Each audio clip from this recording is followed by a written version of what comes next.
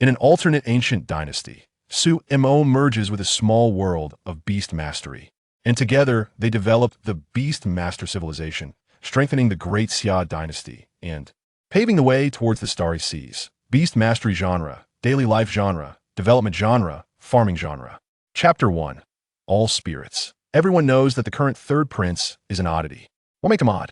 It is because the third prince has suffered from a strange illness since childhood, spending about 10 out of 12 hours a day in sleep. All the imperial doctors in the palace have examined him, but none could determine the cause. However, during the 2 hours he is awake, the third prince appears healthier than most, able to eat and drink without any signs of weakness from prolonged lying down. Another slightly less strange aspect of the third prince is that he has opened a place called the Beastmaster Arena, where he raises many rare birds and beasts, encompassing nearly all common plants and animals of the Great Xia dynasty. The arena has implemented a ticket system, allowing nobles and commoners alike to enter as long as they purchase a ticket. After 5 years of development, the Beastmaster Arena has transformed from just a few kittens into a booming enterprise. Anyone who has visited the capital would feel embarrassed if they had not been to the Beastmaster Arena. The third prince, who advocated for the establishment of this arena, has added a layer of mystery to himself. Chengxian Palace. A boy, around 13 or 14 years old, sits at a table full of delicacies, fighting against the food. Although he eats quickly, he doesn't appear rude and can still converse with the maid beside him. Jin Shu, go ask the kitchen to bring another serving of the Longjing shrimp. The Empress is here. With a eunuch's announcement from outside, Su-Mo knows that his mother has arrived. He is already prepared and puts down his utensils, heading out to greet her with ease. In the courtyard, he sees a gracefully dressed lady leading a large group into the palace. Su-Mo affectionately calls out, "Mother." Since Su-Mo has spent most of his waking time by the Empress's side, she has doted on him and has not taught him many formalities. While other princes refer to the Empress as Mother Empress, little Su-Mo continues to call her mother. As he grows older and awakens the wisdom of his past life, Su-Mo begins to address her as Mother Empress in formal settings, but still refers to her as Mother in private.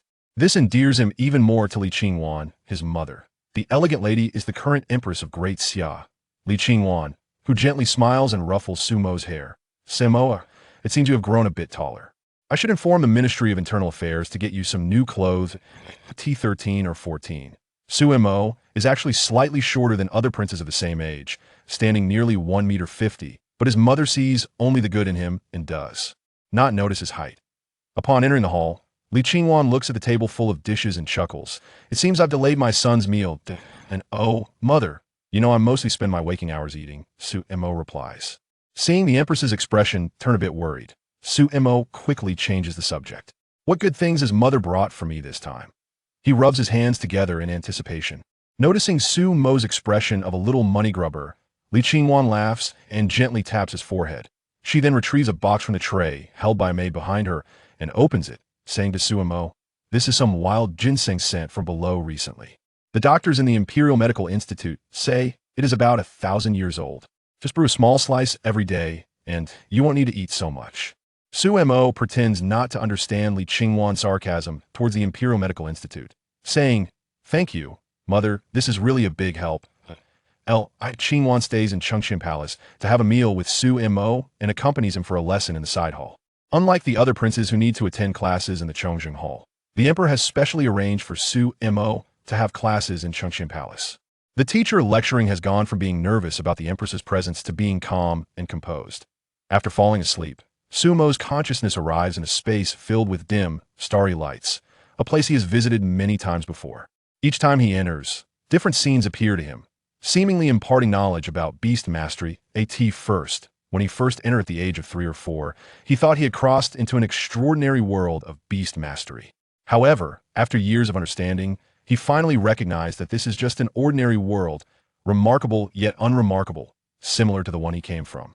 Fortunately, over the years, he has occasionally received a thought from certain consciousness, letting him understand that his 10 hours of daily slumber are due to the need for his soul and consciousness to conceal themselves from the probing of this world's consciousness. The owner of that thought assures him they mean no harm, and that once fully awakened, they will explain the specific reasons. Su-Mo can only express his lack of objections, as this thought may be his golden finger, and he cannot find the owner to resist, so he can only enjoy it silently. However, this waiting has lasted for 10 years, and now Sumo truly wants to ask the owner of that thought if they know how he has spent these 10 years. Yet he has a feeling that the time is drawing near. Thinking of this, the day's classroom journey begins as Sumo's consciousness arrives in a space resembling a classroom. In the classroom, a sprightly old teacher is lecturing dozens of students below about knowledge related to beast mastery. Sumo's consciousness does not affect the classroom in any way. After so many years, Sumo has come to know that these are merely the past replays of the now extinct world of beast mastery. These scenes are just projections, or perhaps the beast mastery Tao's reminiscences of the past. The six-armed spiritual ape, advancement direction, three-headed Vajra, according to the currently known prerequisites for evolution. First, a large amount of energy-providing materials. It is recommended to use energy blocks of intermediate grade or higher for easier absorption. Second, the six-armed spiritual ape's multitasking skill must reach a consummate level. Third, consumption of the illumination fruit. In the last exam, some students answered multitasking as distraction technique, which is clearly a rote memorization error. This was an easy question. The white-haired old teacher explains the test paper with disappointment. Next question. Although this is merely one-sided listening for Sumo, he is still engrossed in the lecture. Unbeknownst to how long it has been, the entire space suddenly shakes, and the teaching area shatters like a mirror, transforming into pieces of flowing light that gather together. The converging light slowly forms an egg radiating starlight. Sumo, standing on this suddenly vacuous space, walks towards the egg. For some reason, Sumo feels a sense of blood connection with this starlit egg. Gently, he pokes the surface of the egg with his hand. Suddenly, the starlight on the egg's surface flows along his finger into his body, and Sumo feels as if he has lost his soul, standing frozen in place. A flood of information abruptly appears in Sumo's mind that, at some point, a strange illness has struck the world of beast mastery, affecting all beast masters and their beasts. This illness began with high-level beast masters, initially merely lowering their spiritual energy storage limits and causing some beast skills to decrease in level.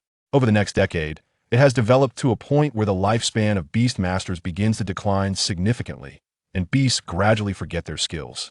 Panic spreads among the beast masters, and the existing order is gradually collapsing, leading to chaos in less than a century. This strange disease has spread to all beast masters, and during this time, the beast masters have tried every method but have been unable to save the situation. The splendid civilization of beast mastery is slowly decaying and collapsing. As a result, the power dynamics of the entire world are being reshuffled, and war has inevitably broken out, plunging the world into a turbulent and unstable living environment. From the outside, Sumo observes that the world of beast mastery is undergoing assimilation by a high martial world. The gap between the world of beast mastery and the high martial world is too vast, leading to the gradual assimilation of the rules of the beast mastery world into those of the high martial world, rewriting the original rules of the beast mastery world. Perhaps as a miracle, as the rules of the beast mastery world were being assimilated, a self-awareness was born from the faith of billions of beast masters and their beasts. This self-awareness ultimately gathered all the relevant rules concerning beasts and fled into the Chaos Sea, the original birthplace of the world. After drifting in the Chaos Sea for a long time, the Way of Beasts found a chance to enter this ordinary small world without the extraordinary. It then encountered Sumo, another being from a different world, and finally merged with him, allowing it to remain in this world without being rejected by its will. After a long while, Sumo finally digested the information transmitted by the Starlight Egg. He tapped the Starlight Egg with his finger. So, you are the Way of Beasts? Does your current form need time to hatch? The Starlight Egg shook slightly, and a clear thought was conveyed to Sumo. I am the Way and do not need a hatch. I can only transform into the form of beast generated under my influence, so for now, I can only exist as an EGG. Sumo nodded in understanding. Do you have any abilities? How can we make this world produce beasts? He held the Starlight Egg in his arms, sitting cross-legged and gently stroking at the coolness felt quite comfortable. Oh, you have a name? You can call me Sumo from now on. I was born with intelligence, under the hopes of all beast masters in the world of beast mastery. You may call me Wanling. It seemed that the mention of something unpleasant made the Starlight Egg shake uneasily. Sensing Wanling's inner unease, Sumo comfortingly patted the smooth shell of the Starlight Egg. How can we restore you to the prosperous world of beasts I saw in the earlier? Vision. Restoring me is simple. It involves gradually strengthening the rules of beasts in this world. For example, having more people become beast masters or introducing more varieties or stronger beasts will gradually help me recover or even become stronger than before. Understanding Wanling's meaning. Su Mo felt a surge of excitement. This is a path of positive feedback. As long as it is stable and develops slowly, beast mastery can surely thrive, especially with his identity as a prince of the Great Xia dynasty. If utilized well, the development of beasts will be even more convenient. Imagining the future, Su Mo suddenly thought of another question and asked Wanling, "Since your awareness has awakened today, do I no longer need to stay in this space for 8 hours every day?" "No, I've only just begun to awaken, and we're not yet fully accepted by this world. As the civilization of beasts develops in this world, the time you need to stay in this space will gradually decrease." Su Mo sensed some awkwardness from the thought transmitted by the Starlight Egg. Sigh. The road ahead is long and arduous. Su Mo could only suppress his eager desire to go out and customize extraordinary skills for a certain creature. Instead, he began to consider how to formulate the first rule to lay the foundation for future development. Chapter 2: The First Extraordinary Beast of the Great Summer. The autumn sunlight spread across every corner of the Chengxian Palace. The same scene played out again as Su Mo was once more enjoying the meals prepared in the small kitchen. Finally, he finished with a bowl of ginseng soup made from sliced ginseng that Li Qingwan had sent him yesterday. Today, however, Li Qingwan did not come again, as the mistress of the harem was quite busy most of the time. Su Mo dismissed the attendants and walked over to a potted chrysanthemum placed by the windowsill. After a night of communication with the myriad spirits, it was finally confirmed that the first extraordinary beast would be a plant-type beast. In the early stages of the beast world, the survival of the beasts also required various resources, compared to animal-type beasts. Most plant-type beasts could be more self-sufficient in the early stages. The resources for animal-type beasts mostly came from plant-type beasts or other animal-type beasts. The appearance of plant-type beasts first would lay a good foundation for subsequent development. Su Mo picked up the potted chrysanthemum and placed it on the table in the hall. At the same time, he called upon the myriad spirits in his mind, reminding it that it was time to get to work. "You just need to touch its petals with your hand, and I will transmit the rules to it." Su Mo obediently complied. As streams of flowing light followed his arm and merged into the petals of the golden chrysanthemum. This flowing light represented the simple concept that he and the myriad spirits had discussed initially, indicating that for this plant to become a resource-producing beast, it must be directed solely at this one plant, not a group. If the same species of creatures all became resource-producing beasts, it was beyond the current weak myriad spirits' capability. As the flowing light was infused, changes began to occur in the golden chrysanthemum. Its originally ordinary petal, the size of a bowl, slowly grew until it reached the size of Su Mo's head before stopping. Moreover, golden streams of light occasionally flickered across the petals, revealing an extraordinary appearance. Perhaps due to his fusion with the heavenly way of beasts, Su Mo could clearly sense the emotions expressed by this chrysanthemum. It swayed its petals, clearly expressing a strong desire for the sunlight outside the window. This feeling was quite novel for Su Mo, so he hurriedly carried the golden chrysanthemum to the window and placed it in a spot where it could receive sunlight. In the sunlight, the entire petals of the golden chrysanthemum spread out comfortably, and Su Mo could clearly feel the sense of satisfaction it conveyed. The golden sunlight hit the petals of the golden chrysanthemum, refracting beautiful halos, as if the golden chrysanthemum had become a small sun, brightening the entire room significantly. Myriad spirits, can you introduce its specific information to me? Su Mo, wait a moment, I'll convert its information into a form you can understand.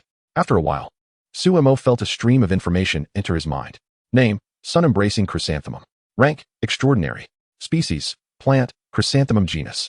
Lifespan, 1 year. Species lifespan 10 years. System, light system. Skills, 1. Sun absorption. The sun-embracing chrysanthemum loves sunlight. It will strive to absorb sunlight on sunny days and store it. 2. Energy block. Initial understanding: the sun-embracing chrysanthemum stores the absorbed sunlight in the form of energy blocks outside its body.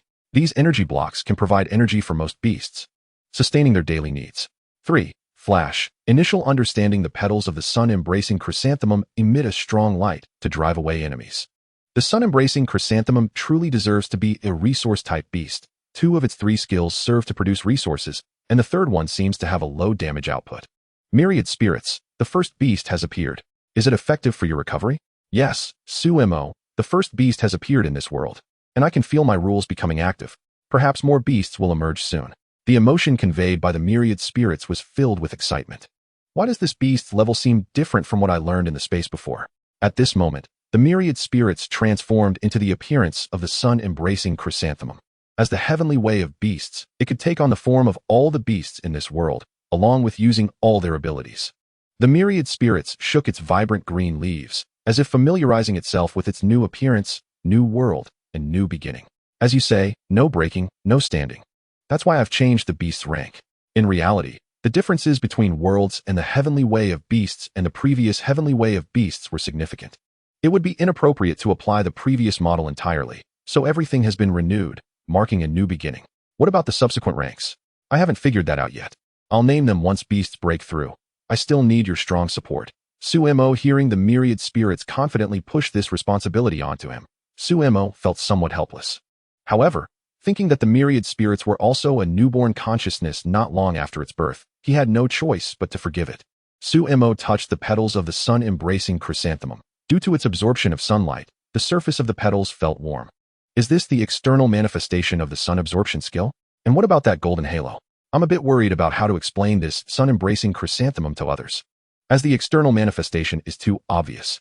Of course, as a prince, he did not need to explain to the palace maids and eunuchs outside. But due to his long-term confinement in bed, he had no privacy at all. Any movement in his quarters would immediately be known to the empress. Given the empress's affection for him, without a reasonable explanation, the next day, the entire staff of the Chengqian palace might have to be replaced. After all, if a pod of unknown chrysanthemums appeared in the third prince's palace today, other potentially life-threatening things could appear tomorrow. Although it was just a pod of unknown flowers, it wouldn't cause a storm in the entire harem, but it was likely that the people in his palace would face some punishment.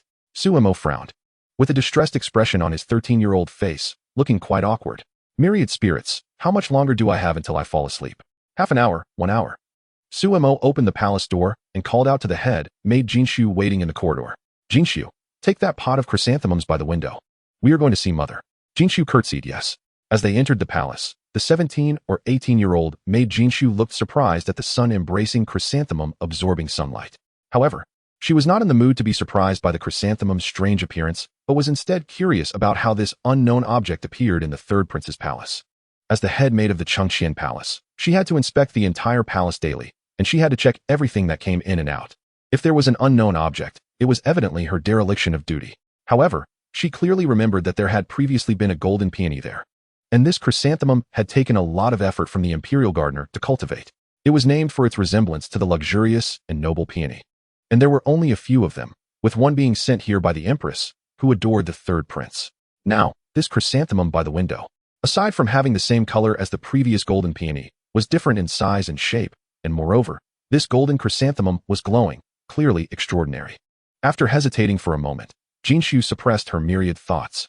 As a qualified head maid, since the prince did not explain to her, she would not be so tactless as to ask. In the palace, she had seen the fates of too many maids who were unclear about their identities. Jinshu arranged for a eunuch to carry the sedan chair that Sumo would sit in when he went out, and then crisply said, "Your Highness, the sedan chair is ready. Good, let's go." Hearing the call, Sumo got into the sedan chair and urged the eunuchs to hurry towards the empress's residence. He truly feared that before reaching the empress, he would fall asleep and lie down. The eunuchs carrying the sedan chair moved quickly and steadily. And in about the time it took to burn a stick of incense, which was half an hour, they arrived at the Yong'an Palace, where the empress resided. Hearing that the third prince was waiting in the front hall, the empress, Li Qingwan, put down the account book she was looking at, feeling somewhat puzzled. It was quite unusual for Sumo to visit Yong'an Palace. Most of the time, she went to Chengqian Palace to see him, so today's visit was rather abrupt. Nevertheless, Li Qingwan did not keep Sumo waiting for long. After receiving the palace maid's message, she brought Madame Chang with her to the front hall. Upon arriving at the front hall, the palace maids on both sides greeted them, and only then did Sumo signal for his maid to step back. He then winked at his stepmother. Seeing Sumo's rare youthful demeanor, Li Qingwan couldn't help but smile and cooperated with him, sending away the maids from her palace, leaving only Madame Chang beside her. "Can we talk about this now?" Li Qingwan teased. Looking at Sumo walked to the table. Gesturing for Empress Li Qingwan to look at the Yunyang chrysanthemum he brought. "Mother, I brought you a gift today. Please take a look at this pot of chrysanthemums."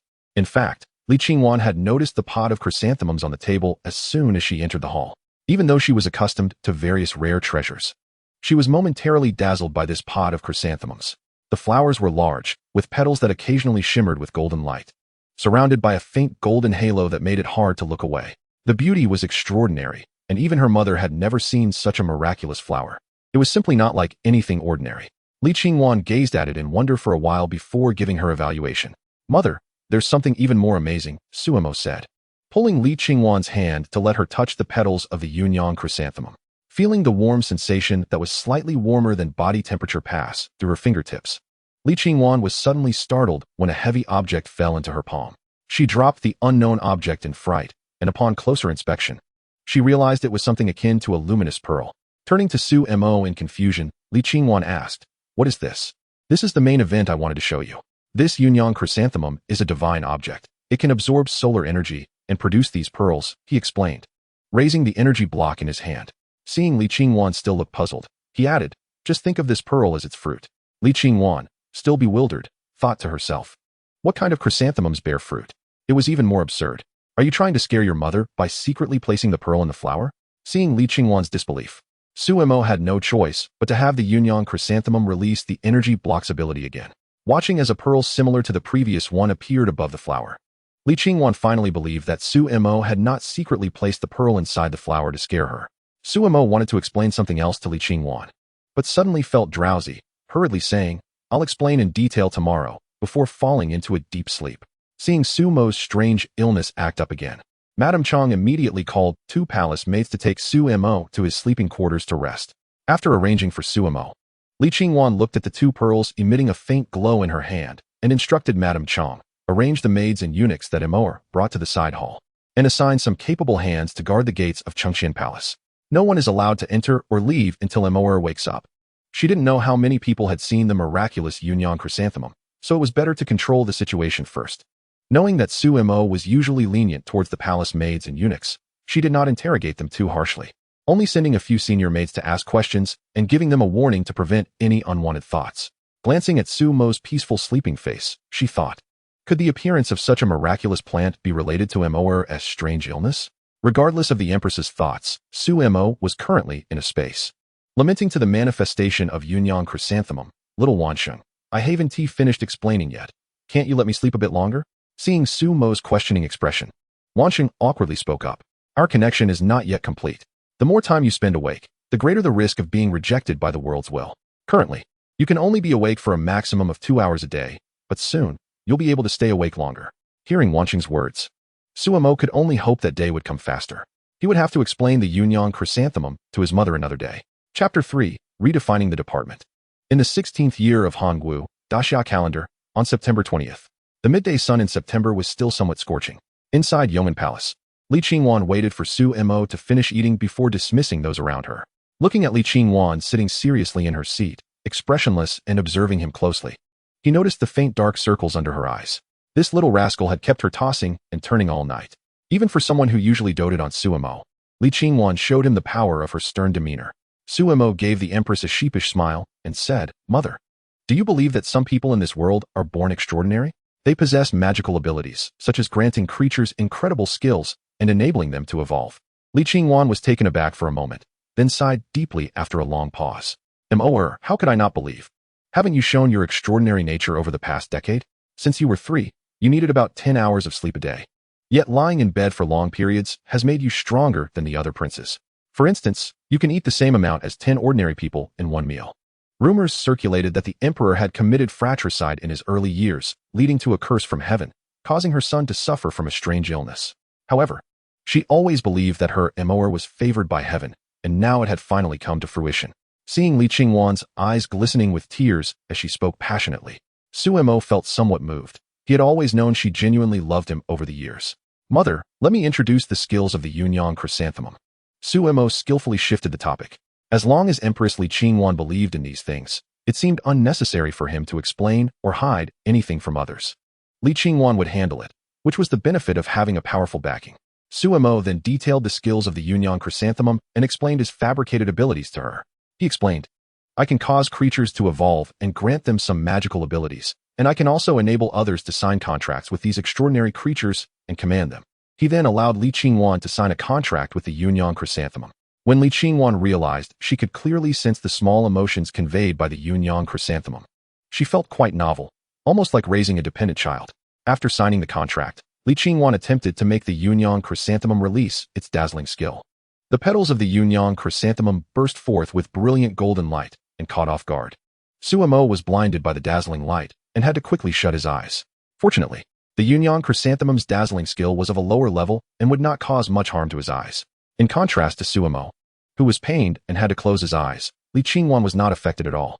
This was due to Suemo's design that the Beastmaster damage-type skills were immune to the Beastmaster themselves, preventing any accidental harm to the master from their own beast skills. Afterwards, Suemo and Li Qingwan discussed knowledge regarding beast mastery for a long while, and only when it was nearly time for Suemo to sleep did he take his leave. After Suemo left, Li Qingwan sat by the window, enjoying the sunlit Yunyang chrysanthemum, feeling pleased as she said to Madame Chang beside her, "The Emperor hasn't visited Yong'an Palace in a long time. Today, let us invite him over, saying that I'm feeling unwell." Madame Chang chuckled softly, noticing the slight blush on the Empress's cheeks, and instructed the other palace maids to relay the message. The September night in autumn was quite cool. The moon was bright and the stars sparse, with the silvery moonlight spilling like mercury onto the glazed tiles of the palace roof, making it appear as if the palace roof was scattered with stars. In Yong'an Palace, the Emperor and Empress were having their nightly conversation. "Wanner, is what you said true? I have been searching far and wide for talented individuals, only to find that my son is one of them." After hearing Li Qingwan's description, Su Yuan, the Emperor of the Great Xia and Sumo's father, excitedly slapped the table. Li Qingwan shot Su Yuan a reproachful glance. "Didn't you just see that Jin Xiu released her skill? How could it be false? But how long has it been since you last visited Immerse? For such an important matter, he first thought of me, his mother." Jin Xiu was the name Li Qingwan gave to the Yunyang chrysanthemum. If Li Qingwan and Su Yuan's training of their eldest son, Su Qingyun, was strict and followed the template of a successor, then their approach to their youngest son, Suemo, was indulgent. Before the age of 7, Suemo had grown up completely in Su Yuan's arms, as Su Yuan was keen on feeding him and was always compliant with his requests. If it weren't for his memories from a past life, Suemo would have suspected he was being raised as a spoiled heir. As if recalling something, Su Yuan asked with concern, "Since Immerse can evolve these plants, has his strange illness improved?" Li Qingwan sighed, "Not yet. From what Immerse said, he wants to cultivate more of these plants before his drowsiness can gradually heal." Su Yuan reached out and gently patted Li Qingwan's hand, reassuring her. "As long as there's hope, that's good." His gaze turned to the softly glowing Yunyang chrysanthemum, thinking that he really needed to find a time to visit Suemo and boost his presence. This first beast wasn't his, so the second one surely could be. With this thought, Su Yuan took Li Qingwan by the hand and walked toward the bedside. His tone was gentle, as if addressing the most precious treasure in the world. "My Empress, it's time for bed." On the other side, Suemo was unaware that his second extraordinary beast was already being thought of by his indulgent father before it had even been born. He was organizing knowledge about beast taming in his space, occasionally communicating with Wan Ling, who had turned back into a starlight egg beside him. The skill levels should first be categorized into initial understanding, entering the hall, mastery, peak, and transcendence. The young boy sat cross-legged on the ground, pen in hand, writing and drawing on paper. Wan Ling nuzzled against Suemo, appearing to have no objections. After all, Suemo now had half the authority over the beast path. This meant he didn't need to sign contracts with beasts like others did, as all the beasts were born under the influence of his beast path. Whatever they could do, he could too. Sumo's current enjoyment was watching more types of beasts being born under his command, witnessing the light of beast civilization bloom in the Great Xia. He then asked Wan Ling if beast tamers who signed contracts could see detailed information about their beasts. "Just like when you first showed me the information about the Yunyang chrysanthemum." "No problem. This level of information sharing won't affect me at all. By the way, should we modify the elemental categories of the beasts? Let's remove the lightning category. Those creatures should all be classified under sound. The ice category is essentially a type of water, but the skill performance differences are quite significant, so let's keep them separate." After some of Sumo's musings, the current classifications became ordinary elemental systems: light, dark, wind, lightning, metal, wood, water, fire, earth, some special ones: time system, space system, sound system, martial system, life system, and some that are still hard to classify: mysterious system. Chapter 4: The Second Extraordinary Beast. After clarifying the categories, Suemo thought again. "Wan Ling, we need to quantify your ability to create rules. Quantifying means determining how many days this Yunyang chrysanthemum must survive for you to create an extraordinary beast. Let's define the number of rules needed to create an extraordinary beast as one rule point." After Sumo's instructions, Wan Ling summarized his requirements and finally produced a concise panel. Beastmaster, Suemo rule points. 0, 2, gains 0, 2 daily. 1 extraordinary beast provides 0, 2 daily. Prosperity. 2, 1 extraordinary beast provides 1 point. 1 beast tamer provides 1 point. Well, a simple 3-line panel, indeed quite rudimentary. Suemo silently criticized it in his heart, while outwardly praising Wanling for doing a great job. Wanling, receiving the compliment, happily transformed between a starlight egg and a Yunyang chrysanthemum, enjoying herself immensely. Time flew by, and 4 days later, in Chengxian Palace, only Li Qingwan and Suemo were in the hall, staring at a turtle that was obediently lying on the table, exchanging wide-eyed glances. Looking at the unchanged turtle, Li Qingwan asked in confusion, "Is it done?" Li Qingwan, looking speechless, said, "What were you just doing?" She thought Suemo and the turtle were trying to make it evolve. In reality, Suemo had just been communicating with Wanling in his mind about the turtle's evolution direction. "Mother, please step back a bit. I'm about to begin." Li Qingwan obediently retreated a few steps, moving further away from the turtle on the table. Sumo's right hand rested on the turtle's hard shell, and points of starlight appeared on his hand. The turtle, lying on the table, felt a special energy surging into its back and flooding its body. Under this energy's wash, it could distinctly feel its body rapidly growing. This was the first time Li Qingwan witnessed the process of an ordinary creature evolving into an extraordinary one. She watched in surprise as the turtle's body quickly expanded. In just a minute, the turtle had grown from the size of a human palm to about the size of Sumo's entire upper body. Simultaneously, many intricate patterns appeared on the turtle's back, and its limbs and back changed from a dark yellow to a bluish green. The turtle's head also sprouted some rugged features, as if something was about to grow out. After the turtle's evolution was complete, Suemo immediately checked its information. Name, amphibious turtle. Species, animal, turtle. Rank, extraordinary. Element, elemental, earth, water. Lifespan, 3 years. Species lifespan 500 years, which may vary by individual. Skills, 1 rock shield. Initial understanding: the amphibious turtle gathers nearby earth elements to quickly condense into a rock shield, blocking attacks for the target. The rock shield is quite effective against physical and energy attacks. From the 3 skills of the amphibious turtle, it had both tanking and control abilities. The rock shield and water shield were both defensive, while the swamp skill was a very useful control skill that could trap enemies unexpectedly underfoot. Upon seeing the lifespan, Suemo couldn't help but think that the Yunyang chrysanthemum's species lifespan seemed to be 10 years. Why is your amphibious turtle's species lifespan 50 times mine? Even though we are both extraordinary beasts, it seems that even when evolving into extraordinary beasts, their attributes are still greatly influenced by their pre-evolution species lifespan. They can't completely transcend their original species limits. However, this situation should be completely smoothed out as their ranks increase.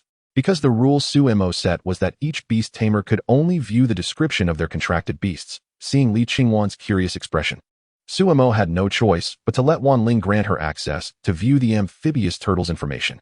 After Li Qingwan finished viewing the amphibious turtle's information, the next step was the eagerly awaited skill test. Suemo communicated with the amphibious turtle, which was currently confused about its huge transformation, guiding it to unleash its first skill, Rock Shield. Because Suemo gave off a very comfortable and friendly vibe to the amphibious turtle, it obediently tried to unleash its newly acquired magical abilities. Then, Suemo and Li Qingwan watched in astonishment as the soil around Sumo's feet slowly floated up and gathered in midair, forming a shield resembling a turtle shell about 1 meter square, while the area around Suemo had already become a large pit. Sumo's mouth twitched. It seemed that elemental skills had a significant impact on the environment. Looking at his cheap mother, Li Qingwan, who also had a very complicated expression, Suemo thought that he would let his mother find a reason to fill the pit later, naturally shifting the blame. Suemo instructed the amphibious turtle to move the rock shield in front of him and knocked on it with his hand. It felt very hard, and he wondered how strong its defensive capabilities were. He thought he could try it out with a sword or something if the opportunity arose. Next, he wanted to experiment with another skill, the water shield, but the amphibious turtle conveyed a feeling of having insufficient water to Suemo. Looking around the palace, Suemo realized that it was indeed quite dry inside during autumn. It seemed that elemental skills not only had a considerable impact on the surrounding environment, but were also greatly affected by it, at least at lower levels. This was an important point to note. Now it appeared that he couldn't test the third skill either. But there was a large water tank outside the palace that cultivated lotus flowers, which could be used. Suemo and Li Qingwan had no choice but to move outside the palace, making sure to send all the palace maids away. In front of the large water tank, the amphibious turtle finally succeeded in using its skill, wrapping its entire body in a layer of water sphere. Su Mo poked the surface of the water sphere with his hand. He felt a resistance, and as he applied more force, the surface of the water sphere dented. But it never broke. Li Qingwan also tried pressing it with her palm, and even with the strength of an adult woman, she couldn't break the water sphere. It seemed that releasing the swamp skill consumed a lot of energy. Su Mo fed the amphibious turtle a piece of energy block produced by the Yunyan chrysanthemum to allow it to successfully unleash the skill. Looking at the area about 50 centimeters wide in front of him that was noticeably different in color from the rest, Su Mo took a broom used by a palace maid and poked the bottom until he pulled it out. Inferring from the dampness of the broom handle that it was probably over a meter deep, there was no problem trapping an adult turtle. But the downside was that the amphibious turtle consumed too much energy and took too long to use this skill. It seemed that he needed to quickly level up his skills. After a long time of fussing, seeing the amphibious turtle looking dispirited, Su Mo had no choice but to turn to his mother, Li Qingwan, for help. Li Qingwan understood Su Mo's meaning in an instant and smiled as she patted Su Mo's head. Don't worry, this matter with the palace is left to me. Thank you, mother. Calling the palace maids in, Queen Li Qingwan reprimanded them, telling them to keep the information confidential and not to spread rumors outside. Finally issuing a prohibition against leaving the Chengqian Palace. She assigned the chess observer beside her to Su Mo, instructing him to come to her whenever he needed something. Jin Shu, who was listening nearby, looked somewhat puzzled when he heard the queen assign the chess observer to Su Mo, but he remained silent. Continuing to listen to the reprimands from the queen's side, Granny Chong. Chapter 5. The request to leave the palace. The day after Su Mo evolved the amphibious turtle, the queen brought an unexpected guest, his chief father, the current emperor. To be honest, Su Mo was somewhat reluctant to meet this father, not because the emperor was not close to him, but rather because he was too close. With a body that had experienced 22 years in a previous life and 13 years in this life, a total of 35 years, Su Mo found it hard to accept this way of interacting. Sure enough, after exchanging greetings, Su Yuan reached out and pulled Su Mo in front of him, spinning him around for a thorough inspection. My son seems to have grown taller. Let me see if you've gained weight. Saying this, he disregarded Su Mo's resisting hands and lifted him above his head like a child. Being held up by Su Yuan, Su Mo had a face full of despair. Father, I'm not a child anymore. Please put me down. So many people are watching, he said, casting a pleading glance at Li Qingwan beside him. Queen Li Qingwan covered her mouth and chuckled, but upon receiving Su Mo's look for help, she rescued him from Su Yuan's hands. Seeing Su Mo's obvious resistance, Su Yuan pretended to be angry, saying, the child has grown up and is distant from his father. When he was younger, Immerse was so obedient and close to his father. Since he became aware of his special abilities after falling ill, he rarely sought attention. But whenever he showed any sign of resistance, Su Yuan would bring up how clingy he was as a child, repeatedly forcing him to compromise. Su Yuan glared fiercely. Decorum? I want to see who dares to say that. I spoil my son and don't need to listen to anyone's opinions. Li Qingwan pulled at his arm from the side, signaling him to stop. Only then did Su Yuan change the topic. I heard my son has discovered many magical things recently. How come your father wasn't the first to know? If it weren't for your mother mentioning it to me, I wouldn't know how long you would hide it from me. Child has no intention of hiding anything from his father. A husband and wife are one. Telling my mother is equivalent to telling my father, right? Look, my mother hasn't told you either. Su Mo indicated that he wouldn't take the blame for this. With the deep affection between them as a couple, there was no need for him to notify each one individually. Knowing that his father was there for the amphibious turtle, he secretly thought that it seemed the turtle couldn't be kept, and he needed to secure some benefits for himself. He also made the amphibious turtle demonstrate its 3 skills in front of Su Yuan. Even though he had already heard Li Qingwan describe the wonders of extraordinary creatures and witnessed the magical skills of the Yunyan chrysanthemum, the visual impact of the amphibious turtle's skills was still more shocking. After the amphibious turtle finished demonstrating its skills, Su Yuan began to examine it closely, seemingly trying to understand how it had released those skills. Seeing that the amphibious turtle was getting a bit impatient, Su Mo timely spoke up to capture Su Yuan's attention. This amphibious turtle was originally a gift I wanted to give to my father, but I have a request I hope my father can agree to. Seeing that he didn't need to ask directly, Su Mo took the initiative to offer the amphibious turtle to Su Yuan, who felt greatly relieved. Immerse, what is your request? We are father and son. There's no need to talk about requests. Just say it, and your father will agree. Su Mo pouted, hoping his father would respond so readily when he stated his request. I want to move to the beast-raising area to live. Hearing Su Mo's request, Su Yuan's previously joyful expression froze on his face, while Li Qingwan directly and firmly refused. No, I do not agree. Su Mo sighed inwardly. Well, even if Su Yuan agreed, he still had to get past Li Qingwan. Su Yuan, with a serious expression, asked, Can you tell your father why you suddenly want to move to the beast-raising area? Child has grown up and has never stepped out of the palace gate. I haven't seen what the outside world is like. Moreover, although this beast-raising area was established in my name, I, the nominal owner, have never shown my face since its establishment. It has always been managed by my mother. I want to go and see. What you're saying is just about going out once. I can have the palace maids take you out frequently for a stroll. Why do you have to live outside? Father, mainly because there are many inconveniences inside the palace. You see, testing skills with this amphibious turtle has already required tearing down the Chengqian palace. If it happens a few more times, people outside might spread rumors that there's something unclean in this Chengqian palace. As he spoke, Su Mo gently massaged Su Yuan's shoulders while explaining sweetly. Su Yuan thought for a moment before saying, "Aren't you able to grant various magical abilities to the beasts? As long as the beast you evolve next can prove to me that you have the ability to protect yourself, I will agree to your request to live in the beast-raising area. Of course, this turtle doesn't count." Su Mo excitedly ran in front of Su Yuan, grabbed his hand, and clapped with enthusiasm. It settled. Su Yuan clenched his fist and placed it in front of his mouth, clearing his throat. "But you still have to get past your mother's approval." Su Mo turned to look at Li Qingwan, and sure enough, her face was as cold as ice. He immediately felt overwhelmed and could only resort to acting cute and charming, using all kinds of tactics to get Li Qingwan to relent. "If you want me to agree to let you live in the beast control field, that's fine, but you must go with me." Su Mo looked at Su Yuan for help. It didn't matter if the empress lived outside the palace, but he wondered how the outside world would interpret it. Would they think the emperor and empress had a strained relationship? Royal matters are not private affairs. Any little disturbance could be magnified infinitely. Su Yuan looked at Li Qingwan, who seemed confident, knowing she had already thought of a reason. He was quite busy lately, so it would be good for her and her son to take a break. He comfortingly said to Su Mo, "It's fine for your mother to accompany you. You need someone to watch over you while living outside the palace. Your illness isn't fully healed yet. If anything happens, someone should be there to help you decide. So let's settle this matter." With Su Yuan's agreement, Su Mo had nothing more to say. The empress stayed a little longer to discuss the cultivation plan for the sunflower chrysanthemum. With Su Mo currently, there was nothing particularly noteworthy, just that it needed plenty of sunlight and occasional watering. After entering the sleeping space, Su Mo made another update request to the pseudo-system Wanling today.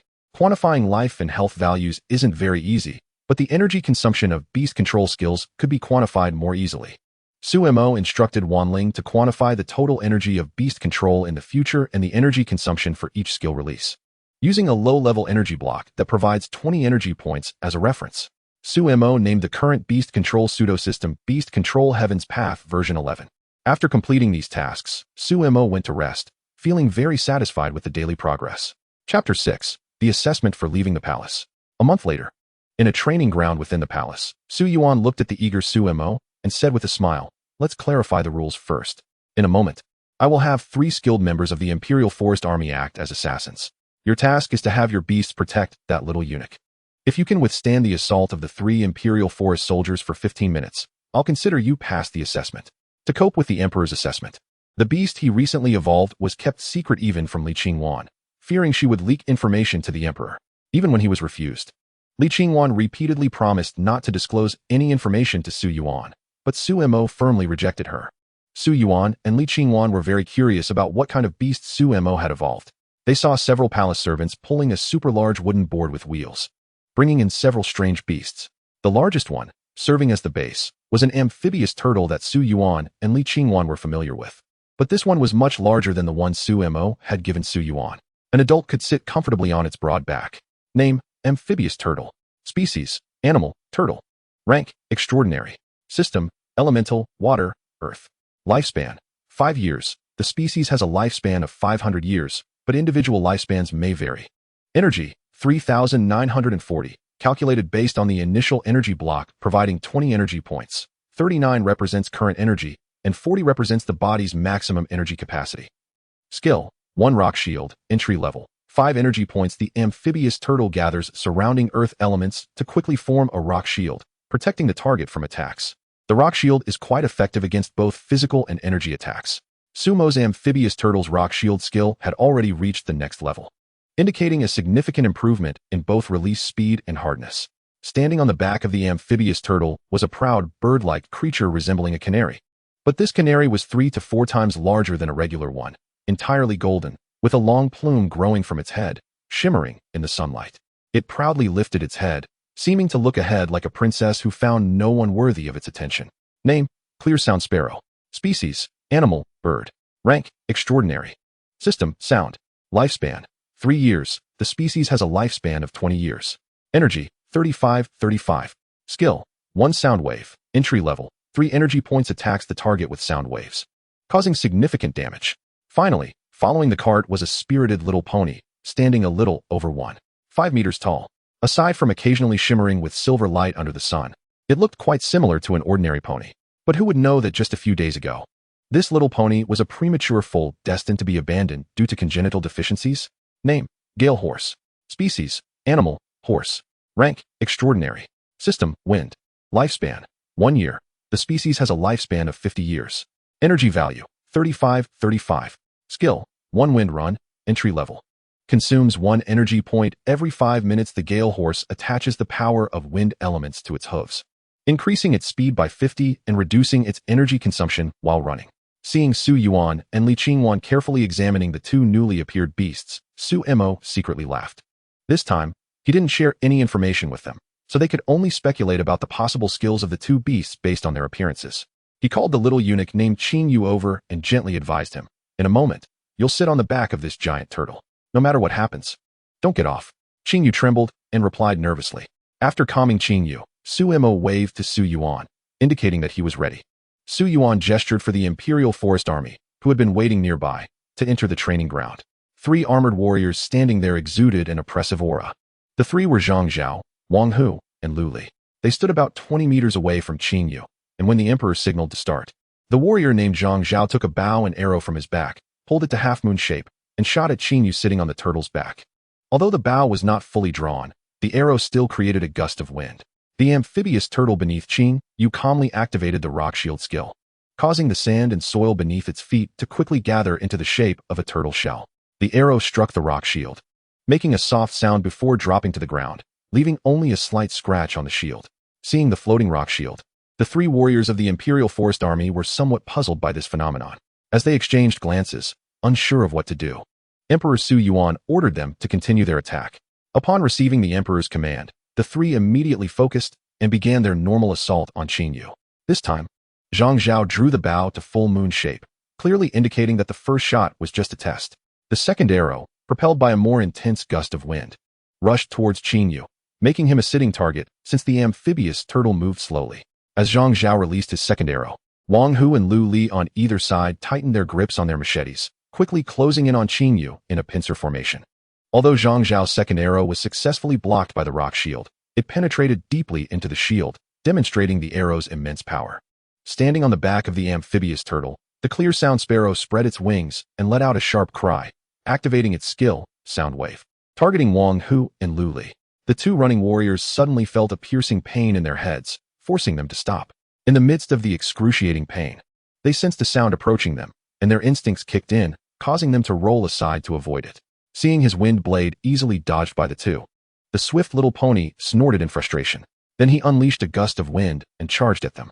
Qing Yin Sparrow also stopped releasing its sound waves and instead used sound waves to assist the swift little pony in its attack. Waves of sound were mercilessly shot from Qing Yin Sparrow's mouth toward the 2 who had just stood up. Faced with this invisible attack, the 2 could only rely on their sense of movement in the wind to evade. With a moment's carelessness, they were still hit by the sound waves, and several wounds had already appeared on their bodies. The little pony, carrying the momentum of the wind, moved with incredible speed, and before Wang Li could react, he was knocked flying, feeling as though his whole body had been crushed by a heavy object, unable to get up for a while. Zhang Zhao, seeing the 2 at a disadvantage, shot another arrow and then rushed forward with his machete. However, halfway through, he fell into the swamp terrain released early by the amphibious turtle, and as he struggled to climb out, the more he struggled, the deeper he sank. Before long, he was completely stuck in the mud below his thighs and couldn't pull himself out. The amphibious turtle nodded in satisfaction, pleased with the effect of the swamp skill it had released. Then, the swift little pony used the same technique, applying both the speed of wind and wind momentum, leaving Wang Hu no time to evade. In the end, he was also knocked to the ground, sitting on the turtle's back. Qing Yu was already stunned when the amphibious turtle released its skill. What kind of strange beast was this? The whole world seemed to have turned fantastical. Seeing that the 3 had lost their ability to resist, Su Mo inexplicably pulled out a completely white rabbit from somewhere, which had a silver crescent mark on its forehead. Then the rabbit emitted a silver light from the crescent mark, enveloping the two who had been knocked down by the swift little pony. The two felt warm all over, and the wounds caused by Chingyin Sparrow's sound waves rapidly disappeared, and the previously suspected fractures no longer hurt. Name: Crescent Moon Rabbit. Species: Animal, Rabbit type. Rank: Extraordinary. System: Light System. Lifespan: 1 year, racial lifespan 40 years. Energy: 2230. Skills: 1. Moon Worship, passive skill, no active release required, effective under Moonlight Moon Worship training. The longer the training, the higher the energy limit. Under Moonlight, the attributes of the Crescent Moon Rabbit increase by 50, including, but not limited to life, energy limit. Skill Strength: 4. Moon Seal. The Crescent Moon Rabbit attaches the mark of the moon to the target. At the same time, it can only attach to 3 targets, infusing its energy into those with the moon mark. The Crescent Moon Rabbit is the result of Sumo's unrestricted rules, allowing it to evolve freely. It appears to have 4 skills, but the Moonlight is actually an extension of the Moon Worship skill. However, its auxiliary abilities are extraordinarily strong, with healing, charging, and the ability to generate resources, making it a very popular beast in the future. Sumo was also quite surprised to evolve such a powerful beast, only able to marvel at his good luck. Just seeing the effect of one of the Crescent Moon Rabbit's skills, Su Yuan almost couldn't help but directly ask Sumo for it, as the performance of the previous beasts had greatly surprised him. Such excellent abilities applied elsewhere could definitely yield immense value. He thought to himself, I need to find a way to have Immerse provide me with some of these excellent beasts. He could definitely maximize their value. However, asking him directly was a bit awkward. After all, how could a father take things from his own son? So he praised, my son's beasts are truly remarkable. Even the well-trained Imperial Forest Army are no match. Sumo had no time to pay attention to his praise and eagerly inquired if the boy's trip outside the palace was confirmed. Of course it's confirmed. However, such a strange beast. Can Immerse tell me how many you can evolve in a month? Looking at the energetic Su Yuan asked in confusion. Then, do you have such rabbits? Hearing that Sumo was willing to provide him with 2 beasts a month, Su Yuan didn't show it on his face, but was extremely happy inside. This Crescent Moon Rabbit, 2 of them. This month, Sumo reluctantly agreed. Good, haha. I knew Immerse was close to his father. Li Qingwan watched Su Yuan laughing heartily and ignored him, pulling Sumo aside to arrange things. Prepare these next 2 days. We will set off the day after tomorrow. Sumo was somewhat puzzled by the quick pace. Isn't there anything to prepare outside the palace? After all, the queen is going out. There should be a lot of preparations outside the palace. Li Qingwan took the rabbit from Sumo's arms and gently stroked it, saying, We have already prepared for a month. Your beast arena closed half a month ago. Everything has been arranged by your mother. You, this little muddlehead who wakes up for 2 hours a day, don't need to worry about these things. Sumo then understood that when he proposed to live in the beast arena, Su Yuan and Li Qingwan had already started planning for him. He felt quite touched and could only mumble a thank you, mother. Seeing Sumo's somewhat shy appearance, Li Qingwan leaned against Su Yuan's embrace with the rabbit and said with a gentle smile, My son is now a talented individual. It is not impossible for him to one day stand alongside the saints. There is no need to worry about these worldly matters. Sumo awkwardly scratched his head, but this feeling of having strong support was truly wonderful. As for the Imperial Forest Army and palace servants who had seen these beasts, there was no need for Sumo to worry. Just as Li Qingwan said, they would handle these matters well, and would certainly not let him appear in front of others. Chapter 7. First Arrival at the Beast Arena. Recently, 2 major events occurred in the palace. Firstly, the queen was going to Tsuishan for a short stay at Fahua Palace to pray for blessings, and the harem was temporarily managed by concubine Wei. Outside the palace gates, many concubines came to see the queen off. Though it was said to be many, there were hardly a few, as the current emperor was not infatuated with women. There was only concubine Wei in the harem, along with a few low-ranking concubines scattered about. How could it be more interesting to compete with these people than to see various kinds of beasts? With an announcement, the carriage carrying the queen swayed as it set off towards the palace exit. On the other side, Sumo had been waiting with the convoy outside the city for half a day. As a simple carriage joined the convoy, a eunuch named Lu Changshi in front finally called for the convoy to set off and continue toward the beast arena. One must say, ancient carriages were indeed not very comfortable. The road was not very smooth, and the carriage swayed, making Sumo a bit dizzy. However, fortunately, it was only about half an hour before they reached their destination. After presenting the exclusive token of the third prince, the Imperial Guard stationed under the gilded plaque immediately opened the gate and let them pass. The convoy passed through the picturesque outer courtyard of the beast arena, heading directly to the inner courtyard that had never been opened to the public. The inner courtyard was divided into the guest reception and discussion area, Jingming Garden, and the living quarters, east, west, south, and north courtyards. In Jingming Garden, Li Qingwan and Su Mo met Lu Chong, who had been in charge of the beast arena. Lu Chong appeared to be a very shrewd middle-aged man, clean-shaven, and Su Mo thought he must be from the palace. Sure enough, when he spoke, his voice was somewhat thin. "This is Lu Chong, greeting the queen and His Highness the Third Prince." While saying this, he did not actually kneel, as bowing was not yet prevalent in the Daxia dynasty. Aside from sacrifices, lower-ranked individuals only bent at the waist to show respect to their superiors.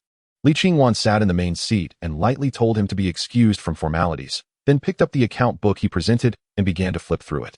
Lu Chong stole a few glances at the rumored third prince, only to see that this prince had a rosy complexion and did not appear to be sickly.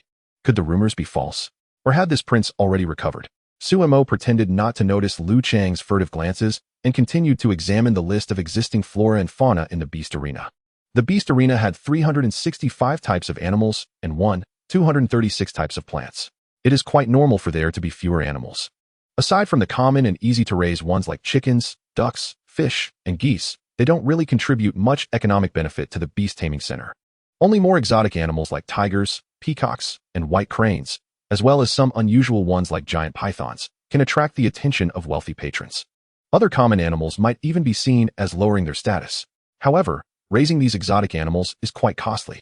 Some have died during initial care due to a lack of understanding of their living habits, and there are also expenses for food, workers' wages, and venue costs that require a substantial amount of money. As for the abundance of plants, Su Mo discovered that they also counted the medicinal herbs they planted. Just the chrysanthemums alone had 3 or 4 dozen varieties, which certainly makes it seem like there are many.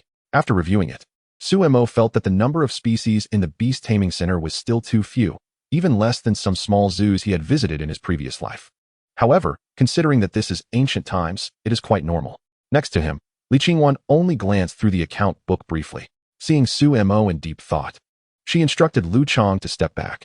Lu Chong felt relieved, although he had been diligent in his position to ensure there were no major issues in the accounts. The Beast Taming Center had indeed been running at a loss recently. If the Empress punished him for this, he really wouldn't have any grounds to argue. After Lu Chong left, Li Qingwan lightly coughed to attract Su Mo's attention. "Mo, what are you thinking about?" Li Qingwan raised her eyebrows. "Still thinking about expanding? Your Beast Taming Center has been running at a loss lately." Of course, the reason for this month's deficit was simply because they had moved in and closed the Beast Taming Center. "Yes, since we've moved here, and with the Empress, the Beast Taming Center can't operate as usual. I really need to think of other ways to generate income," Su Mo replied. He pondered for a moment before suddenly asking Li Qingwan, "What do you think about selling extraordinary beasts to those nobles?" Selling beasts to the nobles would not only generate enough money to sustain the Beast Taming Center, but also raise the profile of the beasts, laying a foundation for their popularity. Li Qingwan frowned slightly, "But I'm afraid that the extraordinary nature of these beasts might lead some people to develop inappropriate thoughts." Su Mo gave Li Qingwan a reassuring look. "Mother, the beasts come from us. How could they rebel? What circulates is only a portion, and more are still in our hands. I also have an idea to form a beast enforcement team specifically targeting those who become lawless with the aid of beasts." Seeing that Su Mo had made plans, Li Qingwan did not dissuade him. It is quite normal for more beasts to appear in the public eye with their increase, though it is happening a bit earlier than she expected. Once they arrived at the eastern courtyard where they would reside, Li Qingwan immediately wrote 2 handwritten letters, carefully folded them, and handed them to the nearby Chong Mama, instructing, "Arrange for a trustworthy person to deliver this letter to the palace, and give this one to the Crown Prince." She also needed to consider the relationship between the Crown Prince and Su Mo. Su Mo's strange illness was gradually improving, and he possessed such extraordinary abilities. How would the Crown Prince handle it? After all, both his hands are his own flesh, and she really did not want to see a scene of familial strife played out again. With a long sigh, Li Qingwan looked at the Qingyin sparrow perched in the hanging cage and murmured, "Yinner, Mo," her voice trailing off into inaudibility. Perhaps only she could understand what it meant. The next day, in the morning, after Li Qingwan had breakfast, she heard a servant announce that His Highness the Crown Prince wished to see her. She wiped her mouth with a handkerchief, then got up leisurely to meet the Crown Prince Su Yan in the front hall. Son pays respects to mother. Su Yan performed the standard palace etiquette. The Crown Prince Su Yan was just 18 years old, resembling his father with a strong and upright appearance. His talents often received praise from several grand tutors, and he had never made a mistake in handling government affairs assigned by the emperor. After Li Qingwan signaled him to sit down, Su Yan asked in confusion, "Mother, didn't you go to Fahua Palace to pray? What is this about?" The nearby Chong Mama exclaimed, "Your Highness, but Li Qingwan waved her hand to stop her from continuing. After a pause, she continued, "However, my child is a bit unclear. Among the current heirs, who is more suitable for that position than I am? Second brother prefers martial pursuits and is not good with civil affairs. And third brother has been ill for many years, making him unsuitable as well. Fourth brother is still young. Even if we start training him now, I believe he won't do better than I do. So, mother, could you tell me why you would ask such a question?" After saying this, he fixed his gaze on Li Qingwan. Li Qingwan closed her eyes, suppressing her myriad emotions. What if there is a reason that forces your father to choose someone else? Then she slowly recounted what had happened with Su Mo. As she listened, Su Yan began to doubt whether his mother was fabricating a story to deceive him. However, seeing that his mother spoke with conviction and that both the Qingyin Sparrow and the Yunyan Chrysanthemum could testify, he could only convince himself to believe her words. If what his mother said was true, then if third brother were to take that position, he had nothing to say. Su Yan let out a long sigh, feeling as if he had become despondent. As your mother observes, your third brother currently has no thoughts in that direction. If he were to aim for that position in the future, based solely on his abilities, your father would have no way to refuse him. If that were to happen, I hope you won't blame your father, Li Qingwan said. Su Yan remained silent, then stood to take his leave, his steps appearing somewhat disordered. Before leaving, he quietly remarked, "Third brother has always been special. He always has been." Just as he stepped out of the courtyard, he ran into Su Mo, who had come to find Li Qingwan. Seeing his older brother, the crown prince, at his mother's side, Su Mo happily called out, "Big brother." Su Yan responded somewhat awkwardly, "Third brother. Big brother. I was just about to look for you. I have something to ask of you," Su Mo said. Su Yan forced a smile. "Third brother has something, just say it." Su Mo looked at Su Yan, whose expression was not very good, and tiptoed closer to quietly ask, "Big brother, did mother scold you? Why do you look so upset?" "No, perhaps I just didn't rest well last night," Su Yan replied dismissively. Seeing that Su Yan did not wish to explain, Su Mo could only say, "All right then. Big brother, come with me. I have a good gift for you." Saying this, he pulled Su Yan towards his residence in the southern courtyard. A small boy over 1.5 meters tall pulling a young man over 1.8 meters tall looked somewhat comical. Hearing the commotion in the courtyard, Li Qingwan stepped out of the house and saw this scene. She looked at the two receding figures with a loving gaze and thought to herself, perhaps her worries would never come to pass. In the southern courtyard, Su Mo was showcasing the large gift he had prepared for the crown prince. He felt that giving a gift was a better way to ask someone for help. "This is the gift you sent me," Su Yan said, pointing to the pure white cat in the courtyard, which had no mixed fur. Just one glance, and Su Yan was smitten. When the white cat looked at him with its sky-blue eyes, he felt it was the most beautiful color in the world. The white cat tilted its head to look at the two, then elegantly walked up to them. Su Yan crouched down to pick it up, but it stretched out its paw, lightly resting it on Su Yan's arm, and then softly mewed. At the moment the white cat's paw touched his arm, Su Yan felt all his previous unease dissipate. Name: Heart-discerning cat. Species: animal, cat. Rank: extraordinary. Category: mysterious. Lifespan: 2 years. Species: lifespan: 50 years. Energy: 24-30. Skill 1. Heart clarity. Entering the threshold, consumes 2 energy points every 10 minutes, an aura skill that dispels confusion in the target's heart and clarifies their true intentions. Note: the heart-discerning cat will be attracted to the target's high goodwill value and will sign a contract with them. It will also dissolve the contract and leave if the host's malice value exceeds their goodwill value. It is clear that the heart-reading cat just activated its skill to dispel Su Yan's inner turmoil. After using the skill, the heart-reading cat carefully examined Su Yan, giving an almost imperceptible nod, and then signed a contract with Su Yan without going through Su Mo seeing the contract successfully signed. Su Mo let out a sigh of relief. To be honest, he wasn't sure if the heart-reading cat would sign a contract with Su Yan, because often, it is not only the beast tamer who selects their beast, but the beasts also choose their tamers. Some beasts even have higher standards than their tamers. And it was evident that the heart-reading cat was one of those that selects its tamer. After signing the contract, Su Yan closed his eyes to digest the vast amount of information he had suddenly received. This was something Su Mo had arranged for Wanling to add. When a beast tamer signs a contract for the first time, they are provided with information on how to check their beast's details, saving Su Mo from having to repeatedly teach it. After a while, Su Yan opened his eyes, took a deep look at Su Mo, hugged the heart-reading cat, and stood up to say, "Thank you, third brother. If there's anything I can help with, I will never refuse." At the same time, Su Yan resolved that if Su Mo wanted the position of prince, he could just let him have it. Today, he had witnessed the wonders of the beast world for the first time. Moreover, Su Mo was a person who valued family ties. So it seemed reasonable for him to be a stable beast tamer in the future and ask his third brother to provide him with beasts. If Su Mo knew Su Yan's true thoughts, he would surely refuse without hesitation. He didn't want to be some prince. He preferred to cultivate beasts honestly and let the emperor and the prince work hard. Wasn't that more appealing? After all, within the rules of beast taming, he was invincible. There was no pressure for survival, and he was even less willing to take on the burdensome role of prince. Once seated in the room, Suemo finally spoke his true intentions. Elder brother, I believe you are familiar with the various nobles in Yujing, right? Sort of. What does the third brother want? I want you, in the name of the prince, to hold a rare beast appreciation event in this beast arena. You know I am basically transparent in the noble circle of Yujing. Inviting people in my name might not gain much face.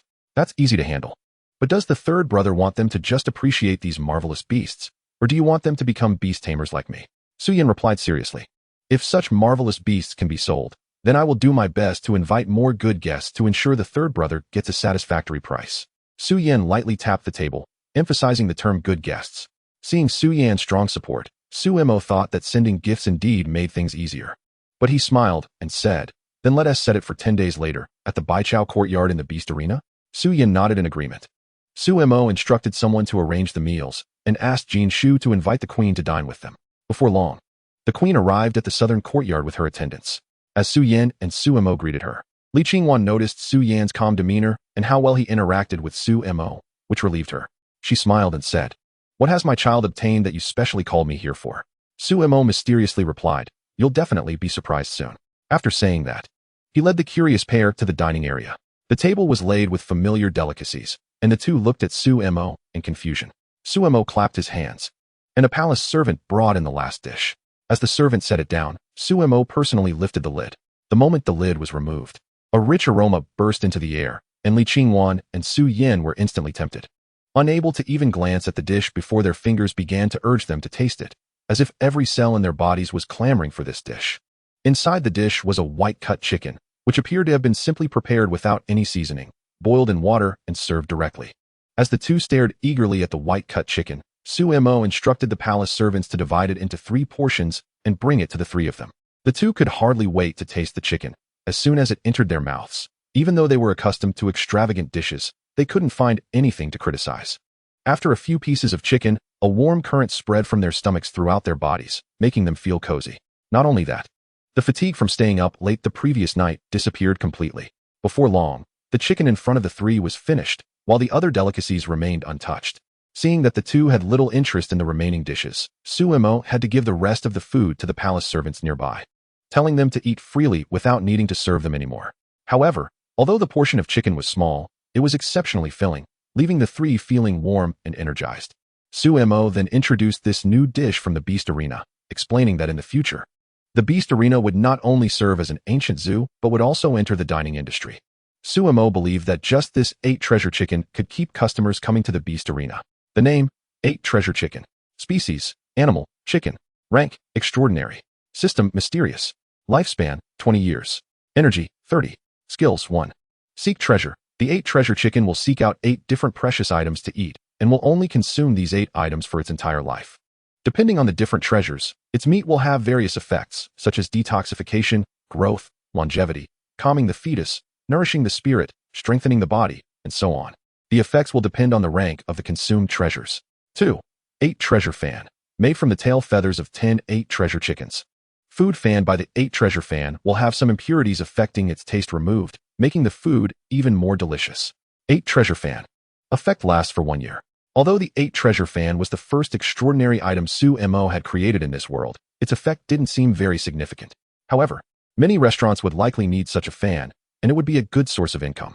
Suemo briefly introduced the extraordinary 8 treasure chicken to the two, who expressed regret that such a beast was being used for food.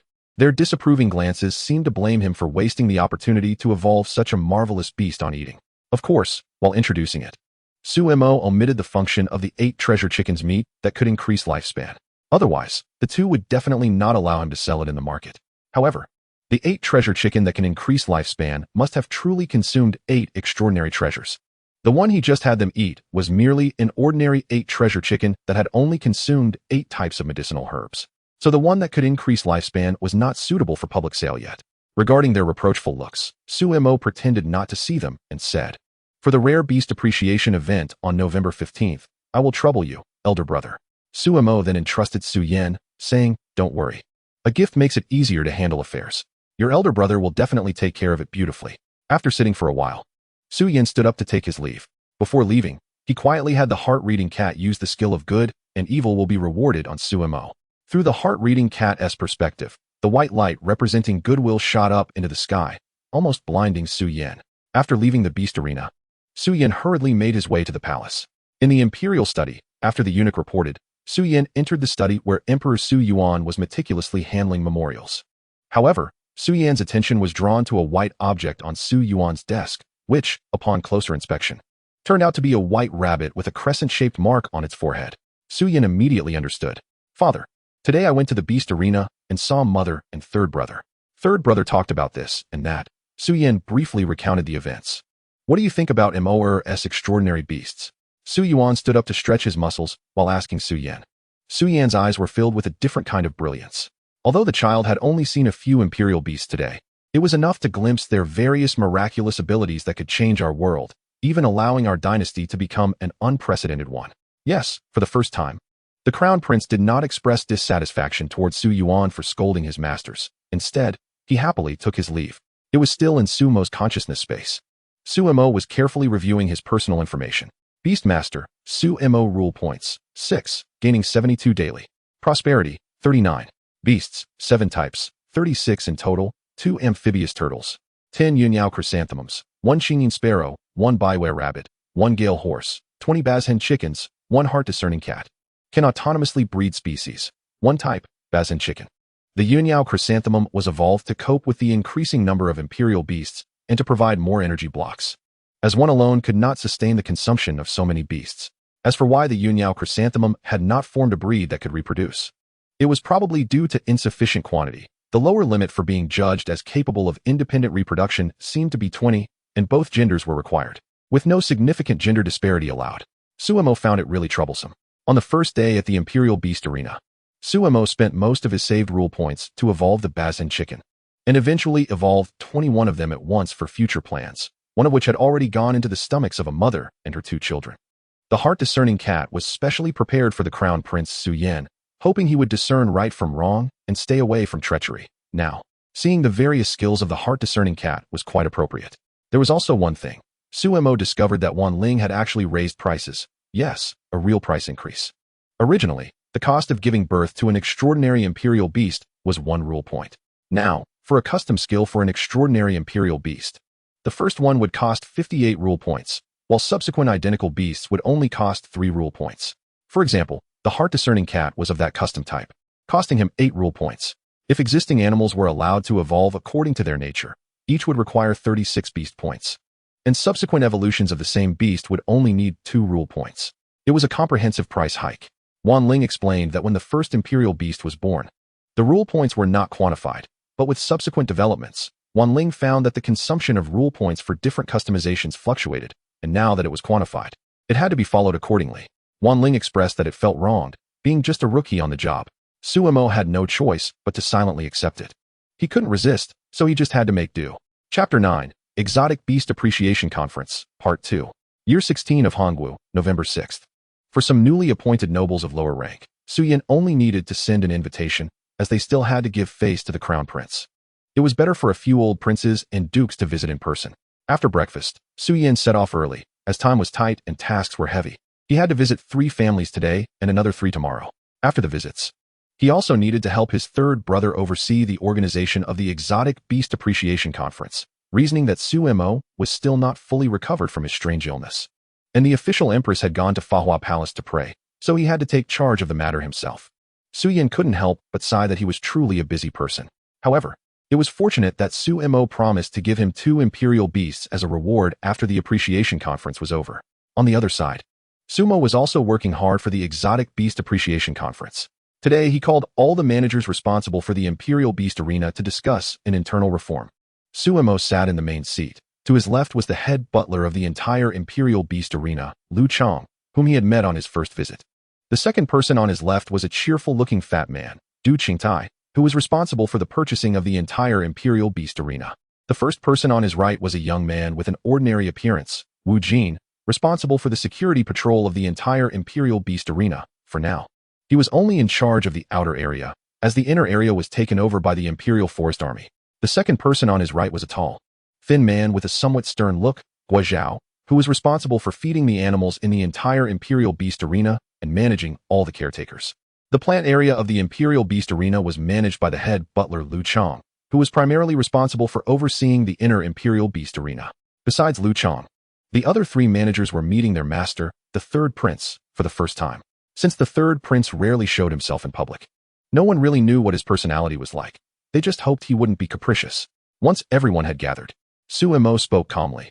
I don't care how you operated before, and I do not wish to pursue past mistakes, but in the future, I don't want to see anyone being two-faced. Today, I want to adjust the structure of the Imperial Beast Arena. After saying that, he looked towards the head butler Lu Chong. Lu Chong, being quite clever, cooperatively took over the conversation. Your Highness, you are kind-hearted. We will certainly do our utmost to help you manage the Imperial Beast Arena. What about the reform? The other three managers quietly focused their attention on Su Mo, though they did not dare to look directly at him. In the future, the Imperial Beast Arena will no longer be open for public visits. The outer area will be divided into 4 zones, centered around the 100 Herbs Courtyard, encompassing the surrounding Falling Petal Courtyard, Listening Rain Courtyard, 100 Flowers Courtyard, and Koi Courtyard, which will be renovated into the Wanjin Pavilion. Starting tomorrow, the precious plants will be transferred to other courtyards for storage. Lu, this matter will be overseen by you. Lu Chong smiled in response. While others were unaware, he knew that this Imperial Beast Arena was built by the Emperor and Empress for the third prince to play with. So no matter how the third prince tossed things around, the Emperor and Empress would have his back. Lu Chong still thought that the third prince had a childlike disposition, just playing around with the Imperial Beast Arena. Su Mo took a sip of water and continued. The security force of the Imperial Beast Arena will be taken over by the Imperial Forest Army, expanding from the current 100 to 300 personnel. He then clapped his hands, signaling for Zhang Lin, who had been waiting outside, to come in. He addressed Wu Jin, who was originally responsible for security. Zhang Lin will be in charge of security. I have another arrangement for your position. Wu Jin's face turned somewhat anxious. He dared not show any displeasure and respectfully said, yes, then cupped his fists towards Zhang Lin, saying, please give me your guidance, Manager Zhang. Zhang Lin simply responded with a faint treating it as an acknowledgement. Though he did not show it on the surface, Zhang Lin was actually quite unhappy. Anyone would feel bad being moved from a position of a 1,000-man commander in the army to a gatekeeper. However, he took comfort in the fact that his military salary would still be received, and the Imperial Beast Arena would also provide him with a salary. Su Mo gestured for Zhang Lin to find a place to sit, then asked the young eunuch Qing Yu to read the new position layout of the Imperial Beast Arena. During the last examination outside the palace, Su Mo felt that this young eunuch Qing Yu was quite agreeable, so he had taken him from Su Yuan. And now he was on duty beside him. The outer area of the Imperial Beast Arena will no longer be divided by courtyards, but will be readjusted to earth, wind, water, fire, spirit, native, and the external Wanjun Pavilion, with the latter occupying 30 mu, while the other 5 areas each occupy 50 mu. Additionally, new departments will be established in the Imperial Beast Arena: Sales Department, Human Resources Department, Breeding Department, Security Department, Logistics Department, and Management Center. Lu Chong will be responsible for the Management Center, overseeing the coordination and arrangement of all departments. Du Qingtai will be in charge of the Sales Department, with the office located in the Wanjin Pavilion, managing the purchasing and selling operations of the Imperial Beast Arena. Great Xia will manage the Breeding Department, overseeing the care and feeding of the Imperial Beasts. Zhang Lin will lead the Security Department, overseeing the security operations of the entire Imperial Beast Arena. With 10 personnel forming a small team, 5 small teams forming a medium team, and 6 medium teams forming a large team. Wu Jin will oversee the Logistics Department, responsible for the meals and maintenance of facilities for all personnel in the Imperial Beast Arena. The Human Resources Department will initially be managed by Lu Chong, who will take on the role until suitable candidates are recruited or suitable talents are found among the subordinates, at which point arrangements will be made. Except for the Wanjin Pavilion, which is directly overseen by the Sales Department, the remaining 6 departments will each have a director position set up, which will also be appointed once suitable talents are found. The detailed divisions of responsibilities for each department can be found in the manual. Qing Yu was contemplating this, while the others nearby were overwhelmed by the complex information and unfamiliar new terms, struggling to process it until Qing Yu distributed the manual to them. They were all clever individuals, and after a while, they managed to understand the content to a reasonable extent. Many parts of this content were only framed by me. The rest will require the minister's efforts. From today onward, you will act according to the current job divisions and pay attention to ensuring a smooth handover of work. Su Mo. not fully understanding the various historical titles for managers, applied the modern terminology directly, feeling somewhat out of place himself, but no one dared to criticize him. So it didn't matter. After reviewing the manual, those who knew they should now be addressed as ministers responded in unison, yes. Lu Chang then asked a question. Your Highness, will the recruitment be from external sources, or will it be promotions from within the Beast Management Office? Sumo pondered for a moment and decided on a dual approach. Promote diligent workers from within the Beast Management Office as appropriate, while external hires will undergo assessments to ensure both capability and character. As for the form and content of the assessments, you can draft it yourself. Qingyu, you will follow Lu Chang, the chief steward, and learn more. Seeing that no one had any special matters to discuss, Sumo left the conference hall, leaving them to carefully discuss their work details and ensure a proper handover. Chapter 10, Exotic Beast Appreciation Conference, Part 2. The general framework for the early development of the Beast Management Office has been established. Due to a severe lack of manpower, Sumo sought help from Li Qingwan, asking her to allocate some personnel from other estates to fill many key positions. In the following days, Sumo not only had to educate them about the relevant knowledge of beasts, but also needed to ensure that when introducing them to others, his own people wouldn't be confused. He had to think about which beasts were suitable for public dissemination, directly excluding those with strong destructive capabilities. He also needed to find time to discuss with Su Yan about the format and location of the appreciation conference, while considering whether the weather would be suitable for an outdoor event. In short, Sumo was extremely busy during these 10 days. However, the date for the Exotic Beast Appreciation Conference arrived as scheduled. On November 15th of the 16th year of Hongwu, a rare sunny day occurred. Because this Exotic Beast Appreciation Conference was hosted by the Crown Prince, who invited half of the noble circles of the capital. Many individuals of lower rank or office had already arrived at the Beast Management Office by the hour of Chun. Naturally, these individuals did not require the Crown Prince to greet them. The stewards of the Beast Management Office would handle arrangements. As for Sumo, he did not plan to make an appearance today. Everything was entrusted to his older brother Su Yan. After all, he had already gone over the procedures with him. And even if some minor issues arose, who would dare to challenge the Crown Prince? As for the censors, none were invited by the Crown Prince. Their petitions had already piled high at the Emperor's place, but Su Yuan had ignored them. As time passed, the ranks of the nobles present grew higher and higher. And Su Yan, the nominal host of the appreciation conference, had to show his face at the entrance. Su Mo and Li Qingwan were in a nearby pavilion, watching the lively event through the window, as Li Qingwan introduced the nobles present. That figure, with a square face and dressed in a blue brocade robe, was the heir of King Kong, Su Qingyi, who was likely there on behalf of his father. The tall and fierce-looking man was the Duke of Lu, who had been exceptionally brave in battle during his youth. However, your father commented that he was valiant but lacking in strategy, unworthy of being a general. Fang Jiyu, the Minister of Rights, was known for his integrity but was rather rigid in his actions and lacked adaptability. Following Li Qingwan's pointing, Sumo could only grasp a rough idea of these individuals. There were simply too many people, and Sumo had a slight face blindness issue, making it hard for him to remember the faces of those he had only met once or twice. Suddenly, Sumo's eyes caught a glimpse of a bright yellow figure, and he hurriedly called out to Li Qingwan. Mother, is that my father? Li Qingwan took a closer look and smiled. It really is. However, she understood that this was Su Yuan coming to support his two sons. Even as the Crown Prince, hosting such a grand event involving half of the noble circles of the capital was somewhat overstepping. But with the Emperor's presence, everything was no longer an issue. As the Emperor arrived, the nobles hurriedly bowed and greeted him. As the Emperor, he naturally took his seat at the front of the assembled platform, then gestured for the nobles to take their seats. With the Emperor's arrival, the previously bustling scene suddenly quieted down. Su Yan had to step onto the platform to deliver an opening speech. First, he thanked everyone for accepting the invitation of the Crown Prince. The Crown Prince resides in the Eastern Palace and sometimes refers to himself as this palace to attend this Exotic Beast Appreciation Conference. I won't take up your precious time any longer. Let us officially commence the Exotic Beast Appreciation Conference. Some nobles initially thought that the Crown Prince had gathered people here under the guise of the exotic beasts from the Beast Management Office for other matters. But with the Emperor present, it seemed that the Appreciation Conference could only proceed as such. If the Crown Prince knew that those with rich imaginations would speculate wildly about his hidden agendas, would he have hosted such a grand event? As several palace attendants brought a wooden box to the stage, everyone's attention was drawn to it.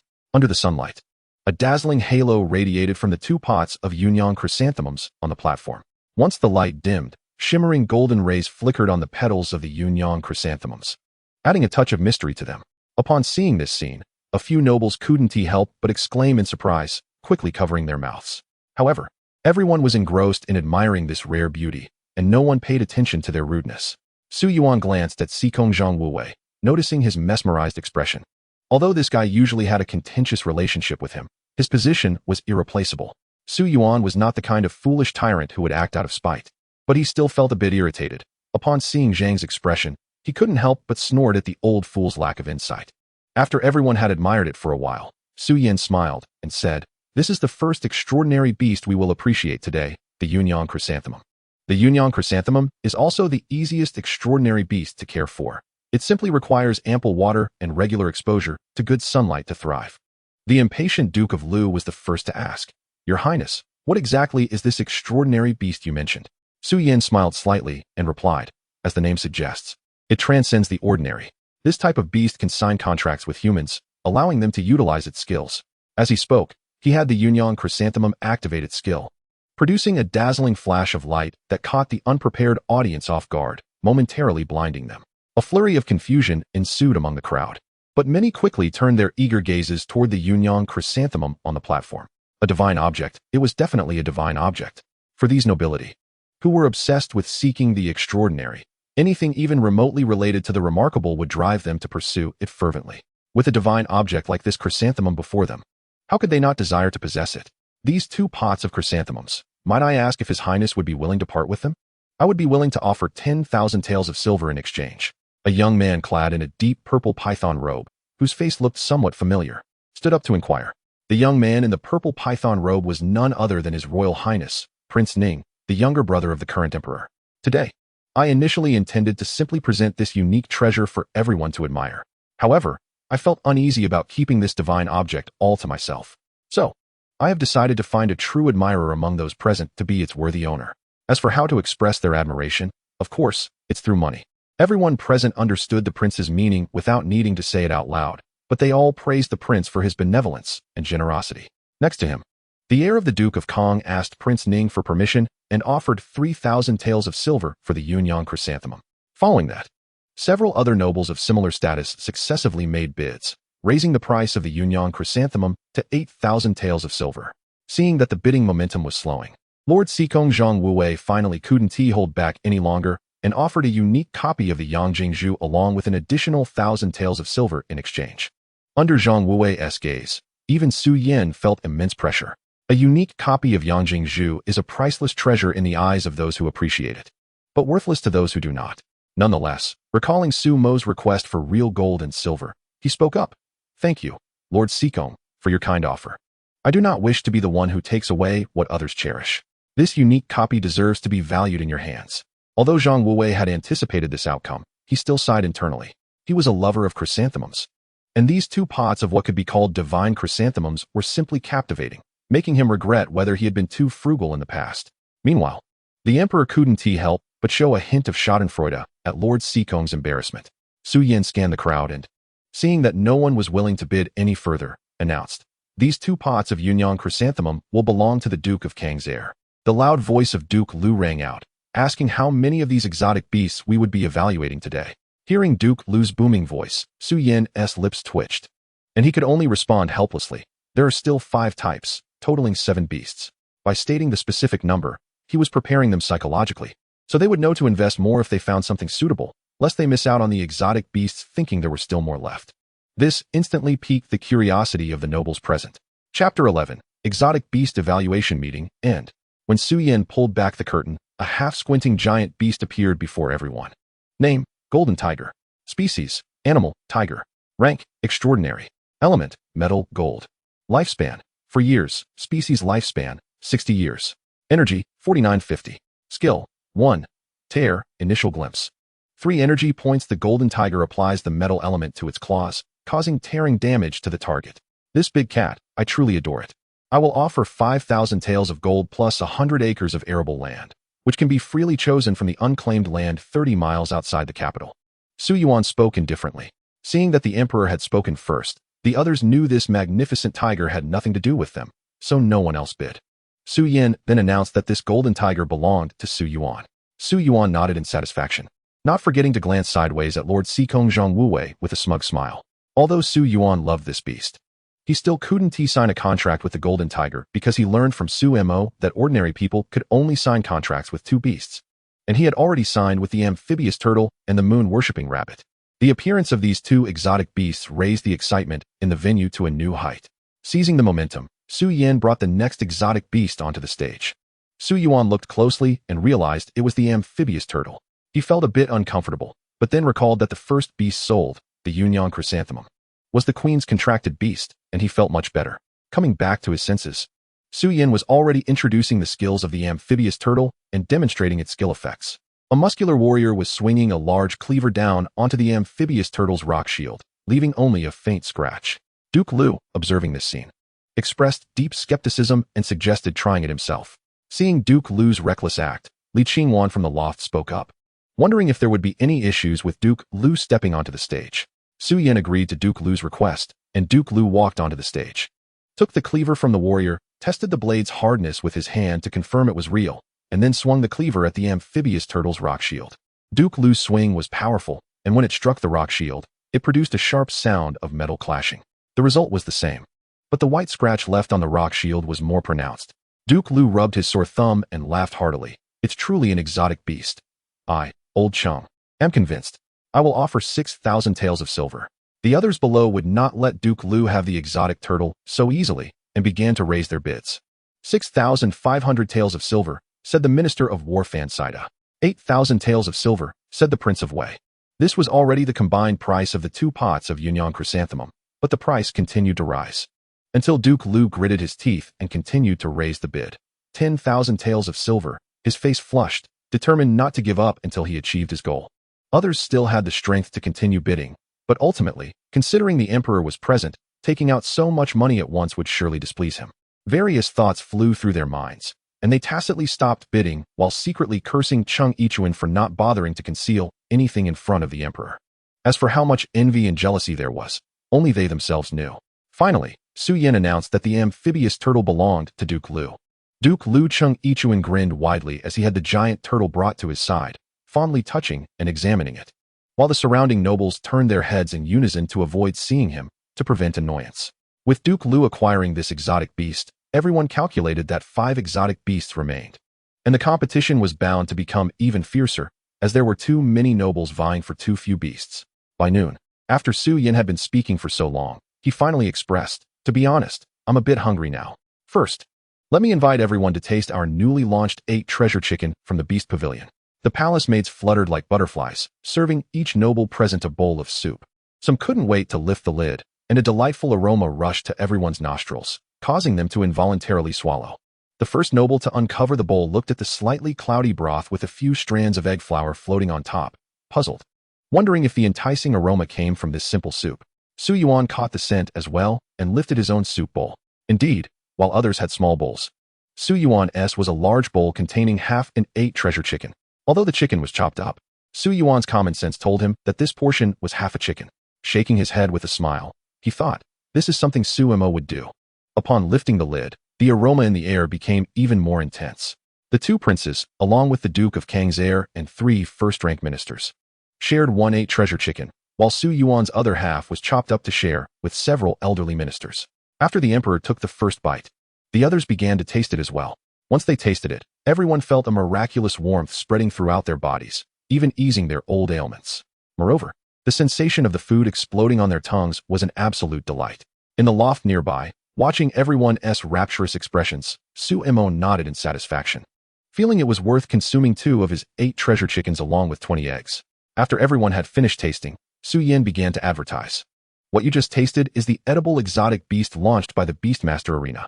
It is not only exceptionally delicious, but also has many wonderful uses for treating various old ailments and nourishing the spirit and body. In the future, this 8 treasure chicken will be sold in limited quantities every day at the Weixiang building in Yujing City, so I hope you will all visit often. Chapter 12. For new Beastmasters added. Just drinking the egg soup made them feel much lighter, so one could only imagine the powerful effects of consuming the whole 8 treasure chicken. Those who had eaten the chicken meat earlier were now glowing and full of energy. Hearing that His Highness the Crown Prince mentioned that this 8 treasure chicken would be sold regularly, the noblemen made up their minds to buy one to try. Even if they couldn't afford such a miraculous beast, they could still manage to buy the 8 treasure chicken. Without further ado, Two white steeds with silver spots on their bodies raised their heads and stepped onto the stage. They were surprisingly two wind gallopers created using the wind pony as a template. Name: Wind Galloper. Species: Animal, Horse. Rank: Extraordinary. Element: Elemental, Wind. Age: 4 years, lifespan of 50 years. Energy: 2935. Skills: 1. Wind Walk, Initial Understanding. Consumes 1 energy point every 5 minutes. The Wind Galloper attaches wind elemental power to its hooves, increasing its speed by 50 and reducing its energy consumption while running. The information of the two wind gallopers was basically the same, and Su Yin briefly introduced their skills to the crowd. Everyone, especially the generals who loved steeds, brightened up. When Su Yin announced the bidding began, the price soared rapidly. After a fierce competition, the first wind galloper was secured by the national protector, General Meng Fei, for 5,000 taels of gold. The other one was won by the current second prince, the royal Prince Rui, for 500 taels of gold. Su Yuan glanced thoughtfully at the royal prince Su Qi, not knowing what he was thinking. Finally, they arrived at the last featured beast. And the nobles present were very curious. Would this last beast overshadow the emperor's golden tiger, or would it be a hasty conclusion? Just then, a clear cry echoed from the sky, and a giant bird with a wingspan of 4 to 5 meters swooped down towards the ground.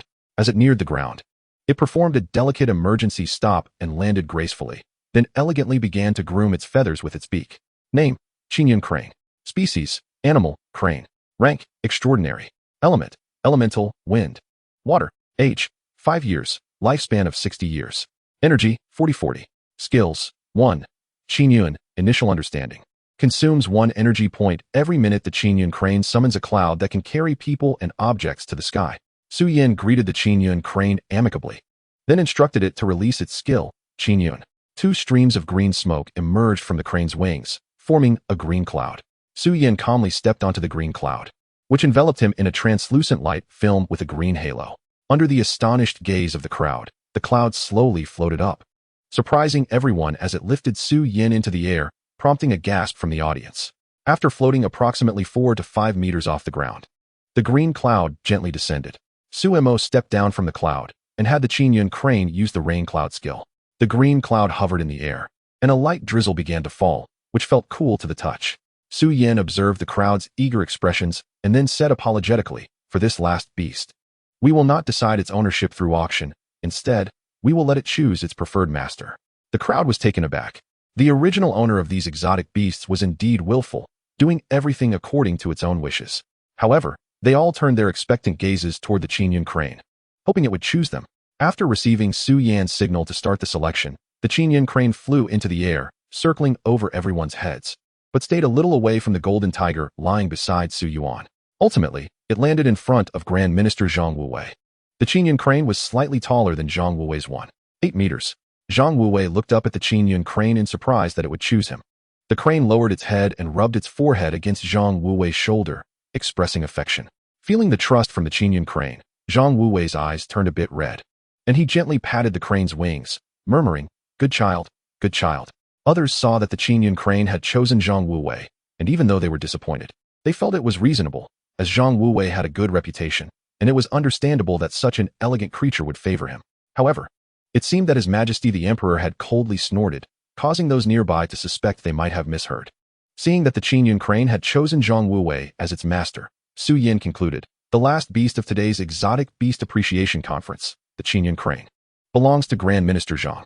Furthermore, the method for commanding exotic beasts, which I promised everyone before, will be given to you all." The palace attendants then delivered 6 tokens to those who had obtained the beasts.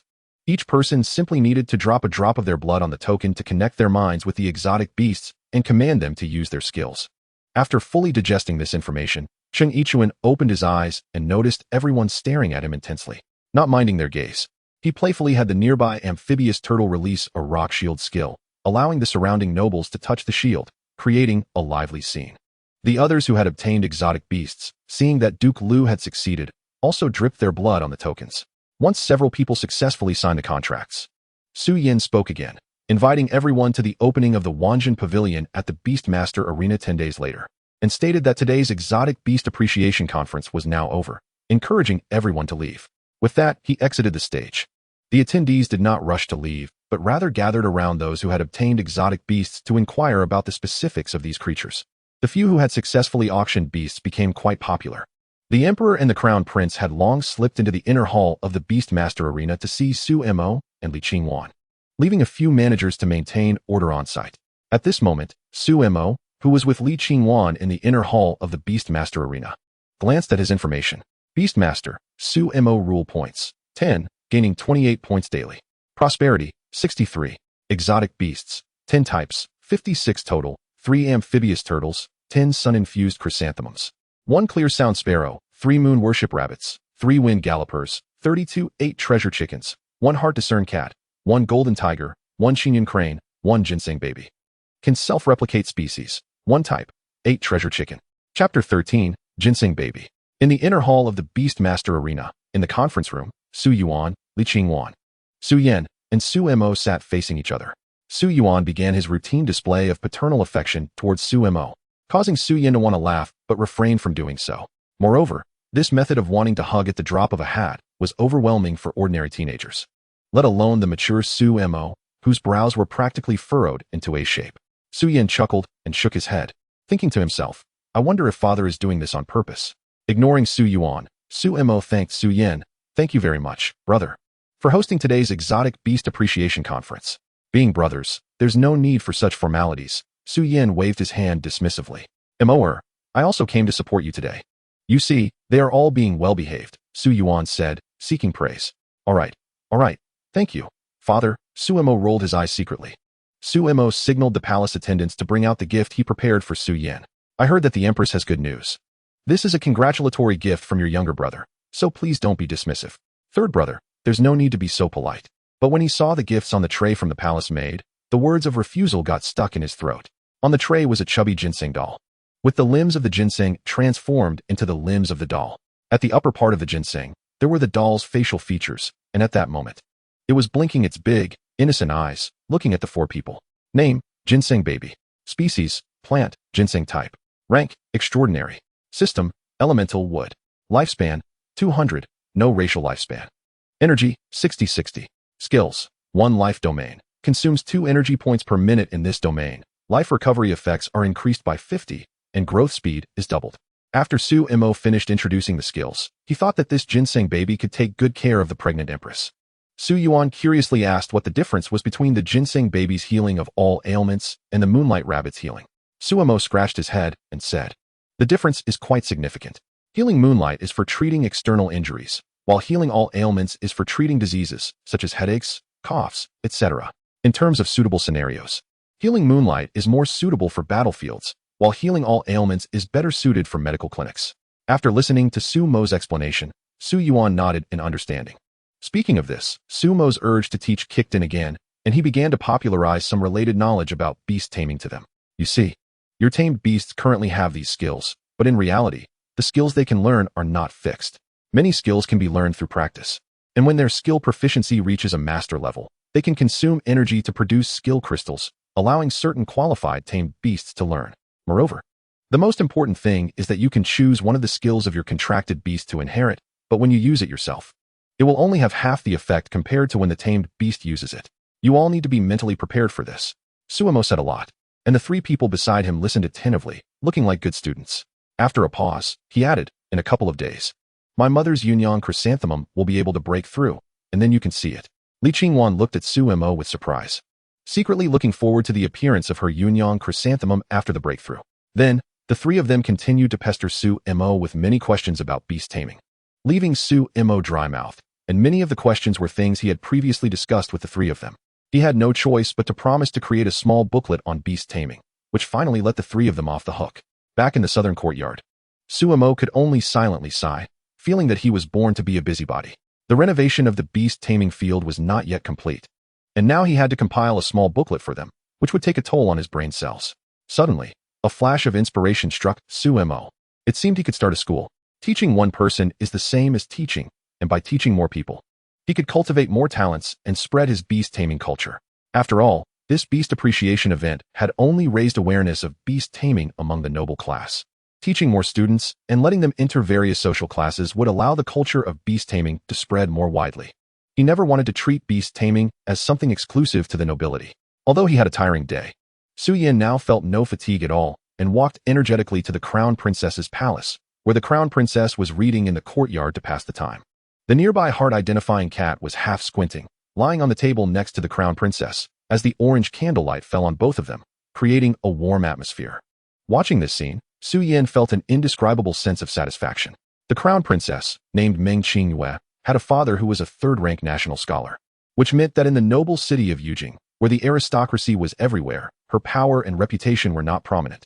After marrying the Crown Prince, she was cautious and did not dare to make mistakes.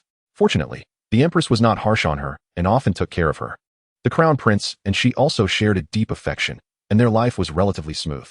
Hearing the noise outside, Meng Qingyue looked out and saw Su Yan at the door, so she was about to get up to greet him. The heart-identifying cat sensed Su Yan's presence at the palace gate and merely lifted its eyes before changing to a more comfortable position to lie down again. "Where? You can sit wherever you like. I have a heavy cold, so don't let the chill pass to you. With your third brother's amazing beasts, how could things not go smoothly? Today, father is overseeing things, and those noble families are all behaving themselves." Based on Su Yan's description, Meng Qingyue seemed to envision the image of those usually proud noble families sitting quietly like quails, and she couldn't help but laugh. Looking at the bright smile of the 17 or 18-year-old girl, Su Yan couldn't help but say, "You look really beautiful when you smile." Although Meng Qingyue had heard many sweet words from Su Yan, she still blushed deeply. Feeling the chill leave her body, Su Yan entered the room and, as if apologizing, took out the ginseng baby from his bosom and presented it to Meng Qingyue like a treasure. Meng Qingyue looked at the ginseng baby, which was sleeping soundly in Su Yan's hand, and exclaimed in surprise, "Is this for me?" Although she had heard Su Yan talk about various amazing tamed beasts, and the heart-identifying cat had always been by her side, the sight of a giant carrot with eyes still amazed her. Taking out the contract token, Su Yan calmly said, "This is a thank you gift from my third brother for all the trouble I've gone through these past few days. When I'm not around, it can take good care of you." After saying that, he asked the maid to bring out a silver needle for embroidery and gently told Meng Qingyue to bear with it. He quickly pricked the needle on his ring finger, letting the blood drip onto the silver token. A silver light flashed, and the contract was completed. After digesting the information related to beast taming, Meng Qingyue looked at the ginseng baby on the table, which was staring back at her, and gently greeted, "Hello there." Chapter 14, Infrastructure Type, Tamed Beasts. "Your Highness, the walls of the 100 Herbs Courtyard, Falling Petals Courtyard, Listening Rain Courtyard, 100 Flowers Courtyard, and Koi Courtyard in the beast taming field have been completely dismantled, and the precious flowers and rare herbs have been moved to other courtyards. However, I don't know what style you want the 10,000 Treasures Pavilion to be constructed in." Wu Jin, who was in charge of logistics, asked Su Mo, "I have other arrangements for the construction of the 10,000 Treasures Pavilion. Just take care of the other flowers and plants. Additionally, the division of the 6 courtyards should be finalized as soon as possible." Sumo turned to Lu Chong and asked, "How are the new managers working out?" Du Qingkai, hearing his name, quickly responded and pulled Qingyu to the side to discuss quietly. "Zhonglin, since the internal security of the beast taming field is crucial, I need you to pay extra attention. These 3 hunting dogs will join the security team and follow your orders." Looking at the 3 fierce hunting dogs led by the palace maid, which had long, slender bodies and a coat of yellow and black, they appeared quite ordinary at first glance. Still, the muscles that occasionally flexed as they moved would tell you that they were not to be trifled with. Name: hunting dog. Species: animal, canine. Rank: extraordinary. System: martial. Lifespan: 40. Energy: 50-50. Skills: 1. Bite. 2 energy points. The hunting dog has immense biting force, capable of easily tearing flesh from its target. Note: the martial system excels at transforming its well-practiced techniques into skills. When using these skills, incredible power is unleashed at the cost of energy. Zhang Lin looked excitedly at the 3 hunting dogs. Ever since learning about such amazing tamed beasts, he had no qualms about working security at the beast taming field. He dreamed of owning his own tamed beast. Seeing his excited expression, Su Mo said, "As long as you perform well, you can choose one of these 3 hunting dogs to sign a contract with. The same goes for the other ministers." "Yes, thank you, Your Highness. We will do our best to complete your tasks." Zhang Lindao finished his thanks and ran to the 3 hunting dogs to establish a connection in advance. As for why he wasn't afraid of the seemingly fierce hunting dogs harming him, it was because they had encountered many different kinds of beast masters in the past few days, and these beasts were very human-like. They wouldn't harm people casually unless commanded by their contract master. This was a rule that Su Mo had written down when they were created, to be close to humans. After arranging everything, Su Mo sent the ministers away. Once everyone had exited, he asked Wan Ling in his mind how many rule points he would need to create a beast that could assist in construction. The model of the three-story house had a height of 5 meters for each floor, whereas guest giants, and it occupied 1,000 square meters. The number of load-bearing columns was too few, which seemed to violate mechanics. Suemo couldn't hear Wanling's internal complaints. So he inquired about which beast would be suitable for evolving into a construction type, and learned that swallows were a good option. He then went out to look for swallows. It was winter now, and swallow nests were easy to find, but finding swallows themselves was not. After searching for a while with no results, Suemo had to settle for a second option and look for ants, which could also evolve into a construction-type beast. So, in the middle of winter, he mobilized everyone in the southern courtyard to help him dig up an ant nest. After a while, a young palace maid found an ant hole in a corner of the wall. Suemo rewarded the maid with a tail of silver and excitedly rushed to the ant nest, using his biological affinity ability to summon out a hibernating ant. Looking at the ant in his palm, which was smaller than half of his finger, Suemo felt a bit conflicted. It was just too small. Even if they evolved, their size would only increase to a certain extent, and with the rule points he had, he wouldn't be able to evolve many of them. How long would it take to build a house like this? Noticing Suemo's inner turmoil, Wanling reminded him in his mind, Suemo, you can evolve the Ant Queen. As long as you provide them with enough energy, they should be able to produce a large number of construction-type ants in a short time. Suemo's eyes lit up. This was a good idea. He used his biological affinity talent to communicate with several worker ants and instructed them to carry the queen out of the nest. After confirming to Wanling that he wanted to consume 8 rule points to evolve the bulky-tailed queen, the evolution began. After accepting Wanling's rule change, the queen on the ground began to grow rapidly, reaching a height slightly above Suemo's knee in just 2 minutes before stopping. At the same time, her color changed from brown to pure black, but Suemo still found her appearance hard to compliment. It really didn't align with his aesthetic. She looked just like an ant enlarged thousands of times, resembling the alien from a movie in his past life. Suemo had to continue communicating with Wanling in his mind, requesting adjustments to the appearance of the queen and her offspring, at least to make them less terrifying. As frightening others during construction wouldn't be good, Wanling agreed to Suemo's request, but needed to spend 2 rule points for the adjustments. Seeing that he had already spent a total of 10 rule points to evolve this construction-type creature, Suemo felt a pang of regret. However, the result was good. The queen's face was finally less terrifying, and the fine hairs all over her body disappeared. Now she looked completely like a cute queen ant. Name, Nesting Ant Queen. Species, animal, insect. Rank, extraordinary. Element, earth. Lifespan, 2 years. Species lifespan 30 years. Energy, 30-35. Skills, 1 superbirth. Species trait, no skill rank. Unlimited energy consumption. The nesting ant queen consumes a large amount of energy to produce a large number of ant eggs in a short time. Subordinate species, nesting worker ants. Lifespan, 0. Species lifespan 5 years. Energy, 30-30. Skills, 1 adhesive, passive skill, no consumption. The saliva of worker ants is the best adhesive for construction materials. Materials with this adhesive will not decay even after thousands of years and are extremely strong and durable. Note, the nesting worker ants are controlled solely by the nesting ant queen and cannot be contracted by Beastmasters. The more Suemo looked at the information about the nesting ant queen, the more satisfied he became. It was truly a race born for construction. And it was like getting 2 for the price of 1. Although the nesting worker ants could only be considered half a type of beast. Because the nesting ant queen's tail was too bulky, she currently had almost no ability to move on her own. Suemo had to order a few young eunuchs to carry her to an unoccupied side room and leave her 10 energy blocks produced by the sunflower chrysanthemum, allowing her to produce a few worker ants first. The satisfied queen began absorbing the energy blocks. Seeing the queen's content expression, Suemo decided not to disturb her and let her focus on hatching her worker ants. Chapter 15. Inspecting the Beastmaster Arena Courtyards. On November 17th of the 16th year of Hongwu, Yujing City finally welcomed its first snowfall after entering winter. The falling snow covered the filth of the world, leaving only a pure white landscape. That day, the first thing Suemo did after getting out of bed was to check on the hatching situation of the nesting ant queen. In the side room, in addition to the queen, there were also a few already hatched nesting worker ants. Suemo counted a total of 12, and they were all busy absorbing energy from the energy blocks to grow quickly. Seeing that the energy blocks he left for them yesterday were running low, Suemo instructed the palace servants to fetch 50 energy blocks from the warehouse for them to consume. The nesting ant queen's skill of superbirth was quite powerful. In less than a day, these 12 worker ants were almost adults and would soon be able to work. Suemo then went to inspect the situation of other beasts. He only observed the outer perimeter of the ground courtyard and noticed that many spaces had been vacated before heading to the wind courtyard. The ground courtyard was planned for elemental beasts of the metal and earth attributes to live in. But many of the beasts in the arena had been sold or given away, leaving many empty spaces and only some ordinary animals remaining. The wind courtyard had only one beast, the gale horse. When Sumo arrived, it was frolicking in the snow, kicking up a large pile of flying snow towards the caretaker responsible for it. The caretaker, covered in snow, showed no signs of blame on his face, instead looking indulgent as he played with it. The gale horse was very perceptive. As soon as Sumo arrived, it dashed over to him and, without hesitation, kicked up the thick snow on the ground with its front hooves, splattering Sumo with snow.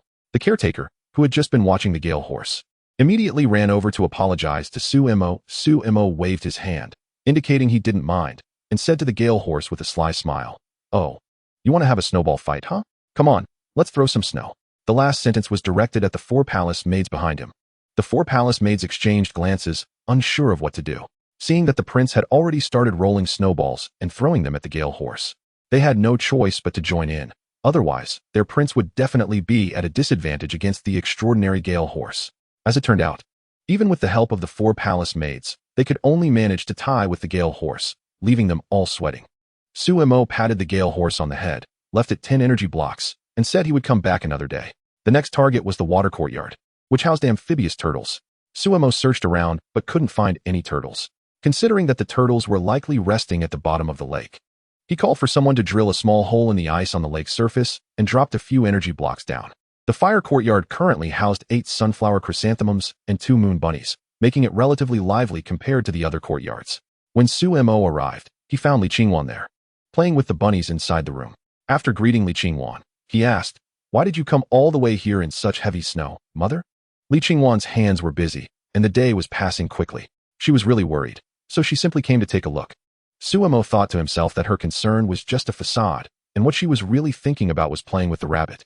However, he didn't dare to voice his inner thoughts. The temperature of the fire pit and that of the sun-absorbing chrysanthemum were still somewhat different. Staying in the room with the fire pit for too long felt a bit stuffy. Li Qingwan put down the rabbit in her hands and looked lovingly at the pot of blooming sun-absorbing chrysanthemums on the table. "I'm afraid it will feel lonely without companions. There are many sun-absorbing chrysanthemums here, and it's livelier. Didn't you say it is about to advance recently? I thought I would let it gather its energy in the next few days and strive for success." Listening to Li Qingwan's words, Sumo knew that she regarded the advancement of the sun-absorbing chrysanthemum as a tribulation like in a storybook, needing to gather energy and maintain the best state to overcome the ordeal. He secretly laughed, knowing that the advancement of the sun-absorbing chrysanthemum would consume rule points and would happen naturally without any hurdles.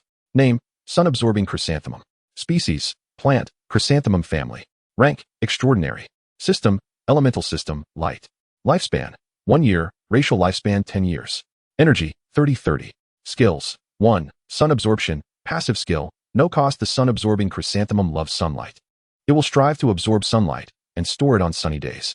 As for the evolution route, Li Qingwan and the others couldn't see it because Sumo planned to treat this evolution route as information that needed to be purchased to unlock. Seeing this unknown, Sumo curiously inquired with the all-knowing spirit in his mind. "So, about the evolution? It is definitely related to the cultivation environment, resource absorption, and the influence of the Beastmaster. The cultivation direction of this sun-absorbing chrysanthemum is very authentic, so it is evolving according to the route we planned earlier. However, evolution is unknown. If a different Beastmaster cultivates it, it is entirely possible to discover other evolution routes, resulting in entirely different species. So even other evolution routes, you can't deduce them at all. Theoretically, that's the case. But if you consume enough rule points and simulate in different environments, I can completely deduce other suitable evolution routes using an exhaustive method. However, this method consumes quite a lot of rule points." Upon hearing that rule points had to be consumed for deduction, Sumo immediately rejected the idea. It was better to let them develop freely. Who knows? They might surprise him later. Sumo praised, "This sun-absorbing chrysanthemum is in great condition. It can evolve the day after tomorrow." Hearing this news, both Li Qingwan and the sun-absorbing chrysanthemum were very happy. The sun-absorbing chrysanthemum even touched Sumo's palm with its golden, sun-like flower. After seeing that the sun-absorbing chrysanthemum and the moon-bowing rabbit were living well, Sumo bid farewell to Li Qingwan and hurried off to the next place. The Spirit Academy was mainly a residence for beast masters of other systems besides the elemental system. However, currently, there was only one clear sound sparrow in the beast arena, still residing in Li Qingwan's eastern courtyard. Indeed, the clear sound sparrow later became Li Qingwan's second beast. The original academy would serve as a residence for rare species that had not yet evolved into extraordinary beings.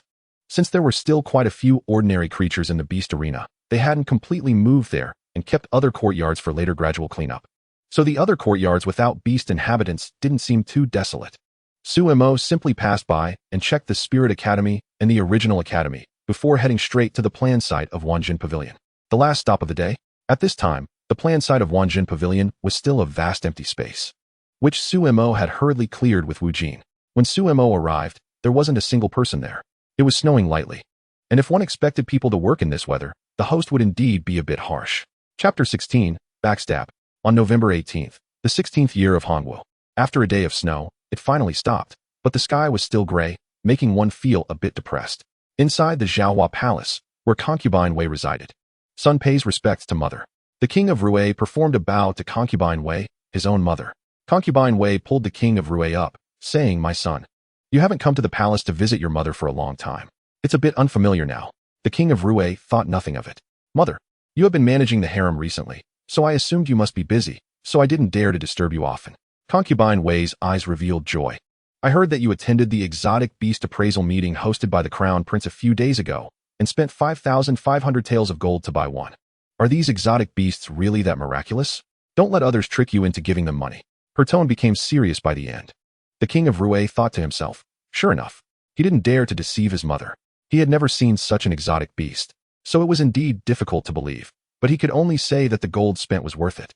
Seeing the look of someone who had struck gold on the king of Rui's face, concubine Wei suddenly felt a surge of anger.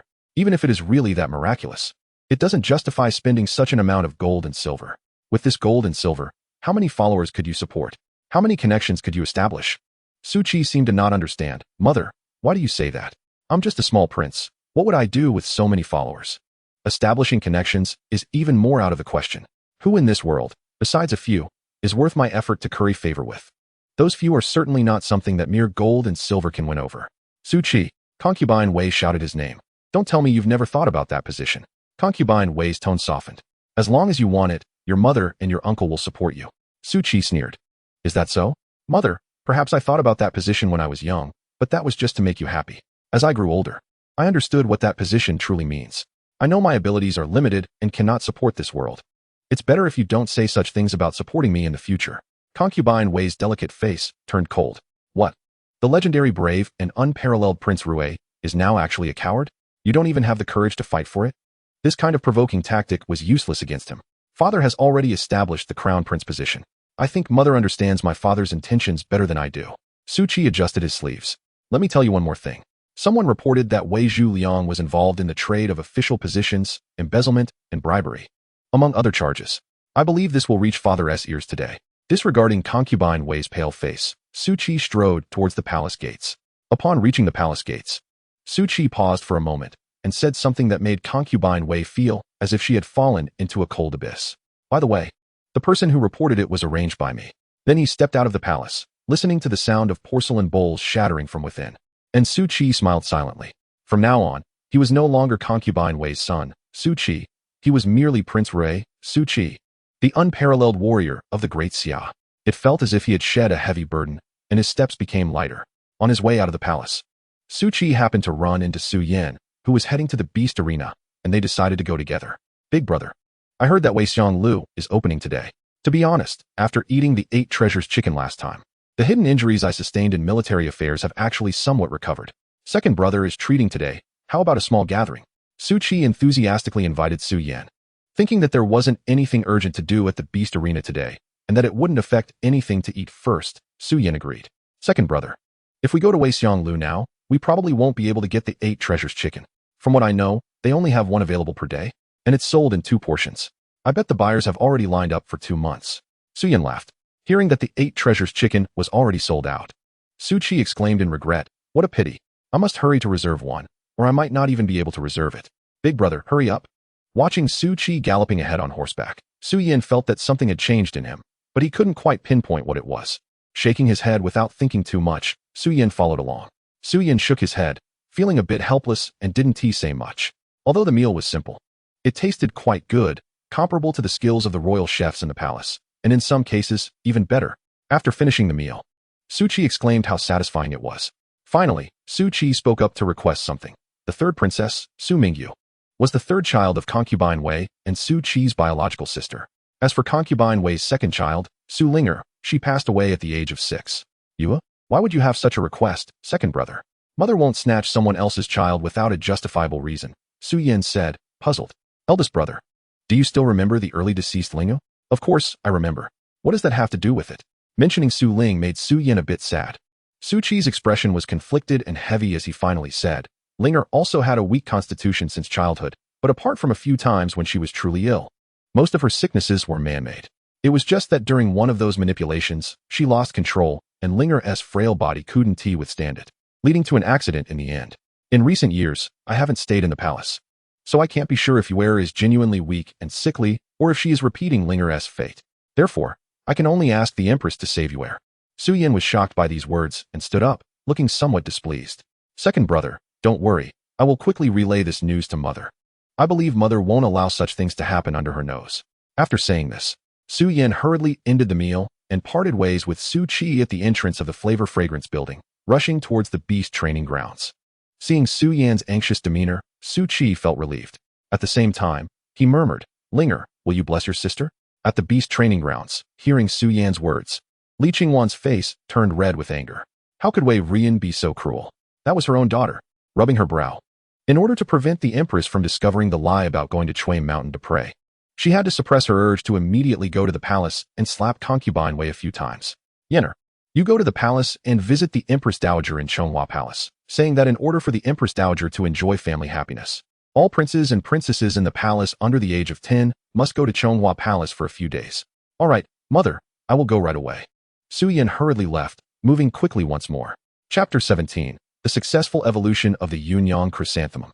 That night, the news of the Empress Dowager summoning all princes and grandsons under the age of 10 to Chonghua Palace for nurturing was announced. Originally, concubine Wei wanted to refuse on the grounds that Su Mingyu was weak and sickly. In the entire harem, there were only 4 princes and princesses under the age of 10. One was the daughter of the virtuous concubine, Su Luo, who was 9 years old this year. One was the daughter of the gentle concubine, Su Jing, who was 7. The son of the virtuous concubine, Su Zhong, was 5 years old, and the youngest was concubine Wei's daughter, Su Mingyu, who was only 3. The other concubines in the palace, although unaware of what the usually uninvolved Empress Dowager was up to, tacitly obeyed and brought their children to Chonghua Palace the next day. Not to mention the subsequent chaos. On November 20th, Su Mo finally accumulated enough rule points to allow the Yunyang chrysanthemum to bypass the evolution conditions and evolve directly. Beastmaster, Su Mo. Rule points, 125 points, gained 395 points daily. Prosperity, 63.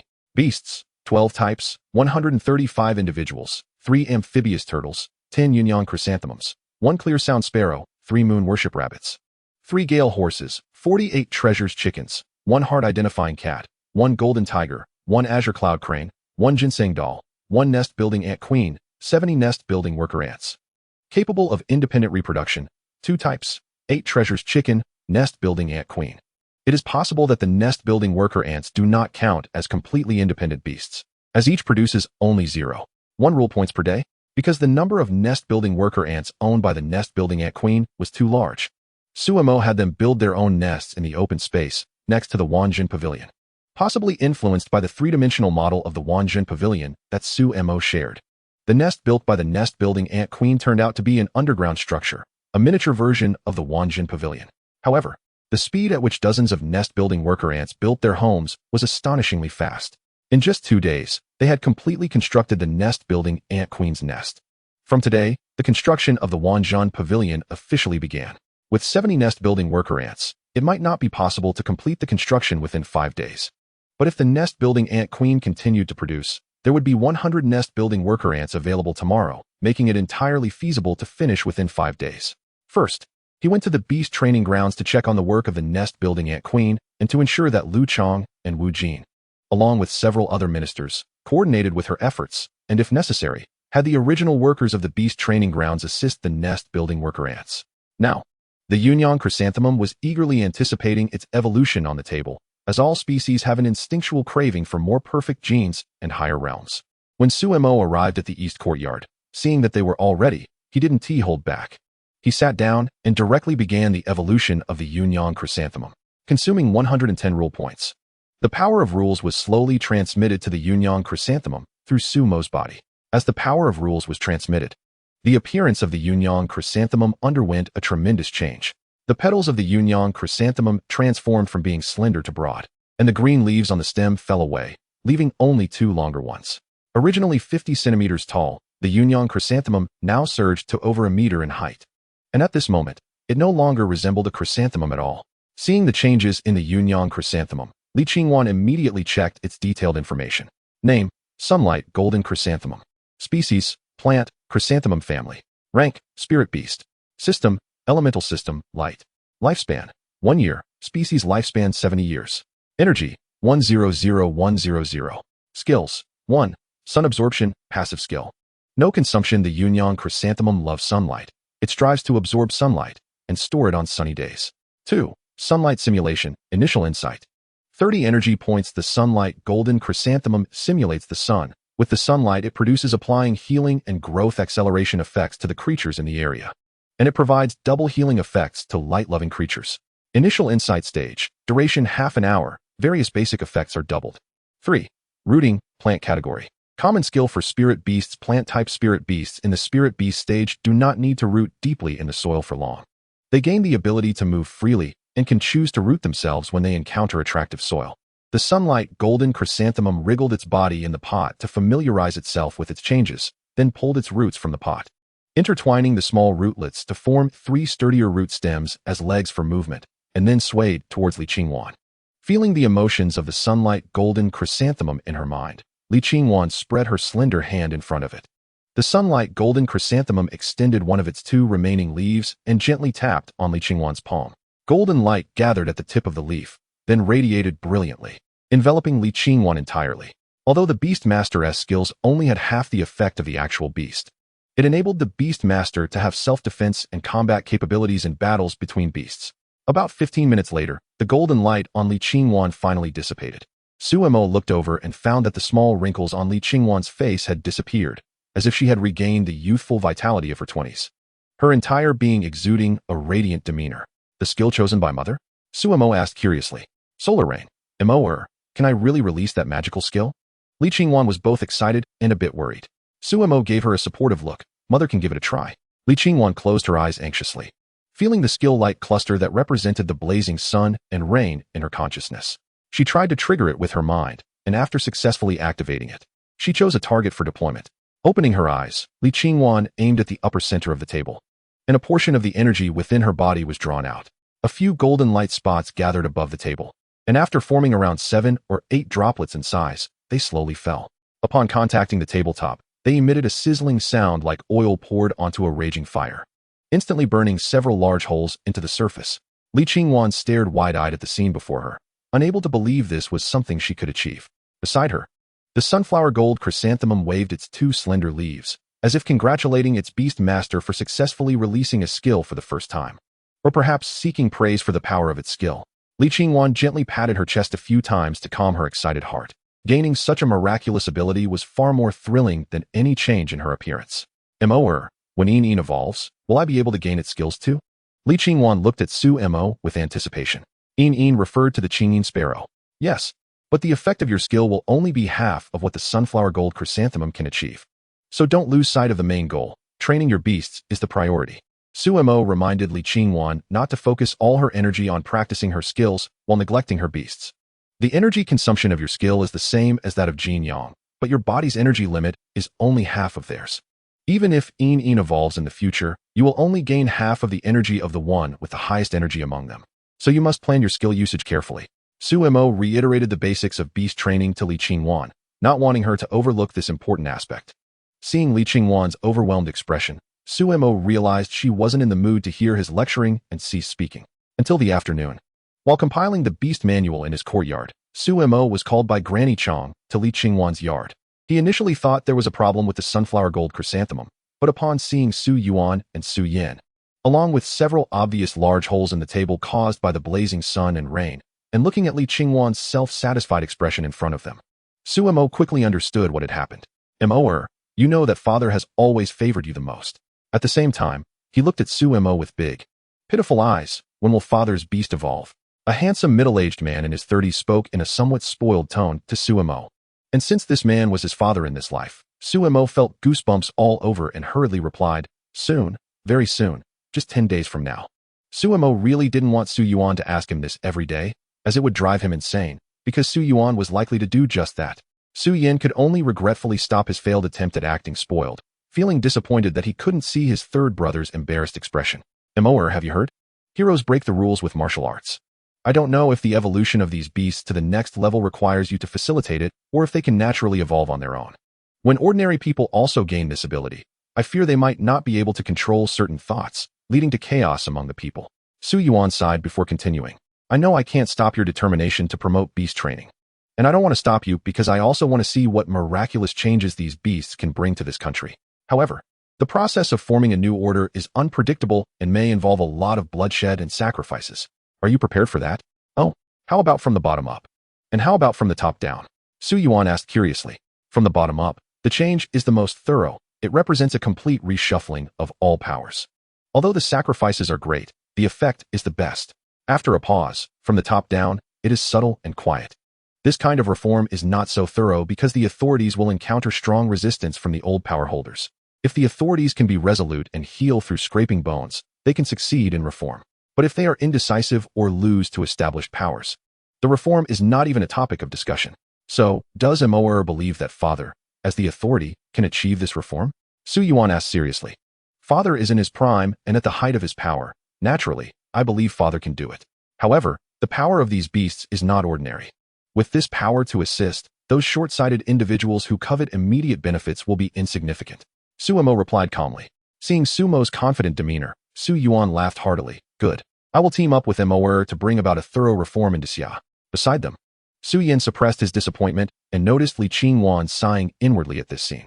Now that Sumo was different from ordinary people, he keenly sensed his elder brother's emotional state and quickly clasped his fists towards Su Yuan, saying, Father, I will certainly assist you. But I prefer not to reveal myself to others. I will only provide support for beast training. The rest will depend on you. Su Yuan was quite surprised. Hasn't your condition improved? Why do you still not want to show yourself? Because I have social anxiety and find ordinary people very noisy. I don't want to associate with them. After saying this, Sumo raised his head, seeming somewhat proud. Although Su Yuan didn't fully understand the meaning of social anxiety, considering Sumo's usual behavior of staying within his own small area and not liking to socialize, he could only reluctantly agree with his reasoning. Additionally, please spread a rumor in Yujing City that Father is treating the third prince and has found a true expert who can evolve and grant various miraculous abilities to other plants and animals. So he has decided to stay in the Beast Training Center. The purpose of Sumo spreading such a rumor was threefold. First, to advertise the Beast Training Center and let more people know about these miraculous creatures. Second, to provide an explanation for his sudden recovery. And third, to let people know that there is a capable expert at the Beast Training Center, so spies and other troublemakers would not come to disturb them. Putting the Beast Training Center in the spotlight, aren't you afraid they will send people to investigate? Father, you wouldn't believe it. In recent days, the Beast Training Center has already caught several waves of spies. Now, by releasing this news, we are informing them that there are indeed high-level individuals in the Beast Training Center.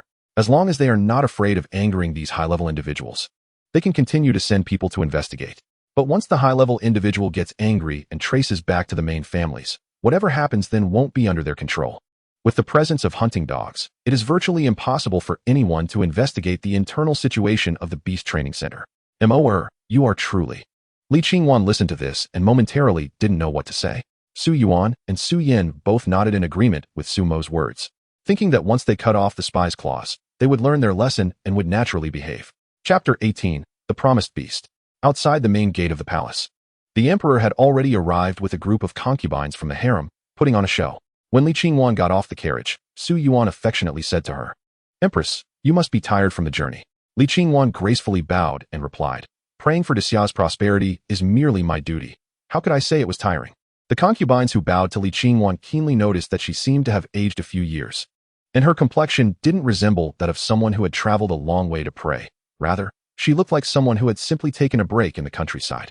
However, the effect of that brand of rouge was truly remarkable. They could privately ask the Empress about it. She had always been generous and would likely not refuse such a small matter. The Empress is indeed someone who understands the bigger picture. The harem can only be managed well under her authority. Su Yuan smiled gently. Hearing these words, concubine Wei's back teeth nearly ground together in frustration. The empress knows the big picture. Does that mean she is petty? Recently, she has managed the harem without any mistakes, yet she has never received praise from the emperor. Even influenced by her brother's corruption, she had to hand over her temporarily held authority over the harem to the empress dowager, who had not involved herself in harem matters for a long time. She is the empress, while she is merely a concubine. His son is the crown prince, and her son is just a prince. Even Su Yuan's favor was something she could only earn when her child fell ill, receiving only a little concern. Now, watching from behind, they seem to be a harmonious family, while she has always been an outsider. With such bitter thoughts, concubine Wei waited until the empress's welcoming banquet finally ended. Because 3 imperial beasts were to be sent to the palace today, after the banquet, Su Yuan couldn't wait to see the 3 beasts. Once Su Yuan left, the other concubines lost their competitive spirit, and the atmosphere became somewhat desolate.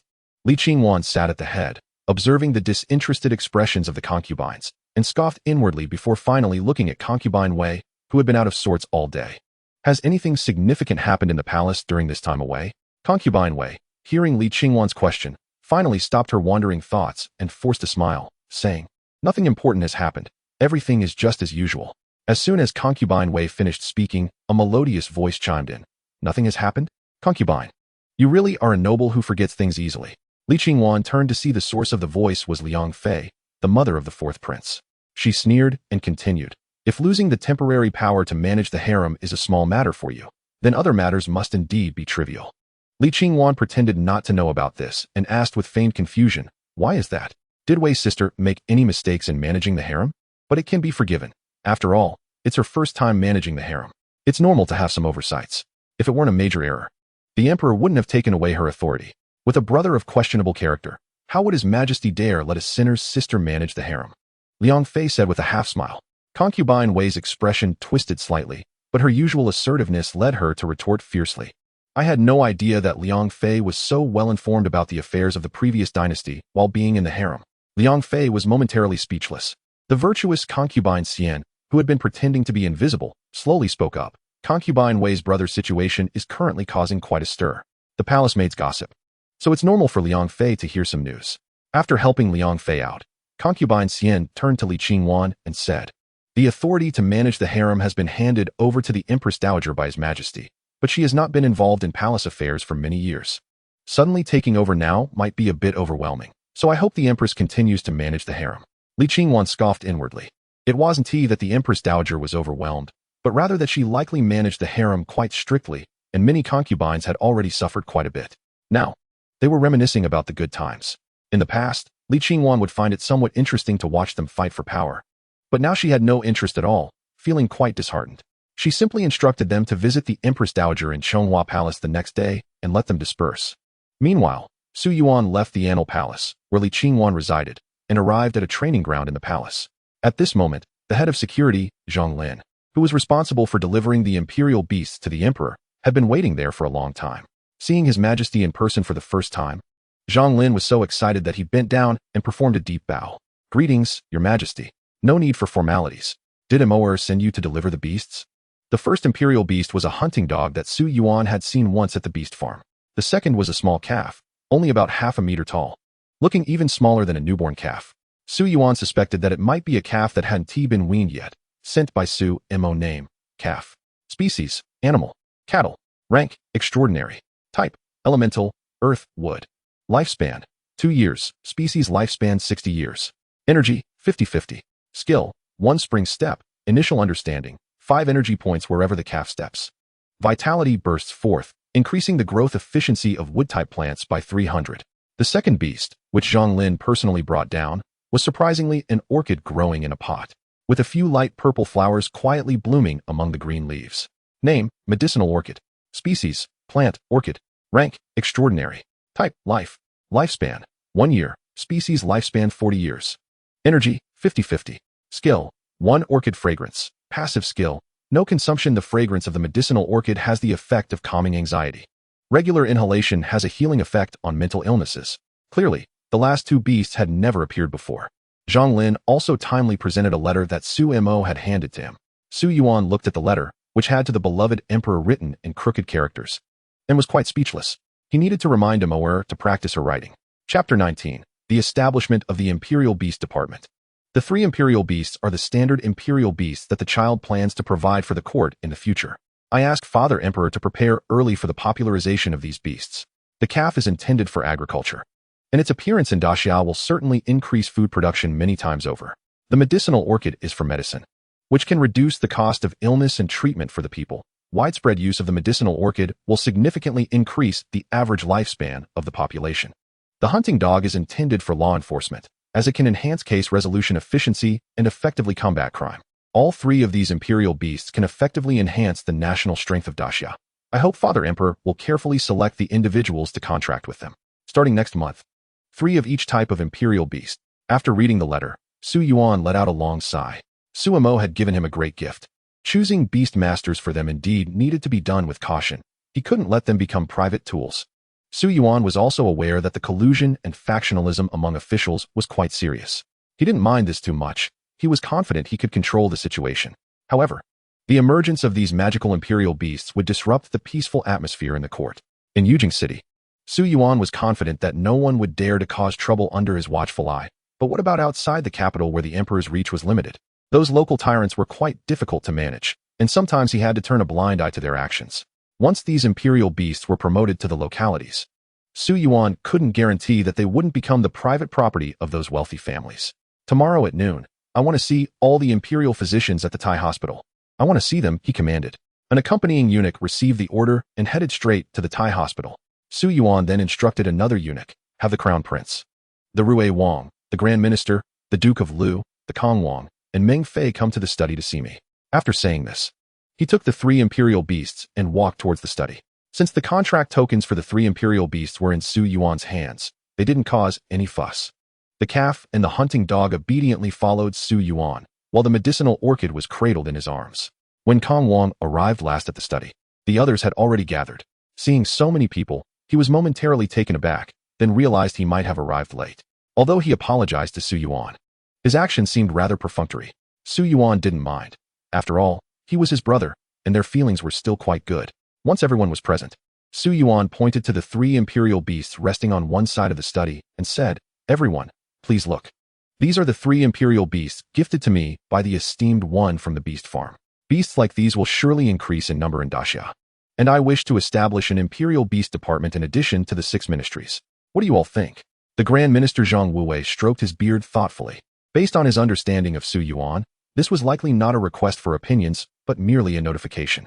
He intended to select someone from among them to head the Beast Management Department and announce this during the court assembly to rally support. Duke Lu, a straightforward man, simply asked, Your Majesty, does joining this Beast Management Department mean we can sign contracts with these beasts? If so, I, Old Cheng, will be the first to support it. Su Yuan felt a headache coming on. Initially, these beasts were considered state resources, and he did not plan to allow them to sign contracts. Only simple commands could be issued through tokens. However, if they performed well, signing contracts might not be out of the question. Hearing Su Yuan's words, Duke Lu Qingyichuan looked somewhat disappointed, pouting and looking to others for their thoughts. I support this. As the number of beasts increases, our court indeed needs reasonable management and guidance over them to prevent unreasonable usage that could bring unnecessary harm to our state, said Crown Prince Su Yan. The 2 lesser-known figures, King Rui and General Meng Fei, naturally had no objections. Then all eyes turned to the esteemed Grand Minister Zhang Wuwei. The old minister naturally supported it. Seeing Zhang Wuwei agree, Su Yuan nodded in satisfaction. The newly established Beast Management Department would be led by Zhang Wuwei, who would also take on the role of minister, while the Crown Prince would serve as deputy minister. The rest, Su Qi, Su Yun, and Cheng Yichuan, would each hold important positions in the department, with specific duties to be discussed among themselves and reported later. Zhang Wuwei frowned and said, Your Majesty, is it appropriate for the Beast Management Department to have both civil and military officials? Upon hearing Zhang Wuwei's words, the military-born Qing Yichuan immediately rebutted, What do you mean? Sir, what about us military officials? Many of these beasts are suitable for the military. Are we to establish a beast army in the military? I, Old Cheng, would be the first to agree, since it was decided that the Beast Management Department would oversee all the beasts in the court and among the common people. There was no need to differentiate between civil and military officials. A beast army would indeed be established, but its beasts would still require management by the Beast Management Department. Su Yuan waved his hand and left the study, leaving a few people to discuss. After Su Yuan took a long round, he went to check on his two beasts, the moon rabbit and the amphibious turtle, and practiced some skills with them until a palace servant reported that the discussion in the study was over. Reporting to father, we have prepared to divide the Beast Management Department into Resource Division, Contract Division, and Breeding Division. The Resource Division will be responsible for managing and distributing resources related to the beasts. The Contract Division will assess whether officials have the qualifications to contract beasts and the temporary requisition of beasts. The Breeding Division will take care of the cultivation and care of the beasts within the department. The Resource Division will be headed by King Rue Su Qi, the Contract Division by Duke Lu Cheng Yichuan, and the Breeding Division by King Kong Su Yun.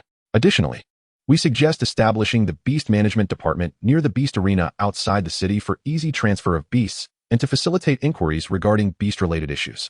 Alright, let us tentatively set the framework for the Beast Management Department this way. Su Yuan looked at the eunuch Luo Kong beside him and instructed, draft an edict as per the Crown Prince's suggestion and announce this in court the day after tomorrow. The chief eunuch Luo Kong, who had been serving nearby, bowed in response. The office of the Beast Management Department should be built near the Beast Arena, but it mustn't be too close. Let's say a distance of 20 miles.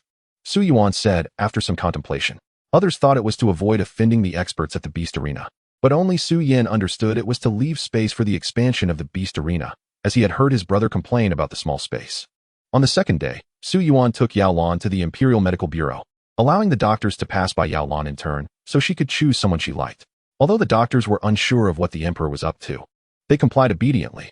In the end, Yao Lan chose an extremely old physician. Su Yuan had a deep impression of him.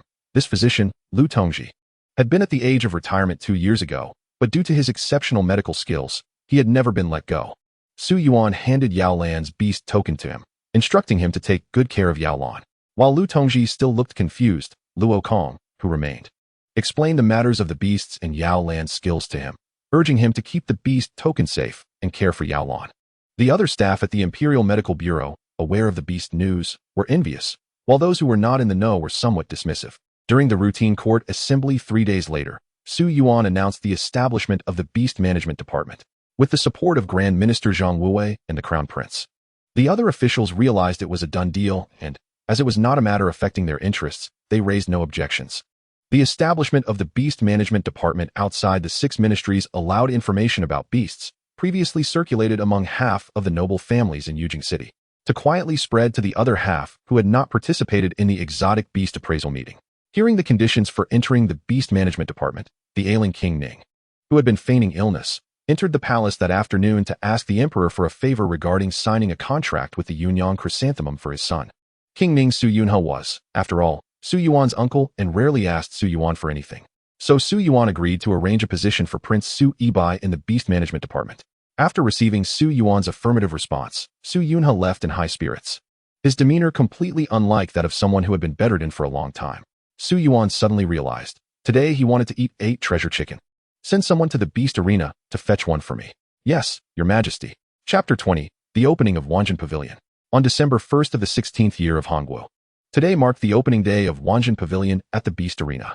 This pavilion was completed on November 27th by the Nest Ant Queen and 200 worker ants after half a month of work, followed by several days of internal decoration planning. It officially opened on the first day of December. To make a name for Wanjin Pavilion in Yujing City, Su Mo decided to hold a beast auction on the 3rd floor today to create a lively atmosphere. 3 days prior, he had instructed Lu Chong to send invitations to various nobles. In addition to those invited last time by Su Yen, Su Mo invited even more nobles this time, as the venue was larger, allowing for more attendees. He believed this auction would be even more bustling than the last. Wanjin Pavilion covered an area of 5,000 square meters, with the entire 3rd floor serving as the auction venue, comfortably accommodating over 3,000 people. Watching the bustling crowd downstairs, Su Mo yawned in boredom and asked his brother, who was visiting as a guest today, "Brother, isn't sister-in-law coming to join the fun?" Su Mo thought it was a pity but still advised his brother, pregnant women shouldn't stay cooped up in the palace for safety. They should go out more for a change of scenery. Otherwise, it wouldn't be good for the fetus. Su Yin asked in surprise, "Third brother, do you also study medicine?" Su Mo chuckled and said he knew a little, having caught a glimpse of it by chance. Hearing the explanation, Su Yin took it at face value and praised Su Mo for building Wanjin Pavilion so magnificently. "When I build the office for the Beast Management Department in the future, you must not be stingy with those nesting ants. However, Today is your auction at the Beast Arena, and also the day the plaque for Wanjin Pavilion is unveiled. Are you sure the host won't show his face? Big brother, you know me. I don't relish these social occasions. Besides, what is my current identity? A high-ranking expert? How can I just meet these commoners? Seeing Su Mo act so self-important as a high-ranking expert, Su Yin suddenly felt a pang of envy. Admiring his brother's nonchalance towards fame and fortune, treating the nobles below as commoners, while he himself had to engage in pretenses with these mundane people. Noticing Su Yin staring at him in a daze, Su Mo curiously asked, "Big brother, what are you thinking about?" Returning to his senses, Su Yin said apologetically, "It's nothing." Third brother, when are you planning to unveil the plaque? The plaque will be unveiled at 9 o'clock sharp, and the auction will start at 10. How about it? Big brother, do you want to participate in the bidding today? The news of the auction for the Imperial Beasts has spread, but there hasn't been any information about which specific Imperial Beasts will be available. Even his big brother, who inquired about some insider information, was ruthlessly rejected by Su Mo. If he encounters something he likes, he naturally needs to compete for it, but it seems that the hope is slim. You know me, big brother. I live a modest life relying only on the palace's shares, unlike third brother, who has such a large Imperial Beast farm, making a fortune daily. Watching Su Yin lamenting his poverty, Su Mo nearly pushed him off the second floor. Just the private assets Su Yin knows about include several properties, one of which is the Xiang Lu that he entrusted to sell the 8 treasure chicken. Name, clock bird. Species, animal, bird. Rank, extraordinary. System, time system. Lifespan, 1 year. Species lifespan 100 years. Energy, 60-60. Skills, 1. Clock reporting, passive skill. The clock bird can accurately know the current time. This was the first time Su Mo had evolved a time system Imperial Beast. Initially, he was quite hopeful when he learned about its system, but after seeing the skill, he realized it was all in vain. Accelerating the flow of time in such a small space by 12 times is of little use, at least for now. It has no practical value. He can only wait for its skill proficiency to improve or for it to evolve into a spiritual beast rank before the other 2 skills might become somewhat useful. Lu Chong, below the Wanjin Pavilion, was sweating profusely. It was the first time he had the honor of presiding over the plaque unveiling ceremony in front of so many dignitaries. However, thinking of what the third prince had said, that if he did well, he would reward himself with an Imperial Beast, he forced himself to calm down. After going through a series of procedures, the red cloth was pulled down amidst the high-spirited singing and applause, revealing the gold-foiled characters Wanjin Pavilion, with a line of smaller characters below it, stating it was granted by the Emperor. After the unveiling, several managers enthusiastically welcomed the dignitaries with invitations to the 3rd floor of the Wanjin Pavilion to participate in the upcoming Imperial Beast auction.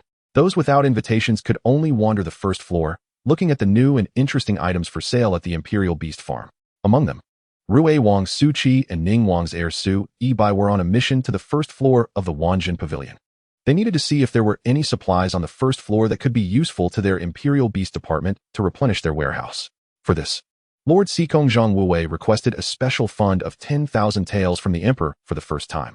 The Minister of Revenue initially wanted to delay the fund's disbursement, but when Lord Xikong personally visited the Ministry of Revenue, the funds were delivered that very afternoon to the temporary office of the Imperial Beast Department in Yujing City. This made the Crown Prince and others sigh, wondering if they should let Zhang Wuwei be the minister of the Imperial Beast Department. His words were sometimes more effective than the Crown Prince himself, and even Lu Chongqing, the Minister of Revenue known for being stingy, had to obediently comply. Zhang Wuwei only sat for a brief moment, and before he could say much, Lu Chongqing had already delivered the silver without a penny missing. Su Qi and Su Yibai entered the 1st floor hall of the Imperial Beast farm along with the crowd. The first thing that caught their eyes was a long corridor lined up like a street, which, although called a corridor, was over 20 meters wide, resembling a broad street. On both sides were shops lined up in a row, although there were many stores. It seemed that only a few near the entrance of the Wanjin Pavilion were open. The street, which seemed endless, had only a few scattered shops, making it look somewhat desolate. However, the few shops were bustling in front. This was mainly because most of the dignitaries with invitations had already gone to the 3rd floor for the auction. Su Qi and Su Yibai walked into a shop with a sign that read Energy Stone Trading Center. Because there were many customers inside, there weren't enough staff to attend to them immediately, but Su Qi and Su Yibai didn't mind looking around at the items for sale.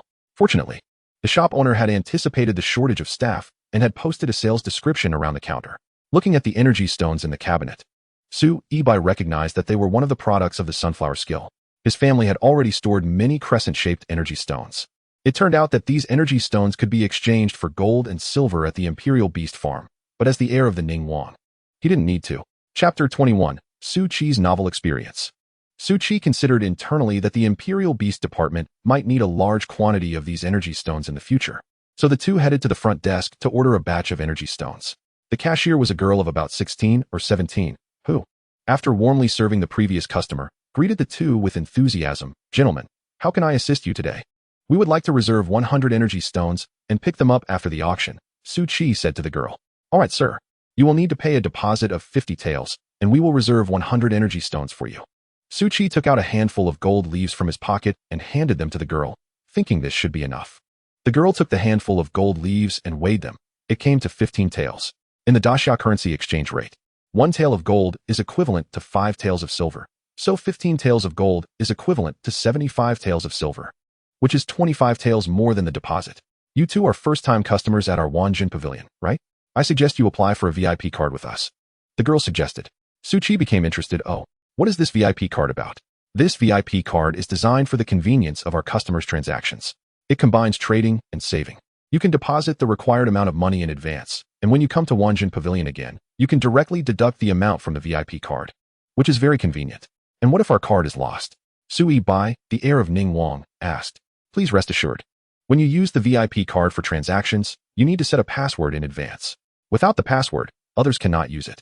Moreover, you can also reissue the card. We keep a record of your transaction information and your remaining balance, which will be synced to your new card after reissuing, making it very secure." The two nodded in understanding. "All right, how do we apply?" "Sir, to open a card, you need 10 taels of silver." The girl then took out a square stone box from below the counter, and then pulled out 2 jade-like cards, about the size of an adult's palm. "Do both of you want to apply?" She confirmed again. Seeing both of them nod, she asked Su Qi to start first, placing the jade-like card in Su Qi's hand. Su Qi rubbed the card, feeling it was warm to the touch, and the texture was not much different from that of fine jade. The girl guided Su Qi to touch the bottom of the card, and the entire card lit up with a soft glow. Then the girl asked Su Qi to align his face with the card, and magically, the card now acted like a mirror, reflecting Su Qi's face. As the words "binding successful" appeared on the jade-like card, the image on the card changed to show 2 small squares, one depicting a gold ingot, and the other a square beast character. The girl guided Su Qi to touch the gold ingot, and he went through a standard registration process to set a password before it was completed. Curious, Su Qi asked the girl what the other beast character represented. The girl guided Sui Bai next to her to repeat the previous process. Suemo took the manual but didn't look closely. First, just like opening the gold ingot, she clicked on the character for beast, and the surface of the jade card changed, displaying several lines of large text, including the Beastmaster code, classifications and categories of beasts, tips for practicing beast skills, and the current ranking divisions for Beastmasters. Each line had more detailed explanations when clicked, making it very informative. Su Qi excitedly held the card. This was indeed a great help for her as a novice Beastmaster. However, it wasn't the time for detailed study, seeing that Sui Bai's card had also been processed. She suppressed her excitement and called him to go out and explore other shops. Across from the shop selling energy blocks was a store with a cat-shaped sculpture at the entrance, simply named Spirit Cat Studio. Su Qi was somewhat puzzled. Could it be selling beasts? Out of curiosity, she walked in with Sui Bai. Upon entering, a significant portion of the customers were ladies, but fortunately, the store was spacious and not too crowded. Surrounding the shop were wooden enclosures holding small kittens, and there was a large open area in the center where many kittens were running and playing, while some were lazily half-closed, dozing off, each displaying their own demeanor. Looking at the several-month-old kittens in the display case, Su Qi immediately sensed that they were not beasts, as their unique energy fluctuations characteristic of beasts were too low, even less than 1/10 of her own beast. Similar to the Energy Block Trading Center, this shop also had a notice displaying its products. The shop sold spirit cats, ordinary, which were the precursors to spirit cats, extraordinary. By feeding spirit cats, ordinary, different elemental energy stones over time, they could evolve into spirit cats, extraordinary, and become true beasts. A spirit cat, ordinary, was priced at 100 low-grade energy stones. Su Qi was somewhat shocked. Cats that could evolve into true beasts, although they weren't yet, could become true beasts with the right care. This was quite tempting. She noticed that the checkout line had already formed outside the door. Watching the ladies pay and then cradle the kittens, while their attendants carried various special kitten foods and beds provided by the store in large and small bags. It was quite a sight. Su Qi stopped a young man dressed in the special uniform of Wanjun Pavilion as he passed by and asked, "Are those kitten foods and beds complimentary?" Su Qi and Sui Bai couldn't help but twitch their mouths. Those who could afford to spend 100 energy stones on a spirit cat were either wealthy or noble and wouldn't mind spending some energy stones on kitten supplies. However, spending real money like this meant that each lady buying a spirit cat, ordinary, likely spent around 150 energy stones. In addition to daily supplies for the cats, the energy stones consumed by spirit cats were a significant cost, compounded by the staff accidentally revealing that the energy stone inventory was low and might be subject to purchase limits in the future. This made the ladies buy even more. So on average, each customer purchasing a spirit cat spent about 500 silver coins. Suchi calculated briefly. Since she didn't know how many energy stones were needed for a spirit cat, ordinary, to evolve into a spirit cat, extraordinary, she estimated that the total cost would be similar to buying a true extraordinary beast at an auction, but with the added benefit of the nurturing process. Suchi and Su Ibai initially wanted to buy one, but seeing such a long line, they temporarily gave up the idea. There didn't seem to be many spirit cats, ordinary, in the store, so they might sell out before their turn. Reluctantly exiting Spirit Cat Studio, they estimated that the auction would soon begin. The two hurriedly found a staff member dressed in Wanjun Pavilion attire to guide them to the auction venue on the 3rd floor. Chapter 22. The auction officially begins. At this moment, in the auction hall on the 3rd floor of Wanjun Pavilion, various distinguished guests holding invitations were being guided by staff in the uniform of Wanjun Pavilion to their assigned seats, as indicated on the invitations. Since each invitation could bring one friend, the seating arrangement included 2 connected seats with a square table in the middle, and there was about a 2-meter distance from the other seats in front, back, and sides, making the arrangement spacious. The auction method this time was quite different from the previous shouting bids. On the square table in the middle of the seating area was a special small screen resembling jade. When a Beastmaster auctioned a beast, detailed information about the beast would be displayed on it. If someone wanted to participate in the bidding, they simply needed to enter their bid on the button below the screen, as the left half of the screen would update the highest bid in real time. If one wished to secure the item, they only needed to input a value higher than the current highest bid, which was very convenient. However, explaining these high-tech items to those from ancient times was quite a challenge for the service staff, requiring them to explain several times and maintain a smile, which was exhausting. Observing the staff's weary expressions, Su Mo in the private box on the 3rd floor found it very amusing. She had seen the same expressions when she was training these staff members. Now the tables had turned, and she felt quite pleased. Seeing Su Mo so happy, Li Qingwan, who was in the same box, asked, "Mo, what makes you so joyful?" Su Mo pointed at the busy staff on the 3rd floor, finding it amusing to watch them teach guests how to use the jade board. Their box was at the top of the 3rd floor, so the regular distinguished guests were below them. Li Qingwan looked down and saw a staff member dressed in the same uniform as Wanjin Pavilion. As Su Mo had referred to them, this staff member seemed to have already explained how to use the jade board for the 4th time to a guest. Although they were smiling, the resentment around them was almost palpable.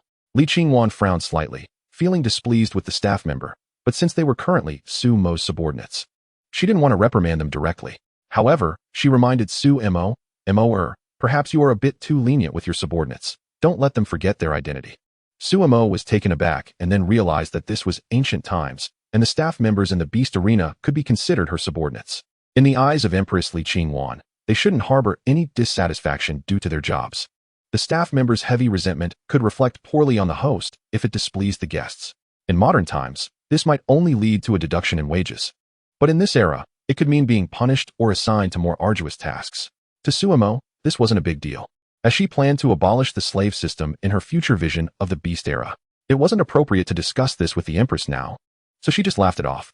Seeing Su Mo appear unconcerned, Li Qingwan sighed internally, wondering if her son was too kind-hearted. She felt she needed to give the servants around him a firm reminder in the future. Finally, as it approached 10 o'clock, Su Yuan arrived late and was led to the box where Su Mo and Li Qingwan were.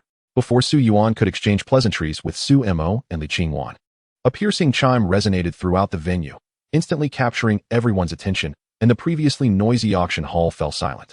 At the front of the entire auction venue, a middle-aged man in a gray robe holding a parrot appeared on the high platform.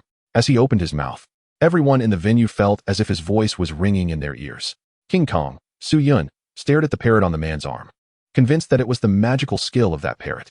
Welcome, esteemed guests, to the second beast auction of the Beast Arena. The first beast auction since the opening of the Wanjin Pavilion. I, Shun, wish everyone a fruitful day today.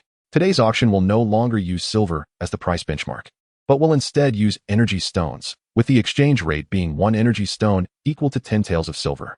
Please note that the numbers you input represent energy stones and need to be multiplied by 10 to get the amount in silver.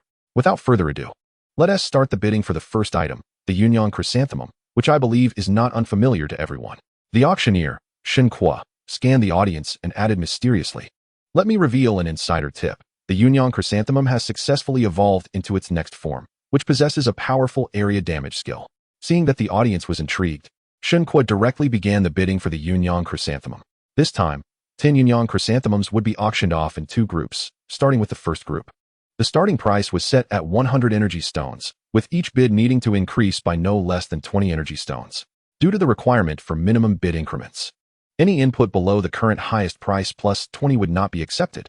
As the auction began, the real-time highest price displayed behind Shen Kuo skyrocketed to 600 energy stones in no time. In the previous auction, 2 Yunyang chrysanthemums sold for a total of 8,000 taels, averaging 400 energy stones per chrysanthemum. However, this time, 5 were being sold together, so the estimated price for each wouldn't exceed the first auction price. Sure enough, when the price hit 1,300 energy stones, the bidding started to increase in increments of 20. Su Yun gritted his teeth and raised the price to 1,500 energy stones, totaling 15,000 taels of silver. Others hesitated, contemplating whether to continue bidding, but thinking of other beasts to bid on later, they decided to stop. In the end, King Kong, Su Yun, secured the first group of Yunyang chrysanthemums. The second Yunyang chrysanthemum was won by the Ningguang father and son for 1,600 energy stones, clearly sharing the same thought as Su Yun. After both groups of Yunyang chrysanthemums were sold, Shen Kuo began explaining the next auction item. It seems everyone's enthusiasm is quite high.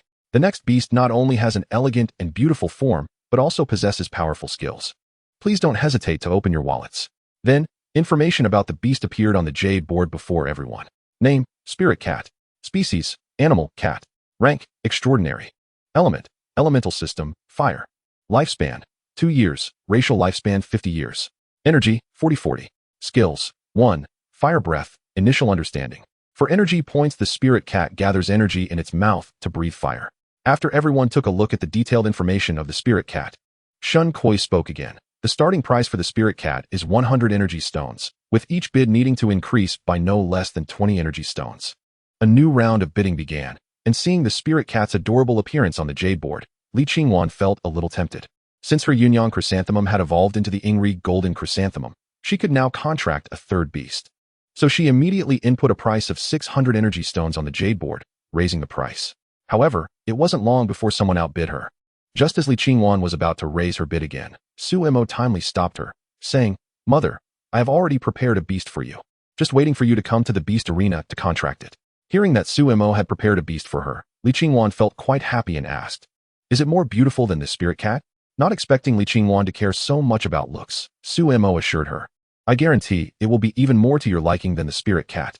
Li Qingwan nodded with anticipation, deciding not to participate in the bidding for the Spirit Cat anymore. During their conversation, the price of the Spirit Cat had already reached 1220 energy stones, and the pace of price increases had slowed down. It finally settled at 1,260 energy stones, taken home by a customer from Dongzhou 92. Li Qingwan explained, "That's the governor of Yongzhou, who came to Beijing to report on his duties and came in with another person's invitation. It is said that he is quite controlled by his wife, but I wonder if he bought this Spirit Cat for himself or for his wife." Su Mo didn't care about the reason behind the auction. He only cared whether the other party could afford it. In a flash, 11 beasts had already been auctioned off, and the atmosphere in the auction venue became even more heated.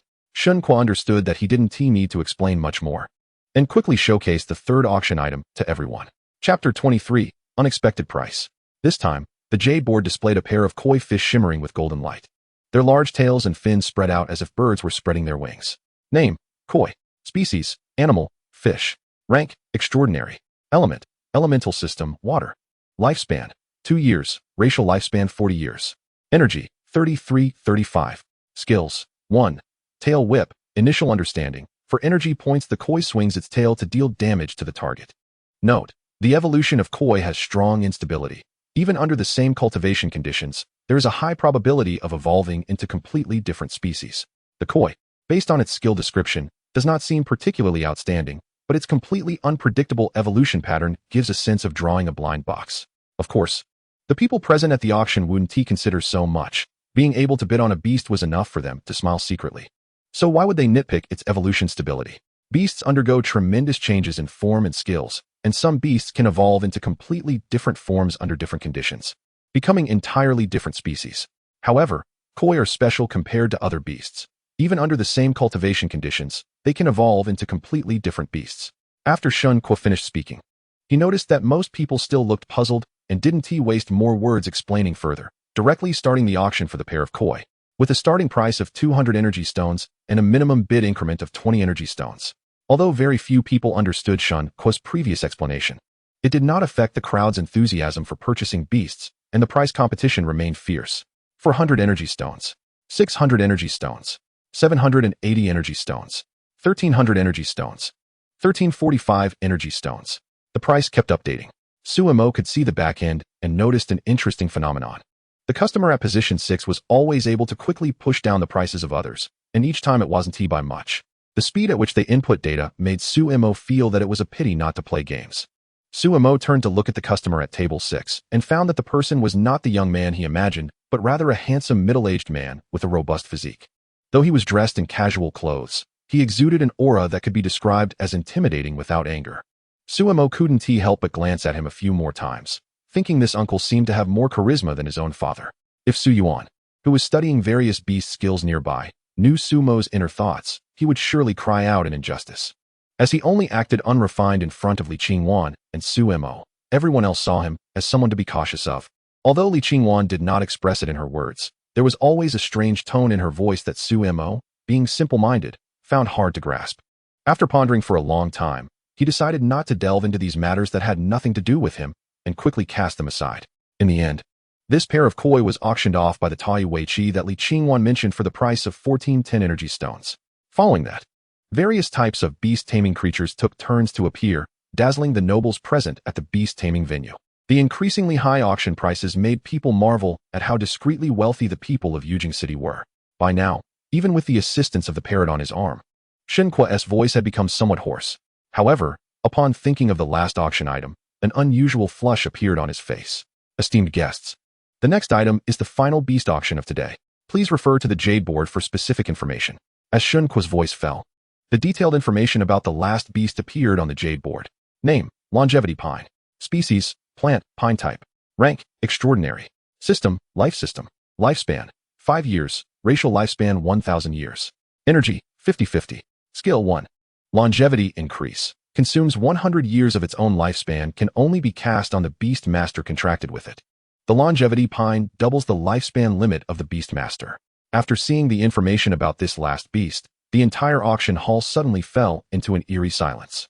Shun Kuo looked at the suddenly quiet scene below with some confusion, then suspiciously glanced at the main screen behind him.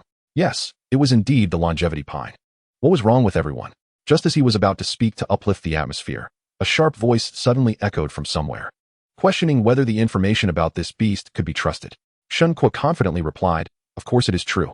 How could a sage deceive us mere mortals? The starting price for the longevity pine is 1,000 energy stones, and each bid must not be less than 100 energy stones. Now the bidding begins." Shun Kuo immediately announced the start of the bidding. However, strangely, after Shun Kuo announced the start of the bidding, the entire hall fell into prolonged silence again. Sumo, who was in the private room, also fell into deep confusion. Was it that his approach was wrong? Was the lifespan increase not appealing to the people of this world? Were they all so open-minded? Beside him, Su Yuan let out a long sigh and asked Sumo, "You really surprised your father greatly. If I hadn't spoken up, no one would have dared to raise the bid." Sumo wasn't foolish and quickly guessed the reason why everyone was hesitant to bid. It was because while the lifespan limit increased, it didn't guarantee immortality. With an emperor watching over, who would dare to bid? Fearing they might end up in prison the next day, losing everything and having to hand over their newly acquired beast? The sage has already gifted me a longevity pine. This one is available for free bidding, but do not anger the sage. With Sumo's help, Su Yuan's calm voice spread throughout the hall. Su Yuan's words seemed to reassure the nobles, who then began to bid without hesitation. 10,000 energy stones, the first bid appeared, starting with a price never seen before in previous beast auctions, clearly indicating that someone was determined to bid recklessly. 50,000 energy stones, Tai's were raised the price directly 5-fold. Yet this was still not the highest bid. Another dignitary, one of the 3 dukes, Lord Situ Wei Yin, also entered the fray, bidding 100,000 energy stones. But this was still not the end. Some suspected true aristocratic families began to reveal their substantial capital. 170,000 energy stones. This was the Zhao family from Yongzhou. 20,000 energy stones. This was the Su family from Jinzhou. As the price continued to rise, more and more people withdrew from the bidding, as the price had reached a level that even if they were to risk everything, they could not afford. In the end, only a few thousand-year-old aristocratic families remained in the bidding. Su Yuan's eyes narrowed slightly, and a cold smile appeared on his lips. These families could no longer hold back. Ever since news of the beast spread in Yujing City, the families had started mobilizing their hidden assets in the city. Now, they finally couldn't resist any longer. Su Yuan speculated that even if a family temporarily took out more than 3.5 million silver, it would still be a severe blow to them, requiring a long time to recuperate. After Li Qingwan explained the existence of these families to him, Su Mo asked with some confusion, since they are so wealthy, why are the prices of other beasts not very high? Su Yuan replied in a tone that was hard to decipher, because the skills displayed by those beasts do not warrant them taking the risk of being discovered by me to compete. However, do not doubt that many of the beasts that appeared at today's auction will soon appear within these families.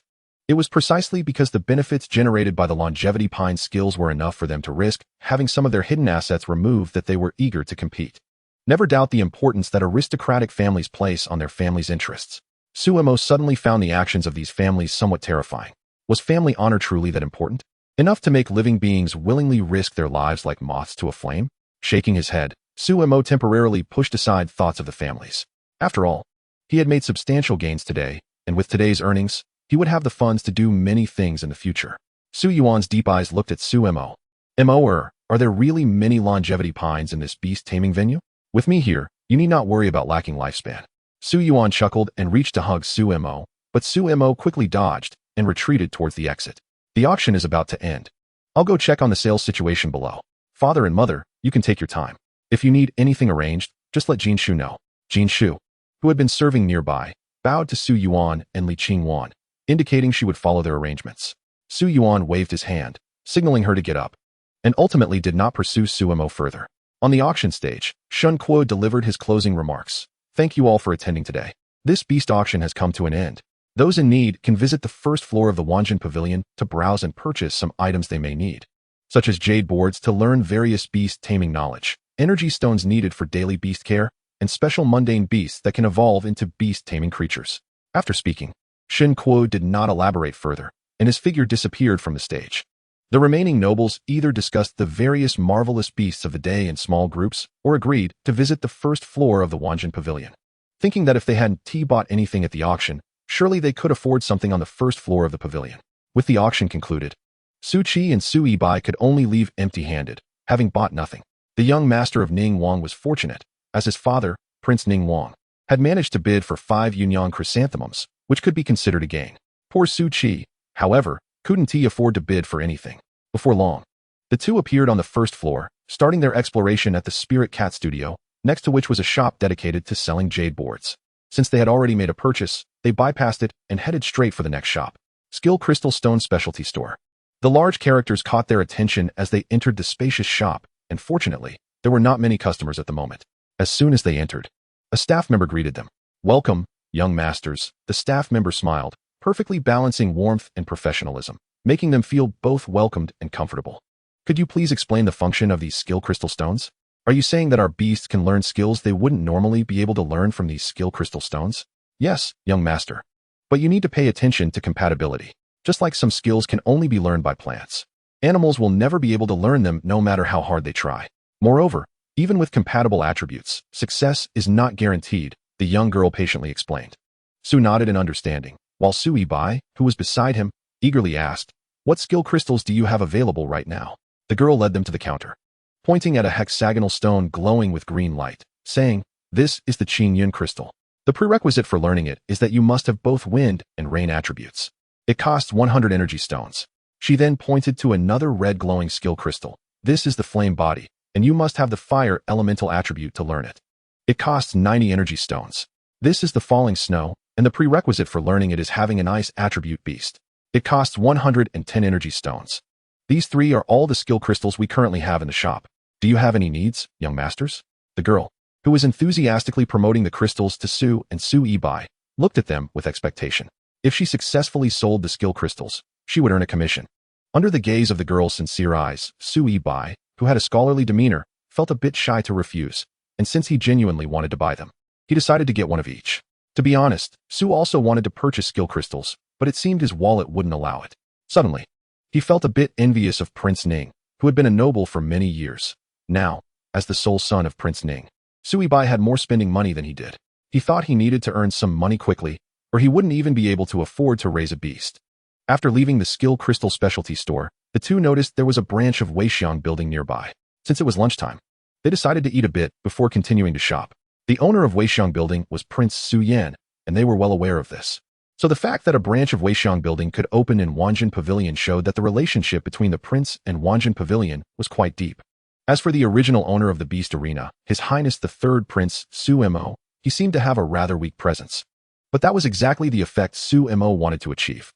The two entered a private room, and Su Ibai directly asked the waitress, "Miss, do you have the 8 treasures chicken dish in this branch?" The reason he didn't call her a shop assistant was that many of the service staff were young girls, and that title seemed a bit inappropriate. Calling her a server felt strange as well, so he settled on calling her Mississippi, even though he had prepared himself mentally. Both he and Su felt a bit disappointed when they heard her response. Su then took the menu, ordered a few simple dishes, and handed it to the girl. She quickly left the room with the menu. Watching the startled expression of the 13 or 14-year-old girl, the two couldn't help but laugh. They weren't that scary, were they? Your Highness, the dishes at Weixiang Building aren't much different from those at the other 3 restaurants in Yujing City. However, since they introduced the 8 treasures chicken dish, it seems like they've hit a breakthrough, and even the other dishes have become incredibly delicious, said one of them. What's so strange about that? His Highness the Prince has a powerful ally. Isn't the 8 treasures chicken provided by the Beast Arena? If the expert reveals anything else, it's not surprising that Weixiang Building stands out in Yujing City. True, Suibai said, clapping his fan. Su was about to say something, but ultimately held back. After all, carrying a fan in the middle of winter seemed a bit too showy. However, Suibai did look quite presentable. It was just that Su felt he appeared a bit greasy, but he couldn't bring himself to say it, so he suppressed the strange feeling in his heart. Just then, their meals were served, interrupting Su's urge to snatch the fan from Suibai's hand. After a hearty meal, the two continued to browse other shops. They visited various stores, including a specialty store for beast toys, a custom clothing store for beasts, and a beast therapy center, among others. Even though they were young and energetic, they began to feel a bit worn out. As the day's business came to an end, Su Mo was in a dedicated office room on the 2nd floor of Wanjin Pavilion, listening to the revenue report for the day. The first to report was Shen Qua, who was responsible for today's beast auction. Shen Qua had originally been an auctioneer at another auction house and was brought over at a high cost by Lu Chang. Now, he was in charge of the auction matters on the 3rd floor of Wanjin Pavilion. Today's auction total revenue was 378,020 energy stones, including 100 for the Yunyang chrysanthemum, 220 for a spirit cat, 500 for a pair of gale horses, 700 for 3 amphibious turtles, 200 for 2 Qingyan cranes, 300 for 4 hunting hounds, and 356,000 for the longevity pine. Shen Kuo reported the results of the auction to Su Mo. Su Mo nodded in satisfaction. The total price of the other beasts didn't even compare to that of a single longevity pine. It seemed that the enhancement of lifespan had indeed driven these noble families crazy. Next up was Du Qingkai, the head of the sales department responsible for the other shops in Wanjin Pavilion, who was still wearing his usual smiling expression. Today's revenue from the 1st floor was 73,544 energy stones, with 12,000 energy stones from the sale of 120 spirit cats at Ling Maozhai. The Jade Board specialty store earned 10,000 energy stones, and the Energy Stone Trading Center earned 300,000 silver tails, which converts to 30,000 energy stones. The Skill Crystal store earned 320 energy stones. Du Qingkai reported while calculating on an abacus. After deducting the commissions and salary costs, the net profit for today was 71,035 energy stones. Du Qingkai clasped his hands in salute, indicating that he had finished his report. Su Mo thought to himself that today was the first day of business, and the people of Yujing City still had a lot of novelty regarding Wanjin Pavilion, which made the consumption figures seem a bit inflated. Once the novelty wore off, he wasn't sure they would reach today's revenue again, but stabilizing around 50,000 energy stones shouldn't be a problem. Everyone worked hard today. Each department head will be rewarded with 100 energy stones, 1,000 silver tails, and the rest of the managers and staff.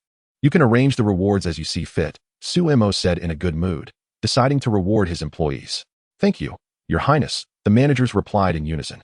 Su Mo was about to dismiss the meeting when he suddenly noticed a conflicted expression on Du Qingcai's face, so he curiously asked, Minister Du, is there something difficult to say? The other department heads also looked at Du Chengkai with curiosity. Your Highness, Du Chengkai said weakly. Many shops on the first floor have already sold out their inventory. Shouldn't we replenish the stock? Otherwise, many shops will have to close tomorrow. Suemo slapped his forehead. The business was so good it became a happy trouble, and he almost forgot. Just leave this to me. You only need to pay attention to the training and scheduling of the staff in each shop. Also, starting tomorrow, be sure to keep some stock and limit daily sales. Suemo waved his hand, dismissing the department heads. Next, he had to attend to other matters.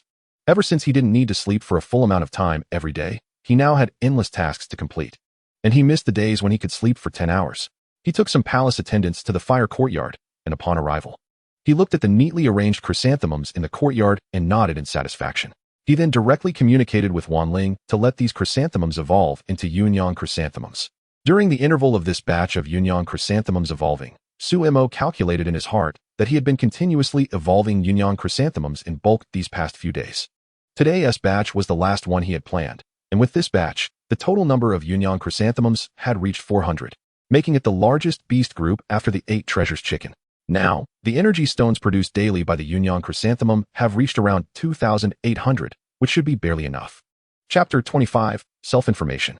Once all the chrysanthemums successfully evolved into Yunyang chrysanthemums, the small courtyard prepared for the Yunyang chrysanthemums was already bright as day. The golden glow and warm temperature of each Yunyang chrysanthemum made the entire courtyard not seem like it was in the harsh winter, but rather like a warm spring in March. After the evolution of the Yunyang chrysanthemums was completed, Suemo entrusted the courtyard director with their care and hurriedly made his way to the warehouse specifically prepared for Wanjin Pavilion. This warehouse was also constructed by the nesting ant queen. From the outside, it looked unremarkable, like a square box made from naturally formed stones. This box had no windows. Only a large door that was 4 meters wide and 3 meters high. Inside, it could easily maintain a constant temperature and prevent moisture, serving as an excellent storage space. At this moment, the warehouse was filled with many shelves, approximately 5 meters high, divided into 5 layers, with labels on the base of each layer indicating the stored items. Suemo skimmed past the first few shelves and went straight to the one labeled with jade plates. This shelf did not hold the jade plates sold in the Wanjin Pavilion store. Instead, it was filled with piles of ordinary gravel. Suemo pinched the gravel with his hand and communicated with Wansheng in his mind. As Sumo's hands brushed over the piles of gravel, the gravel miraculously melted, gathered, and condensed. In no time, all the piles of gravel transformed into jade plates that shimmered with a jade-like luster. A total of 120 rule points were consumed to refine 200 jade plates. Wansheng's playful voice rang in Sumo's ear. No more rule points can be consumed. Tomorrow I have to handle the matter promised to the old man. Suemo seemed to be talking to himself, as if speaking to Wansheng in his consciousness. The jade plates sold by Wanjin Pavilion were all refined in this manner, a method Suemo had Wansheng imitate based on his memory of refining with a mobile phone. To facilitate quick information dissemination, he did not want to rely on posting large notices to spread information about beast tamers, as that would be too slow. Initially, he only asked Wansheng to give it a try, but unexpectedly, it succeeded. However, this kind of production posed no difficulty for Wansheng. He only needed to refine a carrier and then place a device capable of connecting to Wansheng's own information transmission on it. The cost was just a pile of sand and some rule points.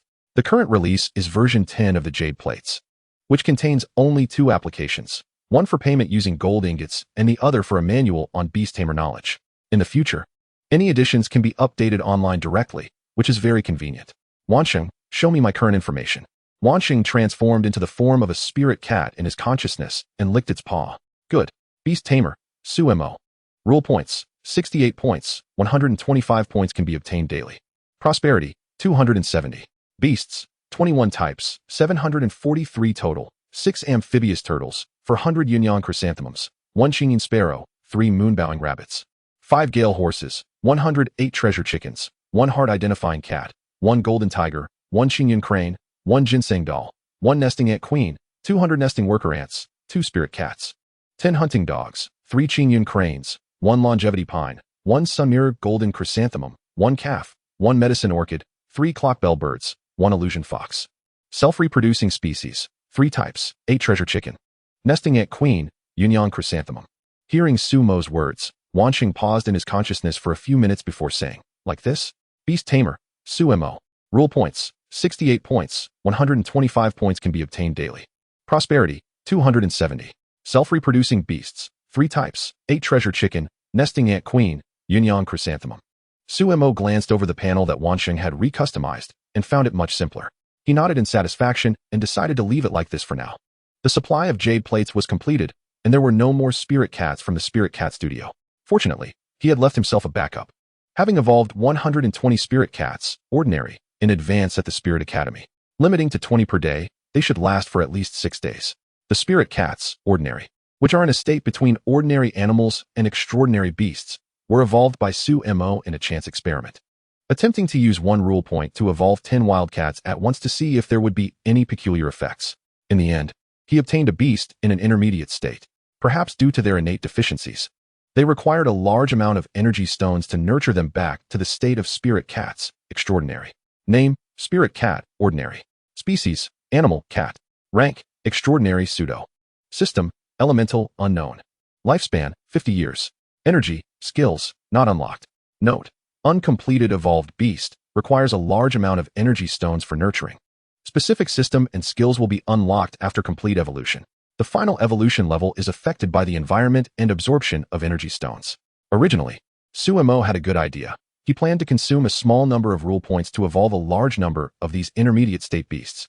However, after multiple experiments, he found that this incomplete evolution required kittens under 4 months old.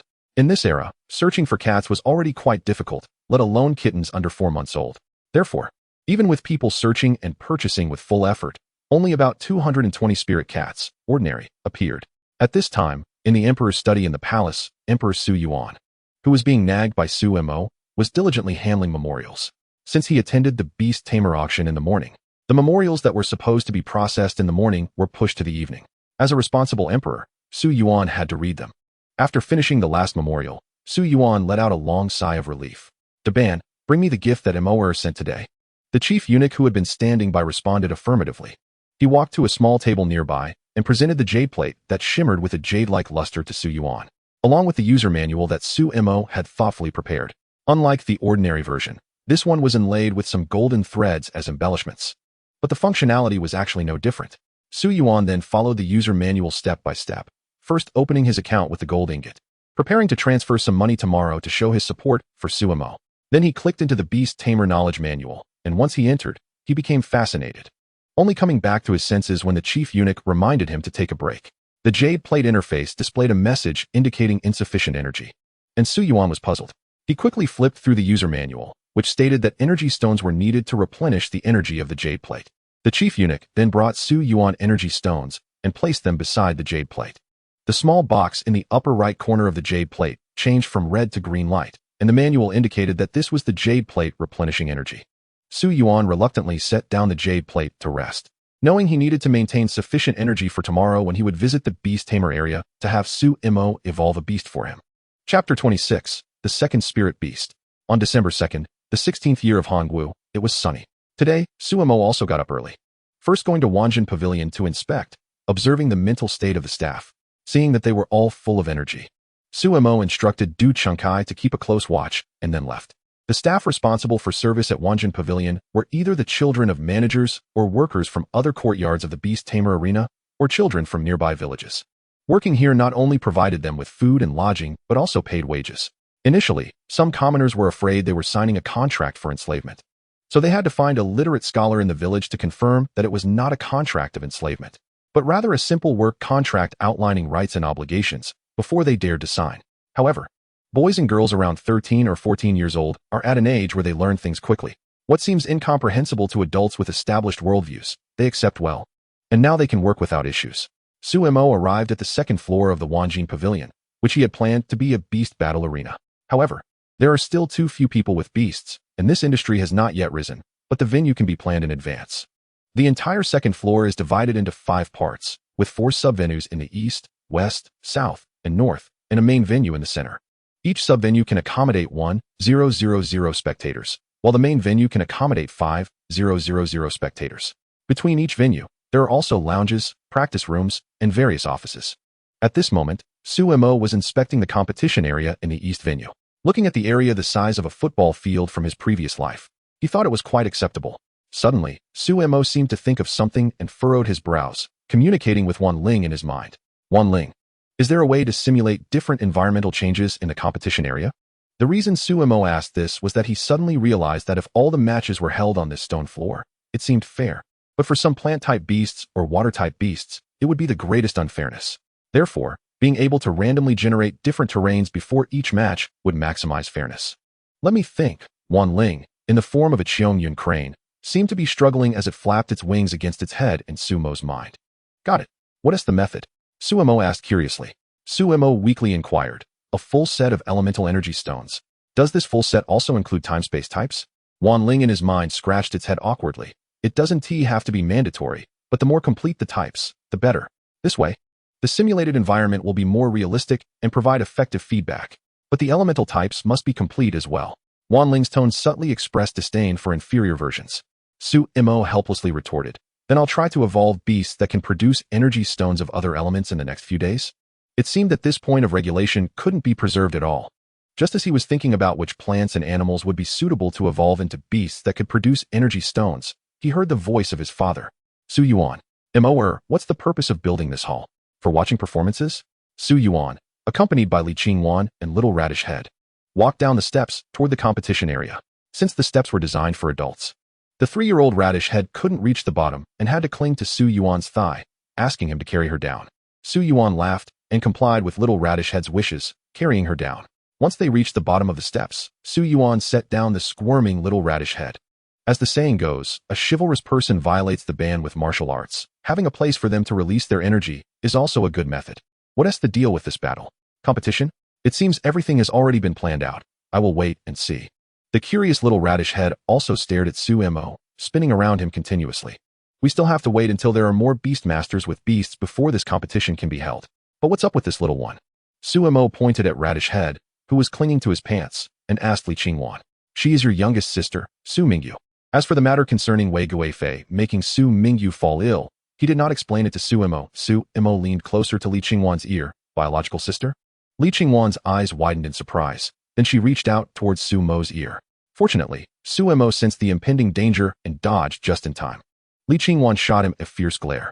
Sumo's eyes pleaded for mercy. On the other hand, Su Yuan explained, Mingyu is the daughter of the Wei family, but she is now being raised under your mother's care. With Su Yuan's simple statement, Sumo felt there was a story to dig into. But seeing Su Yuan's somewhat gloomy face, he decided not to ask further. Looking at the amphibious turtle carried by several palace attendants, Sumo knew Su Yuan had decided which beast would evolve into a spirit beast first. Su Yuan instructed the attendants to withdraw from the venue.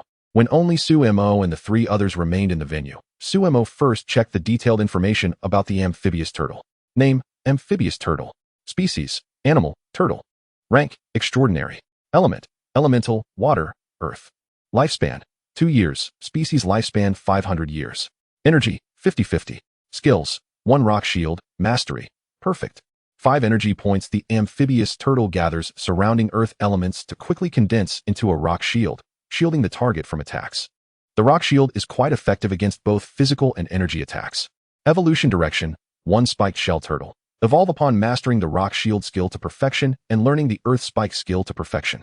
Sumo looked at the amphibious turtle's skills. This was the first time he encountered a skill with perfect mastery. From this, it could be inferred that this amphibious turtle seemed to have a high talent for the water element and should be more attuned to water attributes. Sumo explained the 3 evolution paths of the amphibious turtle to Su Yuan, emphasizing its higher talent in the water element. Since it had not evolved yet, Sumo also did not know the specific skill arrangements after evolution and could only let Su Yuan consider based on the names. Su Yuan did not hesitate for long and readily followed the professional advice of Sumo, directing the amphibious turtle to evolve towards the water pattern spirit turtle to better utilize its talents. Sumo asked Su Yuan, "Shall I begin?" Su Yuan nodded in agreement. Sumo approached the amphibious turtle, which Su Yuan had named Kueishing, and slowly placed his hand on its shell, consuming 110 regulation points to begin the evolution. A light blue glow gathered from Sumo's arm onto the amphibious turtle. Chapter 27, Future Concerns. As the entire amphibious turtle was enveloped in blue light, its evolution process officially began. After about 15 minutes, the glow gradually retracted, and the 3 people plus Little Radish Head eagerly watched as the light slowly faded. At this point, the amphibious turtle had undergone a tremendous change compared to before. Its size had shrunk to half, now estimated to be only 50 centimeters from head to tail, and its overall color had transformed to a bluish green. Deep blue cloud-like patterns were irregularly distributed on its shell. If the previous appearance of the amphibious turtle gave a sense of reliability like an elder, now it had transformed into a somewhat silly and cute creature, instantly attracting little Radish Head, who stumbled over to hug the evolved amphibious turtle. Li Qingwan, with quick reflexes, scooped up Su Mingyu, signaling Su Yuan to hurry up with the spiritual refining process. Having been informed of the procedure in advance, Su Yuan naturally knew what to do. He stepped forward, cradling the now-evolved amphibious turtle, and similar to the situation when the Yunyang chrysanthemum evolved into the sunlit golden chrysanthemum. This time the light of spiritual refining turned a deep blue like seawater. During the moment Su Yuan was engaged in refining, Su Mo took the opportunity to check the current detailed information of the amphibious turtle. Name, water pattern spirit turtle. Species, animal, turtle. Rank, spirit beast. Element, elemental, water. Lifespan, 2 years. Species lifespan 1,000 years. Energy, 100, 100. Skills, 1 water shield, perfect mastery. 8 energy points. The water pattern spirit turtle guides water to form a large water ball around the target, allowing the target to attack enemies outside the water ball. The water shield is more effective at resisting energy type attacks, but less effective against physical type attacks. Perfect mastery allows for additional energy consumption to apply the water shield skill to multiple targets. Su Mo looked at the detailed information of the water pattern spirit turtle and frowned. All the skills of the water pattern spirit turtle were related to water, and its original dual attributes of water and earth had now turned into a single water attribute. In fact, if it were to fight on land, it would be greatly restricted by the environment. However, it was fortunate that there was the skill water pattern. Otherwise, the evolution of the water pattern spirit turtle would only serve as a lucky charm for Su Yuan at present. With the existence of the water pattern skill, the water pattern spirit turtle had reduced its reliance on the environment to some extent. As long as it could store enough water in advance, it could unleash powerful skills. While Su Mo was contemplating, Su Yuan had already completed his spiritual body refining. At this moment, there was not much change in Su Yuan's appearance. The changes were more prominent in his mental state. Su Yuan felt as if he had become 10 years younger, reverting to the mental state of his 20s. Su Mo called out to Wan Ling in his mind to test the new information panel prepared for Beastmasters. Then Su Mo saw information about Su Yuan appear before him. Beastmaster, Su Yuan. Energy, 50-50. Skills, 1 water bullet, initial understanding. For energy points, gather water elements to form a high-intensity water bullet that attacks the target. Originates from the water pattern spirit turtle, with the skill strength being only half of that of the water pattern spirit turtle at the same proficiency level. Seeing Su Yuan lost in thought, Su Mo suggested, Father, Mother, why not try the skill you learn now? The venue here is specially built and solid enough. The current skill should not cause much damage. Su Yuan was already eager to try, but he still maintained a reserved demeanor and said, all right. He then closed his eyes and used his consciousness to communicate with the light point in his mind that represented the water bullet skill. After about 2 minutes, Su Yuan finally saw water flowing and gathering. Whether it was because it was Su Yuan's first attempt at the skill and he lacked experience, or because there were fewer water elements in the air making it difficult to condense, or both factors combined, the process of releasing the skill was exceedingly long. As for the skill's strength, it looked like a splash of water hitting the ground and then scattering, seemingly lacking any power. The water pattern spirit turtle curiously looked at its Beastmaster, and then a water bullet gathered above its shell, quickly flying out and accurately striking the spot where Su Yuan had just released his skill. The difference was that this time it left a faint small puddle, and the skill's strength was not on the same level as Su Yuan's release. Seeing this result, Su Yuan's expression turned slightly grim. However, sensing the water pattern spirit turtle's desire for praise, he managed to hide his displeasure and kindly complimented the water pattern spirit turtle for doing a great job. The water pattern spirit turtle, receiving the praise, nestled contentedly in Su Yuan's arms, expressing that it wanted to sleep. In this brief communication with the water pattern spirit turtle, Su Yuan keenly noticed that the emotions expressed by the water pattern spirit turtle were clearer, and he said to Su Mo, I seem to have noticed that Xianzhe has become a bit smarter. Xianzhe was the name Su Yuan had given to his water pattern spirit turtle.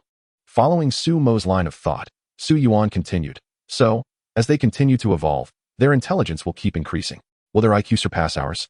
Su Yuan took a deep breath and expressed a frightening speculation, asking whether in the end it would be us controlling them, or them controlling us instead. Seeing the serious expression on Su Yuan's face, Li Qingwan also considered this possibility, and her expression became somewhat solemn. Su Yuan's concerns were entirely valid. As when Su Mo provided the Beastmaster contract, it was a relatively equal contract between the Beastmaster and the Beast. The Beastmaster and the Beast could not harm each other, and the beast could choose not to obey some commands from the Beastmaster. In certain special circumstances, the beast could even actively dissolve the contract. This relatively loose contract raised Su Yuan's worries, which was quite normal.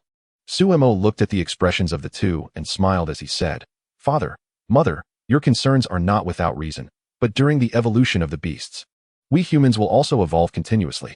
Just like when they evolve into spirit beasts, we beast masters will also gain a comprehensive enhancement. And we can sign contracts with multiple beasts." Su Mo paused and continued. "Every beast we sign a contract with will provide us with skills and improvements in other areas during their evolution. We humans are also becoming stronger. If we were still to be controlled, it would only indicate that our own will is too weak." After hearing Su Mo's words, Su Yuan still appeared somewhat worried. However, as an emperor, he considered more than an ordinary person would, and he also thought about how to better utilize the power of the beasts. "All right, I will see whether we can control these beasts or if we will be counterattacked by them." Su Mo shook his head helplessly. He did not tell Su Yuan that he had already incorporated the concept of not betraying humanity into the underlying logic of the beasts. Although they might part ways with beast masters who had differing ideologies at times, they would never harm the human race as a whole. This also served to give humanity a sense of fighting spirit in crisis. After all, didn't Su Yuan look full of fighting spirit now? Su Mo felt that things were just fine as they were. Chapter 28, Spirit Cat, Ice. Li Qingwan furrowed her delicate brows, her eyes narrowing with some dissatisfaction. "What, Amor? Don't you welcome your mother here?" "Ah, how could I dare? Mother can stay here as long as she likes. I am just curious, merely curious." Su Mo regretted saying too much. Li Qingwan's expression shifted from gloomy to sunny. "I knew you wouldn't dare. It's just that spending all day in the palace with a bunch of women is a bit too boring. And there isn't a suitable place for me to practice my skills. My current skill, Solar Rain, is still at the initial understanding stage. So I casually found an excuse to stay here for a few days, while also letting Mingyu exercise." As for what the excuse was, Su Mo wisely chose not to inquire further. "What's wrong with Mingyu? She looks quite healthy to me." Upon hearing this, Li Qingwan seemed to recall something unpleasant, and her expression darkened a bit. She was only in this state because of the care from the moon rabbit and ginseng baby rotating their nurturing over a few days. It had taken them quite a while to restore her. Now, at 3.5 years old, she still walked somewhat unsteadily. Su Mo looked thoughtfully at Su Mingyu, who stood behind Li Qingwan. After being nurtured by the moon rabbit and ginseng baby, it was clear that the little one's previous condition had not been optimistic. "Mor, take care of Mingyu for a moment. I will practice my skills first." After saying that, regardless of Su Mo's reaction, Li Qingwan directly pulled Su Mingyu to Su Mo's side, placing the little one's hand in Su Mo's hand. After handing Su Mingyu over to Su Mo, Li Qingwan moved to the side to practice the Solar Rain skill. Soon, large patches of light rain began to fall from afar. Sometimes, only flashes of light appeared without the rain, indicating that Li Qingwan had failed to release the skill. Su Mo looked at the timid little one gazing up at him and tried to speak in a gentle tone. "Little one, what is your name?" The obedient Su Mingyu replied slowly, "Su Mingyu." After saying her name, she stared into Su Mo's eyes and continued, "Brother, what is your name?" Being stared at by the little girl with big, watery eyes made Su Mo feel as if his heart was melting. Imitating the little one's tone, he replied slowly, "Su Mo. You can call me Brother Mo." Upon receiving this answer, Su Mingyu cheerfully called out, "Brother Mo." Hearing this, Su Mo felt quite pleased and voluntarily said, "Brother Mo really likes Su Mingyu, so I want to give you a gift." Su Mingyu's eyes widened with curiosity. "A gift? What is that? Come with me." Su Mo first waved to Li Qingwan, who was practicing her skills, before leaving Wanjun Pavilion at the request of Li Qingwan to bring along Chang Mama. After leaving Wanjun Pavilion, Su Mo took Su Mingyu towards the Spirit Academy, followed by the servants attending to them. Upon arriving at the Spirit Academy, Su Mo led Su Mingyu to the residence of the Spirit Cats, Ordinary. He then pointed to the playful little kittens scattered around the small courtyard and said to Su Mingyu, "Mingyu, pick one you like, and then your brother will perform a magic trick for you." Seeing the adorable spirit cats in the courtyard, Su Mingyu's eyes almost turned into hearts. She squealed in excitement and ran towards the little kittens with her short legs. The sight of a giant humanoid creature charging at them made the kittens scatter in a panic. Undeterred, Su Mingyu changed direction and stumbled forward again. Watching the little one chase the kittens, Su Mo felt his previously restless mood, caused by days of busy matters, begin to calm down. When Su Mingyu turned around, looking a bit dejected from the chase, Su Mo quickly grabbed one of the little kittens from the scattered bunch and handed it to her. Su Mingyu, finally able to pet a kitten, beamed with joy, gently placing her small hands on the kitten's head and stroking it. "Do you like it?" "I like it," she replied. Su Mo pressed the kitten's body down slightly to make it easier for Su Mingyu to stroke. "Now, Let your brother show you a magic trick. With a point of focus, Sumo infused the spirit cat with energy, causing it to change. Name, Spirit Cat. Species, Animal, Cat. Rank, Extraordinary. Attribute, Elemental, Ice. Lifespan, 0 years. Species lifespan 50 years. Energy, 40-40. Skill, 1 Snowfall. Initial understanding, 5 energy points create snowfall in a small area, lowering the ambient temperature. Sumo quietly glanced at the information of the evolved spirit cat and found it simple, yet very useful, as a familiar. As the kitten grew 2 to 3 times larger in Sumo's hands, with ice crystal-like decorations appearing between its ears and forehead, Su Mingyu clapped her hands and exclaimed, "Wow, brother is amazing." The child, only able to express a few simple words, gave ample feedback to Sumo's performance. "This kitten is a gift for Mingyu. How about it? Do you like it?" "I like it," Su Mingyu said, happily embracing the spirit cat.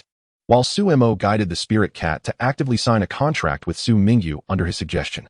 When Su Mingyu heard a voice in her mind asking if she wanted to be friends with the spirit cat, she naturally agreed.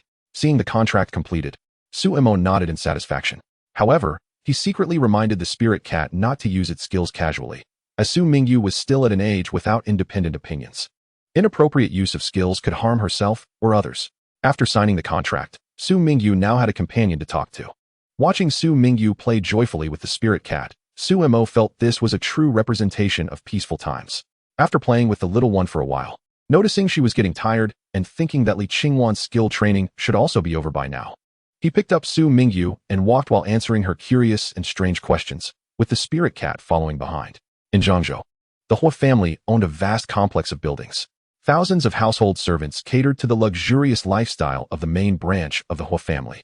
In a main house, a middle-aged man in his 40s or 50s stared curiously at a pot of pine trees in front of him, which he had purchased for 3 million taels of silver at the Beastmaster auction. This middle-aged man was the current head of the Hua family, Hui Yuan. At this moment, he was struggling with the Beastmaster token of the longevity pine. Hearing from his subordinate that dropping blood on it would allow him to sign a contract and use its magical abilities. Having lived for over half his life, Hui Yuan found this idea absurd, yet he thought, why not give it a try? What if it was true? The family had spent over 3 million taels of silver on this pine tree and lost many undercover agents in the capital. Chapter 29. Internal Meeting of the Beastmaster Department. Before seeing the Jade Tablet, Hui Yuan's belief level was only at 20.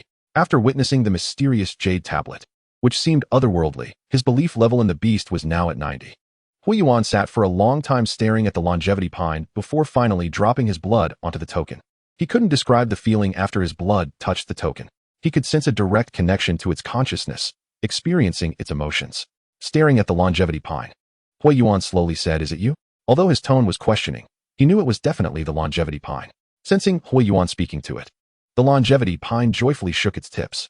Feeling the affection emanating from the pine's consciousness, Hui Yuan realized that the world was about to change. Through the contract, he clearly understood the longevity pine's skills. Hui Yuan attempted to link his consciousness to command the longevity pine to release its skill for longevity. Upon receiving Hui Yuan's command, the longevity pine immediately released its skill. Many long, needle-like leaves fell from it, quickly turning yellow, with the life energy from those leaves flowing into Hui Yuan's body. Those who had seen Hui Yuan in his youth could easily recognize him now as he returned to his youthful self. Hui Yuan looked at his hands, feeling his skin become elastic, muttering to himself that it was indeed real. After a while, he calmed his excitement and said to the window, "Alin, tomorrow I will hold a family meeting. Go notify the elders." The middle-aged man named Alin, standing outside the door, was curious about why the family head's voice suddenly sounded so energetic but didn't have time to think about it. He hurriedly responded, "Yes," and quickly went to inform the elders to attend the family meeting. At this time, various families were having different reactions to the Beastmasters, but the world's changes would not stop because of their reactions. Perhaps the next step in the world's transformation would come even faster. In Yujing City, at the temporary headquarters of the Beastmaster Department, Old Cheng said, "I still believe we should spend all our funds on buying Beastmasters." The booming voice belonged to Duke Cheng Ichuan of the Lu Kingdom. Sitting across from him, King Kong Suyun was not convinced by Beastmasters. With a monthly budget of only 10,000 taels of silver, it would take 2 months to buy one Beastmaster. Do Beastmasters not need food and drink? Cheng Ichuan's voice softened. If we don't buy Beastmasters, how can we call ourselves the Beastmaster Department with just these 2 beasts? This month, the Emperor had sent 2 beasts to the Beastmaster Department. One was a calf, and the other a hunting dog. As for the medicinal orchid sent by Sumo, it was merely registered in the department and was currently being taken care of by the physician Lu Tongji. Su Yan spoke lightly. Duke Lu, please remain calm. What we need to consider now is how to divide the monthly budget of 10,000 taels of silver. I think energy stones can account for 40, and we can set aside skill crystals for now, as the skills carried by the beasts can meet the usage requirements. As for the beast battle arena, I experienced it yesterday. It can quickly enhance the combat skills and proficiency of the beasts, so I suggest it can account for 20 of the expenses. Su Yan paused, looked at everyone present, smiled, and continued. As for the jade tablet, which is also considered a common item for Beastmasters, I believe we don't need to spend our funds to purchase it. With the remaining 40 this month, I propose we use it all to buy spirit cat cubs, specifically those that require energy stones to evolve into the extraordinary rank. Hearing Su Yan's suggestion to spend money on spirit cats, ordinary, everyone frowned. Even Cheng Yichuan, who had suggested purchasing beasts, did not think it was a good idea. Cheng Yichuan opened his mouth to stop him. Your Highness, this spirit cat cub can't be used immediately. It still requires energy stones to raise them, and we don't know how many energy stones are needed for evolution. If they can't evolve, wouldn't that be a huge loss? Su Yan shook his head. The spirit cat cubs can evolve 100. I have a method that allows the spirit cats to evolve faster and with less energy consumption. Does Duke Lu not trust me? Cheng Yichuan wanted to say something more, but he thought that Prince Su Yan seemed to have a close relationship with the mysterious expert at the beast taming arena, so knowing some insider information seemed quite normal. The others also brightened up. There was an insider who could pull strings, and they believed him without a doubt. Zhang Wuwei, the minister of the beast taming department, then firmly decided to agree with Su Yan's suggestion. Of course, the task of procuring from the beast taming arena was naturally handed over to Su Yan since he was the insider. Su Yan calculated in his heart that this month's budget of 10,000 taels of silver had already spent 1,000 taels to purchase energy stones. And now he needed to buy 3,000 taels worth of energy stones, then use the remaining 2,000 taels to rent the beast taming arena, and purchase 4 spirit cats, common, which meant he could only buy 4. Everyone's lips twitched slightly. Although His Majesty had brought them into the beast taming department to contract their beasts, the prince's obvious ulterior motive was too apparent. Truly, father and son were alike. The internal meeting of the beast taming department officially ended today, and next, Su Yan took the silver to the Wanjin Pavilion to start his procurement venture. Chapter 30. Support for the beast taming department. When Su Yan arrived at the beast taming arena to purchase spirit cats, common, he was informed that they were sold out. So he had to follow the backdoor route as Duke Lu and the others had thought. When Su Yan found Su Mo was taking Su Mingyu, the little one, to tour the various courtyards of the beast taming arena. Su Mingyu was very curious about the beasts in each courtyard and insisted on touching them before he would stop. Seeing Su Mingyu with Su Mo, Su Yan understood why his mother had suddenly fallen ill and handed the phoenix seal of the harem to the Empress Dowager to manage. It turned out he had come to see Su Mo. Su Yan expressed his deep envy. Su Yan entered the courtyard, standing side by side with Su Mo, watching Su Mingyu running around in the sea of sunflower chrysanthemums. Third brother, there must be hundreds of these sunflower chrysanthemums here. Su Yan said in amazement as he looked at the vast expanse of flowers. Su Yan squatted down and touched the petals of the sunflower chrysanthemum. Perhaps only extraordinary beasts could bloom such brilliant flowers in this harsh winter. After admiring the sea of sunflower chrysanthemums for a while, Su Yan finally stated the purpose of his visit. Third brother, you know that our father has recently established a beast taming department, right? I am the second in command there. Su Mo looked puzzled. Elder brother, that's a good thing. Su Yan said somewhat shyly. It's just that the court has been short on funds lately. So the beast taming department has a budget of only 10,000 taels a month, which is 1,000 energy stones. So, I came here to shamelessly ask you for a favor. How about this? To celebrate the establishment of the beast taming department, I will sponsor 10 sunflower chrysanthemums. Moreover, isn't it agreed with our father to have 3 beasts each month? Originally, our father said those 3 beasts would be sent to the beast taming department, and the 3 for our father will still go to him.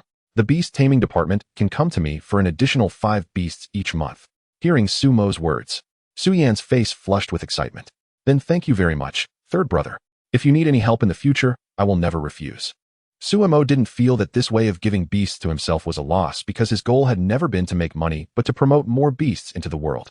Elder brother, since you mentioned it, I really do have something I need your help with. Su Yan calmed his emotions. Third brother, just say it. I want to buy a piece of land in Yujing City, about 20 mu. Do you have any connections? Su Yan pondered for a moment. With enough silver, buying such a large piece of land wouldn't be a problem, but the purpose of the land needed to be registered with the court. What does third brother need this land for? To build a school? What kind of school? This piqued Su Yan's curiosity. It couldn't be what he was thinking, could it?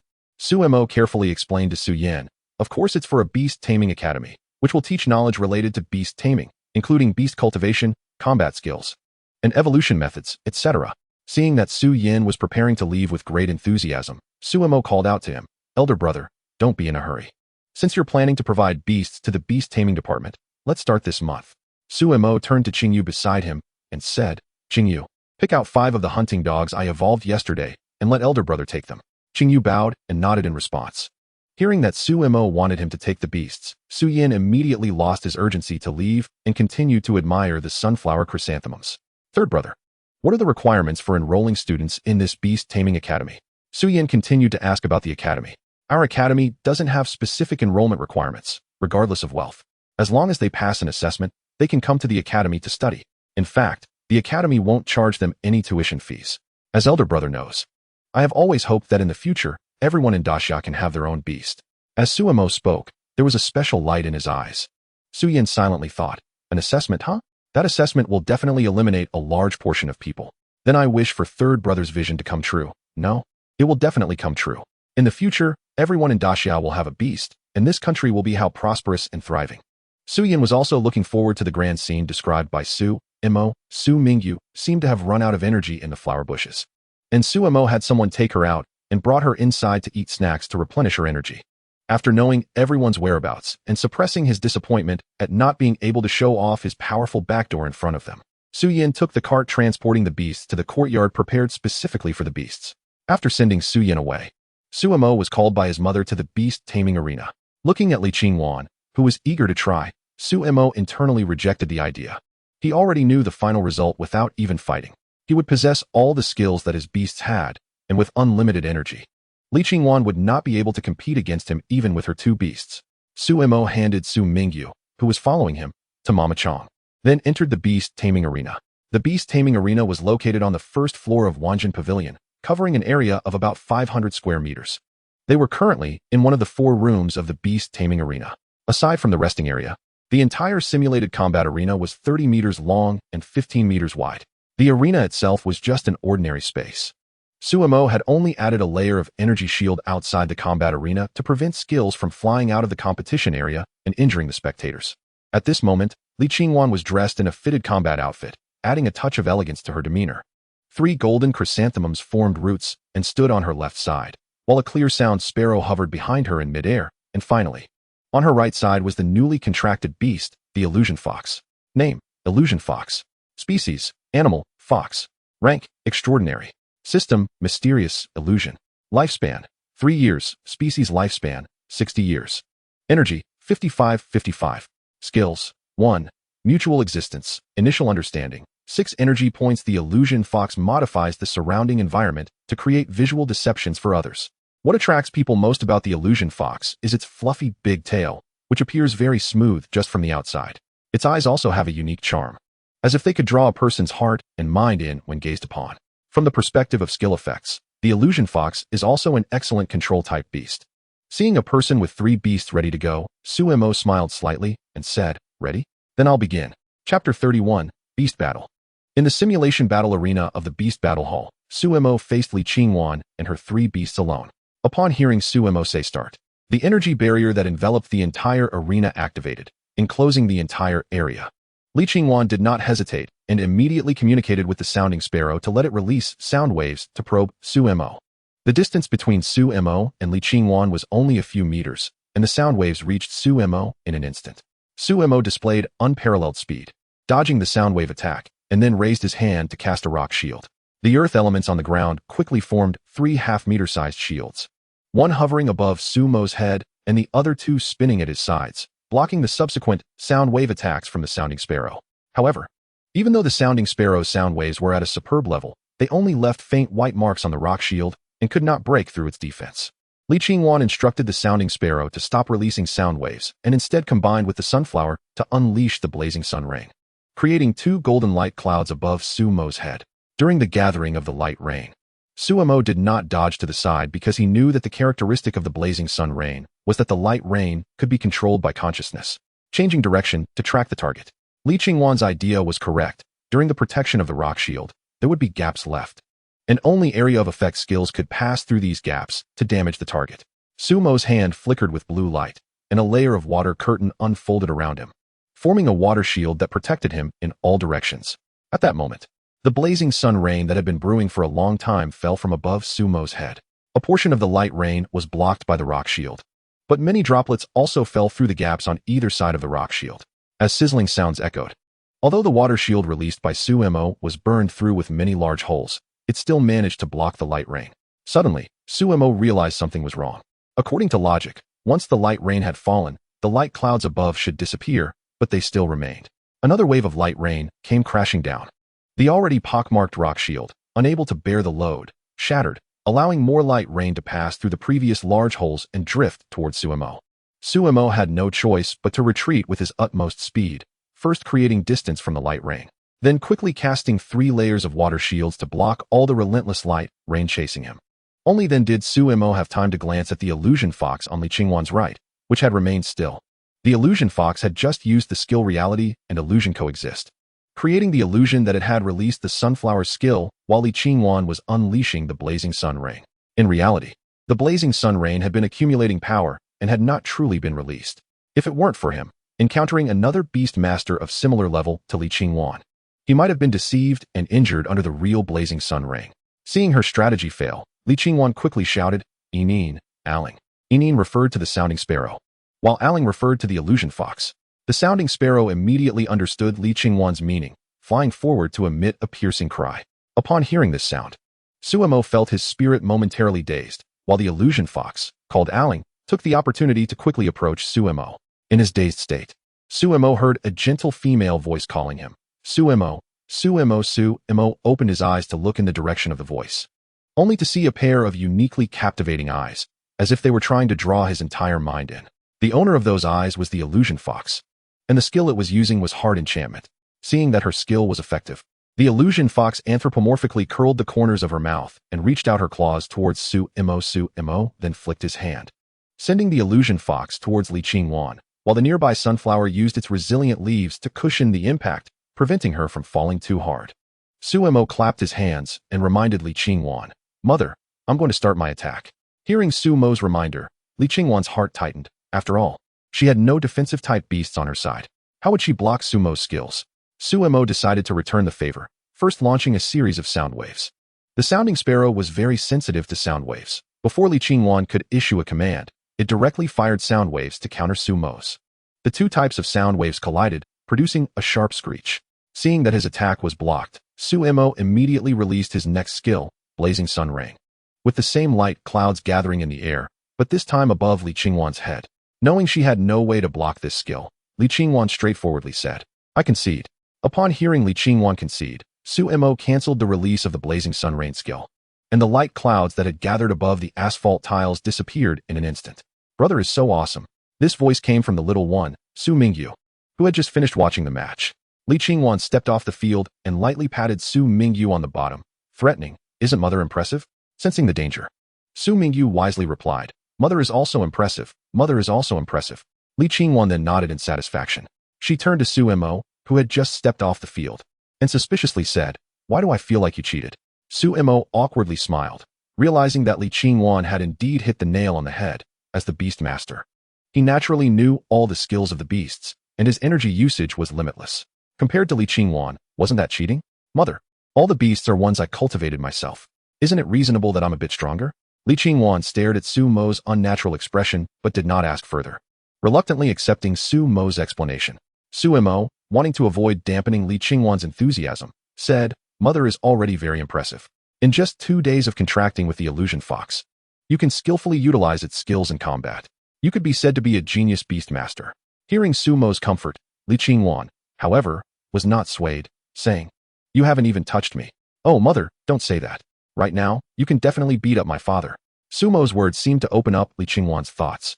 That's right, she couldn't beat Sumo, but now she could definitely dominate Su Yuan and Su Yin. Thinking of this, Li Qingwan's expression brightened again, deciding that the next time they came to the beast arena, she would spar with them.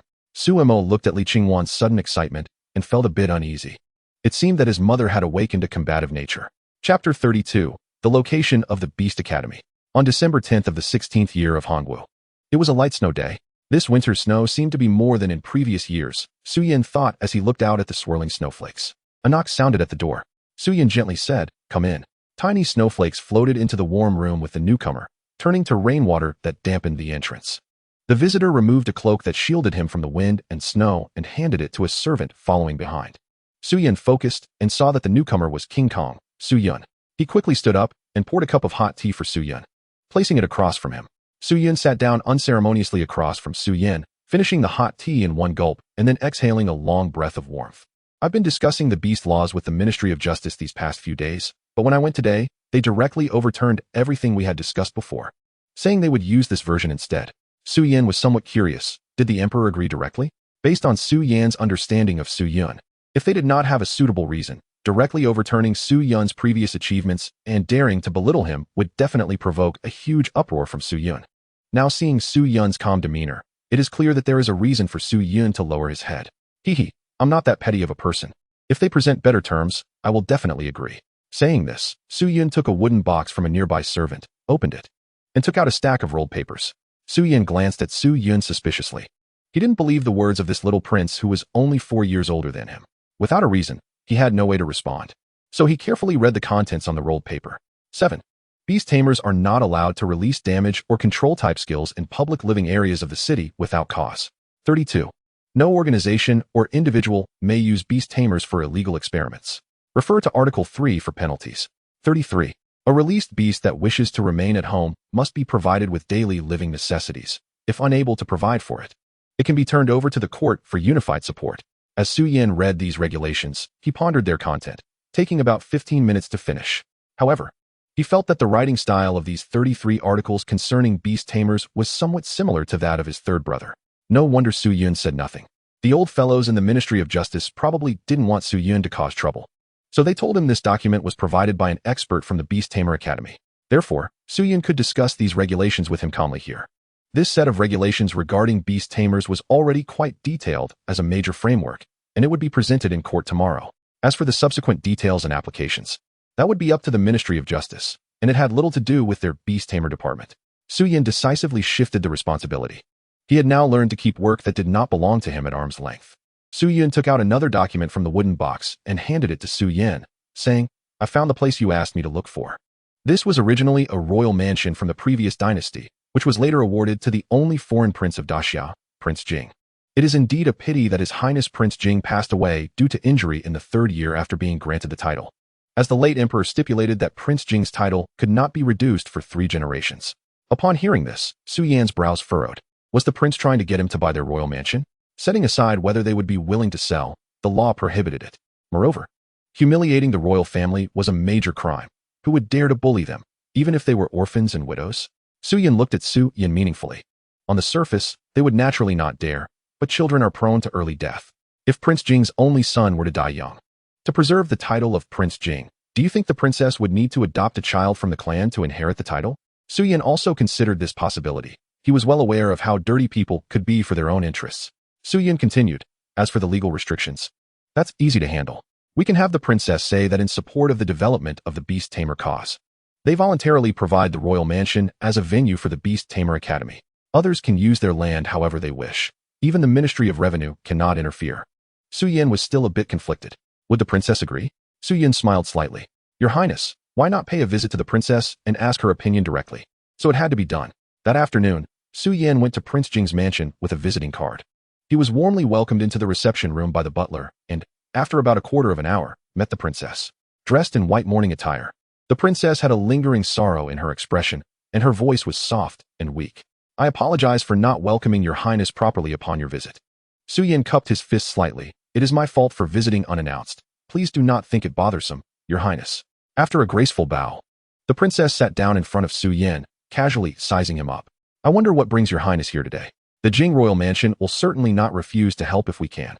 Suyin pondered for a moment and asked, "May I inquire if the princess has heard any news about beast tamers?" The princess lightly touched the edge of the table, revealing a curious expression. "I have heard some rumors, but I have never seen them for myself.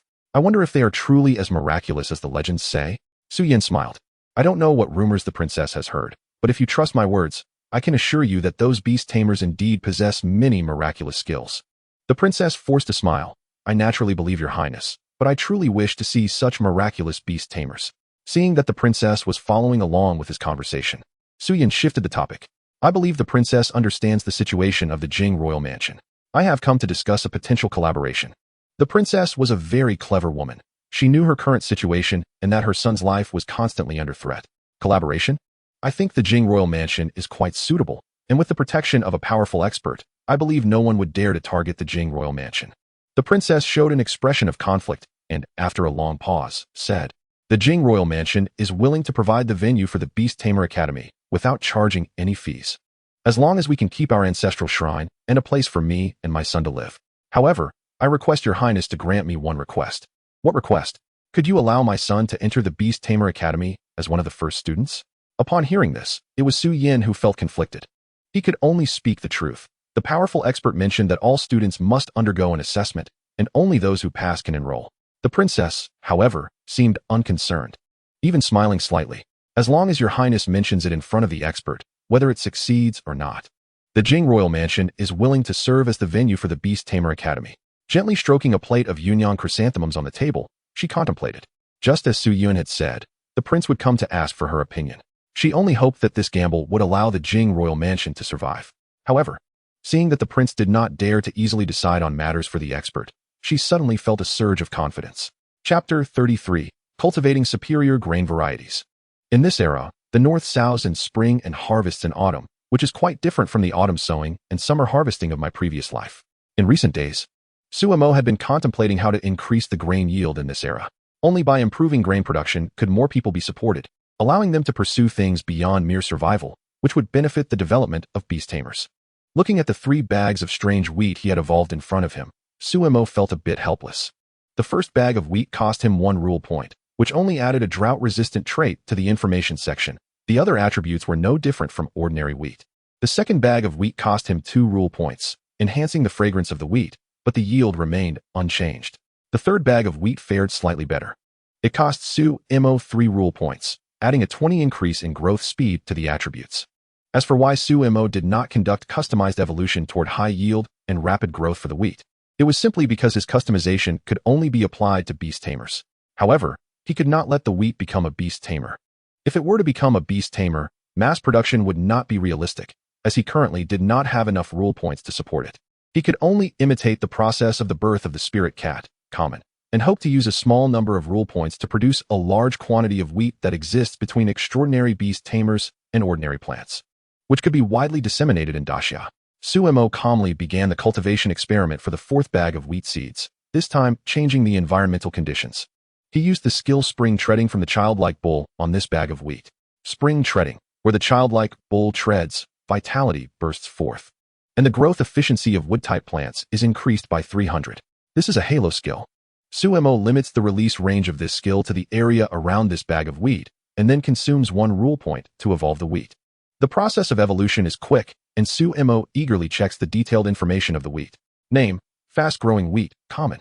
Species, plant, grain. Rank, none. System, elemental system, wood. Lifespan, 5 years. Energy, none. Skills, none. Remarks. This wheat only takes 2 months to grow, and the yield per acre can reach 1,000 gene. But it consumes a lot of soil fertility.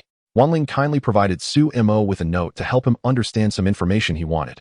As for the issue of high soil fertility consumption, Rezinyu happens to have a skill called Fertile Soil, which uses energy to nurture the land and solves the problem of high soil fertility consumption.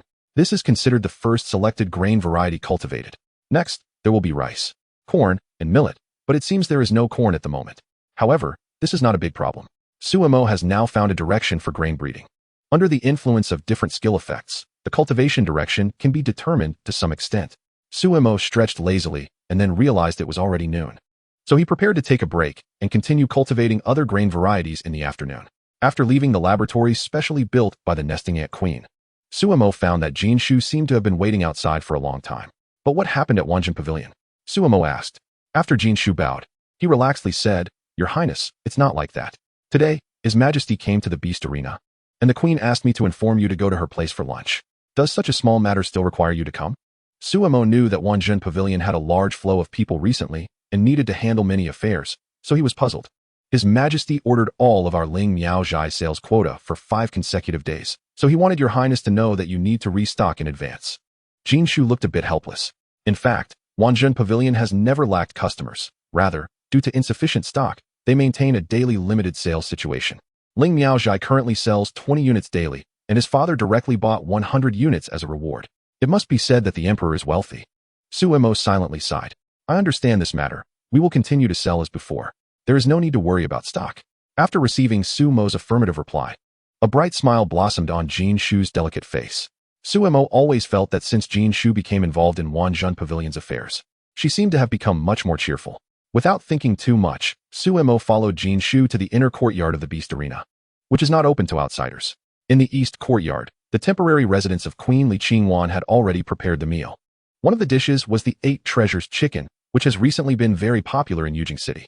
Today's 8 Treasures chicken was fed with 5 treasures, making it more delicious than the 3 treasures fed one in the Flavor Pavilion. Third brother, hurry up, I'm starving. As soon as Su Mo arrived at the east courtyard, he heard the little one, Su Mingyu, shouting at him. Su Mo looked and saw that his father, mother, and elder brother were all there, just waiting for him to start eating. He scooped the little one into his arms and said, Okay, we will eat soon. The meal was somewhat strange. Mainly, Su Yuan and Su Yin, the father and son, looked unwell and seemed uninterested while eating. Instead, the 2 women, Li Qingwan and Su Mingyu, were eating happily. Su Mo blinked, curious about what had happened between them. However, it seemed a bit abrupt to ask directly. So Su Mo decided to wait until his father and elder brother left before privately asking his mother. Su Mo felt a bit dazed. The new year was approaching again. And counting the days, it had already been 14 years since he came to the Great Xia. Okay, Su Mo casually replied. Hearing Su Mo's agreement, Su Yuan began to tease the little one, Su Mingyu, occasionally picking her up high to make her giggle. Seeing that Su Yuan's target for teasing was finally not him, Su Mo felt very relieved. Su Yin patted Su Mo's shoulder to grab his attention. Third brother, the venue for the Beast Academy has been found, but there are some small issues. He then detailed the situation regarding the Jingwang mansion to Su Mo. Su Yin looked a bit awkward. The Jingwang Fei only said she was willing to provide the venue, but did not mention anything about the ownership of the venue. However, since our operation process has not gone through the court, logically, the land deed still belongs to the Jingwang mansion. Chapter 34. The evolution type of the Heart Understanding Cat. Su Mo initially wanted to directly refuse the venue of the Jingwang mansion, but then thought that he had already asked his elder brother to find a suitable place for several days. And it was only now that he found such a place for him. Finding a suitable location in Yujing City, the capital, is quite difficult. Mainly, the area he needs is too large. If he chooses a residential area, it would not only require renovation of the house, but also deal with the relocation of the residents afterward, which is also a troublesome matter. After thinking it over, the Jingwang mansion is indeed a relatively good choice. Elder brother, my intention is to have the land deed in my hands. How about this? I will offer some conditions that I can provide, and I hope elder brother can help me negotiate. Su Yin said seriously, there is no problem in negotiating further. What are the conditions of the third brother? I can provide an evolution route for a life beast level beast within 500 years. No one other than the Jingwang mansion will have this evolution route for beasts. Hearing the new term life beast, Su Yan's curiosity was instantly piqued. Third brother, could you explain what this life beast means? Looking at Su Yan's curious expression, Su Mo explained, a life beast is a realm beyond spirit beasts. Beasts of this realm will bring tremendous changes to beast tamers. Su Yan asked, tremendous changes? That is a kind of elevation in the level of life. You will understand when the time comes. Hearing Su Mo's vague explanation, Su Yan looked at Su Mo with some grievance. Does third brother still remember that both of my current beasts are still at the extraordinary level? Su Yan's first beast was the Heart Understanding Cat, and later he contracted a second beast, the Koi. The reason for contracting the Koi was that Su Yin believed he had always been lucky and wanted to see if he could evolve a powerful beast when it evolved into a spirit beast.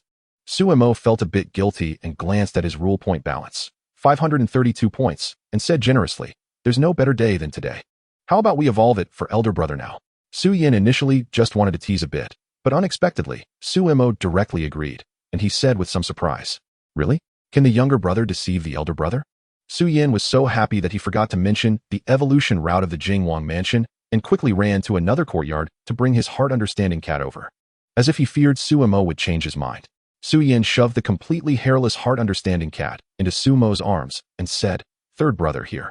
Su Mo looked at the Heart Understanding Cat, which was staring blankly at him, and helplessly facepalmed, elder brother, just put it on the table. Su Yan, realizing he was a bit too excited, awkwardly said, okay, okay. Su Mo first checked the detailed information of the Heart Understanding Cat.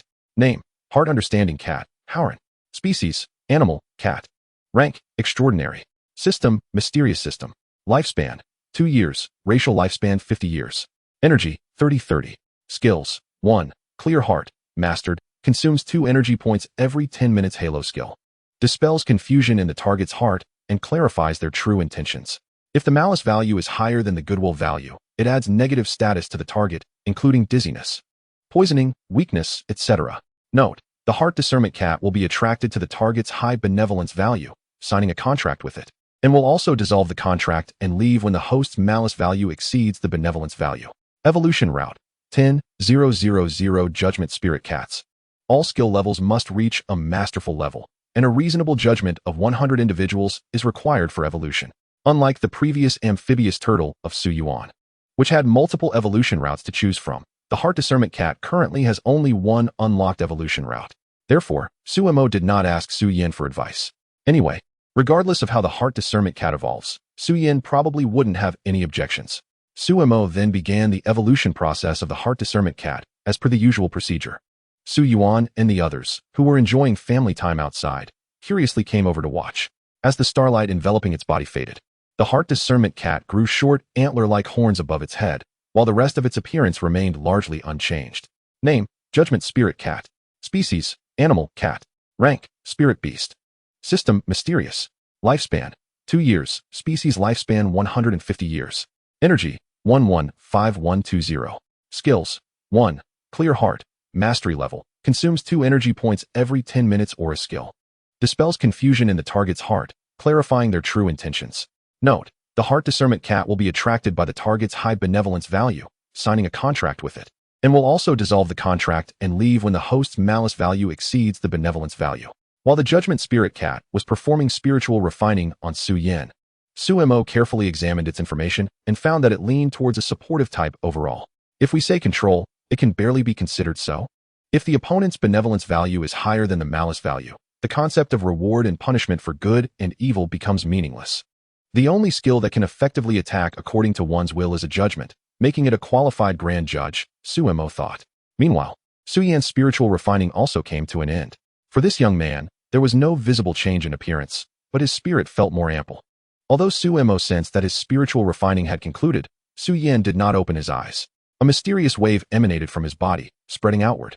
Soon, it enveloped the entire room, and Su Yuan and the others looked up to see dark clouds swirling above the ceiling. Li Qingwan worriedly asked, Mor, did something go wrong with your brother's beast evolution?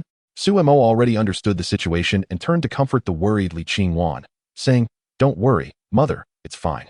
As for the little guy Su Mingyu, he had already hidden in Su Yuan's embrace, scared. Su Yuan, upon opening his eyes and seeing the dark environment around, was also startled and puzzled. Third brother, what's going on? Su Mo said somewhat speechlessly, what did you do? Don't you know? Me? I didn't do anything. I just touched the light point in my mind with my consciousness, and then I opened my eyes. The light point you touched is the skill given to you by the Judgment Spirit Cat. It's just testing the strength of this skill. Treat me as an enemy and try to attack me with the skill. Su Yan replied belatedly, oh, okay, I'll give it a try. He then closed his eyes to find the feeling of releasing the skill. After a moment, he opened his eyes, pointed at Su Mo, and a bolt of lightning quickly struck down from the dark clouds towards Su Mo's position. Su Mo, having been prepared, summoned 2 layers of rock shields over his head. With the sound of metal clashing, the outermost layer of the rock shield shattered into several pieces and fell to the ground. Looking at this fierce attack power, Su Yan couldn't believe it had come from him. The 3 people nearby were also startled by the power of Su Yan's skill. Su Mo concluded that although the Judgment Spirit Cat only had 1 active attack skill, its effect was incredibly powerful. Even the reduced version released by Su Yan had such formidable power. If the Judgment Spirit Cat released it, the power would be even more terrifying. It was as if the energy within Su Yan was exhausted, and the dark clouds rolled a few more times before disappearing. Su Yan excitedly hugged his Judgment Spirit Cat. Su Yuan came up and gave Su Yan a slap on the back of the head, causing Su Yan to instinctively cry out in pain. You little brat. Next time you use a skill, give a heads up. You scared your sister. After saying this, Su Yuan glared at Su Yan. Su Yan rubbed the back of his head and muttered, I know I was wrong, father. Li Qingwan, feeling sorry for her son, spoke up, Yenner, don't mind your father. He's just envious that you can release such a powerful skill. Upon hearing this, Su Yuan did not refute, seeming to agree with what Li Qingwan said. He just rubbed his hands and turned to Su Mo regarding this request. Su Mo naturally refused with righteous indignation, as he still had many places to use his remaining rule points and couldn't spare more for beast evolution for now. Father, I've exhausted my spiritual power giving Big Brother this judgment spirit cat evolution, and as for the moon offering rabbit, I think it still needs further cultivation. Saying this, Su Mo pretended to be weak and slipped away. Seeing Su Mo escape, Su Yuan could only curse under his breath, this little brat. Noticing Su Mo had slipped away, Su Yin also used the excuse of needing to attend to his third brother to take his judgment spirit cat and leave. Watching the similar behavior of the two brothers, Li Qingwan couldn't help but laugh, saying to Su Yuan, "Look at their cleverness. They're just like you when you were young." Su Yuan also laughed in agreement and said nostalgically, "Yes." Chapter 35, Setting a Few Small Goals. Back at his residence, Su Mo wrote a memo for himself. Short-term goals. 1. Build a road from the Beastmaster's field to the capital. After finishing writing, Su Mo thought for a moment and added another item to the left. 5. New plan for Jade Capital City. The first goal, building a road from the Beastmaster's field to the capital, aims to evolve a few more nesting ant queens and try to complete it before the year ends. The second goal is to build the Beastmaster Academy. I wonder if Su Yin can negotiate a good deal for me. If not, we can directly circle land outside the city for construction. The third goal is to gradually advance daily, which has already shown initial results. The fourth goal is for Su Mo to evolve mechanical-type beasts, which might directly lead to some technological advancements. The fifth goal is the new plan for Jade Capital City, which is to build a new city next to the current Jade Capital City, with the goal of accommodating 5 times the population of the current Jade Capital City. All spirits, I want to check my personal information. Beastmaster, Su Mo rule points, 550 points, 200 points earned daily. Prosperity, 340.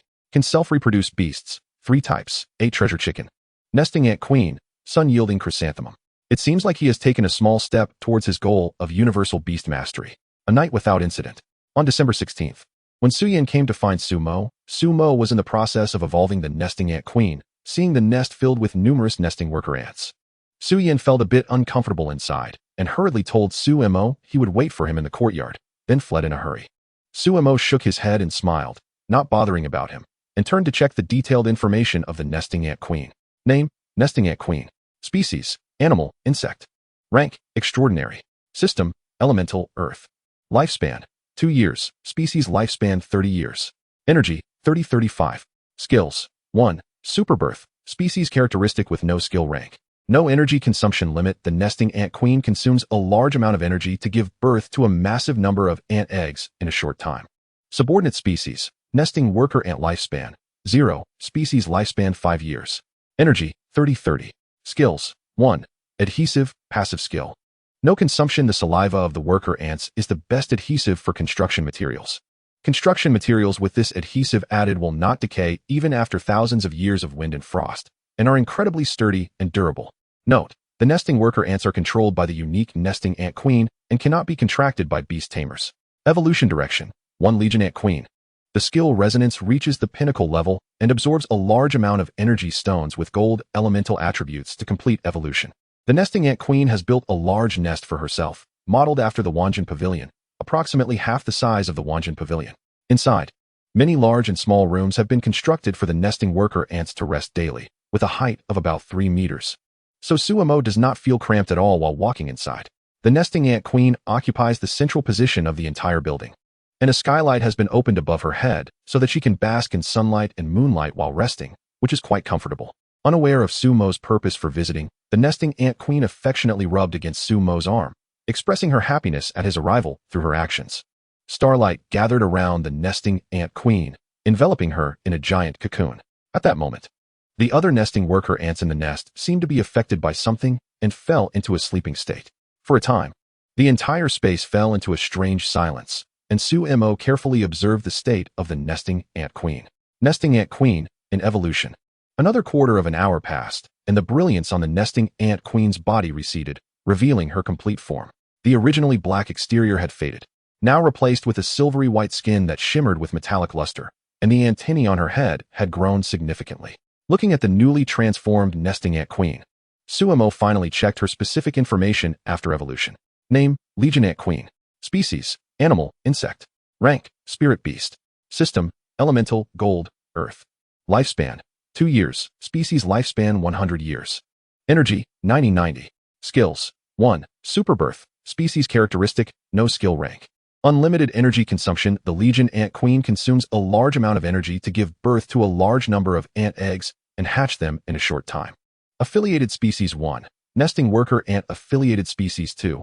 Marching ant. Lifespan, 0. Species lifespan 20 years. Skills, 1. Combat talent, passive skill. No consumption. Marching ants possess superior combat talent compared to nesting worker ants, making them formidable weapons on the battlefield in both individual and team combat. Note: nesting worker ants and marching ants are controlled by the unique Legion ant queen and cannot be contracted by beast tamers. When the old ant queen dies, the individual marching ants will devour each other in order to evolve into a new Legion ant queen. If they fail to evolve into a Legion ant queen, the marching ant group attached to the Legion ant queen will perish in a short time. Chapter 36. Ancient version of an arms supplier? The information about the evolved Legion ant queen was quite lengthy, and Suemo took a long time to read it all carefully. First of all, the 2 new skills of the Legion ant queen were clearly prepared for the marching ants, as both armor and weapons could significantly enhance the combat capabilities of the marching ants. The armor and weapons produced are permanent, but it seems that the weapons cannot be privately owned, and those with silk soldier privileges dare not purchase them in large quantities. In the end, one can only see how much his father can sell to the military. Suemo shook his head and stopped thinking about it. Because the Legion ant queen does not have a beast tamer contract, the step of spiritual body tempering is omitted. Suemo stroked the silvery skin of the Legion ant queen. Although it looked cold, it felt warm to the touch. The Legion ant queen comfortably squinted her eyes like a cat, and Suemo communicated with her through Wan Ling in his consciousness, telling her to rest well for the next few days and that he would arrange significant work for her in a few days. Upon receiving this information, the Legion ant queen immediately opened her sharp eyes, as she had been impatient for a long time and was overjoyed that she finally had work to do, which she conveyed to Suemo without reservation. Sumo couldn't help but sigh. This Legion ant queen really enjoys working, a true talent that capitalists love. The Legion ant queen cooperatively demonstrated to Sumo that the birth of marching ants is not through egg-laying, but through the metamorphosis of the original nesting worker ants. The Legion ant queen selects suitable nesting worker ants and, through resonance, allows them to receive a special kind of information. After a few days, these nesting worker ants will undergo metamorphosis into marching ants. Unable to directly observe the process, Suemo communicated with Wan Ling in his mind to record all data regarding the birth of marching ants. He then leisurely went to find his older brother, Su Yan.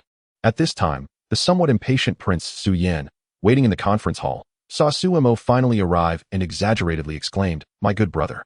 You made your big brother wait so painfully. Did you encounter something interesting? Share it with your brother." Watching Su Yan's exaggerated performance, Suemo realized his brother was becoming more and more carefree in front of him. Ahem, there's nothing particularly interesting, just evolved a spirit beast. Spirit beast? You mean those big ants? Su Yan's expression became somewhat difficult to read, as if recalling something unpleasant. Suemo chuckled mischievously. Yeah, big brother. Why don't you come with me to take a look? I'll introduce you to them. Su Yan awkwardly waved his hand. Haha, next time, definitely. I've taken care of the matter regarding the Jing Wangfu, and the Jing Wangfei has agreed to your conditions. Su Yan awkwardly shifted the topic and acted as if he was taking credit. Moreover, I've already mentioned it to father. Although it's not in accordance with etiquette, both sides have agreed, and with you being such a high-ranking individual, those old guys in the Ministry of Rights probably won't dare to say a word. Suemo was somewhat surprised. When did his older brother become so wild? Regardless, as long as things are handled well, that's what matters. Su Yan suddenly leaned closer and put his arm around Sumo's shoulder, saying, "Third brother, I actually think your conditions are a bit high. I reckon one spirit beast should be enough." Suemo was startled by Su Yan's sudden closeness. From what brother described. This Jing Wangfu can be considered a family of merit, and that old Jing Wang also sacrificed for the country. These things aren't difficult for me. Just treating it as a way to repay them for father and Daxia. Su Yan fell silent for a moment, then sighed deeply. It seems there is still much for me to learn. After regaining his composure, Su Yan jokingly said, "By the time the academy is established, will you be the teacher yourself?" After all, it seems not many people know much about beast taming. Hearing Su Yan mention this, Suemo felt a bit of a headache. Initially, it would just be me. However, I plan to train and teach them some methods. Then let them summarize their knowledge about beast taming themselves. After all, knowledge about beast taming is an applied discipline. Big brother, are you interested in guest starring as a teacher? Su Yan resolutely refused Sumo's suggestion. Third brother, don't joke with me. I not only have to learn to handle some not-so-complex matters in the court, but I also have to deal with specific affairs of the beast taming department. I really can't manage it all. Suemo looked at Su Yin's bitter expression suspiciously. Really? I see you running to my beast taming field every day, and I thought you were quite free? Su Yin protested. You're wrong. That was just to handle matters for you. But speaking of being free, I actually have a good candidate to recommend. Seeing his expression didn't seem fake, Suemo asked, Who? Our grandfather. He once served as the head of the Guozijian and just left office last year. Now he is at home, and he is very knowledgeable and has a strong desire to learn. He would be the perfect fit. Suemo had heard of this grandfather, but had rarely been out of the palace and had not actually seen him. Rather, Su Yin should visit him often to pay respects. I haven't seen grandfather, so I don't know if he will agree. Suemo felt a bit conflicted. Su Yin confidently patted his chest. With me going, I guarantee he will agree. But what kind of stipends do you plan to offer to the teachers at the Beast Taming Academy? Suemo tentatively spoke. 5 energy stones per day, converted into silver. That's 50 taels of silver a day. Su Yin supported his forehead, confirming that his younger brother had a bit of a foolishness about him despite having money. My good brother, don't you know what 50 taels of silver means? That's the annual expense for a family of 5 in Yujing City. Seeing the speechless expression on Su Yan's face, Suemo tried again. What about 1 energy stone a day? That would amount to about 3,600 taels of silver a year, although it was still a bit high. Considering that Sumo's beast-raising establishment was making a fortune daily, and with a Yunyang chrysanthemum, they could produce 5 energy stones each day, it was essentially a no-cost business, which was somewhat acceptable. Seeing Su Yin reluctantly nod, Suemo breathed a sigh of relief. He felt that he couldn't lower the price any further, if necessary. They could increase the rewards for the gentleman later on, so let's go with this for now. Big brother, we should visit grandfather in the next few days. The new year is approaching, and not long after that, the academy will be built. I'm afraid we won't have enough time then. Knowing the terrifying speed at which those giant ants constructed things, Su Yin thought for a moment and agreed. All right, I'll help you get the land deed sorted out tomorrow. And then we can visit grandfather the day after. Thank you, big brother. Su Yin smiled and said, You're welcome. Helping me elevate the koi to a spiritual beast will be the best reward. Suemo also joked with Su Yin, using an old line from his previous life. Next time, for sure, next time. Chapter 37, Visiting Relatives. On December 17th, 16th year of Hongwu, it was a sunny day. Somehow, someone got wind of Su Yin and Suemo visiting their grandfather, and Li Qingwan rushed from the palace to the beast-raising establishment early in the morning. Seeing Li Qingwan calmly drinking tea in front of him, Suemo thought it was good to have his mother along, especially since it was his first visit to grandfather's house. If anything awkward happened, his mother could help out, which was originally Su Yan's role. But now having his mother there made him feel more confident.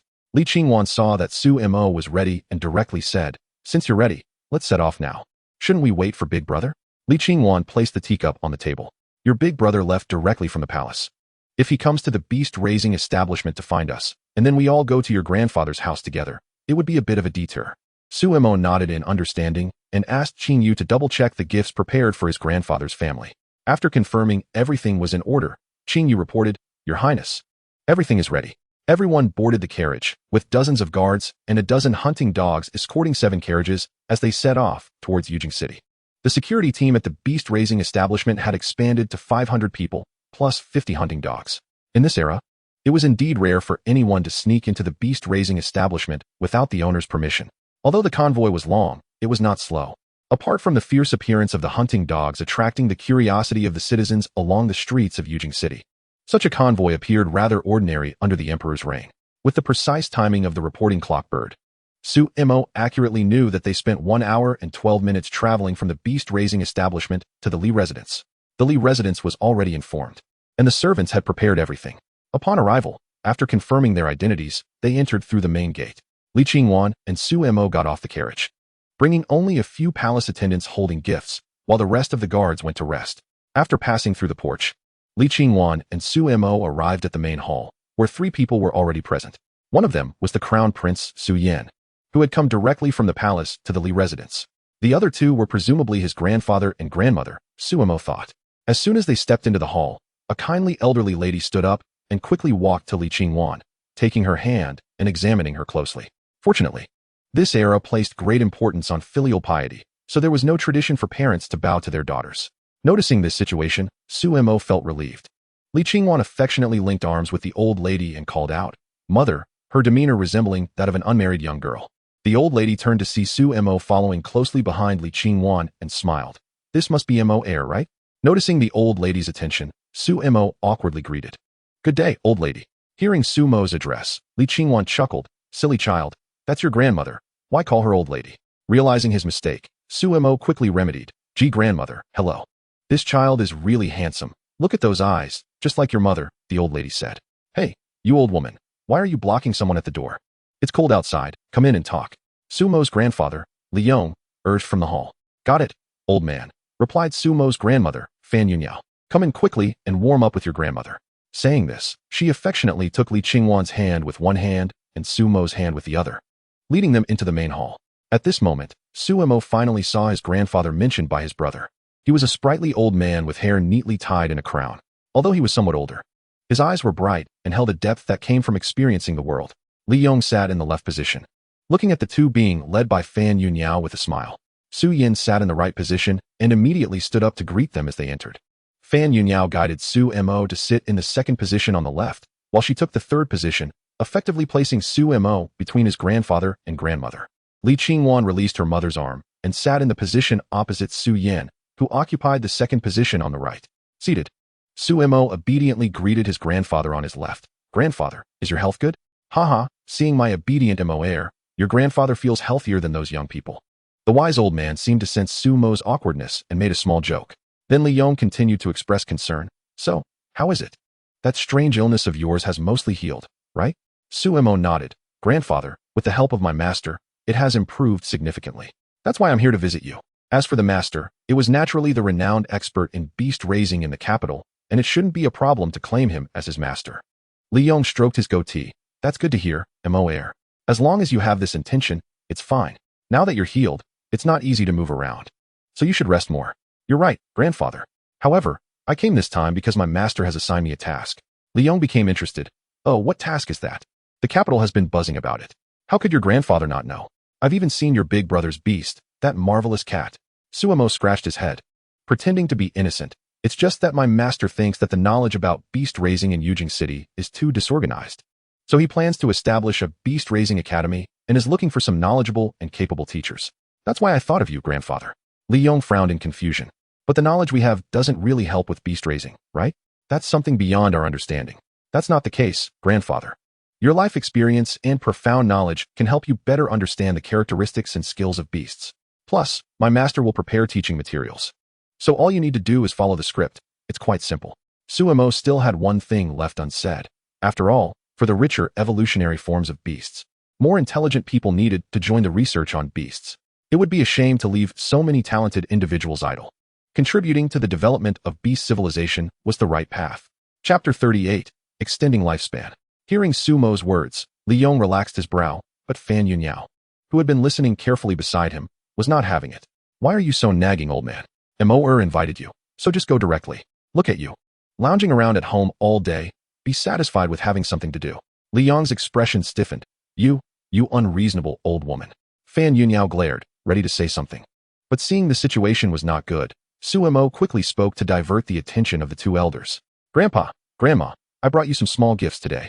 Fan Yunyao no longer looked at Li Yong. Good Mo, just come, no need to bring gifts. Su Mo smiled and said nothing, signaling the palace made to bring in the gifts. 2 pine trees were placed in the empty space of the hall. Li Yong stood up from his seat, leaned in to take a closer look, and then exclaimed, lofty peaks and deep ravines. Cranes perch on noble trees. Winds caress the branches of gentlemen. What a magnificent pine tree. Su Yin watched as his grandparents were absorbed in admiring the 2 longevity pines and couldn't help but speak up. Grandpa, Grandma, the magical part of these trees isn't in their appearance. They are 2 genuine Beastmasters. At the last Beastmaster auction, they were auctioned for over 1 million taels of silver. Li Yong had never been to a Beastmaster auction, so he was not very familiar with the various beasts that appeared there, but he had heard that a beast called Longevity Pine was auctioned for over 3 million. Li Qingwan, who had been quietly sipping tea, received Su Mo's glance and finally spoke up. Father, you might as well not refuse. Mo's decision. I can't go against it. His master said Mo needs emotional stability. If you keep refusing, Mo's illness might relapse, and I won't allow that. Su Mo also cooperated by making a serious expression, as if to say if you don't agree, I'll just lie down here. Seeing their daughter say this, the 2 elders were also afraid of really making Su Mo sick again, so they no longer insisted on refusing. Sigh, fine, then let us keep them here for now. But how could Su Mo just leave them there? Immediately, he communicated with the 2 longevity pines. prompting them to actively sign a contract with the two elders. Once the contract was completed, Suemo had them use their skill to extend life, and just like the head of the Hua family in Zhangzhou, a deep green light, representing vitality, enveloped the two. After a moment, the light faded, revealing the two who looked decades younger. Extend life. Consuming 100 years of one's own lifespan can only be used on one's contracted Beastmaster. The longevity pine doubles the lifespan limit of its Beastmaster. The two only felt as if something had been lifted from their bodies, but everyone in the hall looked astonished at the two, who realized they seemed to have undergone a significant change in appearance. Fan Yunyao first raised her hand to take a look, discovering her fingers had returned to being fair and tender, and she couldn't believe it as she instructed the servants inside. Quick, quick, bring me a bronze mirror. Li Yong looked at the voice of Fan Yunyao. His excited voice somewhat changed. Old woman, you've become younger. Does that mean I've become younger too? Fan Yunyao covered her mouth and nose with her hand, tears in her eyes as she excitedly replied, yes, old man, you look just like when Warner was just born. Because Suemo had modified the way to check the detailed information of his beasts, now he had to touch his beasts and meditate to check. So the two elders were still unaware of their beast skills. However, Suemo had another question. Since the news of the longevity pine being auctioned for over 3 million taels of silver had come out, shouldn't the effect of the skill have been revealed as well? Why did it seem that Li Yong was not very informed? So Suemo naturally asked his doubt. Li Yong helplessly said, I've heard of that news, but I just thought it was a rumor about extending life. I didn't expect I was just sitting in a well and looking at the sky. This beast actually can reverse fate. Suemo smiled reassuringly, Grandpa. When you become a teacher at the Beastmaster Academy, there will be even more magical beasts waiting for you to discover. Li Yong simply thought that many beasts would come for him to see, unaware that Suemo meant for him to actually research the new evolutionary forms of the beasts, which was indeed digging deeper himself. Thus, both had different understandings of the same sentence and smiled in tacit agreement. Old man, I really can't wait to become a teacher now. The servants also brought in the bronze mirror requested by Fan Yunyao, and she eagerly walked to the mirror to closely observe her current appearance. In the bronze mirror, the kind and gentle old lady was clearly a charming beauty in her 30s, though her attire looked a bit old-fashioned. Li Qingwan stepped forward, linking her arm with Fan Yunyao's, smiling. Mother, if we go out now, we could call ourselves sisters. Fan Yunyao couldn't help but be overjoyed at her current appearance. After all, who wouldn't want to stay youthful? Ignoring Li Qingwan's teasing, she said to Suemo, I really like this gift you gave me. If there's anything, just directly arrange for your grandpa to do it. Don't be shy to speak up. Suemo obediently replied, I will obey Grandma's orders. Li Yong smiled wryly, shaking his head, realizing he was directly sold by his old woman, but he seemed quite willing. You all rest here for a while. Grandma will go change into another outfit and prepare lunch for you. Li Qingwan readily followed Fan Yunyao to change clothes and dress up, leaving the three of them in the front hall staring at each other. Since he had already agreed to go to the Beastmaster Academy to be a teacher, Li Yong began to inquire about Suemo's master. Thus, the following question and answer session began. What is your master's personality like? Easygoing. What are his hobbies? All kinds of beasts. The more he hasn't seen, the more he likes them. Li Yong was somewhat curious. Does your master really have unseen beasts? Grandpa, that's a misunderstanding. The evolution of beasts is unknown. Even my master hasn't seen many types of beasts. He often says that the path of beast mastery still has a long way to go. Li Yong sighed. Your master is truly a remarkable person. Though he has the strength to hold up the sky, he remains humble. Suemo felt a bit embarrassed at Li Yong's praise, while Su Yin stifled a laugh. After a long while, Li Yong still hadn't learned any important information. The question and answer session was forced to end before Li Qingwan and Fan Yunyao returned to the front hall with the meals. Suemo felt a pang of sympathy, realizing that one lie requires 100 lies to cover it up. Fan Yunyao changed into attire that matched her youthful appearance, and the last bit of discordance disappeared, becoming a cultured beauty with the depth of years. For a moment, Li Yong was captivated. Old woman, you look even more beautiful now than when you were young. Fan Yunyao shot him a glare. The children are here. Why are you talking nonsense? Yinner, come for lunch. This is made by your old woman personally. Try and see if you can taste the difference. Chapter 39, Space System. Suemo asked the big maid Jean K, who had replaced Jean Shu beside him. What date is it today? Yes, your highness. Jean K was very much like Jean Shu, keeping her words to a minimum and simply doing her job. Suemo sighed again, feeling that the feudal era had stifled the innocence and carefree nature belonging to young girls. He then stopped a little palace maid to inquire about the reason. Suemo thought that he seemed to have a bit too many clothes, and carrying so many things every time he went out was too troublesome. So, he communicated with Wan Ling in his mind. Wan Ling, can you create some storage space items using rule points? Wan Ling, taking the form of a phantom fox, thought for a moment, and helplessly shrugged. If there are existing beast companions with similar skills, a storage device can be created. However, as you know, there isn't even a single space-type beast companion right now, so I can't do anything about it. Suemo was feeling frustrated. Well, Wanling, you've started to beat around the bush, huh? You might as well just say that I should use rule points to customize a beast companion with storage functions. Wanling nodded her little head, but still kindly reminded Suemo, who seemed to be mentally prepared for this. How many rule points are needed to customize a beast with storage skills? Wanling quickly calculated and said it only required 500 rule points. Is it really that much? That's enough to evolve 5 extraordinary beast companions into spirit beasts. Are you making a profit in between? Suemo was a bit skeptical. Wanling exclaimed in Sumo's mind, claiming it was unfair. I'm not that kind of heavenly Tao that only cares about money. This is a customized spirit beast. And it's a relatively complex space type, so it's normal for it to be a bit more expensive, okay? Even after hearing Wanling's explanation, Suemo still felt somewhat doubtful, but he had no evidence. Well, I'll trust you for now. After finishing the conversation with Wanling in his mind and seeing that it was still early, Suemo took people directly to the Primitive Institute, where ordinary animals lived, preparing to evolve a space-type beast companion today. Currently, the Primitive Institute housed all the ordinary plants and animals from the previous beast companion fields, mostly land animals and plants, with relatively fewer aquatic and aerial creatures. Although the living space for these ordinary animals was much smaller than before, their food situation had improved significantly. As the current beast companion field wasn't too short on money, Suemo also planned to evolve all of them into beast companions in the future. So he naturally instructed people to take good care of them.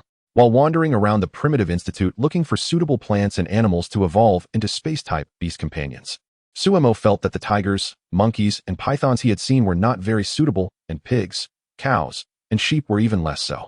Wanling, which kind of animal do you think is suitable? Suemo quietly asked Wanling in his mind. Wanling looked at Suemo, who seemed to have difficulty making a choice, and casually said, any animal is fine. As long as you provide enough rule points, it can evolve. Suemo rolled his eyes internally. Wanling is really fixated on money now. Perhaps this is the desire of a heavenly Tao that has experienced poverty for rules. In the end, Suemo chose a red panda, possibly because its relaxed demeanor after being well fed was adorable to him, so he decisively decided on it. Although the red panda didn't know where this human was taking it, it showed no intention of resisting and instead comfortably fell asleep in his arms. Back at his residence, looking at the unguarded little creature in his arms, Suemo quietly stroked its fluffy big tail a couple of times. Suemo worriedly asked Wanling in his mind. Wanling comforted him, saying that the data inferred that there would be no adverse effects, so he could rest assured that there wouldn't be any problems. After deducting 500 rule points, there were still 478 rule points remaining. Then, brilliant starlight enveloped the red panda, and under the soothing starlight, it entered a deep sleep. The rule power of the beast companion Heavenly Tao rewrote the original rules within the red panda, granting it the rules that the beast companion Heavenly Tao wanted to bestow.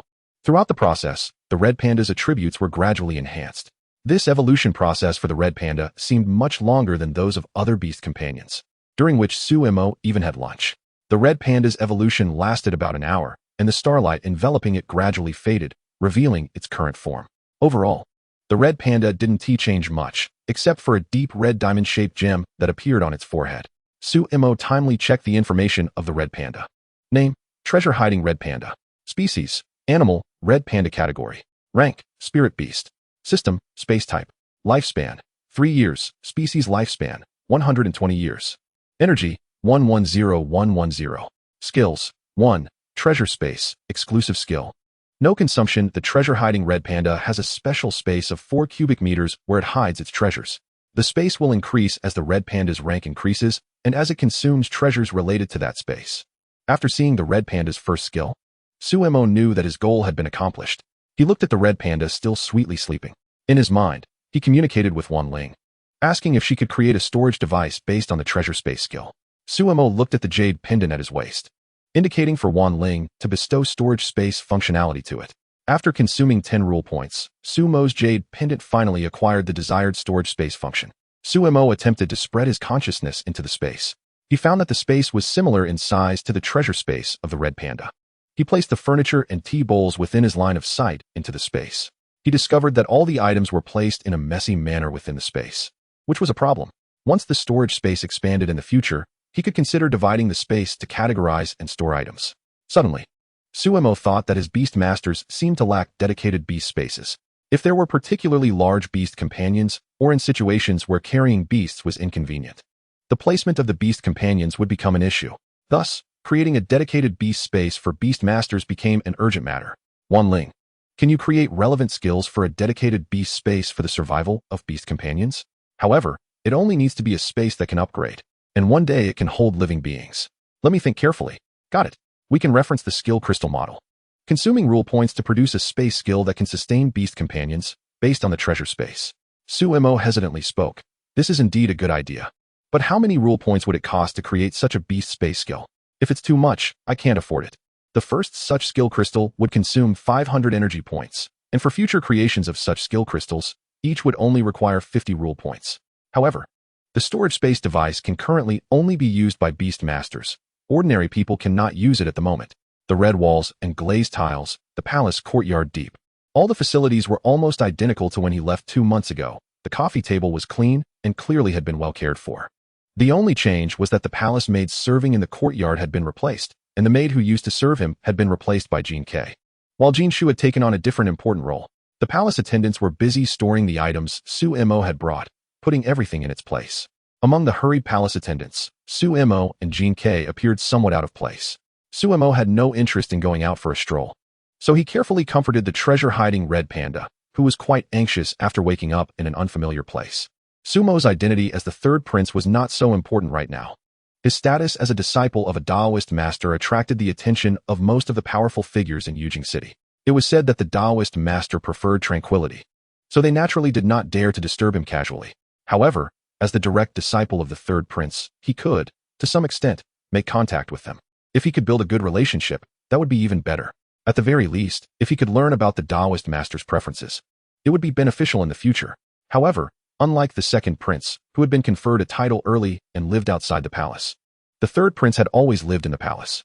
This troubled the powerful figures outside the palace, as the palace was not a place they could easily enter, and meeting the third prince seemed to have become a difficult task. Among them, there were discussions in the Beast Companion department about Sumo. Chung Ichuan smiled awkwardly. Your Highness, don't overthink it. I happened to see the third prince's carriage when I came to the department this afternoon. Oh, is that so? Su Yan's tone was drawn out, and it was unclear what he meant. Chung Ichuan felt a bit intimidated by Su Yan's ambiguous tone. Your Highness, it's true. I still recognize the insignia on the third prince's carriage. Although Chung Ichuan felt that Su Yan's attitude was inappropriate, he straightforwardly expressed his purpose. I think our Beastmaster department is the one most closely related to beast taming in the court. After all, the third prince is a direct disciple of a high master. If he could personally guide us in our department, it would definitely benefit us greatly. Su Yan scrutinized Duke Lu Chung Ichuan, unsure of his motives, but replied, what Duke Lu said has some truth to it. However, my third brother has just recovered from a serious illness and is still unsure if he can visit the Beastmaster department. Considering that Duke Lu is wholeheartedly thinking of our Beastmaster department, as his elder brother, I will ask him. Whether he comes or not will depend on my third brother's decision.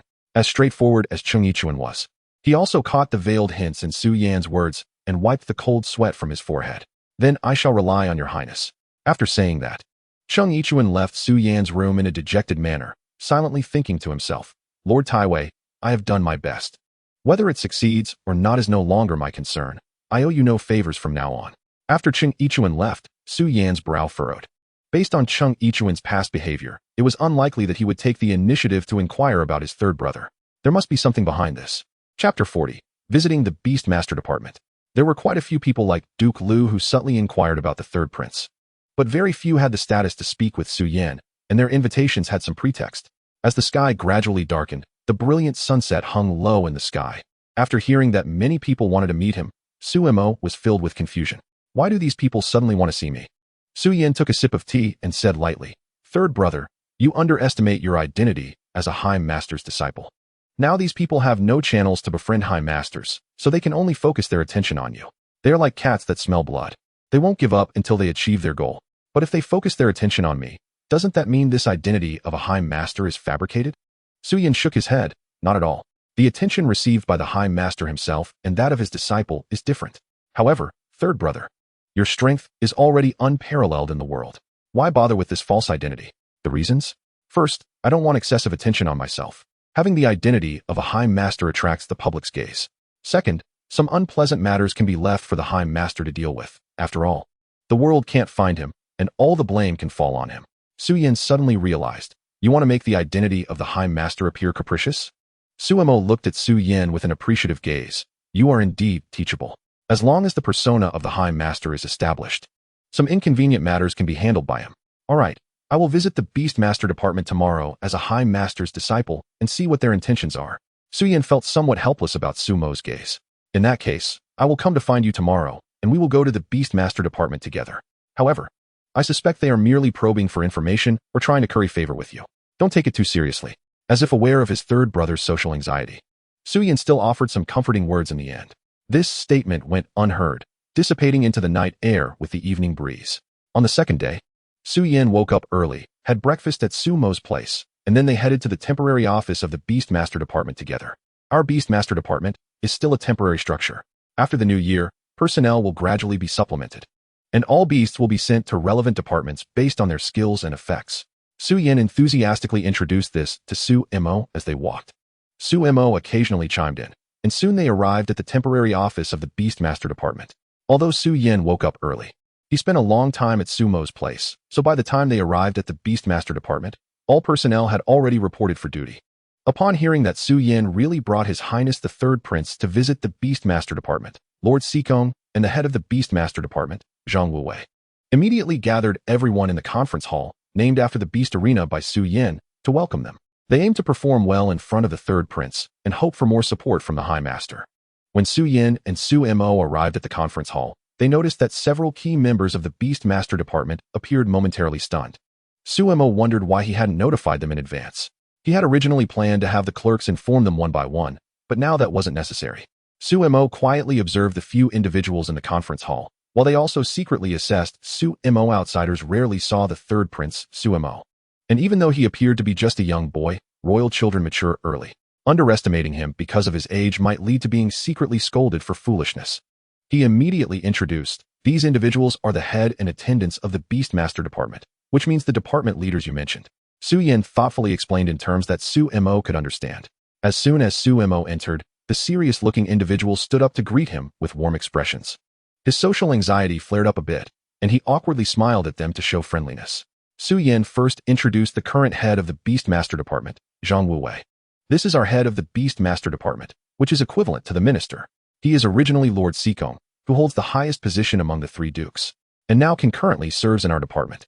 Suemo looked at the elderly man with gray hair and beard, slightly cupping his fists. I have met Lord Xikong. Using the highest title of others to address them is the most basic etiquette, which I am aware of. Zhang Wuwei smiled. I have met His Highness the Third Prince. I have long heard of your esteemed reputation, and seeing you today, you truly are a dragon among men. The others were surprised by Zhang Wuwei's usual upright demeanor showing such behavior, but they dared not express it. Upon hearing such praise, Suemo felt a bit embarrassed. Lord Xikong, you overpraise me. Su Yin smoothly introduced the next person. This is our uncle, King Kong Su Yun. He held you as a child, but you haven't seen him much since then. He is now an attendant in the Beastmaster department's Beast Cultivation division. Seeing the face that resembled Su Yuan, Suemo certainly remembered this royal uncle, as he still had memories from his childhood.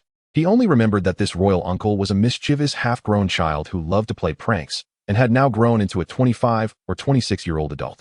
Do you still remember your royal uncle? Su Yin greeted warmly. Suemo joked lightly. Of course, I remember my royal uncle. I wonder if my royal uncle still enjoys bullying children. This made Su Yun blush a little. That was a long time ago. I can hardly remember it. I didn't expect you to remember so clearly. After all, the impression left by the royal uncle in childhood was too profound. Su Yun coughed lightly to change the topic. Let me introduce you to Duke Lu Chung Ichuan, who is currently responsible for various matters in our contract division. Suemo looked at the robust man. This Duke Lu had never seen him before, but he had secretly observed his heroic performances several times at the Beast Arena. Therefore, Suemo had a good impression of him. He proactively greeted, Hello, Duke Lu. Duke Lu replied straightforwardly, If His Highness the Third Prince has any orders, just call me Old Chung. I will certainly get it done for you. Chapter 41. Zhang Wuwei coldly responds to uninvited guests. Suemo smiled and said, Then I will trouble Duke Lu from now on. You're welcome, you're welcome. Without being actively introduced, Su Qi walked straight to Suemo and greeted him as third brother. Second brother was acknowledging the greeting, and the two brothers clearly knew each other well, though their relationship wasn't particularly warm. After the introduction by the Prince of Ning, the members of the Beastmaster department led Suemo for a tour of the office area. Since it was a temporary office, it wasn't very large. Suyin joked. Third brother, Father Emperor wants us to choose a piece of land near the Beastmaster arena to build the office for the Beastmaster department. Why don't you help us pick a suitable location? This put the initiative in Sumo's hands, preventing any future location choices from obstructing his plans for the Beastmaster arena and causing unnecessary trouble. Sumo hesitated, saying, since this is your Beastmaster department site, you should discuss it internally and decide. Zhang Wuwei calmly stated, Your Highness, the third prince, your words are misguided. Our Beastmaster department will need to cooperate deeply with your Beastmaster arena in the future. The site selection must also consider the development needs of both sides to achieve a win-win cooperation. Suyin agreed, saying, Master Sikong is right. When we build the Beastmaster department, we also want to borrow your arena's magical construction beasts. At this point, it seemed inappropriate for Sumo to refuse further. So he helped them choose a location that was close to the midpoint between the Beastmaster arena and Yujing City.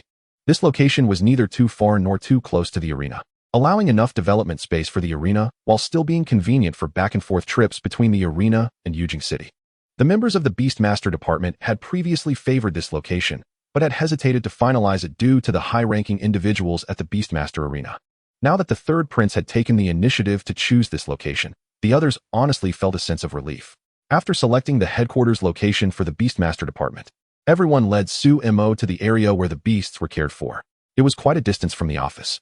Zhang Wuwei and Duke Lu had to stay behind to handle matters at the Beastmaster department. Su Yan, Su Qi, and Su Yun took Sumo to tour the area. Upon arrival, Sumo noticed that the living quarters for the beasts were much larger than their office space. Currently, the Beastmaster department had 1 young ox, 5 hunting dogs, and 1 medicinal orchid, being cared for by Lu Tongji from the Imperial Hospital.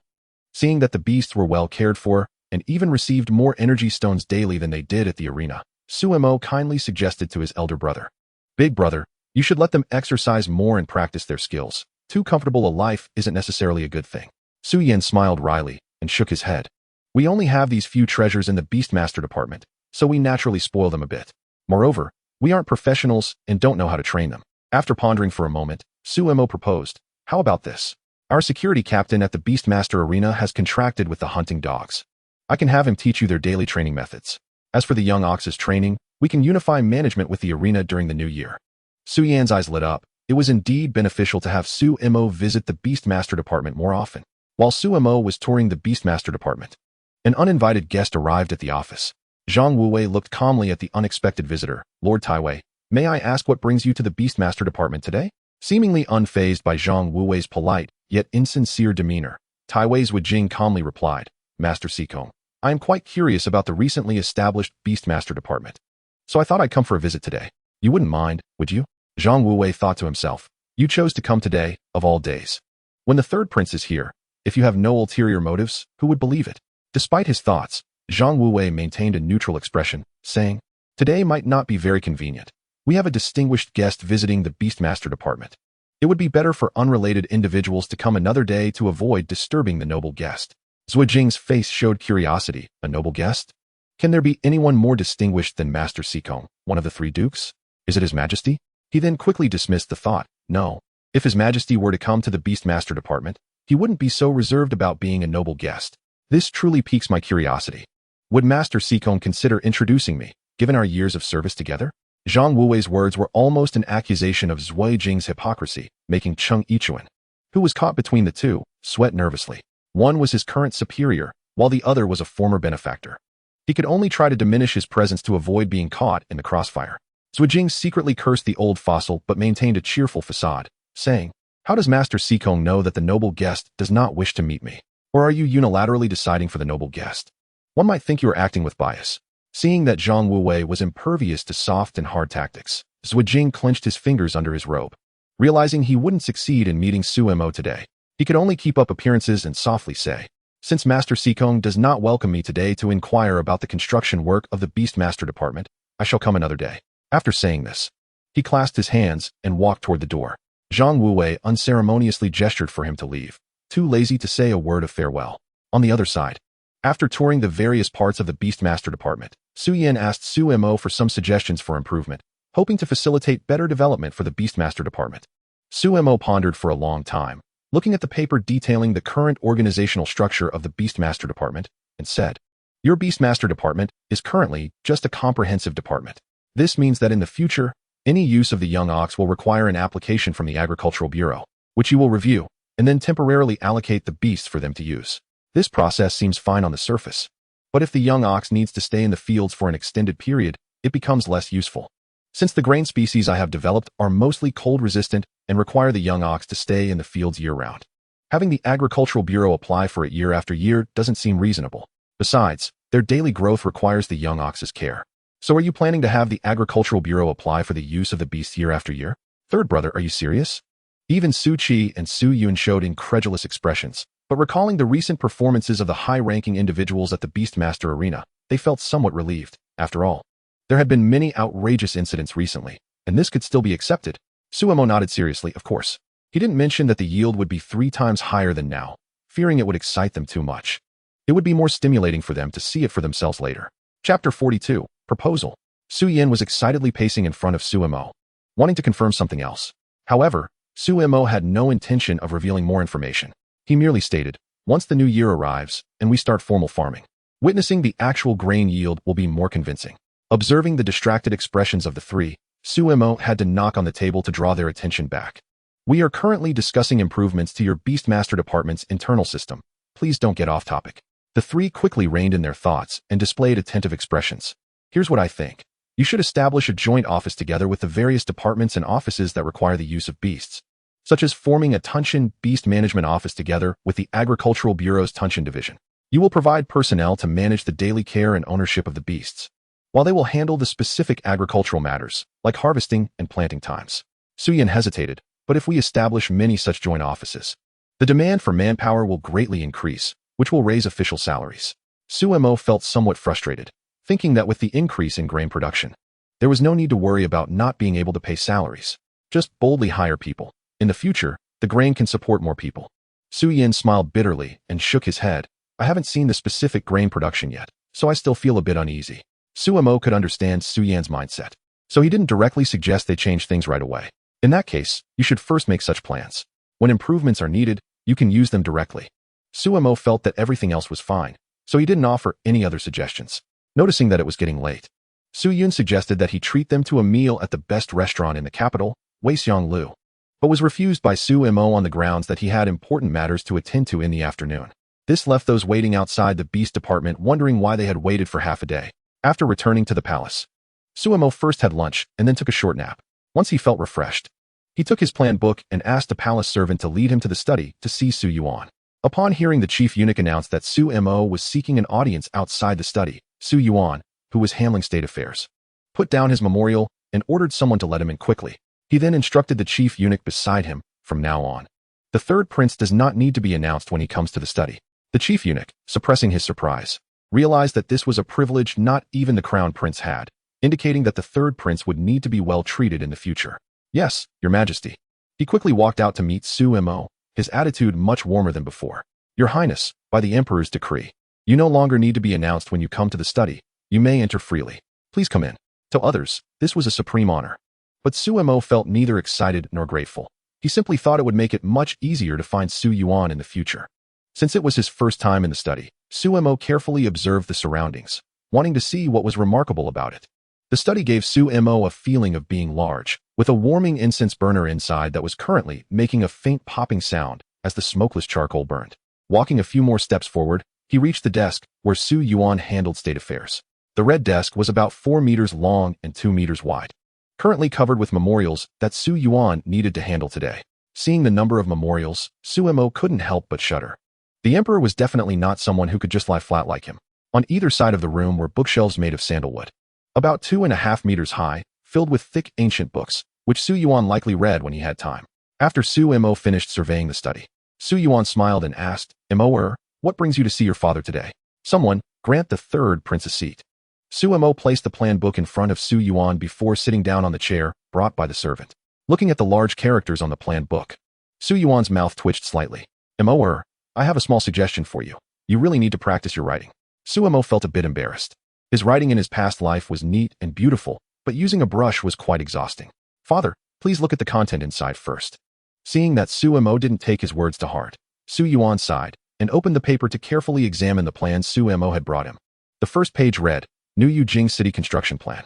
Next to the existing Yujing City, a new city covering an area of 1,000 square kilometers will be constructed. Its building area will be about 12 times that of the old Yujing City, capable of housing a population 20 times the current one, approximately 20 million permanent residents and 5 million temporary residents. If this plan starts construction next year, the goal is to complete it within 5 years. Big City Plan. This is a long-term plan to gradually abolish towns and villages in the future Great Xia and replace them with large cities. This plan will begin to be implemented after the new Yujing City is completed, radiating outwards from the capital to the entire country. Land Public Ownership Plan. The purpose of this plan is to nationalize all land as public property, with the state arranging farming uniformly and, ultimately, providing households with the necessary grain or equivalent goods based on population size. Considering that the wealthy and landlords may be unwilling to implement this policy, it can first be carried out among ordinary people or the poor across the country. It is suggested to select regions for experimentation. If effective, it can be promoted nationwide. Grain Increase Plan. Grain varieties that yield 1,000 gene per mu have been successfully cultivated, and with the cooperation of the Resinio beast, it can be harvested once a month. After the new year, it can be trial planted in the royal manor for 2 months before gradually promoting it. Universal Education Plan.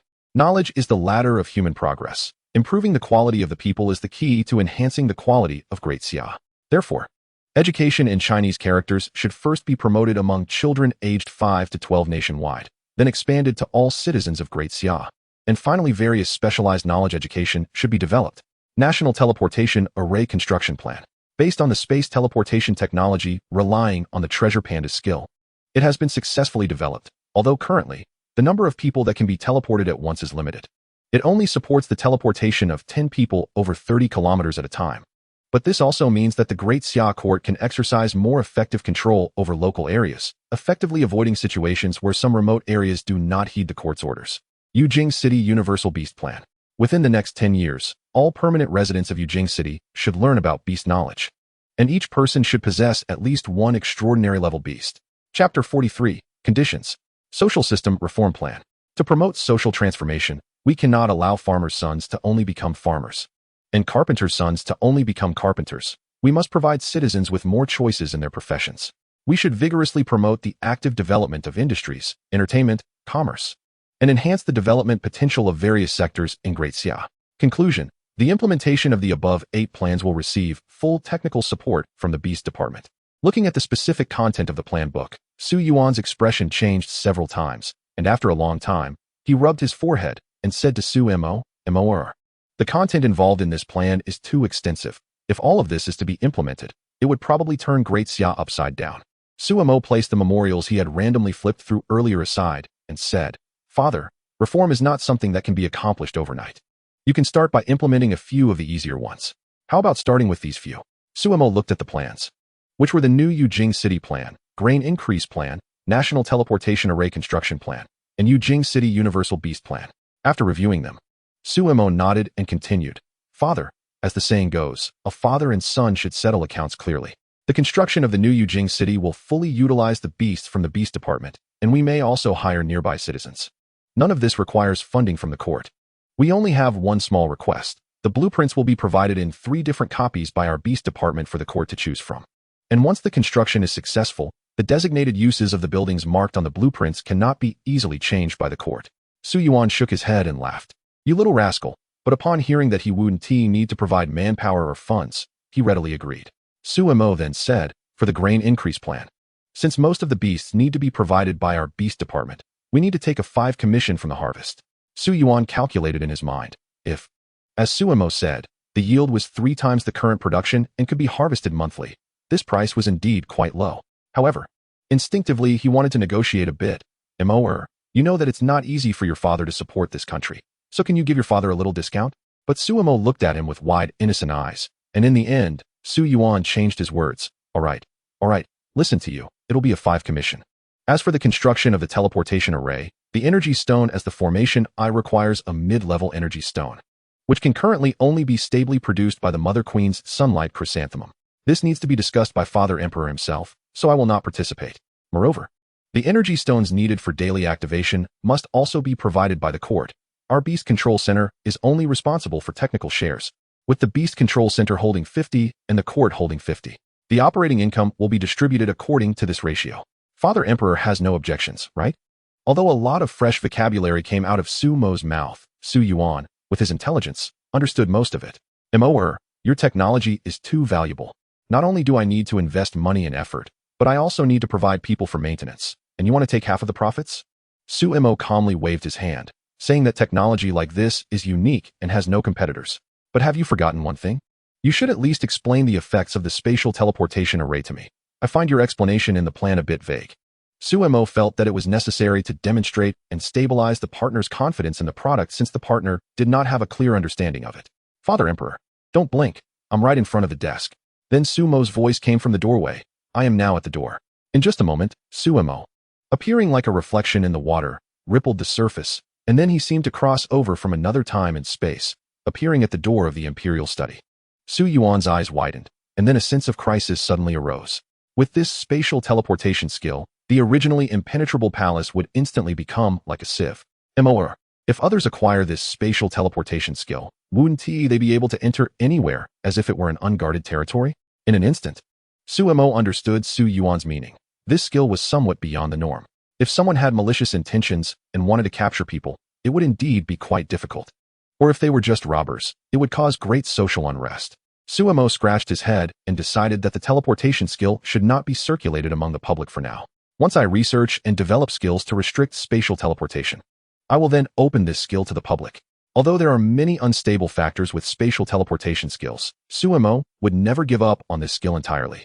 He would wait until he found a way to counter it, and then allow its normal use among the public. That's the only way. I agree to this condition. However, there won't be any conditions for the last plan regarding the popularization of beast control in Yujing City, right? Su Yuan's voice was somewhat somber. Su Mo did not notice the change in Su Yuan's tone and continued, for this popularization plan of beast control knowledge. My intention is to install large jade boards like those used in beast control auctions in various restaurants throughout Yujing City or in the East and West markets, rolling out promotions of beast control knowledge daily. I also trouble Father Emperor to send someone to supervise this daily. Compared to the other requests he made, Su Yuan felt that this was the easiest for him, so he immediately agreed without much bargaining. Having achieved the purpose of today's visit, Su Mo patted the non-existent dust off his backside. Su Yuan watched Su Mo's ungraceful action and suppressed the urge to speak. Father Emperor, the specific matters and procedures from now on will depend on you and your ministers. I bid farewell. After saying this, he bowed and prepared to leave. However, Su Yuan did not intend to let him off so easily. These plans were proposed by you after all. When we discuss them, it is inevitable that there will be some oversights. You should also attend tomorrow's cabinet meeting. If there are any inappropriate aspects, you can provide your opinions. Su Mo was somewhat dumbfounded, but seeing that Su Yuan did not seem to be joking, he tried to refuse. I don't have a suitable identity to participate in such a meeting. It would not be in accordance with etiquette. Father Emperor can just show me the discussion results later. Su Yuan glanced at Su Mo sideways. Are you concerned about etiquette at this time? As the direct disciple of the esteemed master of the Beast Control Center, who else would have a higher status to attend such a meeting? Seeing that it seemed impossible for him not to attend this meeting, Su Mo had no choice but to agree. I understand. Su Yuan felt a sense of comfort seeing Su Mo's defeated expression, for it was Su Mo who had presented these 8 major plans to him before the new year. He had to call a meeting and work hard to consider specific measures instead of resting properly before the new year. And he felt it was unfair not to have Su Mo work overtime with him. Chapter 44, Small Morning Assembly. Shortly after Su Mo left, several eunuchs went to convey Su Yuan's orders to the ministers who were to attend the small morning assembly. On the 27th of December, Su Mo was awakened by the palace maids, still in a dazed state. He asked the clock bird by the window what time it was. Upon hearing it was only 5 o'clock, Su Mo, feeling somewhat confused, asked the palace maid, "What did you just say?" After 2 seconds of silence, he remembered that Su Yuan had mentioned something to him yesterday. "No, this is too early. Don't the ministers in ancient times sleep?" With a face full of grievances, Su Mo washed up and dressed with the help of the palace maids. After tidying up, he took a sedan chair to the Imperial study. Su Mo got off the sedan at the door of the Imperial study and had not yet entered when he heard intense arguments from inside. So early, these people were quite energetic. With his mind wandering, Su Mo yawned, and the young eunuch waiting outside opened the door for him. Su Mo stepped over the threshold and entered the Imperial study. Su Yuan sat behind the desk, with Crown Prince Su Yan on his left. There was an empty chair on his right. Su Mo, still looking sleepy, did not catch what the 2 ministers were arguing about when he entered. However, the several ministers had quieted down, and among the 9 ministers present, Only the Grand Minister Zhang Wuwei had met Su Mo and knew his identity. The others did not recognize him at all. The ministers attending the small morning assembly today included the 3 dukes, Grand Minister, Grand General, and Grand Commander, along with the 6 department ministers. The ministers looked eagerly at Su Yuan, waiting for his explanation. This is the 3rd prince, Su Mo. He is also the direct disciple of the esteemed master of the Beast Control Center. He is here to represent the Beast Control Center in today's small morning assembly, and any questions regarding Beast Control can be directed to him. After hearing Su Yuan's explanation, the expressions of the ministers varied. Some were curious, some understood, and others had their own thoughts. However, regardless of their thoughts, the small morning assembly had to continue.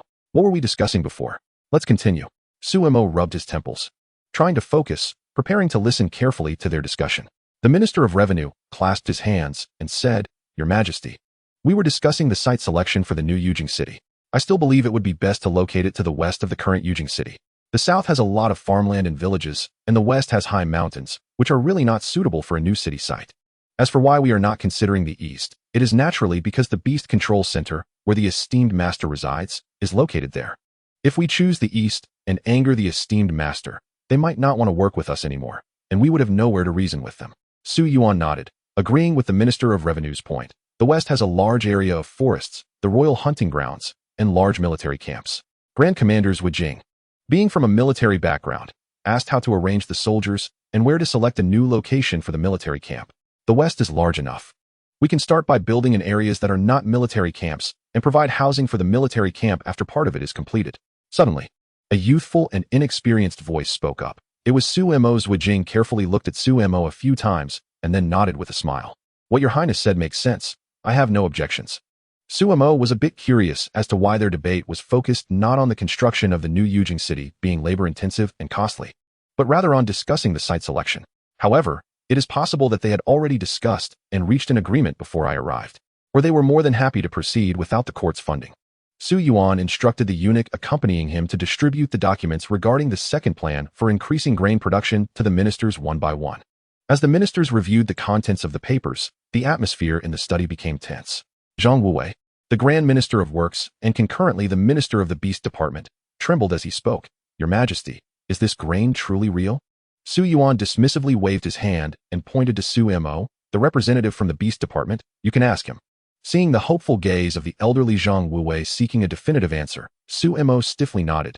"That is indeed the case, but currently, the wheat and rice seeds are only enough for 100 acres of land. After the new year, we can only conduct experiments on the royal farmland for the first few months." Upon receiving Su Mo's confirmation, the excited Zhang Wuwei wept tears of joy. "Heaven bless our Great Xia.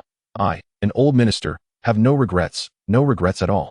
He then stood up, faced east, and bowed deeply, wishing he could personally meet the enlightened master and bow before him to express his gratitude. "I thank the enlightened master on behalf of the common people of our Great Xia." Seeing Zhang Wuwei's actions, whether the others were willing or not, they all followed suit and bowed towards the direction of the Beast Department in the east. After rising, Zhang Wuwei petitioned Su Yuan, "I, Zhang Wuwei, dare to request on behalf of the enlightened master that our Great Xia appoints him as the national master, to enjoy the fortune of our Great Xia and bless us for eternity." The other ministers exchanged glances and then spoke in unison. "We support this request." The expressions of Su Yuan, Su Yan, and Su Mo were peculiar, as if they had not anticipated such a development. Cough, approved. Luo Qing, draft the decree. From today onwards, appoint the enlightened master of the Beast Department as the national master of our Great Xia, with the rank of first-class official.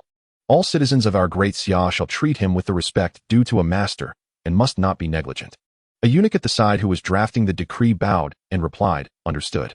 Su Mo watched this scene and thought, "Wow, the master I fabricated is becoming more and more real, even to the point of having an official title." The ministers reseated themselves, and the Minister of Revenue asked another question. "Your Highness, I see that this new grain type consumes a lot of soil fertility, so it needs to be used in conjunction with beasts like the Ruzinyo. I dare to ask, how many such beasts does the Beast Department have?" Su Mo considered for a moment, calculating in his mind how many of the Ruzinyo he could produce with his rule points. After the new year, there will be about 100, and one Ruzinyo can manage 20 acres of land at the same time. The Minister of Revenue sighed. "That's indeed a bit few. For the whole country, it's just a drop in the bucket." Su Mo seemed to know their inner thoughts and added, "These grains can actually be cultivated without the beasts, but they can only be planted once a year, unlike when used in conjunction with the beasts. which can ignore soil consumption and allow for continuous planting. The eyes of the Minister of Revenue and the other ministers brightened. Planting once a year is still of great value at this time. The fast growth of these grains means lower labor costs, allowing the common people to have more free time for other activities, while also yielding 3 times the original grain production, which is worth promoting. As for the land cultivated by the Ruzinyo, it can serve as a base for the new grain, continuously supplying this new type of grain to various regions. The more the ministers thought about it, the brighter their eyes became, almost ready to applaud. Your Highness, for the grain produced on lands cultivated with the beasts, the Beast Department will take a 5 share. How much will the Beast Department take from the grains that the common people plant once a year? It's no wonder the Minister of Revenue is an elite talent, considering all aspects. Chapter 45, Busy. Suemo shook his head nonchalantly. The Beast Department has no intention of competing with the common people for profits. There will be no deductions. The Grand Commandant Zhuijing smiled and asked, "Is this your Highness's intention or the National Masteress?" Zhuijing directly began to refer to Suemo as the National Master. But there was something strange about how he said it. Suemo stared at Zhuijing and said in a flat tone, "This is both my intention and my masteress. Does this gentleman have any objections?" Despite hearing Suemo's dissatisfied tone, Zhuijing maintained a smile. "Your Highness has misunderstood. I was merely concerned that if you made decisions on behalf of the National Master in private, it might cause the National Master to be displeased." Suemo snorted lightly. "You don't need to worry about that. My master has entrusted me to handle all matters regarding the Beast Department. So you should focus on the subsequent issues with the grain." This statement conveyed 2 meanings to everyone. First, Suemo was highly favored by the Enlightened Master and had full authority over the Beast Department's affairs. Second, the Enlightened Master indeed did not care about worldly profits, only concerned with the spread of beasts in the mundane world. Seeing that he had achieved his goal of testing the waters without annoying Suemo, Zhuijing quickly admitted his mistake. "Your Highness, I stand corrected. I was just a bit overly concerned. Since you have full authority over the Beast Department's affairs, there's naturally no problem." Suemo found this person even stranger. What kind of concern was that? Wasn't he really a 13 or 14-year-old boy? He decided to keep his distance from such peculiar individuals in the future. After Zhuijing finished speaking, the Minister of Revenue clasped his hands and bowed to Suemo, thanking him on behalf of the common people.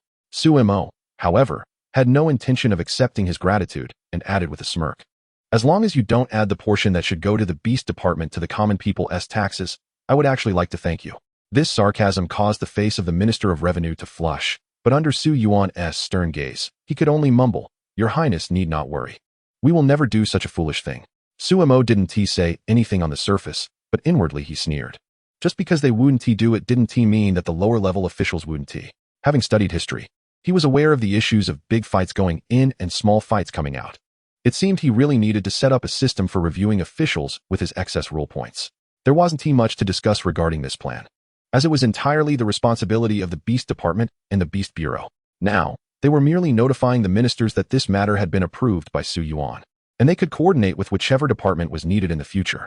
They could only sigh, "The National Master of the Beast Department truly has great ambition. Such miraculous beasts will allow ordinary citizens of Yujing City to each have one within 10 years. After all the ministers expressed that they had no objections, the Minister of Justice stood up, managing to squeeze out a smile on his otherwise serious face. "Your Highness, may I ask if, while promoting knowledge about beasts, you could also promote the latest 32 regulations regarding beasts that have just been passed? These regulations on beasts are an important part of beast civilization." And Suemo naturally agreed. After discussing today's plan, Su Yuan spoke, "Zhang Wuwei, Zheng Yi.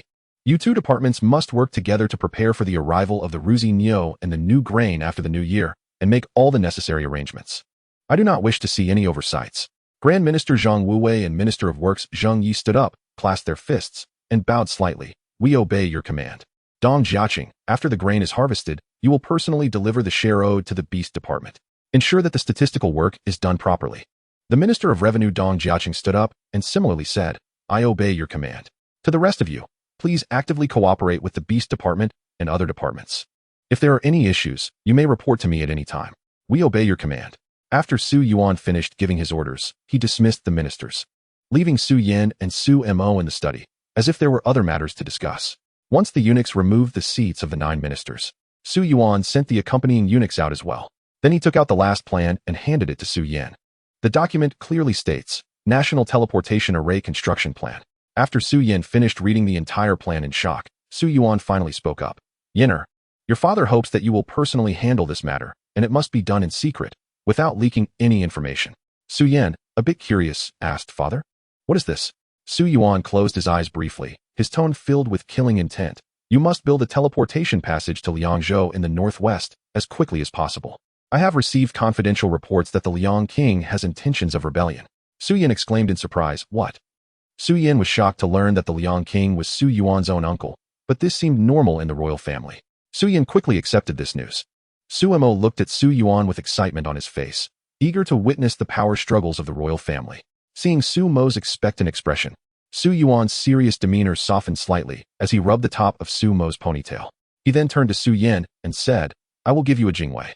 After the new year, you must build the teleportation array as quickly as possible. I estimate that once the news reaches them, they will soon be unable to hold back." Su Yan's expression turned complex, but then he resolutely said, "I accept the decree." The Ministry of Works, Ministry of Revenue, and Beast Control Department were busy establishing a new joint subordinate department, with personnel assessments and transfers keeping them extremely occupied. The Ministry of Justice was responsible for selecting suitable locations throughout Yujing City to hang the large jade boards, to assist in the promotion of beast control knowledge. Of course, the other departments were not idle either. Some personnel were directly reassigned, and some departments were even dismantled and reassembled, which would normally take several days of debate in court. Now, it was surprisingly passed in just one day, with all the department heads agreeing. Although the lower-ranking officials in the court were not very well informed, they could sense that a major change was coming. This left all the officials feeling anxious, fearing that they might be eliminated amid the upheaval. During these days, Su Yan had been living in the beast control field with the Jingwei assigned to him by Su Yuan, focusing on learning the construction of spatial teleportation arrays. Naturally, the one teaching them was not Su Mo, but the treasure-hunting little panda, who had now become Su Yan's beast. Since the treasure-hunting little panda already knew the spatial teleportation skill, it quickly learned when Su Mo taught it the modified version of the spatial teleportation array. It grasped it in just half a day.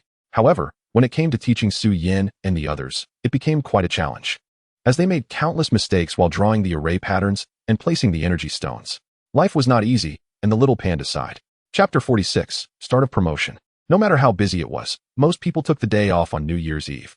Only the patrol teams maintaining public order and the guards responsible for watching over the promotional jade boards remained at their posts.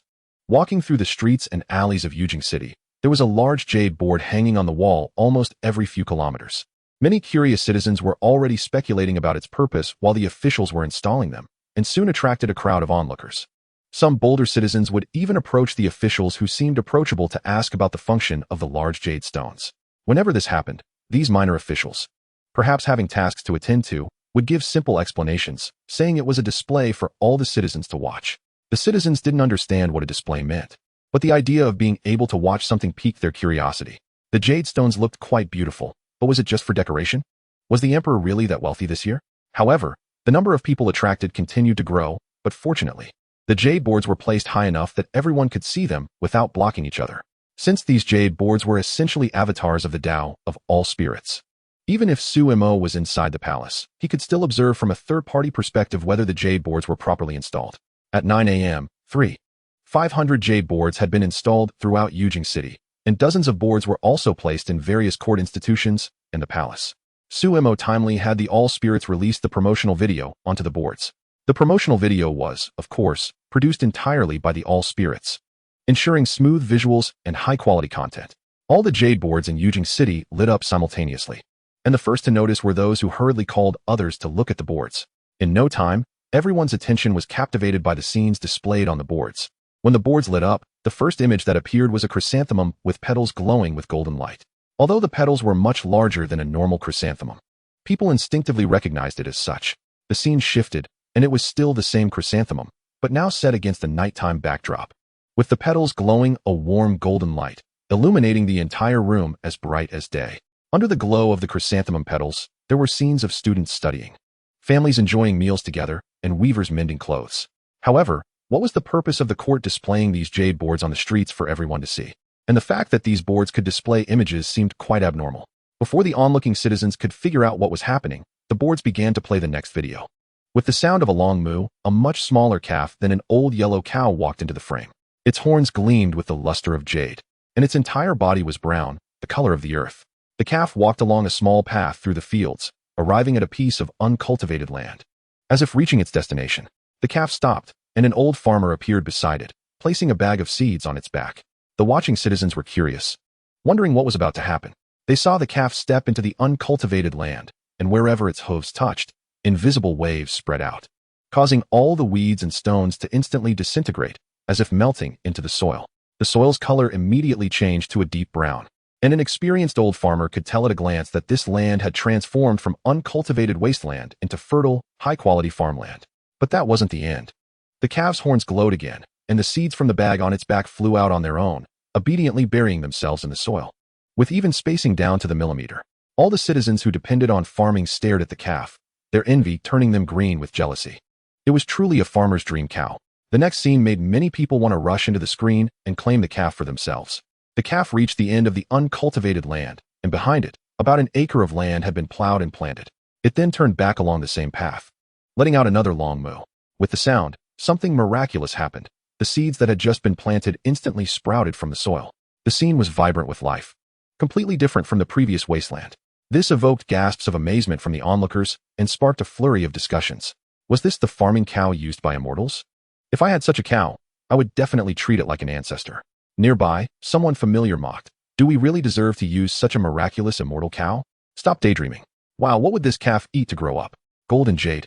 Next, a series of beasts that had appeared in the beast control field took turns showcasing their abilities. The Qingyun crane used its skill to water the crops. The hard-understanding cat transformed into a magistrate presiding over the hall. The hunting dog became a detective capturing criminals. And the swift wind horse turned into a divine steed charging into battle, among others. Each time a beast displayed its special skill, it elicited shouts of surprise from the onlookers. Thus, in their understanding, everything displayed on the screen was real. This indeed made it much easier for Su-Mo to promote the existence of Beastmasters. Su-Mo believed that after today, information about Beastmasters would spread beyond the noble class, and all the citizens of Yujing City would come to know about them. Meanwhile, in the Changhua Hall of the Imperial Palace, Su Yuan, accompanied by all his concubines and the princes and princesses under 10 years old, was watching a 150-inch jade screen. Although the concubines lived in the deep palace, most of them were aware of the news about Beastmasters but had no chance to leave the palace, let alone see what a Beastmaster looked like. Seeing this magical Beastmaster and its various skills in action, their eyes sparkled with wonder and admiration. Excited, Su Yuan even had his 3 Beastmasters take turns performing, earning him adoring glances from the concubines and princes and princesses. Watching Su Yuan's proud demeanor, Li Qingwan, dressed in formal palace attire, suddenly felt a bit restless, wanting to drag this man to the arena for a lesson. Although she thought this in her heart, she decided to give Su Yuan, the emperor, some face in this occasion, and turned her head to focus on the screen, pretending she didn't see Su Yuan flaunting himself. Chapter 47. The Arrangement of the Beastmaster Event. After Su Yuan led everyone to have lunch, he began the main event of the day, the New Year gifts. As a son, husband, and father, today he wanted to distribute New Year gifts to every master in the palace to wish for good fortune in the coming year. Su Yuan turned to a stern-looking elderly lady in palace attire and said, "In the new year, I wish for my mother to have longevity and all things to go smoothly." Hearing Su Yuan's auspicious words, the elderly lady's serious expression softened into a smile. Appreciating the emperor's thoughtfulness, palace servants brought in a pine tree over a meter tall, and Su Yuan introduced it to the Empress Dowager. "This Beastmaster is called Longevity Pine, and it is the New Year gift I present to you, mother." This Beastmaster was auctioned for 3 million taels of silver at the Beastmaster venue, and that was with my close relationship with the National Master. He gifted me one, and now it is delivered directly to you. As for why it is valued at 3 million taels of silver, I believe you will have an intuitive understanding after you contract it. Su Yuan left a hint of mystery at the end. The Empress Dowager naturally understood Beastmasters. Li Qingwan had once gifted her a medicinal orchid, which was now her contracted Beastmaster. Just how could this one be worth so much? Curiously, the Empress Dowager stepped forward to touch the branches and leaves of Longevity Pine. Since she had already contracted one Beastmaster, contracting this second one no longer required the primitive method of blood. She simply needed to touch the Beastmaster's body and communicate with it using her mind, followed by the contract. Once the contract was successful, the detailed information about Longevity Pine was transmitted to the Empress Dowager's consciousness, and she finally understood the value of this Longevity Pine. Subsequently, she even used the skill of longevity right on the spot, causing the concubines present to gasp in astonishment and envy as they witnessed her visibly grow younger. Once everyone calmed down, Su Yuan took out the New Year gifts for the concubines. One by one, spirit cats, common, were distributed to each concubine, prince and princess. However, Su Yuan calmly stated that he was only responsible for the energy stones for the spirit cats for the previous month. The rest would need to be purchased by the concubines themselves from the Internal Affairs Office. Nevertheless, the recipients of the spirit cats didn't seem to mind this matter much. They had a good allowance in the palace. But it was just that they couldn't spend money freely. Today, Wanjin Pavilion had closed for business. According to Su Mo's arrangement, Qingyu gathered all the staff of the Beastmaster venue on the 3rd floor of Wanjin Pavilion. Before Su Mo arrived, the staff members were whispering amongst themselves. Do you know why Director Qingyu has gathered us here? Yes, Qingyu is currently the head of the planning department of the Beastmaster venue, responsible for various activities and promotional events. A frail young boy said, I don't know, but there should be something good today. This is the annual meeting. I heard from the planning department that it seems to be a summary of the old year and an outlook for the new one. And it seems there will be some benefits today. Wow, you're so impressive. Where did you hear this news? A little girl proudly pouted. My brother is now a member of the planning department. Wow, only smart people can get into the planning department. I can only do some chores in the service department. The frail boy expressed some envy, as the benefits in the planning department were much better than theirs. A 15-year-old boy sat steadily on the stage, and a girl ran up to him and whispered a few words. This boy was Qingyu, the current head of the planning department for the Beastmaster venue. He subtly glanced at a private room as if receiving some instruction, patted the parrot on his shoulder, and then his voice echoed throughout the venue. Everyone. Today is the annual meeting of the Beastmaster venue. Today, we will summarize the past year and set future goals for the next year. Of course, we also have New Year benefits prepared for us by the National Master and the Third Prince. Now, the annual meeting officially begins. Next, we will have a speech from our Beastmaster Venue Management Center Director, Lu Chong. Listening to their lengthy speeches, Su Mo was feeling a bit drowsy and hurriedly instructed a little palace maid to tell them to keep their speeches concise. After receiving Su Mo's arrangement, the ministers, eager to perform well in front of him, compressed their speeches further, and within a few minutes, everyone had finished reporting. Next was the lottery event that Su Mo specifically arranged, ensuring that everyone would win a prize.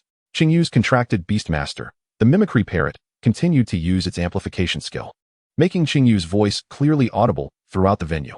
Name, mimicry parrot. Species, animal, parrot. Rank, extraordinary. System, sound. Lifespan, 1 year. Racial lifespan, 65 years. Energy, 40-50. Now we will draw for the third prize, with a total of 100 winners. The prize is a personal handheld jade board. Please confirm the code in your hands to see if you have one. Let us begin. As Qingyu's words fell, 100 numbers began to scroll on the big screen. Su Mo was confident that there would definitely be some behind-the-scenes manipulation with this lottery. Immediately, those who matched the numbers on the screen excitedly went on stage to claim their prizes. After distributing the last handheld jade board, Qingyu quickly started the next round of the lottery. Next up were 30-second prizes, with the prize being common-level spirit cats, which you all know the value of. Now, let's start the draw. The same process was followed, but this time only 30 winners were drawn, making the distribution process even faster than before.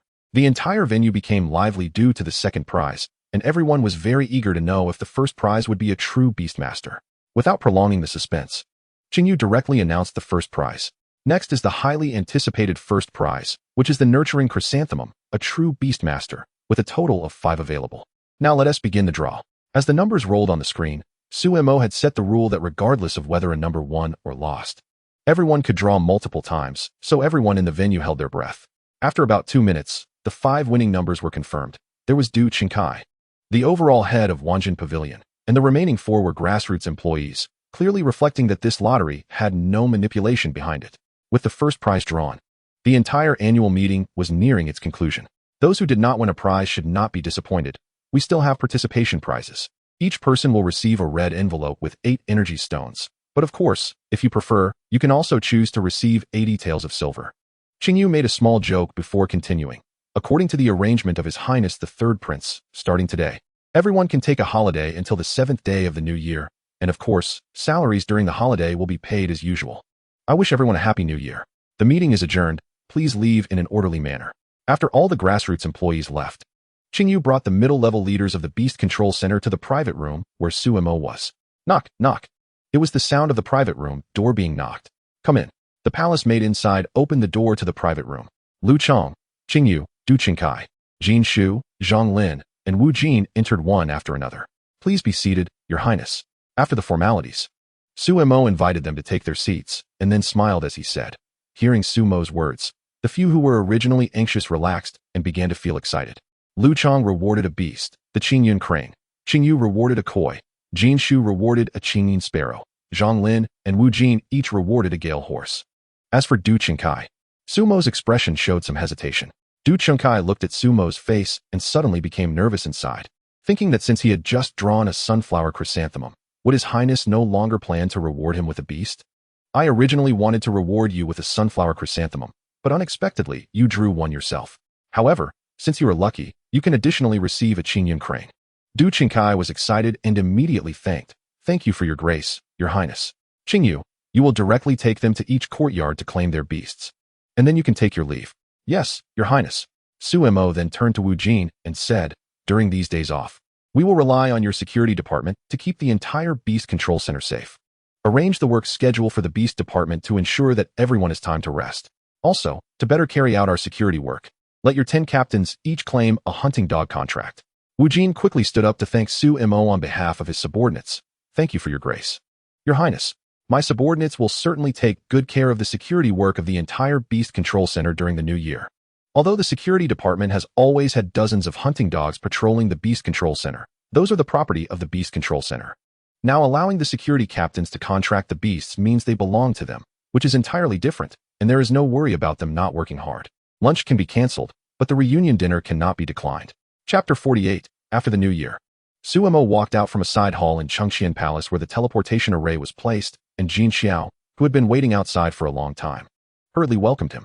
Your Highness, the palace banquet is about to start. We need to set off early. Accepting the hand warmer that Jin Xiao handed over. Although he didn't need it due to his strong physique, he said, let's go. The Fengtian Hall where the palace banquet was held was about 2 kilometers from his location. If he walked quickly, he could arrive in about 10 minutes. The closer he got to the Fengtian Hall, the louder the noise became. As this palace banquet not only included the favored concubines of the harem, but also many nobles and ministers from the previous dynasty. Therefore, the Fengtian Hall was the liveliest place in the entire Yujing city today. Inside, there would be palace maids specifically in charge of serving.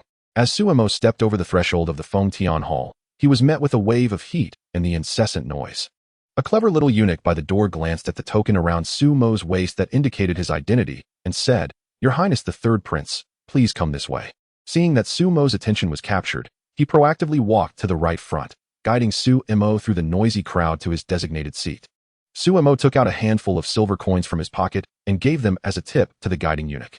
After that, Su Mo carefully looked at his position and found that it was the second seat on the right side of the emperor's main seat. The first seat should belong to the crown prince Su Yan. The arrangement of seats at the palace banquet was certainly not arbitrary, logically.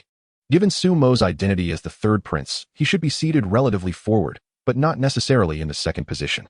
This position was generally reserved for older princes or nobles. However, the person arranging the seats must have considered Su Mo's identity as the direct disciple of the national teacher, as well as the miraculous nature of beasts, making this arrangement reasonable. Sure enough, not long after Su Mo sat down, Su Yan took his seat beside him, suggesting that he had just been talking with someone else.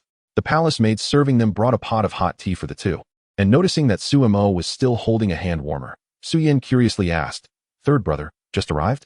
Su Yan resignedly replied, Although this palace banquet was ordered by Father Emperor, I'm the one running around.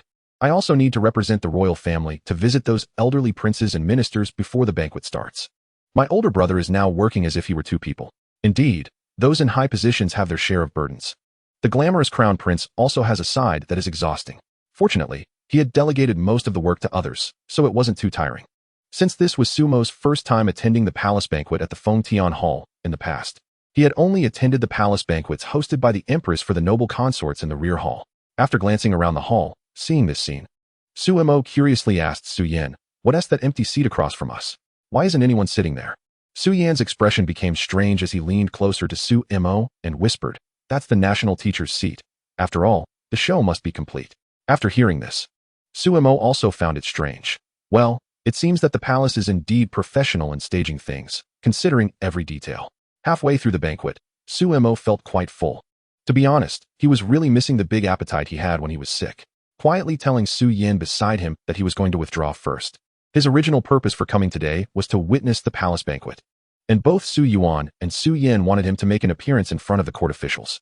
He could clearly feel just now that many eyes at the banquet were frequently scanning him. Without thinking, it was obvious that those ministers were discussing his identity. Now that both of these purposes had been achieved, he couldn't stay at the banquet any longer. Upon returning to the Chengxian Palace, he would blow away the smell of alcohol that clung to him from the Fengtian Hall. As usual, he handed a handful of broken silver to the little eunuch as a reward. Hearing the commotion outside the palace gate, the guarding little eunuch hurriedly opened the door for Su Mo and welcomed him in. As Su Mo walked into the courtyard, he heard the sound of Jean K running out from the side hall to greet him, though her face had an unusually rosy hue. Jean K held a censer in one hand and touched her cheek with the other, which indeed felt a bit hot. She stammered, "It's because His Highness issued rewards today. I was just bored and played a bit with them, but ended up losing quite a bit." Jean K immediately stopped her, saying, "Your Highness, as a prince, how can you play games with us lowly servants?" Su Mo thought for a moment and said, "Playing games isn't interesting. How about we play mahjong instead?" Su Mo didn't care about the rules Jean K mentioned. He had already crossed into another world, and as the spokesperson for the Beastmaster's heavenly path, he only needed to follow his own principles. Next, Su Mo first taught the palace maids how to play mahjong several times before officially starting. Once they began, he found that the palace maids were not as easy to defeat as he had expected, and he only had a slight victory. How strange. In the following days, Su Mo stayed in his palace, indulging in food and entertainment, only moving when Su Yuan sent someone to summon him for a sacrifice or banquet. This kind of life continued until the 6th day of the lunar month, when Jean K reminded him that the Wanjin Pavilion had already opened for business. Su Mo then realized it was already the 6th. Jean K, who was directing other little palace maids in cleaning, quickly responded and then instructed several little palace maids to tidy up. As for Su Yuan and Li Qingwan, Su Mo just sent a little palace maid to report his whereabouts. Su Mo was someone who acted immediately upon speaking. After finishing breakfast at 8 o'clock in the morning, he had already arrived inside the Beastmaster's arena through the teleportation array by 9. Jean K and the palace maids went to clean the southern courtyard where Su Mo resided, while Su Mo went straight to the ground courtyard to officially start his post-New Year's plan. On the way, Su Mo took a moment to check his personal information. He had been busy enjoying himself these past few days and wasn't sure how many rule points he had accumulated. Beastmaster, Su Mo. Rule points, 2,346 points. Daily gain of 185 points. Prosperity, 365. Can self-reproduce beasts. For types, Beijing chicken, nesting ant queen, yin-yang chrysanthemum, hunting dog. Having accumulated 2,346 rule points, he felt it was time to make a big move. Regardless of their previous varieties, after today, they would all become one type, the calf. After about 15 minutes, all the calves had completed their evolution. Su Mo then went to the fire courtyard, where there were also 400 pots of various ordinary chrysanthemums prepared in advance. He spent 1,200 rule points to directly begin the evolution, aiming for the yin-yang chrysanthemum. Next, he imitated the pre-evolution form of the Legion Ant Queen, consuming 600 rule points to evolve 20 groups of nesting ant queens. Now, Su Mo's personal information had undergone significant changes. Beastmaster, Su Mo. Rule points, 246 points. Daily gain of 290 points. Prosperity, 475.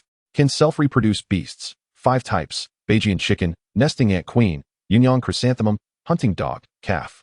The myriad spirits in Su Mo's consciousness seemed to feel that his power had grown stronger, and its anchor point in this world was enhanced. Su Mo. I feel that with more beasts, I can manifest in the real world. Su Mo's eyes lit up. After all, there was a voice nagging in his mind every day, something that any normal person would find hard to tolerate. Moreover, the myriad spirits, now a true conscious life, surely wanted to see the real world. Can you give me a specific number? The myriad spirits' heavenly path ability seemed to have also enhanced, instantly calculating the answers Su Mo needed. Currently, there was no way, and Su Mo could only sigh. The task is daunting. However, it wouldn't take long, as he was gaining 290 rule points daily, enough to cultivate 3 spirit beasts soon. The yin-yang chrysanthemums and calves were temporarily arranged to reside in their original courtyard, while Su Mo used Qingyun's skill to lift the 20 nesting ant queens. He took them to the residence of the Legion Ant Queen, striding in confidently. The Legion Ant Queen was very pleased to see Su Mo and, upon seeing her pre-evolution kin behind him, looked puzzled. Hearing Su Mo painting a grand vision for her, the Legion Ant Queen tilted her head, conveying that she could complete all the projects herself without needing her kin's help. Su Mo patted the Legion Ant Queen's head and comfortingly said, "The amount of work here is beyond your imagination. You won't lack work for several years." The Legion Ant Queen's eyes sparkled with joy, and this time, she conveyed that she would take good care of her kin. Watching the Legion Ant Queen successfully digest the grand vision he painted, Suemo left a large number of energy stones for the daily consumption of these nesting ant queens and then left directly. Next, he hurriedly sent word to Su Yuan and Su Yin that the calves were ready and could start experimenting with the new grain species at any time. It was up to them to arrange the timing. Now Suemo finally had the time to put the matter of how to obtain energy stones of other attributes on the agenda. Chapter 49, Official Farming. Currently, the energy stones produced by the Yunyang chrysanthemum were of the light attribute. The treasure panda could bless energy stones of other attributes, allowing them to also contain spatial attributes, which were the foundation of spatial teleportation arrays. To customize energy stones of other attributes, even if directly customizing, there must be some rationality. One cannot simply say that aquatic creatures can directly produce fire attribute energy stones. Energy stones of wood, earth, and water attributes were easy to handle. Just customize evolving plants, as plants are closely related to these three attributes. For wind, one could find a flying bird or a fast-moving animal. As for electricity, he hadn't even birthed a beast with that attribute yet, so he had no clue. Fire, flames, or lights. But fire seemed to be more of a resource consumer than a producer. No clue there. For metal attributes, it seemed that giant pandas were known as iron-eating beasts. That could be worth a try. Suemo was scribbling and sketching on paper, occasionally overturning his thoughts and erasing things. Starting tomorrow, with those 4 short words, Suemo could already feel the urgency in his heart. He silently smiled, estimating that someone would have trouble sleeping tonight. As expected, not only did Su Yuan have a restless night, but several ministers responsible for the handover of the Beast Department and the Engineering Department arranged by Su Yuan also tossed and turned, unable to sleep. So when Suemo saw a group of people with dark circles under their eyes before 8 o'clock in the morning, even though he had already prepared himself, he was still taken aback. Everyone arrived quite early, huh? Leading the group, Zhang Wuwei looked gloomy but was very excited. Your Highness, the time is not early. Yesterday, the old ministers tossed and turned, eager to experiment with the new grain species. Please, Your Highness, let us set off quickly. Seeing Zhang Wuwei's impatient demeanor, Suemo felt a bit embarrassed to say that he hadn't had breakfast yet. Did you bring the calf from the Beast Control Center? Duke Qingyichuan of the Lu State asked eagerly. Yes, came the reply. Then I'll bring 4 more calves from the Beast Control Center, and that will be enough. Qingyu, go fetch 4 calves and also bring out all the seeds from the warehouse, Suemo said, handing over his token to Qingyu as proof, instructing him to act according to his orders. When Qingyu returned with the 4 calves, the seeds capable of planting 100 acres were packed into boxes that had been transformed into spatial props. Cheng Yichuan curiously asked, Your Highness, aren't there seeds here that can plant 100 acres of good farmland? Suemo smiled slightly, of course. Cheng Yichuan approached and patted one of the boxes. But how much grain can these few boxes hold? Without explaining to the curious onlookers, Suemo simply said they would understand when they reached their destination. Reluctantly, everyone suppressed their curiosity and set off towards the royal farmland in the southern suburbs of Yujing City. The journey took about an hour, and they finally arrived at the farmhouse. In this bustling rural setting, Suemo saw his father, Emperor Su Yuan, who also had dark circles under his eyes. Even on a private outing, Su Yuan was accompanied by dozens of guards, along with several eunuchs and servants. From a distance, the large group was easy to recognize. Su Yuan looked curiously at Suemo and the others, who had 3 carts and 5 calves, plus a few horses ridden by young men, and asked with some confusion, Emoer, did you not bring the seeds today? Suemo seemed to anticipate this question and instructed someone to unload 5 boxes from the last cart. After tapping the boxes with his hand, Suemo said with some meaning, Here, they are all here. Su Yuan furrowed his brows and then relaxed. Though he didn't know the situation, he was sure it was something new that Suemo had come up with. Not pursuing the matter further, he calmly asked, Shall we start planting now? Suemo was surprised to look at Su Yuan, not expecting him to not ask further questions. He rubbed his nose and said, All right. Suemo took out the seeds from the boxes and fed each of the 5 calves a mouthful, allowing them to use their skills to analyze how to better plant these seeds. He then had the 5 boxes secured onto the 5 calves and communicated the entire process to them in his mind, including when to use their skills. Name, calf. Species, animal, cattle. Rank, extraordinary. System, elemental, earth. Lifespan, 60 years. Energy, 50-50. Skills, 1. Spring step. Initial insight, 5 energy points wherever the calf steps. Vitality surges forth, increasing the growth efficiency of wood-type plants by 300. However, starting from today, their skill upgrade journey would begin. After some communication, the 5 calves each chose their own plots. Similar to the promotional video from Yujing City, they first used the skill fertile soil to turn the land they stepped on into suitable, fertile ground for planting. Then, using the plowing skill, they evenly planted the wheat seeds from the boxes into the ground. watching the scene that matched the promotional video. Those who had only seen the beast control through the video widened their eyes in disbelief as it became reality. After about half an hour, the calves had finished plowing an acre of land. The calf at the end, facing the land it had sown, let out a long call. Moo. This activated the spring step skill. Invisible waves rippled across the deep brown soil, and the seeds below quickly took root and sprouted. An official from the Ministry of Agriculture came down from the fields and crouched down to examine the tender sprouts that had just emerged 2 inches above the soil. Excitedly shouting, "It's true, this is really wheat." Hearing his shout, Su Yuan didn't mind the dirt of the fields and personally walked down to touch the vibrant wheat sprouts with his hand. He laughed heartily, "With this divine seed, how can our Great Xia not thrive?" Zhang Wuwei was so excited that he dug up a grain seed just planted from the soil and confirmed repeatedly that it was indeed a sprouting wheat seed. Overcome with emotion, he shed tears of joy, having not rested well the day before. Seeing the grain seeds truly resembling Su Mo's description made him feel a wave of fatigue wash over him as he relaxed. Su Yuan then instructed the newly established joint department, the Beast Control and Agricultural Bureau, to take good care of these beasts and oversee the 100 acres of wheat sprouts. Su Mo shared some planting tips for the calves with the temporary head of the Beast Control and Agricultural Bureau, Prince Suabai. Thus, it felt somewhat like pushing a duck onto a perch. They were taking office before verifying the goods. Gripping the node in his hand, Su Ibai, filled with enthusiasm, chased after the working calves to actively fulfill his mission. Chapter 50. Various Attributes of Beast Control. First, Sumo greeted the languidly sunbathing army ant queen under the skylight and checked the number of worker ants she had nurtured. With ample energy stones, those with strong hatching capabilities had already produced over 70 worker ants, while those with fewer had also produced over 40. The seemingly immature worker ants were also gathered around their respective queen, absorbing energy from the energy stones to promote their rapid growth. After a round, Suemo was very satisfied with the growth progress of the army ant queen and left a large amount of energy stones for them to consume before leaving the army ant queen's residence.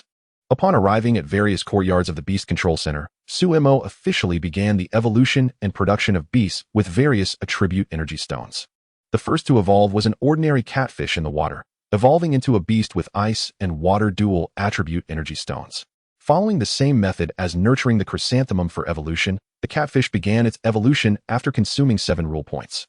During its evolution, Suemo naturally did not wait idly by. He also injected rule points into other predetermined creatures to begin their evolution.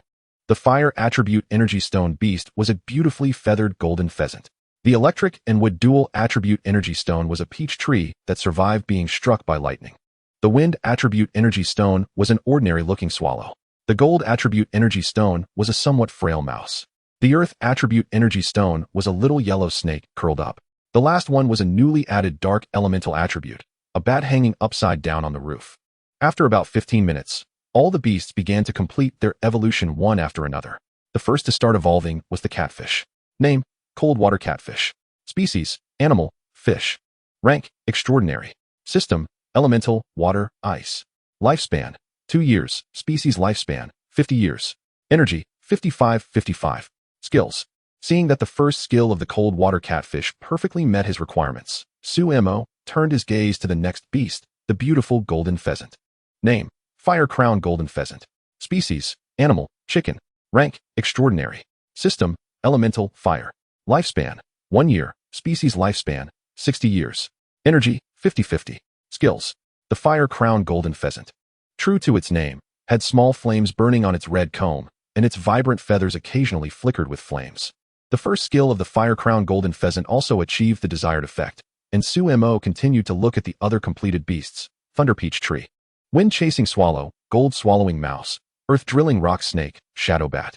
The skills of the 5 beasts all met Sumo's requirements, proving that the efforts of Wanling were indeed impressive, as custom-made beasts were remarkable, and a large number of these beast forms before evolution need to be collected, as they are the cornerstone of beast civilization, and many of them need to evolve. Knock, knock, knock. In the evening, Sumo's door was knocked on. Come in. Qing Yu pushed open the door, first offering a greeting, then said, Your Highness, you called for me? At this moment, Suemo was at the table, writing and drawing something, and there was already a thick stack of draft paper beside him. Looking at Qing Yu in front of him, Suemo felt a rare sense of guilt. Qing Yu was not only responsible for the planning department of the Beast Arena, but also served as his secretary. It was indeed a bit too busy. Ahem. Qing Yu, you haven't been too busy lately, have you? Tomorrow, I need you to help me with something. Qing Yu's expression was respectful, listening attentively. Your Highness, just give your orders directly. Those matters of mine are trivial. At worst, I can work overtime at night. And I will manage to finish what I need to do. Your Highness is the kindest master I have ever seen, Qing Yu thought to himself. Seeing this, Suemo directly said, the first thing is, you will represent the Beast Arena to visit the Jing Wangfu tomorrow to ask if they are ready to start building the Beast Academy. Saying this, he picked up the papers on the table. These were the promised beasts for them to choose from. Qing Yu took the papers from Sumo's hand, glanced over the 2 sheets, and his pupils shrank. These were all information on beasts he had never seen before. The Jing Wangfu gets to choose one. Indeed, they are quite fortunate. Hearing that there were new products, Qing Yu's eyes lit up, and he clasped his fists in response. Suemo paused and continued. Also, next to the Wanjin Pavilion, a new building will be constructed, which I will call the Beast Trading Center. Note that the beasts here cannot be bought just because one has money. First, the buyer must earn the recognition of the beast itself before they can pay to take it away. Our auction house will no longer auction beasts, only some rare beast resources. Although Qing Yu was somewhat unclear about this novel trading method of the Beast Trading Center, he would not question His Highness's orders. Resolutely complying with His Highness's commands was something he had always adhered to. Suemo had actually considered this sales model for a long time, because in the early stages, he needed to raise the fame of beasts in Yujing City, and he could only use auctions, which easily got people excited. However, in the future, as the popularity and quantity of beasts increased, it would easily lead people to undervalue the beasts they contracted or even treat them merely as tools for making money. Therefore, while lowering the price of the beasts to make them affordable for more people, he also added another threshold, letting the beasts choose whether they wanted to be taken away or not. This way, the invisible cost for buyers increased, and it established an emotional bond, which was beneficial for both parties. Thus, in the future, even wealthy people could not casually buy beasts. After all, it was a seller's market now. There was no worry about a lack of buyers for beasts. Suemo could imagine how many small nobles with surplus money would come to try to buy beasts when the Beast Trading Center opened. Qing Yu, carrying the several stacks of papers handed to him by Suemo, left hurriedly, a bit excited. Chapter 51. Successful engraving of the teleportation array. The large jade boards hanging everywhere were still promoting information about the beasts, but the method had changed once.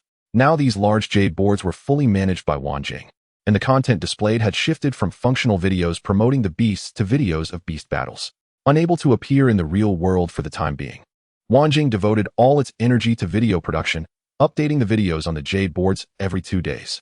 Naturally, a large number of citizens gathered in front of the jade boards every day, as if these boards unveiled the veil of a mysterious world to them.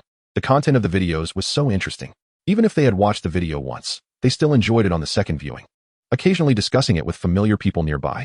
Qing Yu, leading several guards from the Beast Arena, passed through the bustling crowd and arrived at their destination, the Jing Wangfu. After handing the invitation representing the Beast Arena to the doorman, it wasn't too long before Qing Yu and his group met the Jing Wangfei in the guest hall of the Jing Wangfu. Once everyone was seated, Qing Yu, as the representative of the Beast Arena, did not engage in superficial pleasantries with the Jing Wangfei, but directly stated his purpose. The Wangfei must understand the purpose of our visit. I wonder if the agreement made last year between His Royal Highness the Crown Prince and the Wangfei regarding the Beast Academy is still valid? Glancing at the pale-faced youth sitting across from her, the Jing Wangfei lowered her gaze slightly. Since the contract had been established, how could the Jing Wangfu not recognize it? Qing Yu nodded slightly. Since the Jing Wangfu did not intend to go back on its word, his task was halfway done. He gestured to the guards beside him to hand a few sheets of paper to the maid next to the Wangfei. The Jing Wangfei took the papers from the maid, looking somewhat puzzled, unsure of Qing Yu's intentions. Since the Jing Wangfu still recognized the agreement with the Beast Arena, these papers contained the conditions previously promised by the Beast Arena. Could the Wangfei please choose one from them? The Jing Wangfei's face showed delight, and her slender fingers unconsciously tightened around the papers. Taking a deep breath to steady herself, she carefully examined the contents of the several sheets. She read each sheet thoroughly, some even comparing them multiple times. After a while, the Jing Wangfei finally selected one and handed it to the maid to pass to Qing Yu. Esteemed guest, I would like this beast. Qing Yu took the paper and saw that it clearly listed the information about the falling thunder peach wood. Name, falling thunder peach wood. Species, plant, peachwood type. Rank, extraordinary. System, elemental, wood, electricity. Lifespan, 5 years. Species lifespan, 150 years. Energy, 60-60. Skills. Having already reviewed the information for the beasts available for the Wangfei selection several times, Qing Yu mentally went through the information on the falling thunder peach wood. An extraordinary ranked beast with 4 skills was relatively rare among the current beasts. Whatever the reason for the Jing Wangfei's choice, in some respects, she had made the right decision. The Wangfei indeed has a good eye, Qing Yu first praised. We hope to start work tomorrow. Is there anything inconvenient for the Wangfei? Hearing Qing Yu's words, the Jing Wangfei frowned slightly, seemingly not expecting the beast arena to be so urgent. Was it a bit too hasty for the esteemed guest of the beast arena to start tomorrow? With a smile, Qing Yu said, I hope the Wangfei can understand. Our master is like this, always acting decisively. The Jing Wangfei contemplated. She wondered whether the master referred to by this fair-skinned youth was the nominal master, the third prince, or the national master who had never shown his face. However, regardless of which one, neither was someone the current Jing Wangfu could afford to provoke. She could only smile and say, I understand. Please inform your master that the Jing Wangfu will provide the necessary land tomorrow. Qing Yu performed a fist salute. Thank you for your understanding, Wangfei. In that case, I must report back to our master. As a woman, the Wangfei was not convenient to escort them to the door. So she had the chief steward of the Wangfu, see Qing Yu, and his group off. After they left, the Jing Wangfei seemed to reminisce as she walked around the vast Jing Wangfu. Notify everyone to start packing. Starting tomorrow. The current grandeur of the Jing Wangfu will no longer exist. However, it seemed that ever since the 2 previous Jing Wangs had passed away, the glory of the Jing Wangfu might have ceased to exist. A long sigh lingered in the Wangfu for a long time. Su Yan looked at the teleportation array he had finally successfully carved with some excitement. The energy required to carve those lines was truly complicated. The treasure-hunting little panda glanced at Su Yan with a hint of disdain, seeming to find her Beastmaster a bit clumsy. In his state of excitement, Su Yan clearly didn't notice the little panda's gaze and earnestly reminded her. Seeing that Wan Panling Miao was unwilling to move, Su Yan had no choice but to let it be. He borrowed a Windrunner horse from the Beastmaster arena and, relying on its incredible speed, arrived at the East Palace in just a quarter of an hour. In the side hall, he set up the array plate he had painstakingly carved. And after placing a space attribute energy stone into it, the bright light indicating the teleportation array was successfully activated flickered to life. Su Yan stepped directly into the beam of light, feeling a slight dizziness, and the next moment, he found himself in front of the teleportation array supervised by the treasure-hunting little panda. After Su Yan teleported away, the beam of light at the East Palace also disappeared, turning back into an ordinary array plate. Rubbing his head to ease the dizziness, Su Yan's heart was filled with excitement. He had finally succeeded in creating the teleportation array. Next came the repetition of making many more. Perhaps due to the use of intermediate energy stones, the teleportation distance of the array had greatly increased. He thought he could experiment with the teleportation limits of an array carved with intermediate space energy stones. However, he had run out of intermediate energy stones and would have to ask his mother again, hoping that this time the request wouldn't involve sparring with her. As if recalling an unpleasant image, Su Yan's expression turned a bit grim. But when he glanced at the 2 leisurely little creatures, he pretended to mutter to himself. Oh dear, I'm running low on intermediate energy stones. Looks like I have to go find my mother again. Upon hearing Su Yan's words, the treasure-hunting little panda and Wan Panling Miao seemed to have thought of something unpleasant, their fur standing on end. Seeing their reaction, Su Yan sneered, so, if you don't want to keep getting beaten up, you 2 should hurry up and train your skills and teamwork. The 2 little ones looked at Su Yan with resentment, their eyes seemingly saying, isn't it because your combat awareness as a Beastmaster is too poor that we can't win? Su Yan felt a bit guilty under their stare. He knew his mother had a strong talent for combat, while he performed just adequately. However, he believed that hard work could make up for shortcomings. All right. I'll accompany you both to train, he said, and then led the 2 little ones to the Beastmaster training hall at Wanjin Pavilion. Chapter 52, Wanjin Pavilion. On the 8th day of the 1st month in the 17th year of Hanwu, it had been 38 days since Wanjin Pavilion opened, selling a total of 6,248 handheld jade plates, not including those given as rewards or directly gifted. Today, all holders of handheld jade plates discovered a new icon added to the display panel of their plates. This red icon bore the words Wanjin Pavilion in large characters. The meaning of these 3 words was clear to those who possessed handheld jade plates. But what did this have to do with the Wanjin Pavilion at the Beastmaster arena? This naturally triggered various speculations among many people. Just like clicking on the other 2 icons, they clicked on this Wanjin Pavilion icon. Dear customers using the Wanjin Pavilion application, hello. Welcome to use this application. This application serves as an online promotional tool for the physical Wanjin Pavilion store. Here, you can learn about new items and currently out-of-stock products without needing to go to Wanjin Pavilion in person. All products displayed in this application have the same prices and quality as those in Wanjin Pavilion. You can pay a deposit online to reserve your desired products. Within a 3-day validity period, by completing the final payment through the order in the application, you can pick up your reserved items. Originally, Sumo planned to arrange a home delivery service, but due to insufficient manpower, he abandoned that idea, planning to introduce additional services after people became accustomed to ordering products online. After reading the application introduction, entering it revealed what Sumo considered a very normal online shopping application, with some category navigation at the top. Below that was a recommendation of some attractive new items, as there was no need for any gimmicks since this application only featured one Jin Pavilion. It was clean and straightforward, showcasing a few new product introductions. The first type was space storage devices, featuring various styles such as rings, hairpins, pouches, and box-shaped items.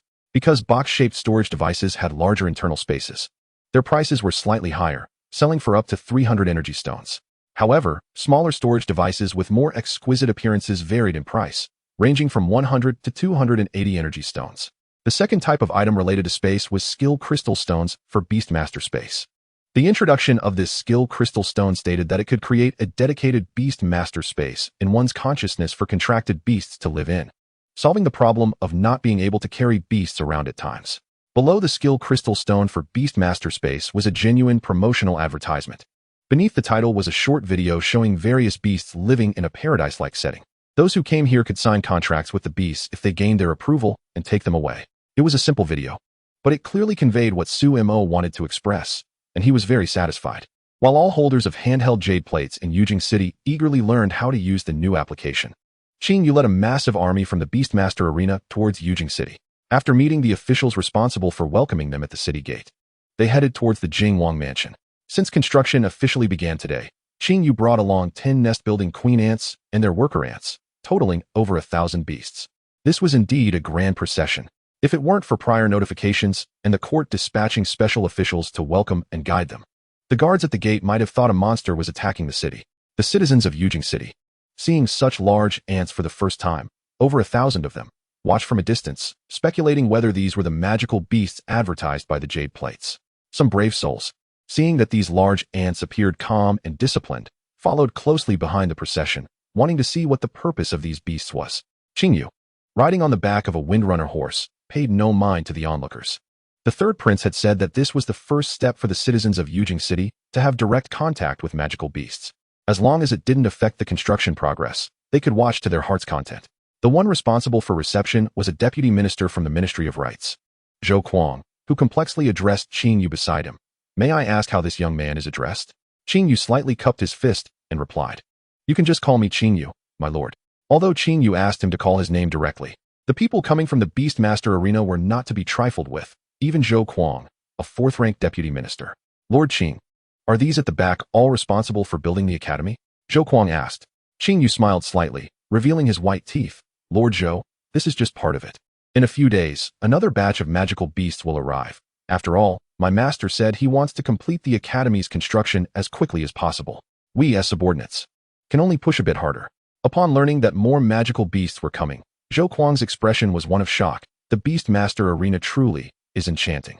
Such fascinating magical beasts can be so easily produced. Zhou Kuang laughed heartily. "I can't take any credit. It's just part of the job. We're here, we're here." A voice echoed throughout the Jingwang mansion. Listening to the commotion from the servants, the maid beside Princess Jingwang opened the doors and windows and reprimanded. "What is the rush? Why are you in such a fluster and not speaking properly?" The procession from the beast taming ground had arrived, a long line. Princess Jingwang stood up and said, "All right, let us go to the front yard and see for ourselves." When Princess Jingwang led her maids and attendants to the front yard of Jingwang Mansion, the beast taming grounds team, led by Qingyu, also arrived. Princess Jingwang looked at the seemingly endless line of nesting ant queens, her lips slightly parted in surprise. Qingyu dismounted from the swift horse, cupped his fists toward Princess Jingwang, and said, "Princess, hope you are well. Is everything ready?" Qingyu pointed to another row of horse-drawn carriages behind him and said, "This is the payment from the beast taming ground to Jingwang Mansion. Where would you like it placed?" Princess Jingwang glanced at the few carriages behind her, her expression shifting slightly. "Please follow me. We can put it in the backyard." "Good." Qingyu responded and instructed one of his guards to transfer the carriages to the attendants of Jingwang Mansion. Then he directed the line of nesting ant queens to enter Jingwang Mansion and officially begin the dismantling of the original structure. Chapter 53, Infrastructure begins. With a command from Qingyu, 10 nesting ant queens activated their skills to coordinate their worker ants in dismantling the front yard of Jingwang Mansion. Each nesting ant queen was responsible for a section, while the worker ants, about a meter long, skillfully climbed the walls of Jingwang Mansion, dismantling bricks one by one with their front limbs. The worker ants had clear roles. Some were dismantling from above, while others below stacked the bricks and wood that were taken down. Their speed was indeed impressive. The once green-tiled mansion was already starting to look dilapidated, gradually reverting to a desolate state. The task for the morning was to dismantle the existing structures, and the foundation work would take place in the afternoon. Qingyu watched the progress of the nesting ant queens, feeling satisfied and nodding. If things went as planned, all tasks could be completed ahead of schedule. Meanwhile, in an open space next to the beast taming ground, Su Mo was leading a legion of ant queens and 10 nesting ant queens in constructing the beast trading center. According to the plan, the center would cover 100 acres, capable of accommodating 5,000 beasts simultaneously. From the outside, it resembled a giant dome structure, shaped like a large round egg, with no other buildings inside except for the outer wall and dome. The internal height was 100 meters. After all, a lower ceiling would be unfriendly to flying beasts. Although the design was simple, it required a high structural strength for the building materials, which could only be handled by the worker ants under the Legion Ant Queen. After the Legion Ant Queen evolved into a spirit beast, the bonding skills of the worker ants also improved to a certain degree. The strength of the building materials they produced now met Su Mo's requirements. With the presence of the Legion Ant Queen, the construction speed on Su Mo's side was destined to be much faster than Qingyu's. By the end of the morning, the foundation for the 100 acres had already been completed. While Su Mo was excitedly watching the worker ants build, he suddenly felt his jade tablet vibrate. Upon opening it, he saw that Jin Shu had sent him a message. This messaging feature was currently only implemented within the beast taming ground, and Su Mo affectionately referred to this version as the internal beta test version. The message read, "Your Highness, there is a person outside the beast taming ground claiming to be your grandfather seeking an audience."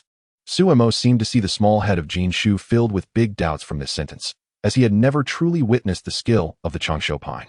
Therefore, it was natural for him to be puzzled by a young man claiming to be his grandfather.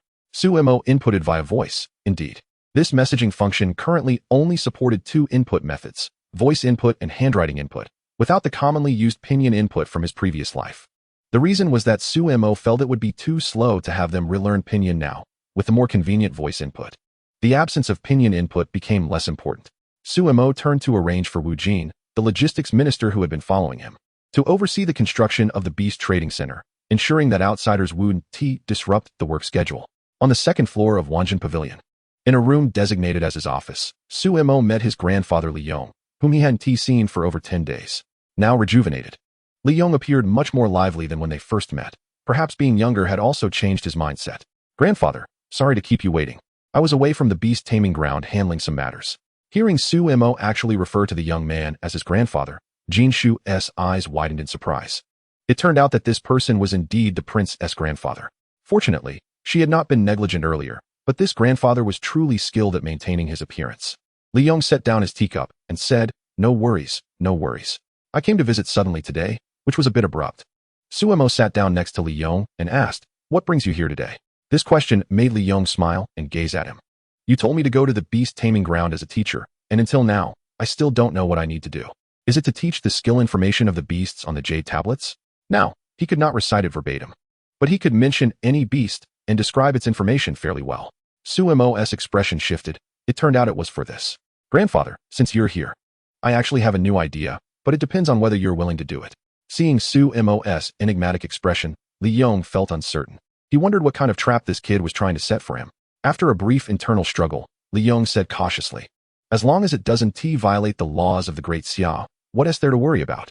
Su Mo understood that the old man was taking the matter too seriously and decided not to tease him any longer.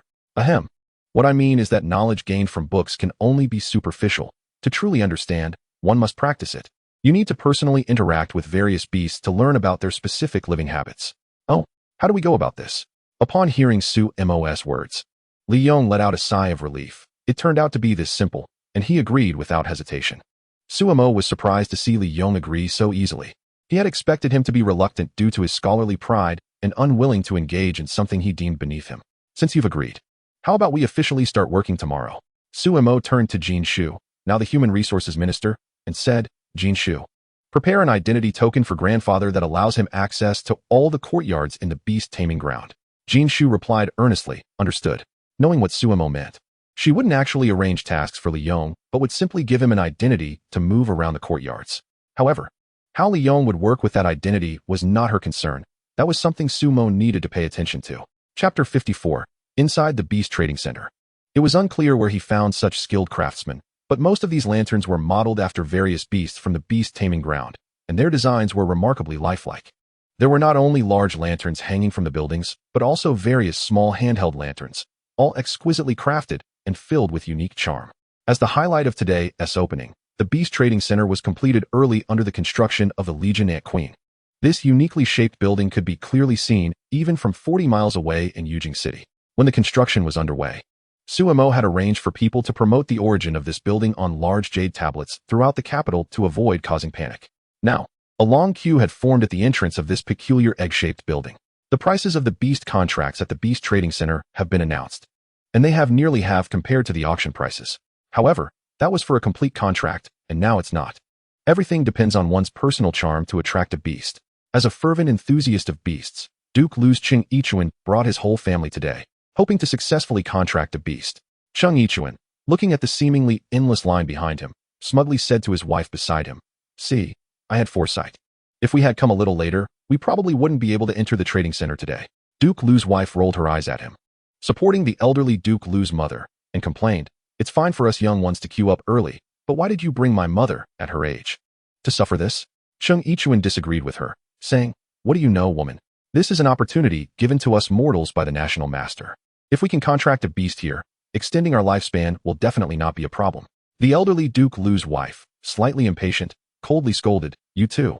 Making a scene outside and causing others to laugh at you. Jingfu, ever since I tasted that 8 delicacies chicken, my health has been fine, so you don't need to worry all the time." Jingfu naturally referred to Duke Lu's wife, who obediently nodded at the elderly lady, saying, "Understood, mother." Although Duke Lu showed some discontent, he ultimately dared not say anything further. Only Cheng Yichuan's 2 sons looked quite excited, eagerly anticipating this visit to the Beast Trading Center. As they had long envied their father's amphibious turtle, now, they also had the chance to own their own beast. How could they not be excited? After about half an hour, it was finally the turn of Duke Lu's family.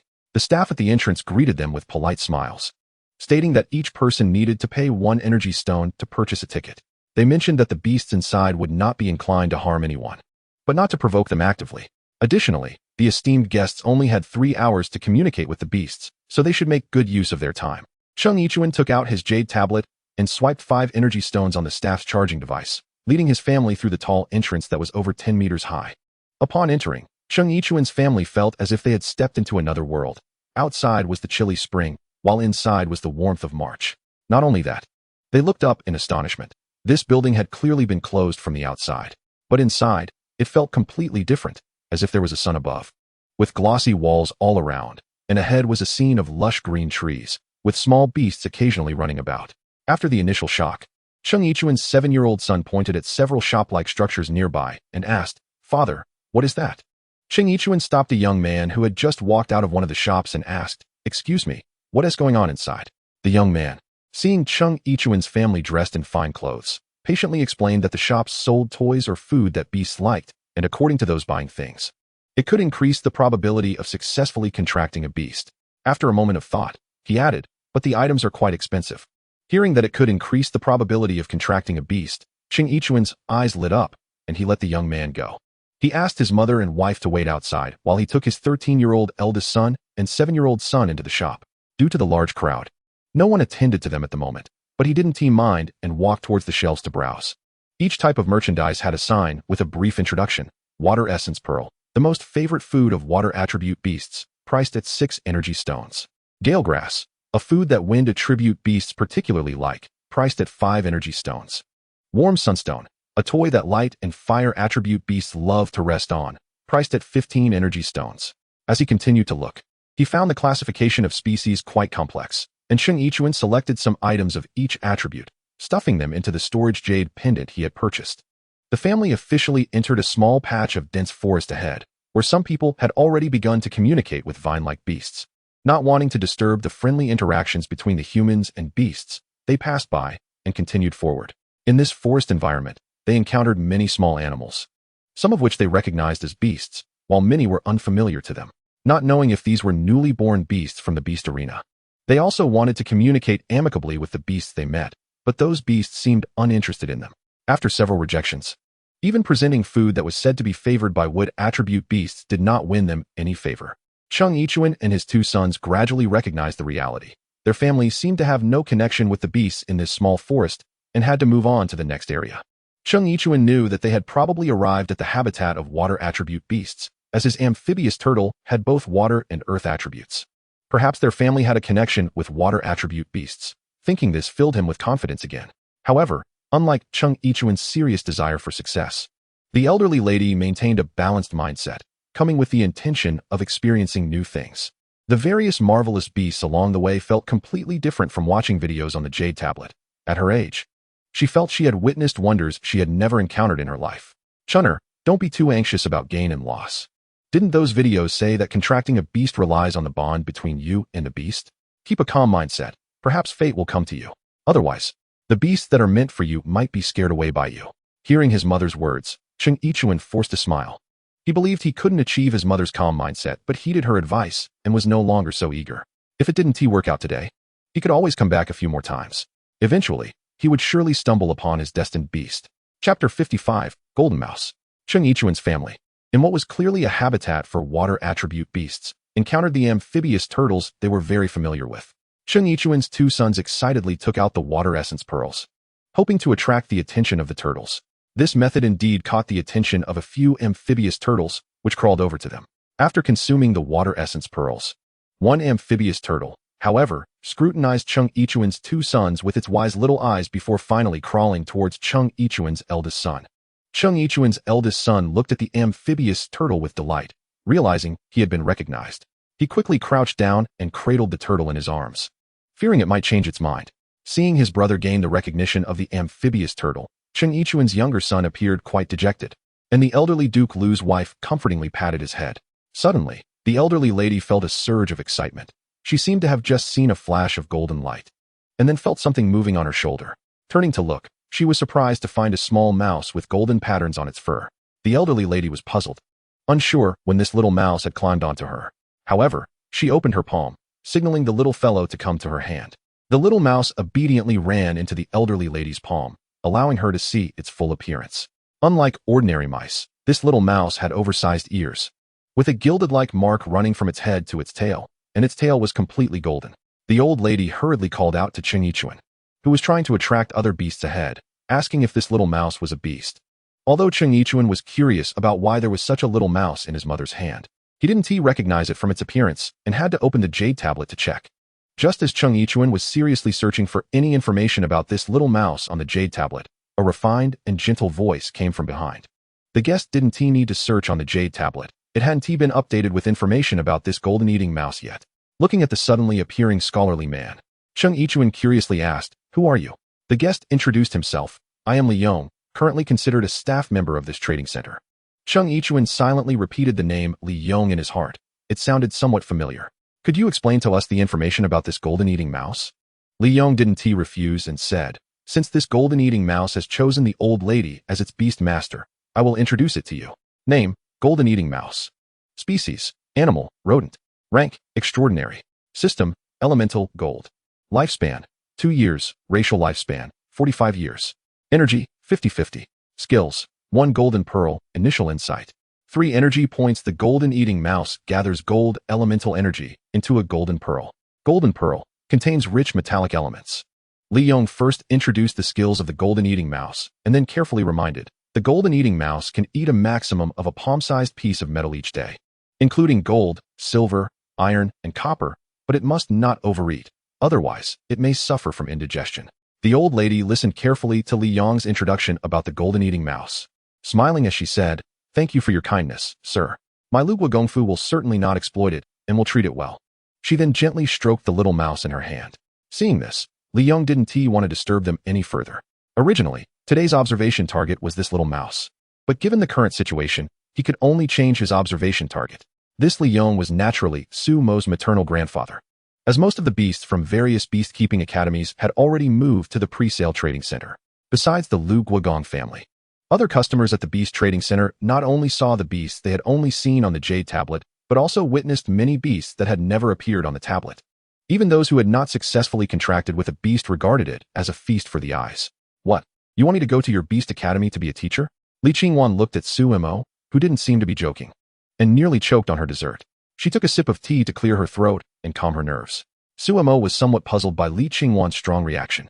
Yes, mother, it's not just a simple teacher. It's a combat instructor, teaching them how to battle with beasts. Is there anything wrong with that? Li Qingwan's expression turned a bit bitter. It's not that I don't want to, but as a woman and the queen of Daxia, there has never been a precedent for such a thing. Su Mo seemed to understand why his mother was so shocked. Although this era was not as oppressive towards women as in his previous life during the Qing dynasty, women were still not allowed to hold official positions. And there were very few jobs that required them to step into the public eye, even if young ladies could recognize some characters. The profession of a female teacher had never existed. If there has never been a precedent, why not create one? Where does my mother think women are weaker than men? In my opinion, it's merely a difference in physical strength. Now that beasts have appeared, they perfectly compensate for that deficiency. Everyone is equal on this path. It depends on how well a person cultivates their beasts and their desire to become stronger. So why draw lines and bind oneself? Su Mo patiently guided his mother, showing a hint of frustration that the limitations of the era should not hinder half of the population from advancing the civilization of beast keeping. Sensing the unrest in Li Qingwan's heart, the originally content Yinin, who had been staying in Li Qingwan's beast space, suddenly flew out on her own. She waved her long wings and performed the skill Miaoyin, which she had acquired after evolving into a spirit beast. Seeing Yinin actively releasing her skill to encourage her, Li Qingwan ultimately made her decision. Chapter 56, Double-Tailed Spirit Fox. Name, Miaoyin Spirit Sparrow. Species, Animal, Sparrow. Rank, Spirit Beast. System, Sound. Lifespan, 2 years. Racial lifespan, 150 years. Energy, 105120. Skills, 1 sound wave. Mastery, 3 energy points attacks the target with sound waves, causing significant damage. The evolved Yinin had undergone significant changes from her previous form. First, her size was no longer that of a small canary. She now stood about 1 meter tall. Her feathers had turned a vibrant green, and her long, elegant wings danced gracefully whenever she flapped them. Li Qingwan lovingly stroked Yinin's long neck and said, "All right, I will be this precedent and set an example for future generations, paving the way for the women of Daxia." In his heart, Su Mo silently marked a check, confirming that the position of combat instructor for beast battles was filled. He also promised, "Mother, please believe me. In the legends of beast keeping that follow, there will definitely be a place for you." Having made the decision, Li Qingwan felt a sense of relief wash over her. With a joyful glimmer in her eyes, she said, "Since you say so, how could I refuse?" Seeing his current rule point balance of 863 points, which was more than enough, he asked Li Qingwan to summon the illusionary fox named a Ling from the beast space. He spent 110 rule points to choose free evolution. As the rule points were consumed, the illusionary fox's size visibly increased from over 30 centimeters to over 60 centimeters. Additionally, a new tail sprouted alongside the originally fluffy tail. No other changes occurred. Name, Double-Tailed Spirit Fox.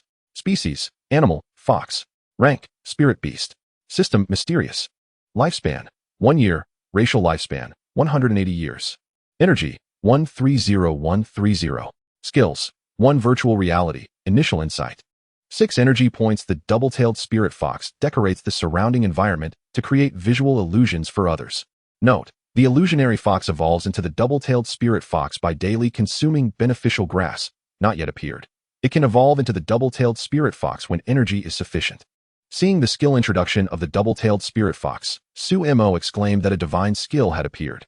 The 2 new skills were very useful. One was a vital survival skill, and the other allowed for direct inscription of skills without learning conditions, enabling the inscription of necessary skills to fill gaps in his beast lineup.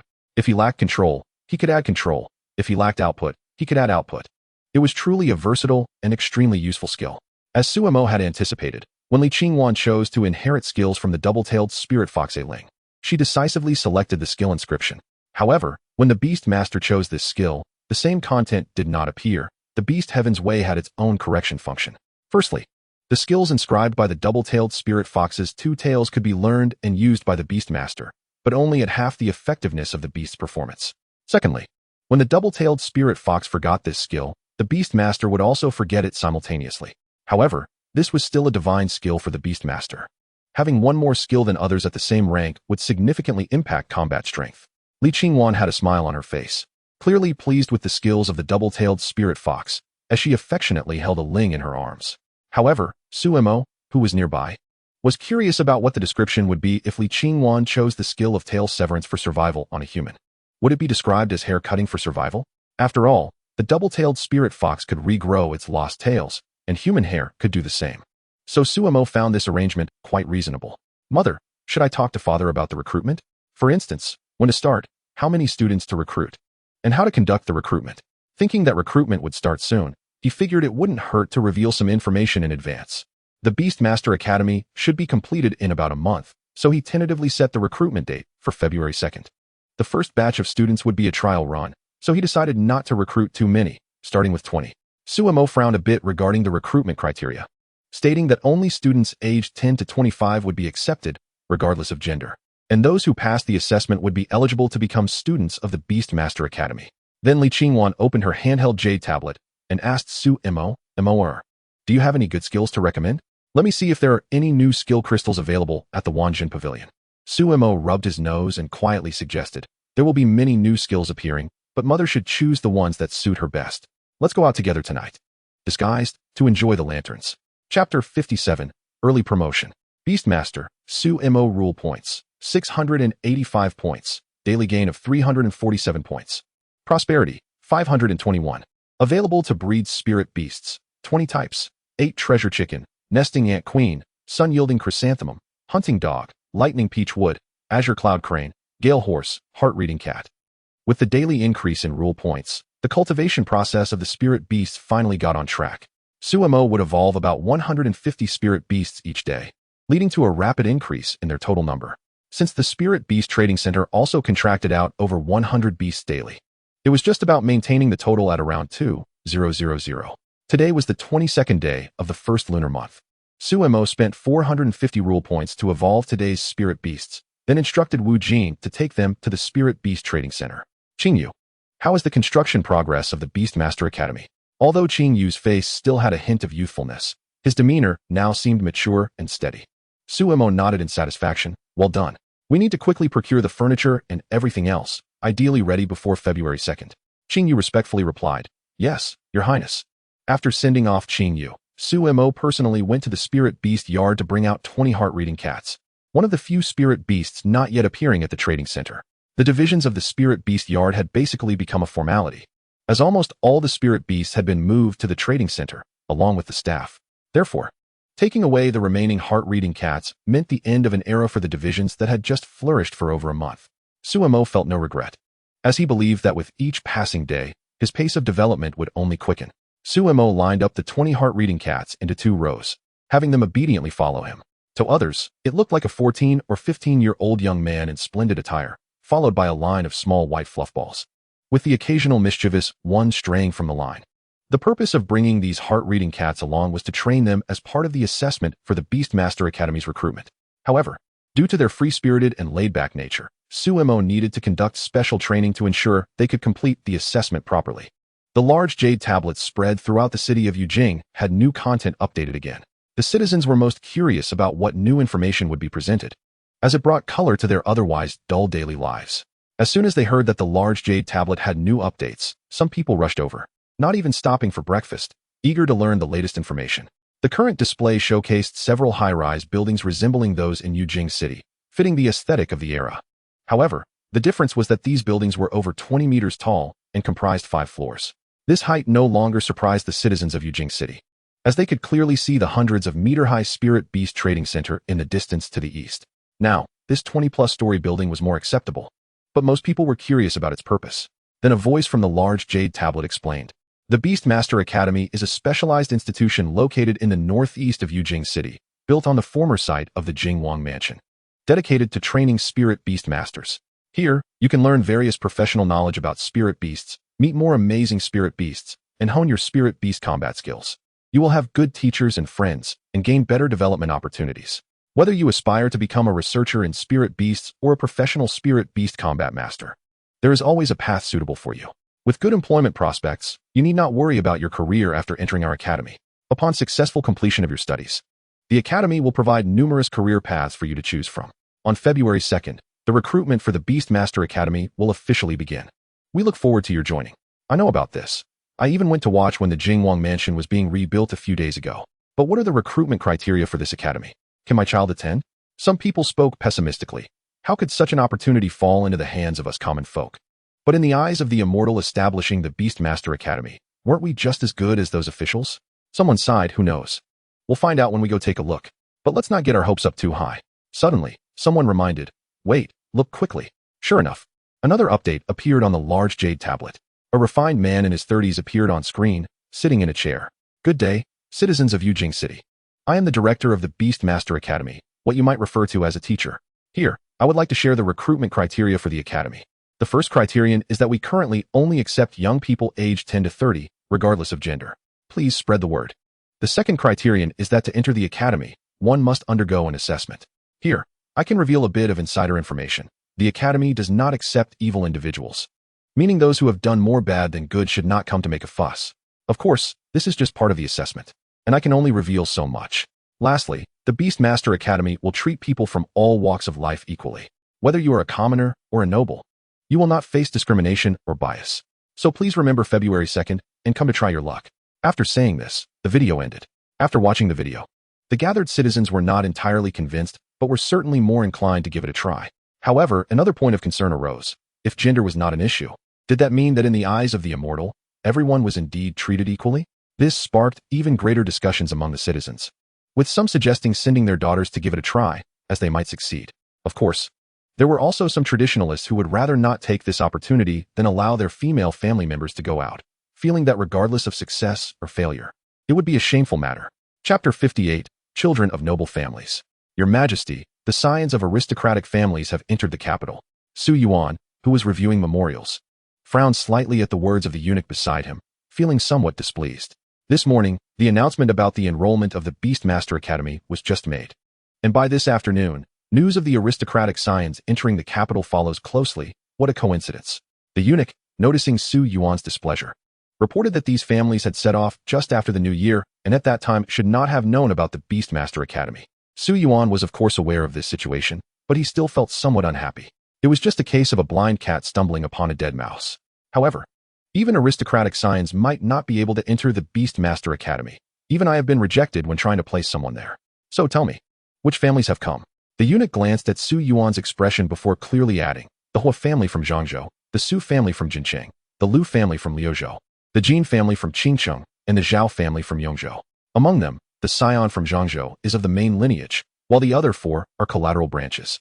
Su Yuan put down the memorial in his hand and unconsciously tapped his fingers on the table. The Hua family from Zhangzhou, the one that auctioned the longevity pine at Wanjin Pavilion last time?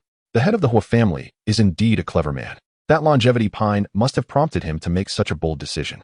The eunuch, with lowered eyes, asked, Your Majesty, how should we handle these scions? Just keep an eye on them. There's no need to block them. I want to see what kind of waves they can stir up in this capital city. Understood. People say that only the families can last 1,000 years, not the dynasties. Su Yuan was curious in his heart, in the next millennium, which would still stand tall, his Great Xia dynasty or these noble families. The entrance of the scions into the capital was not ostentatious. Even if they were kings in their own territories, once they arrived in the domain of the true emperor, they must lower their profiles. They would only lurk in the shadows, waiting for the right moment to reveal their terrifying fangs. In a seemingly ordinary manner somewhere in Yujing City, Hua Qixing from the Hua family of Zhangzhou was examining the items related to beast mastery that he had his servants buy. He continuously praised the wonders of these items, exclaiming how marvelous it was that such extraordinary creatures existed in the world. Beside him, a girl dressed in light blue, named Hua Qiyue, disapproved of Hua Qixing's ecstatic behavior and coldly stated the next plan. Hua Qixing, we still need to explore the Beast Trading Center tomorrow, so let us rest early today. Hua Qixing paid no heed to the girl's tone. After all, beautiful things always have some privileges. Hua Qiyue, you should go rest first. I still want to admire these treasures.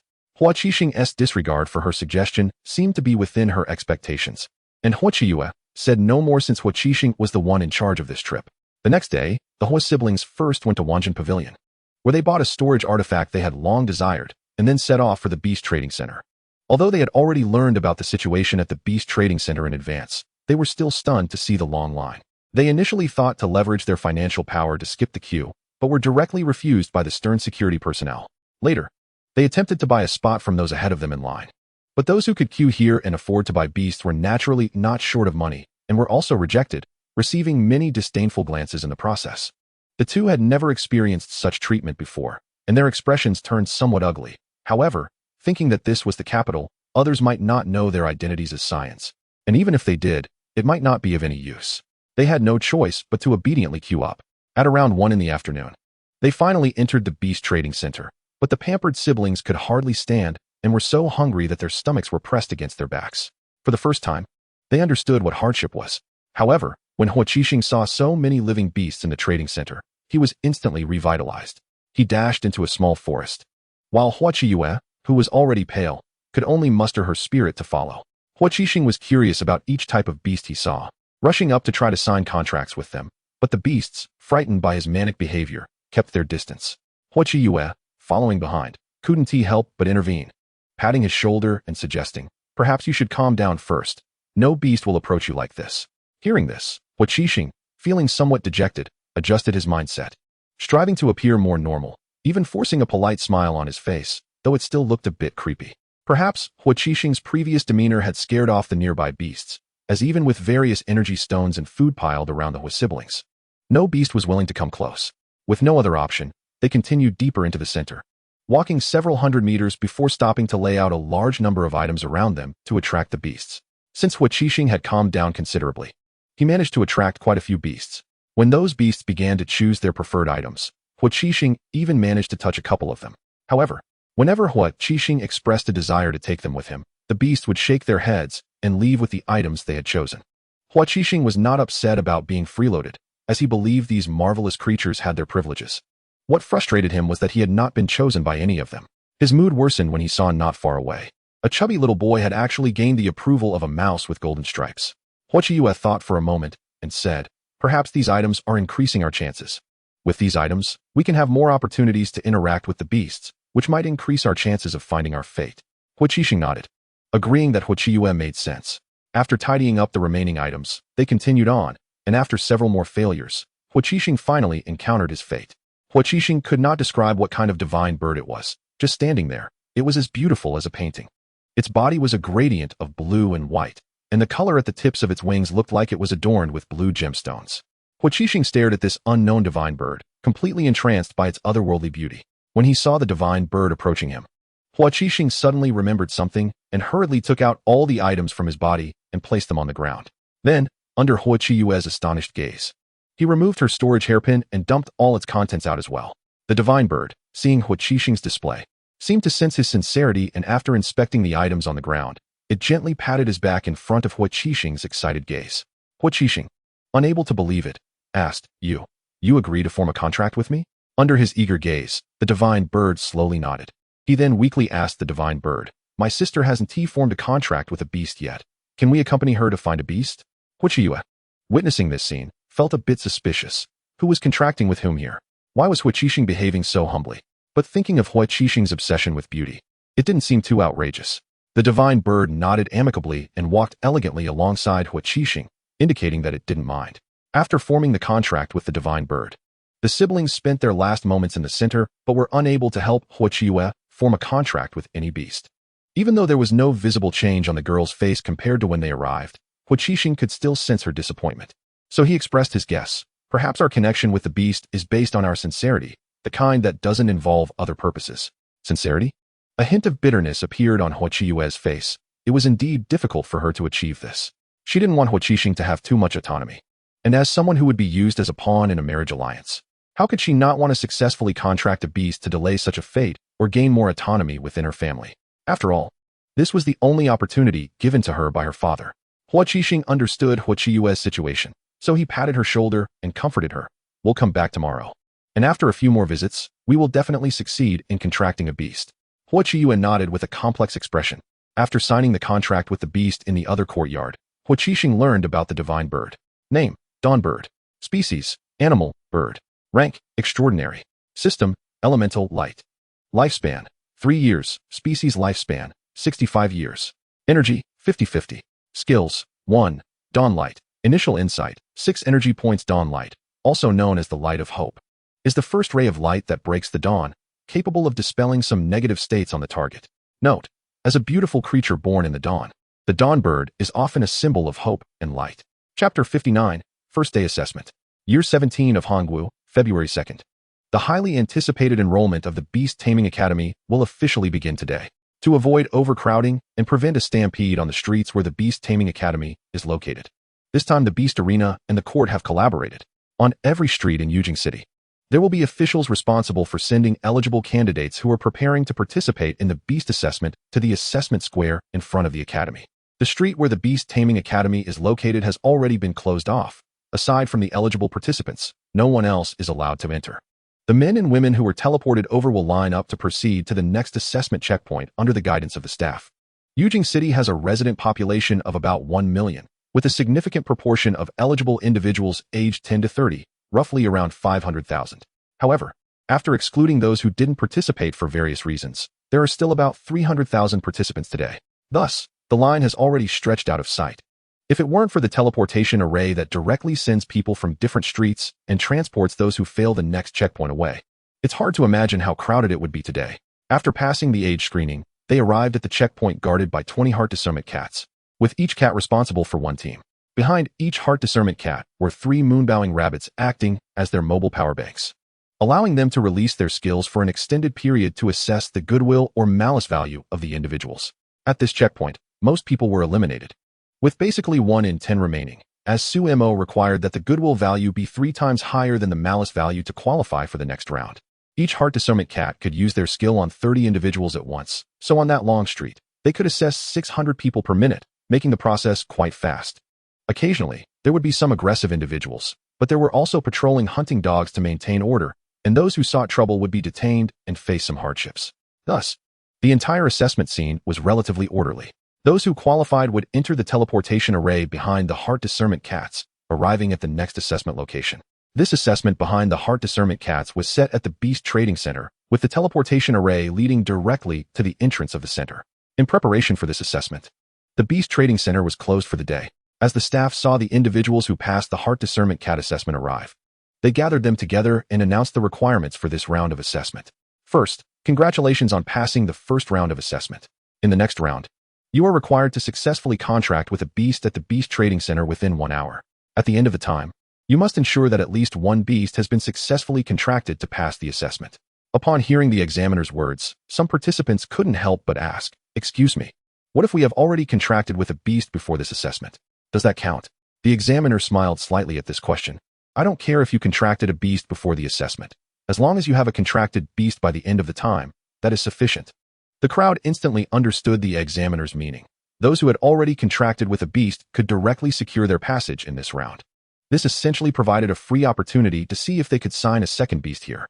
Those who had not contracted with any beasts were quite nervous, unsure if they would be able to successfully contract a beast this time.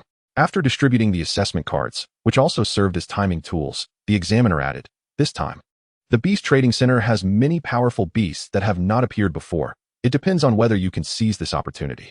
Now, the timer begins. Upon entering the Beast Trading Center, those who had previously been there quickly noticed that the shops at the entrance were closed, and a broadcast suddenly echoed throughout the center. "Attention, you may not use any auxiliary items to contract with the beasts in this assessment. Violators will be directly eliminated." The announcement was repeated 3 times. Those who had intended to retrieve related items from their storage devices abandoned the thought, since those who made it to this round were not the kind who disregarded advice and broke the rules.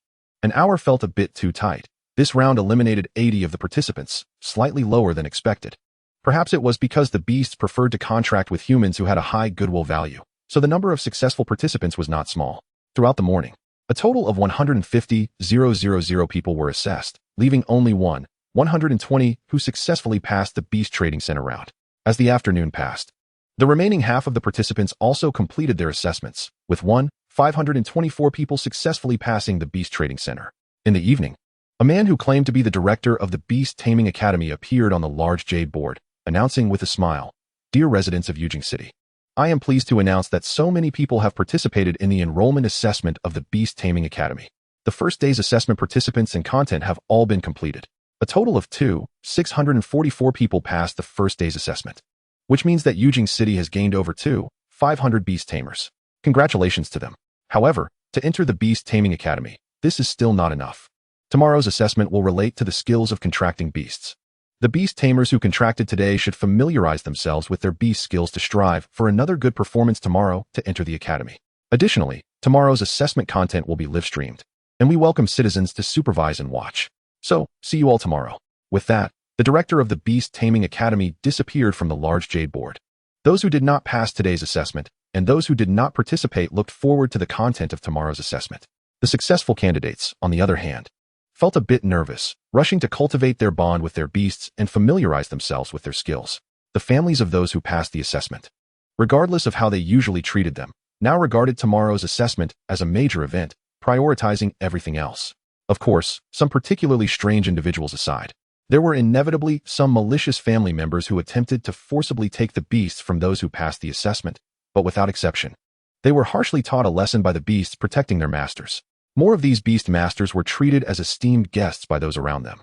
And some officials and wealthy merchants had quietly invested in those from poorer backgrounds, just to establish a good connection. On the first day, as the assessment concluded, the entire Jade capital city was immersed in a lively atmosphere of bustling streets, with news circulating about which families had successfully contracted their beasts. It seemed even more boisterous than during the New Year celebrations. Regardless, the second day of assessment eventually arrived. At the same location, the number of people lining up in front of the Beastmaster Academy's small square had significantly decreased. It was still slightly bright, and more than half of those who passed the assessment yesterday had already arrived. Some extroverted individuals gathered to exchange information, while the introverted ones hid aside, quietly waiting for the assessment to begin. At 8 o'clock, the 5-meter-tall doors of the Beastmaster Academy slowly opened. A group of people emerged, led by the director who had appeared on the large jade board yesterday. Director Li Yong scanned the crowd waiting at the door and their various beasts with satisfaction. Nodding his head, "You are all very punctual. Now, please line up and enter the teleportation array for today's assessment." After saying this, he took the lead and stepped into the newly arranged teleportation array, vanishing like a streak of light. The anxious crowd silently queued up, one by one stepping into the teleportation array, following in Li Yong's footsteps into the assessment venue. On the second floor of the Wanjin Pavilion, which was originally intended to be used as a battle arena for Beastmasters, was now designated as the assessment venue. The participants appearing on the battle stage curiously observed their surroundings, all guessing what the upcoming assessment would entail. The entire battle arena was roughly the size of 2 football fields from Sumo's previous life, so having 644 people standing there still felt spacious. Once Sumo saw that everyone had arrived, he initiated a live broadcast of this assessment in his mind with Wanling. The citizens waiting in front of the large jade board finally saw the live broadcast begin, and they all focused their attention on the large jade board. Afraid of missing any exciting scenes, the families and friends of the participants appeared even more nervous than the participants themselves. The audience was not large. It consisted only of the Emperor of the Great Xia, Su Yuan, Empress Li Qingwan, Crown Prince Su Yuan, Su Mo, and some staff from the Wanjin Pavilion. A huge light curtain slowly rose around the edge of the battle arena and converged above, forming a transparent lid that enveloped the entire battle arena. A strange electronic voice echoed throughout the venue, announcing the official start of the assessment. "The first disaster, flood, begins now." The electronic voice repeated this simple sentence 3 times, without specifically explaining the content of the assessment, but everyone knew it had begun. What the participants needed to do next was adapt to the situation. Suddenly, a startled shout rang out, "Look, under your feet." It turned out that water was continuously seeping up from beneath the feet of the participants. In just a short while, a thin layer had already formed, and the water level was still rising. The participants hurriedly looked around for higher ground to escape the water, but to their disappointment, the surrounding terrain was completely flat with no elevated places. The words of the director suddenly flashed through many participants' minds, the skills of their beasts. Most of them had not fully completed their transformation into beast masters and couldn't immediately recall the skills of their beasts. At this time, the water level had already reached their knees, and the first person to use a skill finally appeared. It was a man in his 20s holding a strange large stone. The surface of the stone glowed with a yellowish light, and the ground beneath him began to rise, soon creating an artificial high ground. The man stood on it, temporarily escaping the risk of being submerged. Seeing this, other participants quickly realized and considered whether their beasts had suitable skills for the current situation. Some directly summoned their beasts, a large bird, to carry them off the ground. Others floated on the water atop their turtle-like beasts. There were also beast masters whose beasts were tree-like creatures about 5 meters tall. They were wrapped in branches at the upper part of the trunk. With the water level no longer a concern for them, The Hua siblings were among the participants, and when they heard the announcement from the electronic voice, Hua Qixing quickly sensed the problem. This is the first disaster, flood. What will the next disaster be? Fire? Or snow? It was clear that this type of disaster corresponded to a specific type of beast. For them, who had a relatively small number of contracted beasts, banding together was undoubtedly a good choice. At this time, the water had already risen to their thighs. Chiyu, wait until the water level reaches our chests before letting your koi use its skill. Just as Hua Qiyue was about to have her newly contracted koi use the bubble-blowing skill, she suddenly understood Hua Qixing's intention. It was not yet critical. However, this unfamiliar watery environment was exerting psychological pressure on people, and without knowing how long the flood would last, conserving the beast's energy and using it at the most critical moment was the best choice. As the water level reached their waists, Hua Qixing even had time to talk to a nearby panicking young man. Hey, young man, let's team up. We'll help you get through this disaster. But you'll need to help us with the others. The young man, clutching a fire-red golden pheasant, appeared very afraid of the water and was nervously chirping. Seeing Hua Qixing talking to him, and noticing that they also had not taken measures to avoid the water, the young man was somewhat skeptical. I see you haven't avoided the water either. How can you help me? Plus, your beast is so afraid of water. If we don't cooperate, you might not even pass the first stage. Now, the young man had no other options and could only choose to trust Hua Qixing for the time being. All right. You help me get through this first disaster, and I will do my best to help you later. With a preliminary agreement to cooperate, the young man moved closer to Hua Qixing, who then used the same method to recruit another person. As the water level reached Hua Qixing's chest and the young man's chin, Hua Qiyue finally summoned the koi from her beast space. Following her instructions, the koi used its bubble-blowing skill on the four of them, but for the koi, using its skill on 4 people at once was undoubtedly a challenge. For large bubbles enveloped them, allowing them to breathe freely underwater. However, the koi no longer appeared as lively as when it first emerged. It was evident that its spirit had significantly diminished. Hua Qiyue felt a pang of pity as she maintained the bubble and communicated with the koi through their bond. Knowing that the koi was simply experiencing a high energy expenditure, she felt relieved. The other beast masters who had reached safe ground noticed Hua Qixing's actions and seemed to have thought of something, each doing their best to recruit some temporary teammates. The water level continued to rise until it reached about 3 meters. This height was enough to submerge everyone. And those who could not swim or had no one to help them, and whose beasts could not assist them, could only be eliminated helplessly. Once again, the electronic voice announced, the first disaster, flood, is over. Currently, there are 276 people remaining. The next disaster, drought, will begin in 5 minutes. The first disaster alone eliminated more than half of the participants, and the subsequent disasters will only become increasingly difficult. Chapter 61. The second day of the assessment, Part 2. Those who passed the first disaster had no time to feel relieved for themselves. They quickly focused on the information revealed by the term drought to think about their countermeasures. More enlightened individuals began to team up with nearby people, hoping to withstand the upcoming drought together. The first disaster was broadcast live throughout Yujing City, allowing the onlooking citizens to indulge in a visual feast. They witnessed various skills released by Beastmasters to combat the flood, and some family members of the eliminated participants lamented, regretting that their children did not possess skills to counter the natural disaster and did not seek help from others, leading to their elimination in the first disaster. Taking advantage of this moment, Hua Qixing hurriedly inquired about the skill information of the 2 individuals' beasts, hoping to effectively resist the upcoming disasters. The young man first introduced himself as Zhuiyang, and his beast was a fire-type fire-crowned golden pheasant. He briefly described his beast's skills and shyly mentioned that it might not be very useful in the drought. The fourth person to join was a young man in his 20s who introduced himself as Luo Qinghe, mentioning that his beast was a type called beneficial grass. Name, beneficial grass. Species, plant, grass. Rank, extraordinary. Element, wood. Lifespan, 2 years. Species lifespan, 40 years. Energy, 45-45. Skills, 1. Beneficial, initial insight.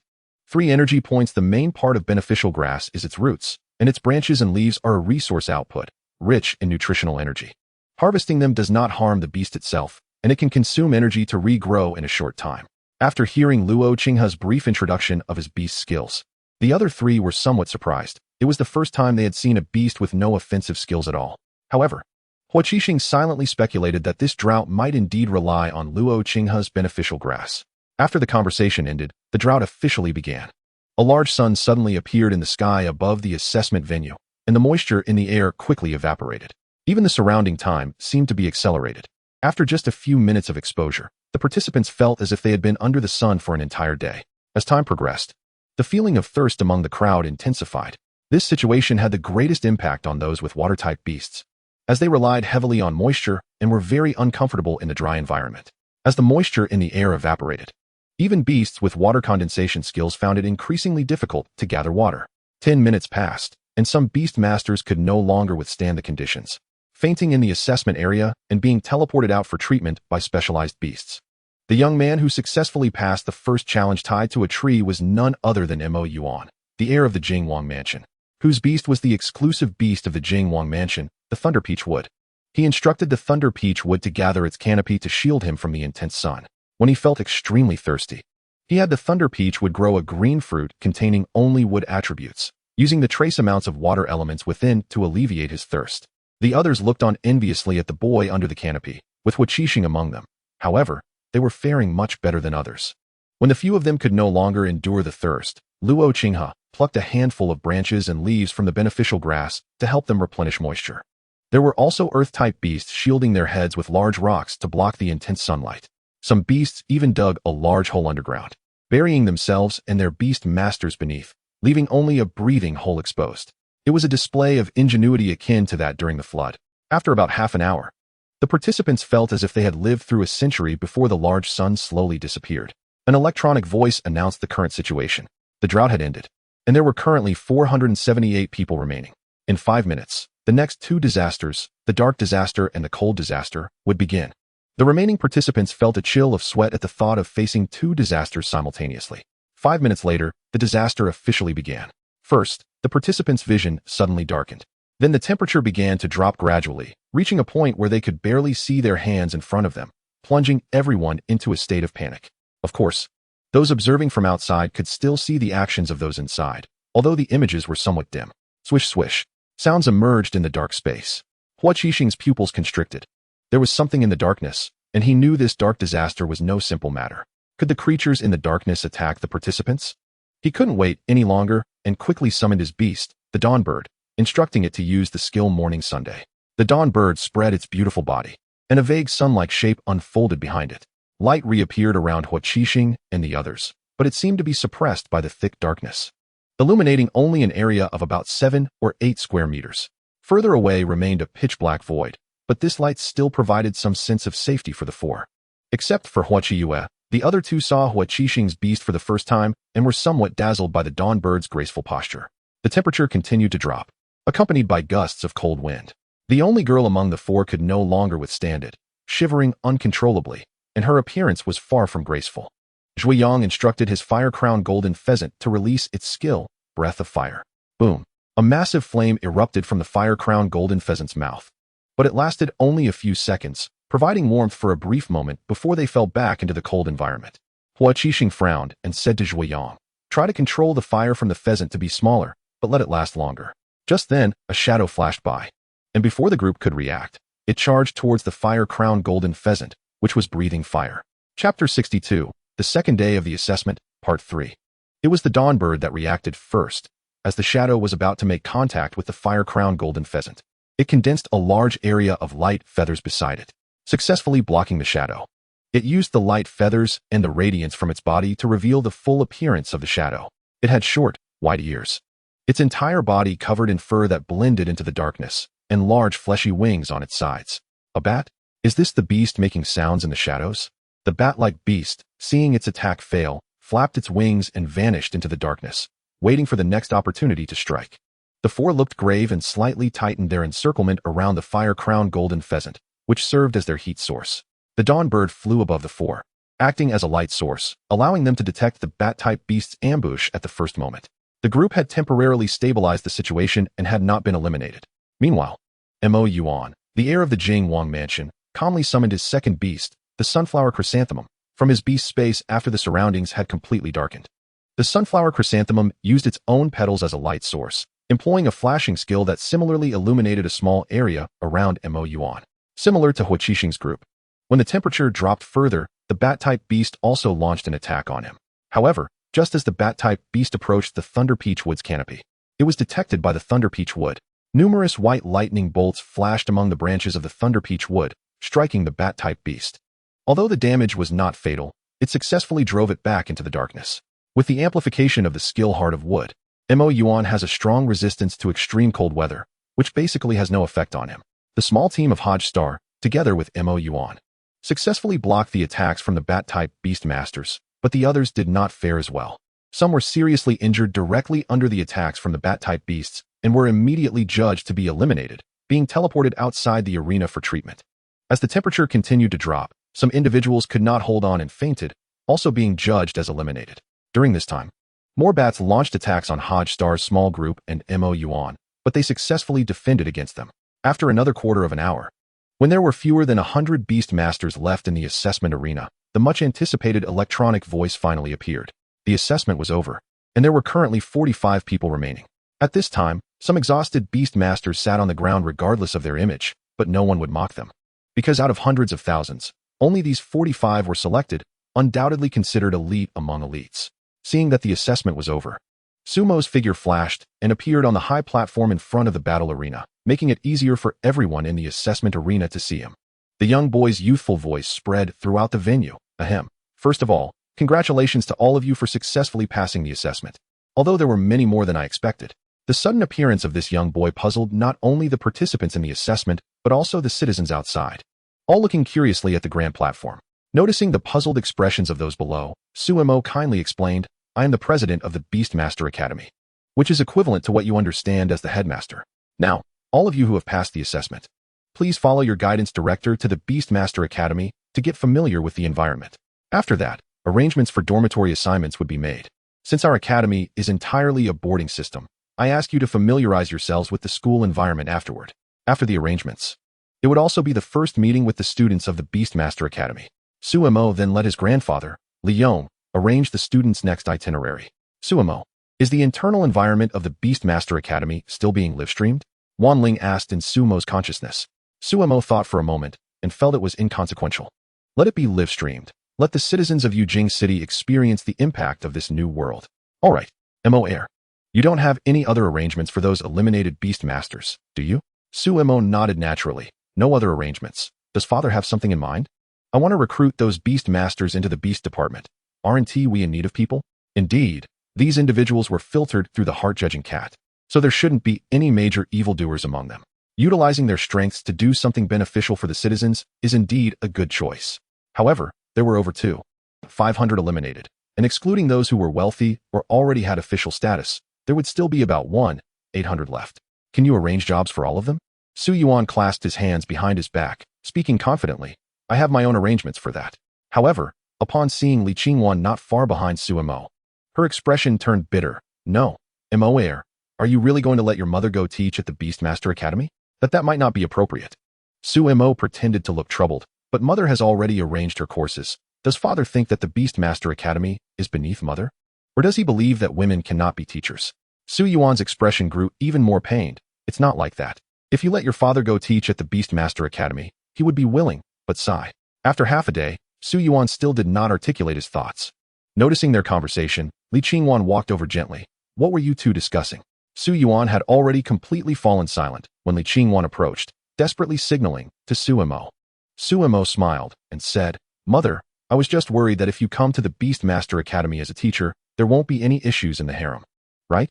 Li Qingwan raised an eyebrow. Mo Air, you don't need to worry about that. The harem doesn't support idle people. I've divided the powers in the harem into many parts, allowing each of them to manage a portion. At the end of each month, I will assess them. Here, them naturally refers to the concubines in the harem. Sumo clapped his hands. Mother, this move is brilliant. Su Yuan knew he couldn't change this matter, so he could only let it be and hurried off to meet with officials and those who had failed the assessment. After Su Yuan left, Li Qingwan asked skeptically, did he just mention my going to be a teacher? Sumo felt conflicted about whether to tell Li Qingwan the truth. Before he could speak, noticing Sumo's expression, Li Qingwan confidently declared, he really said it. Mother, father is just a bit confused. Please don't let this cause any rifts between you. Otherwise, I will be the sinner. Li Qingwan lightly tapped Sumo's forehead. I know your father better than you do, so stop worrying unnecessarily. I will handle this matter. Seeing this, Sumo could only nod. All right then. I'll go prepare the content for tomorrow's class. Go ahead. Chapter 63, Inside the Beastmaster Academy.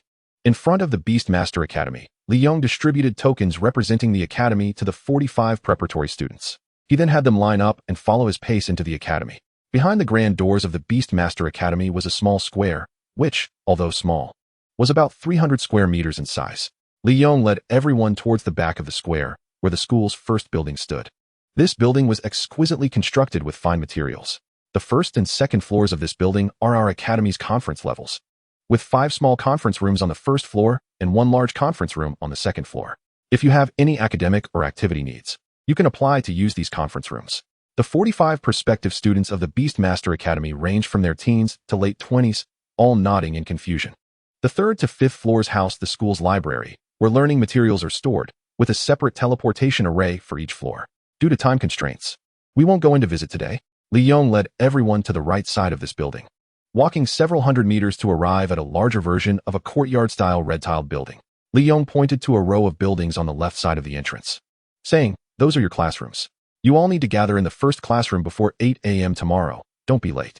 The row of buildings on the right is the teacher's offices, so don't enter casually. The students in the back nodded obediently, indicating they understood.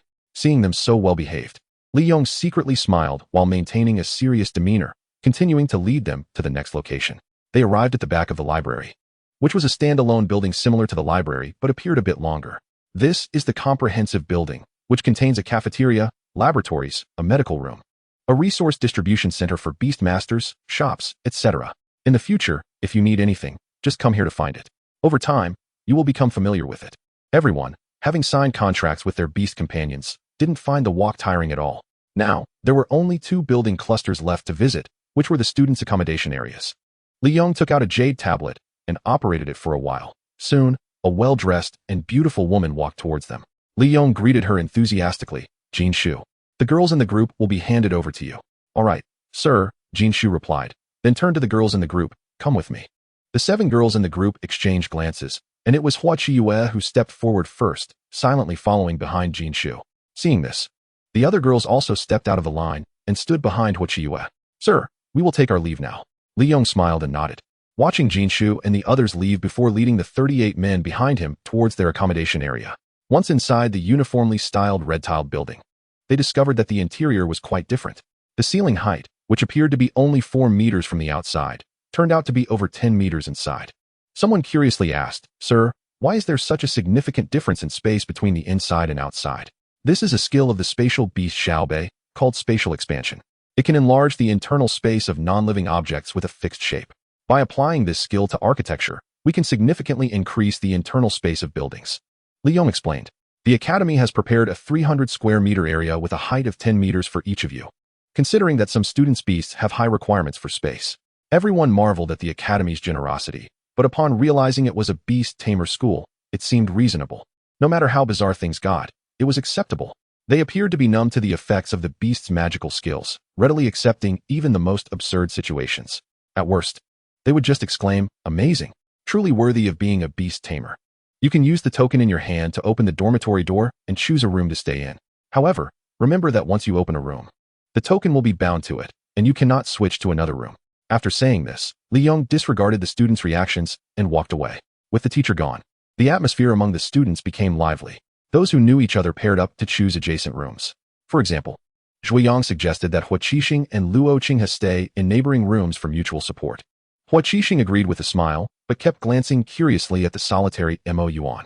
Noticing Hua Qixing's gaze, Mo Yuan frowned impatiently and walked straight toward the teleportation array leading to the 3rd floor, vanishing in a flash of light. Hua Qixing pulled Zhuiyang and the honest Luo Qinghe along, saying, "Let's go pick a room on the 3rd floor." Meanwhile, Mo Yuan casually chose an unoccupied room on the 3rd floor and brought his token close to the door. An electronic voice, similar to the one they heard during the assessment, rang out. Mo Yuan nervously opened the door, and indeed, just as Director Li Yong had said, the room was surprisingly spacious. The entire living room was about 100 square meters, with a ceiling height of 10 meters. Even if he summoned his contract beast, the electric peach would, it wouldn't feel cramped. As soon as Mo Yuan stepped fully into the room, the electronic voice sounded again. To help the room's owner get familiar with the space quickly, please refer to the Jade tablet to learn how to use the various advanced furniture. It continued, "If you have any questions later, you can directly call Xiaoyu." Feeling curious, Mo Yuan asked, "What are you? A beast?" Xiaoyu is neither an object nor a beast. Xiaoyu is an artificial intelligence developed by the national teacher, specifically designed to assist beast tamers with their daily tasks. You can think of it as a spirit of a tool from a story. A spirit of a tool? Like when an object gains sentience. Mo Yuan realized that the Beast Tamer Academy had everything. Not dwelling on this question, he remembered that although he was the son of the Duke of Jing, and this land once belonged to the Duke's estate, he had lived just a wall away until yesterday. However, this was his first time inside the Beast Tamer Academy, and it was truly impressive not only in appearance, but also in its unexpected interior. Mo Yuan focused his mind and decided to explore how to use the various strange pieces of furniture in the room, as he wasn't quite accustomed to not having anyone to serve him. A washing machine, a piece of furniture designed after the whirlpool skill, used for washing clothes. A refrigerator, a piece of furniture designed after the freezing skill, used for preserving food.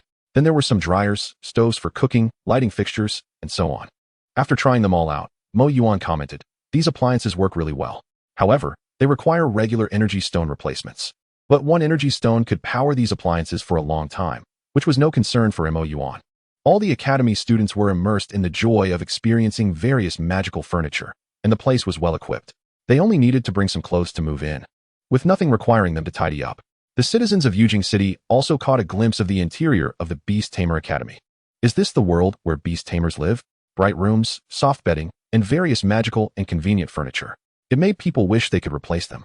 The wealthy citizens holding jade tablets eagerly opened the Wanjin Pavilion app to see if those pieces of furniture were for sale. Upon noticing a section for representative furniture that had appeared out of nowhere, they hurriedly clicked in to see what was still available and placed orders. Currently, pursuing beast-related items and lifestyles had become a trend among the nobles of Yujing City. If you fell slightly behind, you would appear out of place in the circle and risk being isolated. Consequently, a significant portion of the wealth in the capital was unknowingly flowing into the beast market, and the beast market was preparing to use this wealth to accomplish great things. Chapter 64. The first class of the new semester. Li Yong held a teaching plan in his left hand and pushed open the classroom door with his right. The classroom, which could accommodate 300 to 400 people, currently had only 45 students seated, making the space feel particularly empty. The students attending their first class sat neatly in the front rows, and judging by the spacing between them, it seemed they had intuitively formed small groups. Of course, there were also a few lone wolf students who stood apart from the groups. Li Yong stepped onto the podium, placed the teaching plan on the desk, and scanned the students below. Today is the first class of the new semester, so we won't delve into anything particularly complex. Let's start with a systematic understanding of beast taming. First, what is a beast tamer? We define it as a being that can be contracted by humans and possesses special skills. This statement is a key point and will be on the exam. Seeing the confused expressions on the students' faces, Li Yong kindly displayed the statement on the jade tablet behind him. Some students immediately copied the statement onto their pre-prepared papers. However, several students exchanged glances, and eventually, a 15 or 16-year-old girl with a flushed face said, "Sir, I can't read." After saying this, it seemed like she had used up all her strength, almost shrinking to the ground. Li Yong was taken aback, clearly not expecting such a situation. However, instead of getting angry, he gently asked, "What is your name, student?" The girl who had just spoken felt a bit anxious and softly mumbled, "He Qingyu." Noticing her nervousness, Li Yong didn't press further but turned to the other students, asking, "Are there any other students who can't read? Please raise your hands so I can see." One by one, nearly 20 more students raised their hands. Observing their simple clothing, some even with patches, it was evident they came from modest backgrounds. Now, let's talk about the divisions of beast tamers. Does anyone know how many divisions of beasts exist? Li Yong asked with a smile. Those who couldn't even recognize letters certainly couldn't afford a jade tablet, so they only knew the division of the beast they had contracted. The remaining 20 or so classmates, who obviously come from relatively wealthy families, naturally provided some guidance on this. So the gap between rich and poor became apparent in one class. Beast taming involves elemental types such as metal, wood, water, fire, earth, wind, light, as well as other martial and sound systems. Li Yong nodded. What the student said was correct, but it was not comprehensive enough. These types represent all the beast taming systems that have appeared on the jade tablet. This also indicates that the student made an effort to summarize. But our classification of beasts is far more than this. He gestured for the student to sit down. There are also ice, electricity, darkness, space, time, life, and mysterious types. Of course, these are just the current classifications of beast taming. In a more prosperous beast taming civilization, their classifications can be much more complex and detailed. For instance, our light system can actually be further divided into sunlight, moonlight, and starlight. Hearing this, some lively students below curiously asked, "Sir, have you seen a more prosperous beast taming civilization?" "I certainly have not, but I heard it from the dean, although there is one person who must have seen it. Upon hearing Li Yong's assured words, the students perked up their ears. Could there really be another world? Who? Our national master. Perhaps he came from there. Satisfying the curiosity of the students, Li Yong continued with the lesson. The reason the mysterious system is called the mysterious system is that their numbers are exceedingly rare. There are various kinds of beasts within it, but they are not all the same. If you can cultivate a sufficient number or strong ones from the mysterious system in the future, you might be able to establish a separate classification for them. The grand vision Li Yong painted seemed to resonate well with the students, as their eyes unconsciously revealed a sense of longing. Halfway through the class, let's take the shadow bat you encountered in the last challenge yesterday as an example to explain the content. Then specific information about the shadow bat appeared on the jade tablet. Name, shadow bat. Species, animal, bat type. Rank, extraordinary. System, elemental, dark system. Lifespan, 50 years. Energy, 55. Skills, 1 shadow body. Initial understanding, 5 energy points. The shadow bat can fully exert its talents in the shadows, gaining a 50 increase in physical quality and skill damage in shadow environments. Considering that some students might not recognize the words, Li Yong read it out loud himself. In the elemental systems, there exists a certain relationship of mutual restraint among various beasts, just like the relationship between the dark and light systems. The best way to deal with shadow bats is to use light system beasts, followed by fire and electricity systems. The skills from these 3 systems can produce light that reveals the silhouette of the shadow bat, making one of their skills ineffective, which is a huge weakening. Then, intermittently, after 2 breaks, Li Yong completed the morning's lecture. Today's morning class ends here.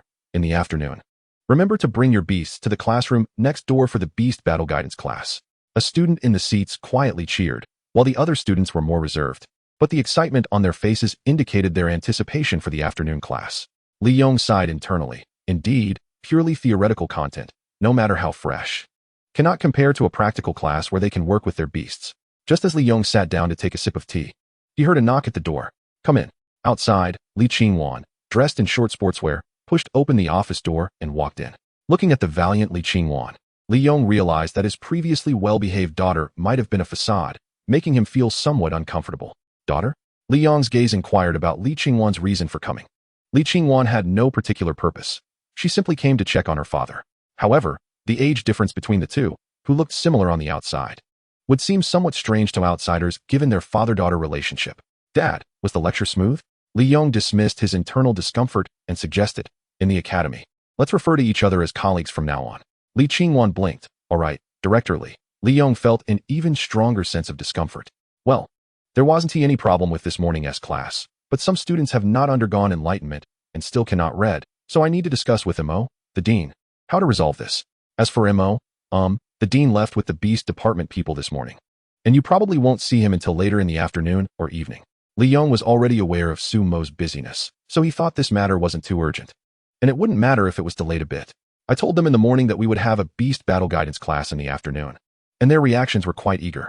Li Qingwan noticed the hint of jealousy in Li Yong's words and secretly laughed, saying with a hint of meaning, then I'll have to take good care of them this afternoon. Though whether this care would be what the students were looking forward to was uncertain. Chapter 65, The Watcher. Meanwhile, Su Mo arrived at the fields and, in this early February timeframe, actually saw golden wheat fields. This was precisely an experimental field for a new type of grain from a month ago, and also the royal farmland that the diligent Niu had been meticulously tending for a month. Zhang Wuwei stood nearby, his expression complex as he looked at the wheat field about to be harvested. Over the past month, he had frequently visited the farmland to observe the growth of the wheat. Therefore, he truly had no doubt about the growth rate of this wheat now. Zhang Wuwei inspected the wheat ears and reported to Su Yuan, who was also observing the growth of the wheat. Su Yuan, these wheat are meant for seeds, so they don't need to be fully matured. Let us prepare today and start harvesting these wheat. Yes, wait a moment. Su Mo turned to Su Yuan, his expression natural. Father, given the manpower from the estate, how many days will it take to finish harvesting this wheat field? Su Yuan naturally didn't know, so he could only turn his gaze to the estate's steward. So, I estimate it will take a few more days. Su Mo nodded. The ancient grain harvest was much as he had imagined, indeed a time-consuming task. Su Yuan, somewhat curious, asked, Mo, do you have any insights? Father, this grain only takes a month to mature.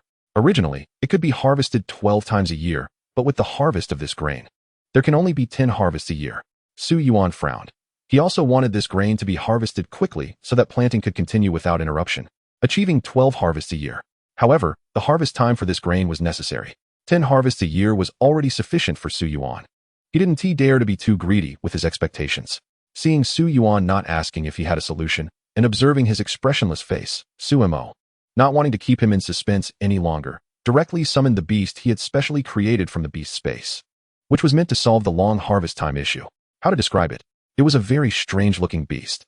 Similar to the stone man during the beast assessment at the academy, a beast that changed people's impressions of beasts.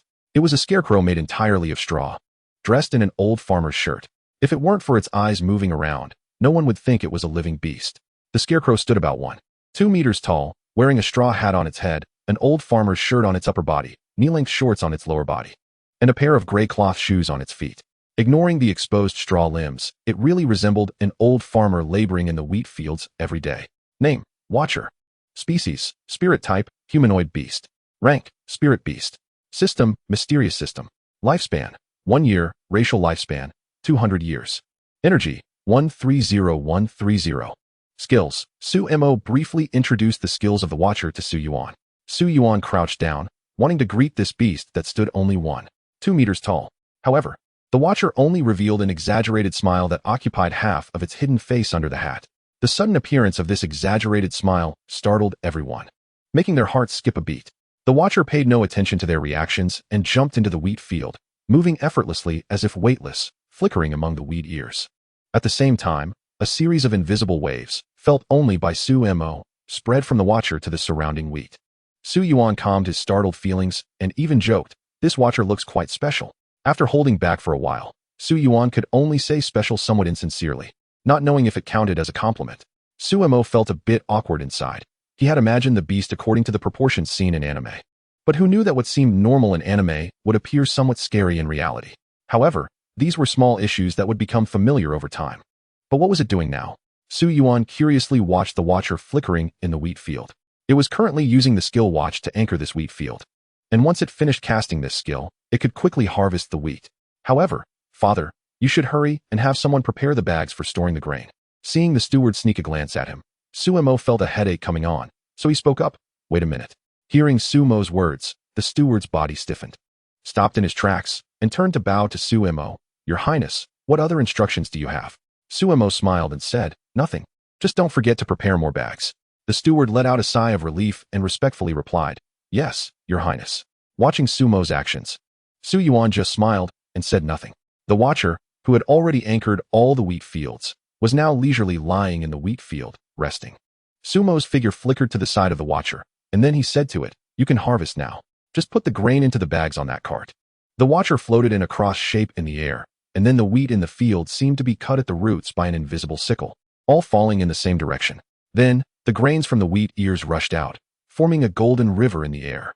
This river twisted its body, slowly flowing into bag after bag, and the filled bags automatically tied themselves and piled together. Su Yuan, the elegantly dressed elder Zhang Wuwei, as well as the steward and vigilant guards, were all stunned by the scene before them. They always thought their imagination of spirit beasts was already exaggerated, but they never expected that spirit beasts could bring them even more shock. The harvesting skill of the Watcher was undoubtedly visually stunning. Chapter 66, Spirit Beast Combat Guidance Class. Looking at the mountain-like pile of grain in front of him, Su Mo bowed and said to Su Yuan, "Father, since I'm here today, can I just take the share from the spirit beast field?" Coming back to his senses, Su Yuan remembered his agreement with Su Mo, realizing it was time for a reward, so he nodded, "Take what you need." He then called the Watcher to his side and instructed it, "From now on, the grain grown here will be your responsibility. If you have any needs, just find those few people. Of course, you can also come to the Spirit Beast Field or the Spirit Beast Academy to find me." Turning to Zhang Wuwei, he added, "Master Zhang, the Watcher will need your department's care from now on." Upon hearing that this spirit beast would be taking care of the wheat field, Zhang Wuwei's face blossomed into a smile. "Your Highness, the third prince, I will definitely take good care of the Watcher, you can rest assured." After specifically explaining some of the Watcher's preferences to Zhang Wuwei, Su Mo waved his hand and teleported away. At 2 p.m., inside the Spirit Beast Academy, next to the classroom where Li Yong taught in the morning. Inside the classroom, students stood in the spacious center, curiously looking around. Some were observing the spirit beasts beside each other, occasionally exchanging information, creating a lively atmosphere. This classroom was very different from the one in the morning. There were no seats throughout the entire room, and the building materials underfoot had the same texture as those used during the final assessment. Hello everyone, good afternoon. I am your teacher for the Spirit Beast Combat Guidance class, Li Qingwan. As the self-introduction echoed, the previously lively scene in the classroom suddenly quieted down, and everyone turned their attention to the voice's owner. It was a woman, an incredibly beautiful woman, simply tied her hair in a ponytail and was dressed in athletic gear. No, the real question was, why was their teacher a woman? Without giving them time to ponder this question, Li Qingwan continued. Now I will give you 1 minute to line up according to height, boys in 4 rows, girls in 2 rows. Without time to think about why their teacher was a woman, everyone sensed the sternness in Li Qingwan's tone and hurriedly followed her instructions to line up. The line was formed, but some students were holding their spirit beasts, and those with larger spirit beasts could not hold them, but had them follow alongside, making the whole line appear a bit chaotic. Of course, some students didn't have their spirit beasts with them, likely stored in their spirit beast space. Li Qingwan thought for a moment and didn't force it too much, as not every student could afford the skill crystal for the spirit beast space. She waved her hand helplessly, instructing, "Let your spirit beasts leave the line." Everyone complied, and the spirit beasts stood reluctantly beside the line, but most were quite well behaved. Only then did the line appear somewhat orderly. Starting today, your Spirit Beast Guidance class will be taught by me. Before we begin, you need to be aware of a few requirements for the class. First, you must bring your Spirit Beasts to the Spirit Beast Combat Guidance class. This is the most basic requirement. Second, there will be a class battle every month to determine the rankings. Li Qingwan scanned the room seriously before continuing. The school will issue rewards based on your rankings. The first place will receive 50 points for the month, followed by 49 points for second place, and so on, down to 5 points for the last place. You can exchange these points at the school's resource distribution center for items you need, including energy stones and various resources needed for spirit beasts. Therefore, in the Spirit Beast class, you are not only classmates but also competitors. After hearing Li Qingwan's words, the students in line felt both nervous and excited. Not only did they not have to pay fees for school, but the school also provided various resources. This was undoubtedly great news for students from less fortunate backgrounds. Li Qingwan handed out a piece of paper to each person, asking them to write down their names. If someone couldn't write, they could ask someone nearby for help. Zhuiyang, Luo Qinghe. You two step forward with your spirit beasts to the center of the classroom for a spirit beast battle. The two called were Zhuiyang, whose face was full of odd expressions, while Luo Qinghe's face was full of bitterness. Seeing the two reach the designated spot, Li Qingwan raised a transparent shield similar to the one used in the assessment around them. However, the transparent shield in the classroom only covered an area of about 30 square meters. The other students scattered around the transparent dome, observing the academy's first beast battle. When I say start, the two of you can attack each other. You can use your beast skills, but you also need to fight yourself. Do you understand? Understood. The two replied in unison. Okay, let's begin. The two opponents did not immediately launch an attack. The boy named Zhuiyang awkwardly clasped his fists towards Luo Qinghe across from him and said, "Sorry, brother Luo." Luo Qinghe did not mind. The bitterness on his face was only because his beast did not have any attack skills. If it were just him, an adult, fighting against Zhuiyang, a boy, he would definitely have the advantage. However, with a beast by his side, it was hard to say, as a beast could be much stronger than an adult like him. Holding the beneficial grass in his arms, he kept a vigilant eye on Zhuiyang and his beast, the fire-crowned golden pheasant. "Brother Qinghe, I'm starting my attack," Zhuiyang said. He communicated with the fire-crowned golden pheasant through a contract, commanding it to unleash its fire-breathing skill towards Luo Qinghe's position. The fire-crowned golden pheasant sprinted a few steps forward, stopping about 5 meters away from Luo Qinghe, then took a deep breath and released a conical flame from its mouth. Luo Qinghe, who had some understanding of the fire-crowned golden pheasant skills, quickly dodged to the side, evading this attack. Seeing that the first attack missed, the fire-crowned golden pheasant continued to spit fire, chasing after Luo Qinghe. After several rounds, Luo Qinghe was left scrambling left and right, looking quite embarrassed.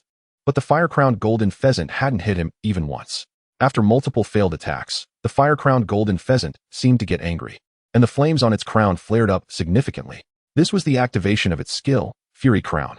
Fury Crown, passive skill. No cost. The fire-crowned golden pheasant has a bad temper.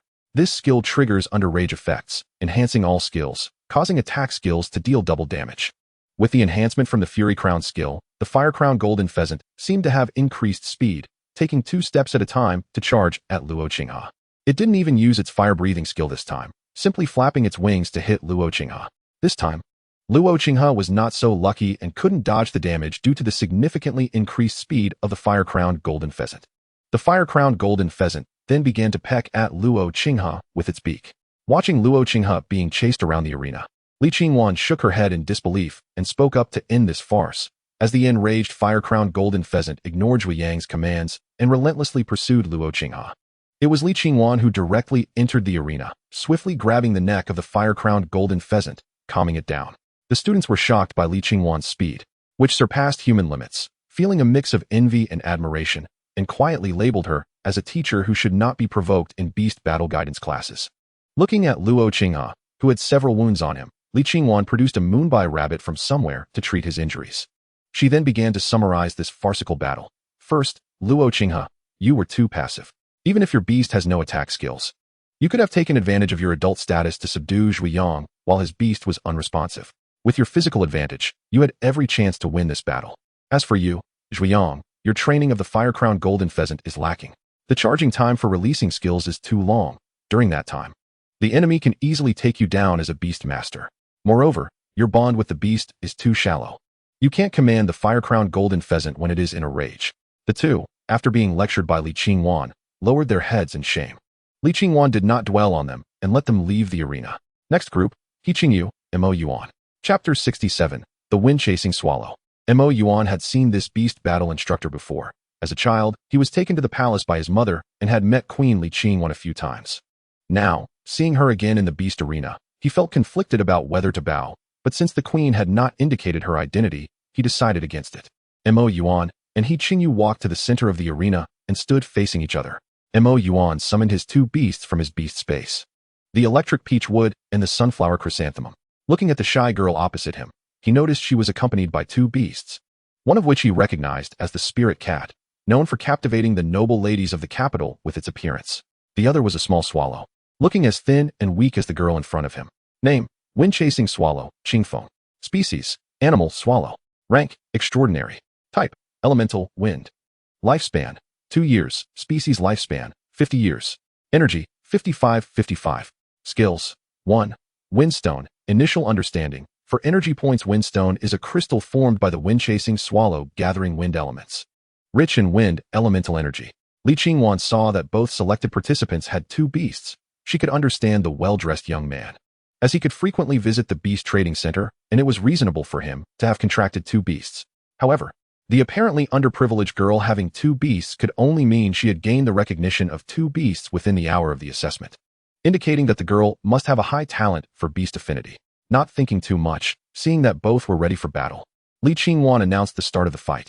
Mo Yuan did not immediately attack, but instead had the electric peach would place a note with himself and the sunflower chrysanthemum on its trunk, creating a safe distance.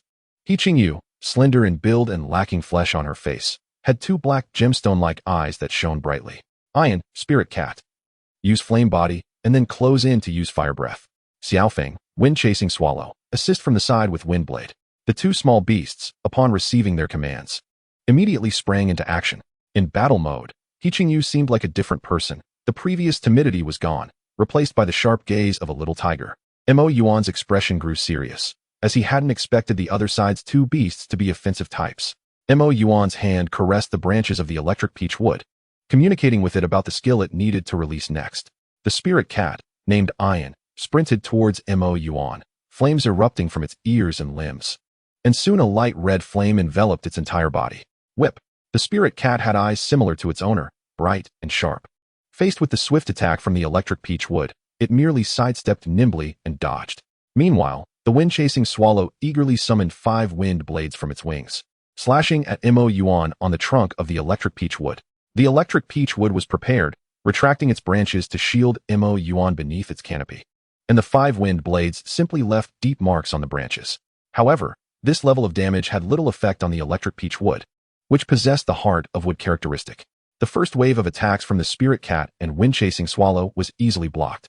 Seeing the distance between the two beasts and his own beast closing in, Mo Yuan's lips curved into a smile. The electric peach wood activated its electric skill. A large area of electric light fell from above both beasts. The wind-chasing swallow sensed the danger and instinctively activated its skill, Wind Chase, increasing its speed to the utmost and escaping the area covered by the electric light before it could strike. The nearby spirit cat wasn't so lucky. Before it could escape the lightning area, it was struck by the electric light, leaving it numb all over with a small patch of fur scorched black from the lightning. Upon seeing this, Qingyu felt a sudden pang of worry and rushed towards the spirit cat. During her run towards the spirit cat, Mo Yuan did not take the initiative to attack again, seemingly waiting for the girl on the opposite side to concede. Qingyu held the spirit cat, which was lying on the ground, in her arms and noticed its belly was still rising and falling regularly, realizing it was just stunned from the electric shock. Thanks to the spirit beast's robust physical qualities, there shouldn't be any major issues, and she finally relaxed her anxious heart. Holding the spirit cat, the girl stubbornly looked at Mo Yuan, who had revealed himself again among the branches. After a long pause, she turned to Li Qingwan and said dejectedly, "Teacher, I concede." With one side of the battle conceding, Li Qingwan did not force the still capable Zhai Fengyin to continue fighting alongside He Qingyu.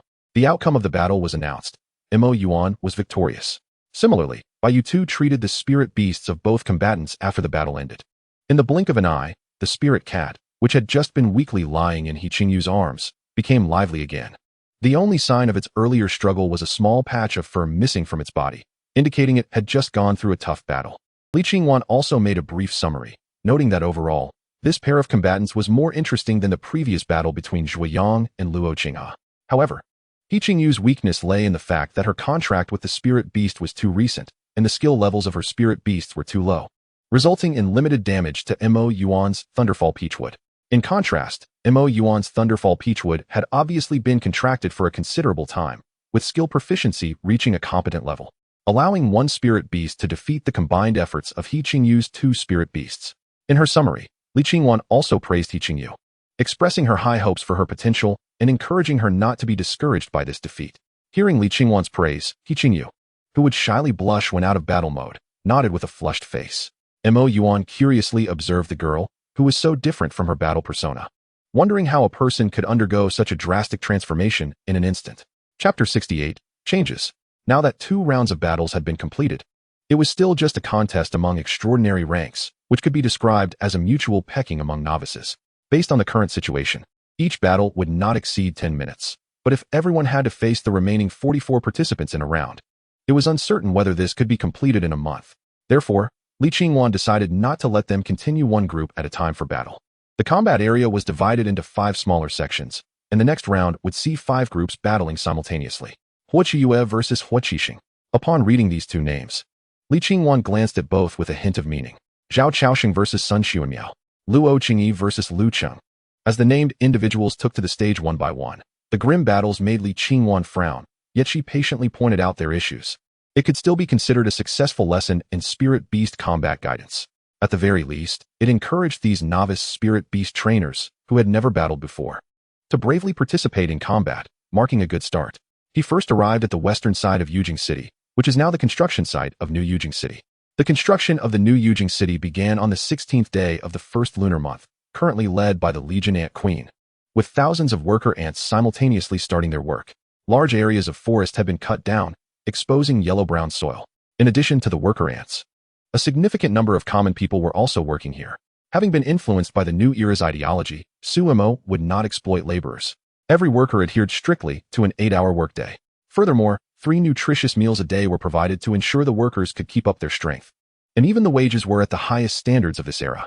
However, even with all this, the daily wages paid out were still a drop in the bucket for Sumo, far less than his daily income. Working on the construction site on the western side of Yujing City was considered a desirable job, not only because the wages were paid daily without delay, but also because the work was easy and meals were provided for free. As soon as the job postings for this construction site were made public, they would quickly be snatched up by the citizens of Yujing City.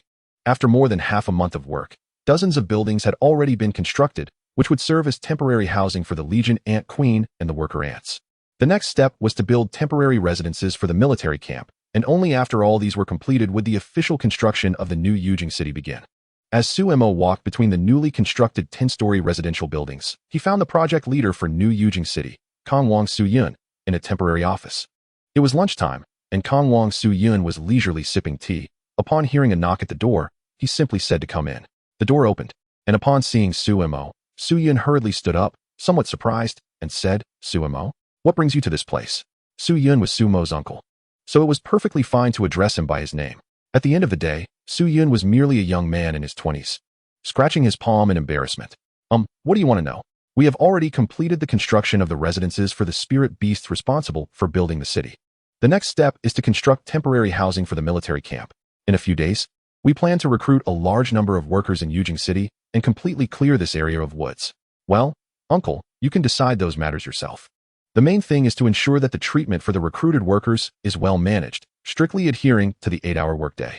And also to build some more structures to accommodate the citizens recruited from Yujing City after completing the temporary military housing.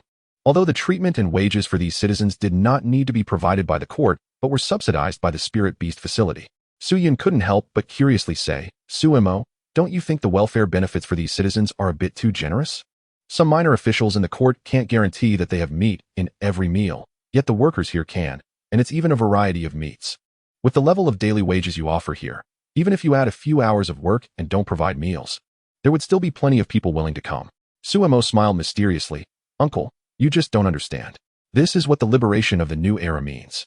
Our Spirit Beast facility is the leader of the future era, and in the future, this will be the basic requirement for our workers. Seeing that Sumo insisted on these requirements, Su Yun did not dwell on the matter any longer. After all, he was merely mentioning it casually. And whether or not it was followed was up to others' discretion. He wanted to observe how the Spirit Beasts would bring changes to this ancient city. Now, Wan Ling could already manifest in the real world, just like he was now. His outward appearance resembled a golden-patterned golden rat, obediently perched on Sumo's shoulder. Curiously looking around, although the surrounding citizens easily recognized that the little mouse on Sumo's shoulder was a spirit beast, they merely cast some envious glances without the earlier commotion of crowds surrounding the first appearance of a spirit beast in the streets. This was mainly because, just last time, the Spirit Beast Academy had admitted over 2,000 new students in one go. A large number of spirit beasts had appeared in the streets and alleys. And after these few days, the citizens of Yujing City seemed to gradually become familiar with this new and magical creature in their daily lives. Just like Sumo, who was walking down the street now, he saw 2 spirit beast trainers parading through the streets with their spirit beasts. Sumo felt deep down that this was a good thing, indicating that the emergence of beast taming was quietly integrating into people's daily lives. And the advancement of beast civilization had taken another small step forward. Moreover, with the harvest of new grain varieties today, more land could be cultivated. So some large-scale breeding plans for beasts could be put on the agenda. Chapter 69, Conversation. Sumo walked from the western city gate to the Beast Taming Academy, stopping and going along the way to relax his mood. On the street, he saw some novel little items and bought a few. The golden sunset bathed the boy's not-so-wide back, as if casting a layer of warm glow, presenting a peaceful scene. Sumo clasped his hands behind his head, looking at the increasingly large sign of the Beast Taming Academy in his line of sight, and spoke to Wan Ling in his heart. Check my personal information. Wan Ling, taking the form of a gold-eating mouse, shifted to a comfortable position on Sumo's shoulder and then transmitted the information to Sumo's consciousness. Beastmaster, Sumo. Rule points, 3,552 points, 412 points can be obtained daily. Prosperity, 626. Beasts that can reproduce by themselves, 38 types. At this point, Sumo also arrived at the entrance of the Beast Taming Academy. Upon entering, he directly used his teleportation skill to arrive at the teaching building area. To show his politeness, Sumo did not teleport directly into Li Yong's office, but knocked on the door outside and only entered after receiving permission. At this moment, Li Yong was liberated from his intense writing, raised his eyes, and discovered that the visitor was Sumo, smiling as he said, Director, you finally have time to come to the academy. I was just about to report something to you. Hearing Li Yong refer to him as director, Sumo raised an eyebrow with interest. I wonder what important matter Director Li has for me, the director? Li Yong stood up and stretched his muscles, saying, I found out this morning during class that nearly 1/3 of our academy's students have not received any enlightenment. Some can't even recognize characters. So, I'm here seeking your help as the director. This was indeed a problem. Sumo thought for a moment and said, Then let us add a night class for those illiterate students to teach them to read. Li Yong agreed with this method but directly asked, Will the teacher still be you? Hearing Li Yong's slight concern, Sumo smiled and replied, No need for that. This kind of teaching can easily be done by finding a literacy teacher from outside. As if thinking of something, Sumo said to Li Yong beside him. Li Yong looked puzzled. Practical class? Yes, I originally planned to let them start this course next month. Just like how you observed the beasts before, you only need to lead them to record and summarize the daily behaviors of some beasts, seeking the most reasonable way to cultivate them. This is indeed a good way for them to understand beasts well. But should we take these students to the Beast Trading Center for observation? Sumo shook his head. No need. I will raise some beasts within the academy. You just need to lead the students to observe and record them, but since there are too many students, it's better to do group observations.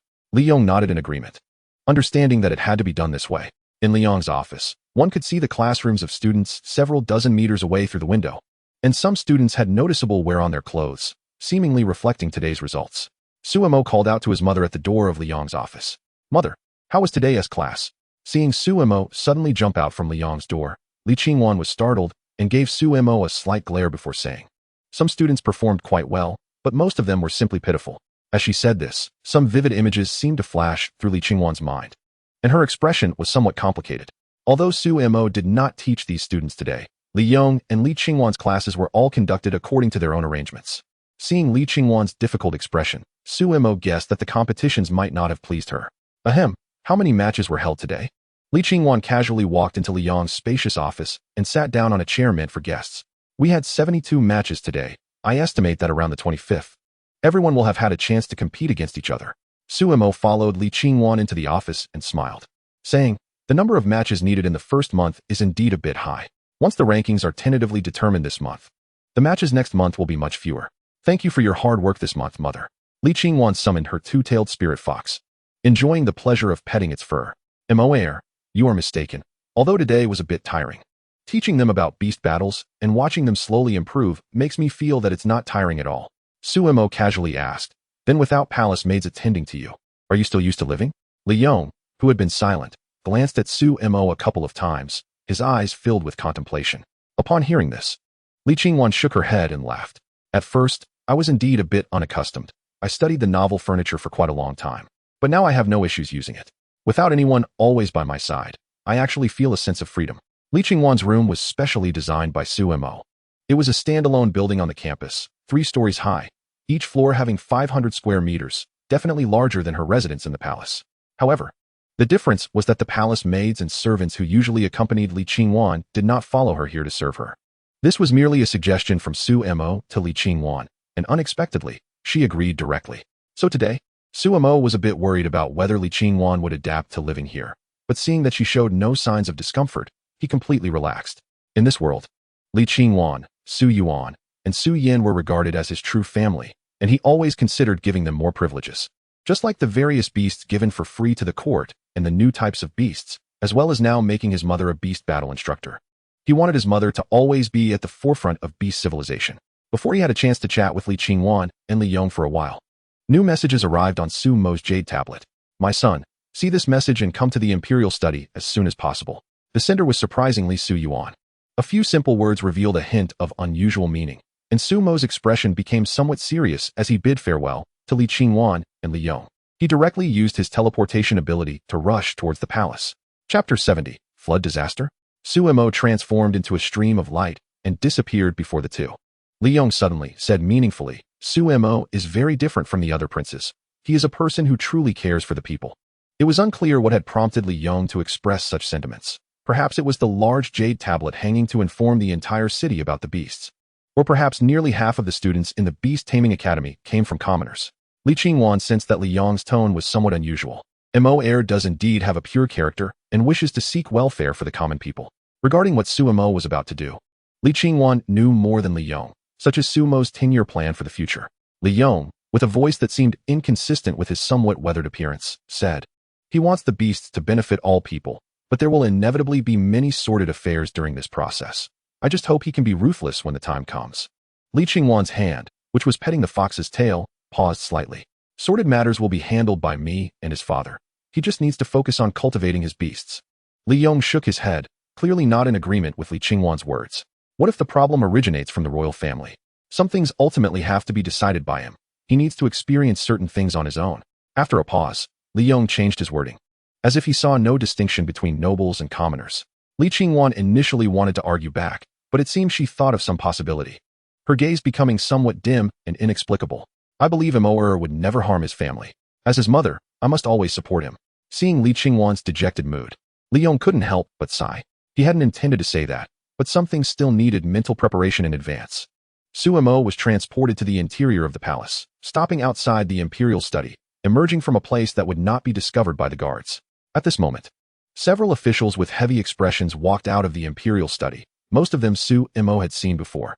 seated quite prominently at the New Year's banquet in the Fengtian Hall. However, Suemo couldn't recall their specific official titles. While Suemo didn't remember these officials, they distinctly remembered this third prince. However, today was evidently not a good time for casual greetings. So these officials could only bow from a distance to Suemo. As a form of acknowledgement, several palace maids were cautiously tidying up the mess on the floor, with shards of porcelain scattered everywhere. It seemed Su Yuan had just thrown quite a tantrum, Suemo speculated. Hearing the sound of the door opening, Su Yuan looked up to see Suemo, his anger slightly easing. He rubbed his forehead and offered a seat to the third prince. Suemo readily sat down beside Su Yuan, asking, "What made father so angry today?" Su Yuan didn't respond, only pointed to a piece of letter on the table. Suemo picked up the letter and looked down at its contents. The flood in Lingnan has affected the two states of Ningzhou and Anzhou, with half of Ningzhou already suffering disaster, and it is feared that 1 million people may be homeless. We hope the court will send aid as soon as possible. These few short lines contained heavy implications, and Suemo furrowed his brows. Is there any kind of beast that can be of use in such a natural disaster? Su Yuan's words revealed deep fatigue. Indeed, in the face of such a calamity, human efforts were ultimately inadequate, and they could only rely on Sumo's beasts. Su Yuan was grateful that he still had beasts to rely on. If it were the previous Great Xia, facing such a disaster would have led to national turmoil. Suemo couldn't immediately think of a beast that could effectively resolve this disaster, but he recalled that he still had many rule points unused, and even if customized, he needed to create targeted beasts. "Father, I want to personally go to the disaster area to handle this calamity. You want to go personally?" Su Yuan was somewhat worried. You should entrust the relevant beasts to the officials handling this matter and let them deal with it as you instructed. Suemo said seriously, "Father, without seeing the true state of the disaster area, I can't determine how to use the beasts. It still needs to be tailored to local conditions." Su Yuan's brows furrowed even more tightly. You should know what you mean to the entire Great Xia. I can't let you put yourself in danger." Suemo certainly understood what he meant to Great Xia, but he didn't believe anything in the current Great Xia could harm him. "Father, don't worry. Don't you know my abilities? Right now, no one can harm me." Of course, Su Yuan knew Sumo's ability to use beast skills without restrictions, but he was still concerned that Suemo might encounter unforeseen troubles. Seeing Su Yuan still hesitating, Suemo had to continue persuading him. "Father, the longer we hesitate, the more casualties there will be among the people of Ningzhou and Anzhou. Let's decide. I'll go prepare the beasts." Seeing this, Su Yuan showed a helpless expression. Knowing that he couldn't change Sumo's decision, he had no choice but to issue a decree, giving Suemo full responsibility for the disaster relief effort. After writing the decree, Su Yuan looked towards the northwest direction. News of the flood would reach the northwest in a few days.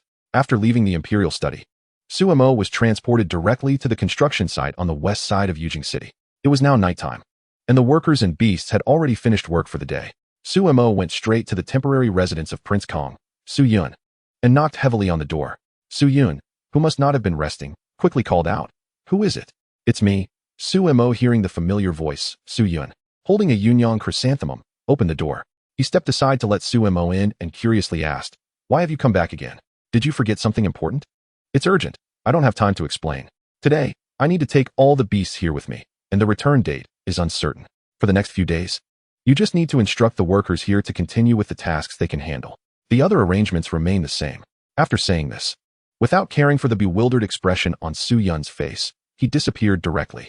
In a vacant area not far from the military camp and the workers' living quarters, Suemo released the communication skill to ensure all the army ants and nesting ants in the area received his message. Soon, the sound of scuttling filled the air, and under the bright moonlight, one could see that the ground around Suemo was now covered with giant ants. Looking at the leading army ant queen and more than 20 nesting ant queens in front of him, Suemo nodded, then expanded his beast space to absorb all the densely packed beasts on the ground. After doing this, Suemo communicated with Wan Ling in his mind, asking it to pinpoint the directions to Ningzhou and Anzhou for him. While using teleportation, he corrected his direction, and by the next morning, he finally reached the border of Ningzhou. Chapter 71, Evolve, Stone Man. When Suemo arrived at the border of Ningzhou, it was already drizzling lightly from the sky. The closer he got to the interior of Ningzhou, the heavier the rain became, with bean-sized raindrops falling relentlessly from above. It was unclear how long this rain had been falling. The water on the ground had accumulated to knee height for an adult, unable to seep into the ground in time. As far as the eye could see, everything, fields, villages, forests, was submerged in water. The rain was so heavy that the affected people had no chance to become refugees. They could only carry their food supplies and seek higher ground to escape the knee-deep water, while they could look for higher ground to avoid the water on the ground. What about the water from the sky? The rain continued to fall, and anyone with a slightly weaker constitution would soon be overwhelmed. Sumo witnessed this situation but did not stop immediately to provide rescue. Instead, he kept moving, gathering information about the general area affected by the disaster and the state of the disaster itself. Around 10 o'clock in the morning, Sumo's figure finally stopped at a certain location. This location was at the junction of Ningzhou and Anzhou, with the Ning'an River before him acting as the boundary between the two states. The water level of the Ning'an River was already dangerously high. If this torrential rain did not cease, there was an imminent risk of breaching the dam and wreaking havoc across both states. When soldiers come, block them. When water comes, cover it with soil. Standing on the dam of the Ning'an River, Sumo released the water shield skill, isolating the rainwater 1 meter around him. He only needed to crouch down to touch the surface of the Ning'an River. He summoned several oddly shaped stones from his beast space. Although these stones looked completely different, some were just 3 smaller stones piled together, while others were simply large boulders. They somehow gave off the feeling that they belonged to the same race. Name: Rock Monster. Species: Spirit Species, Elemental Type. Rank: Extraordinary. System: Elemental System, Earth.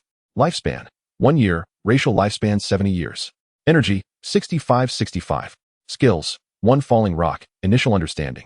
5 energy points. The rock monster condenses earth elements to form a giant rock and drops it on the target, causing significant damage. Sumo looked at his remaining rule points, 39-64.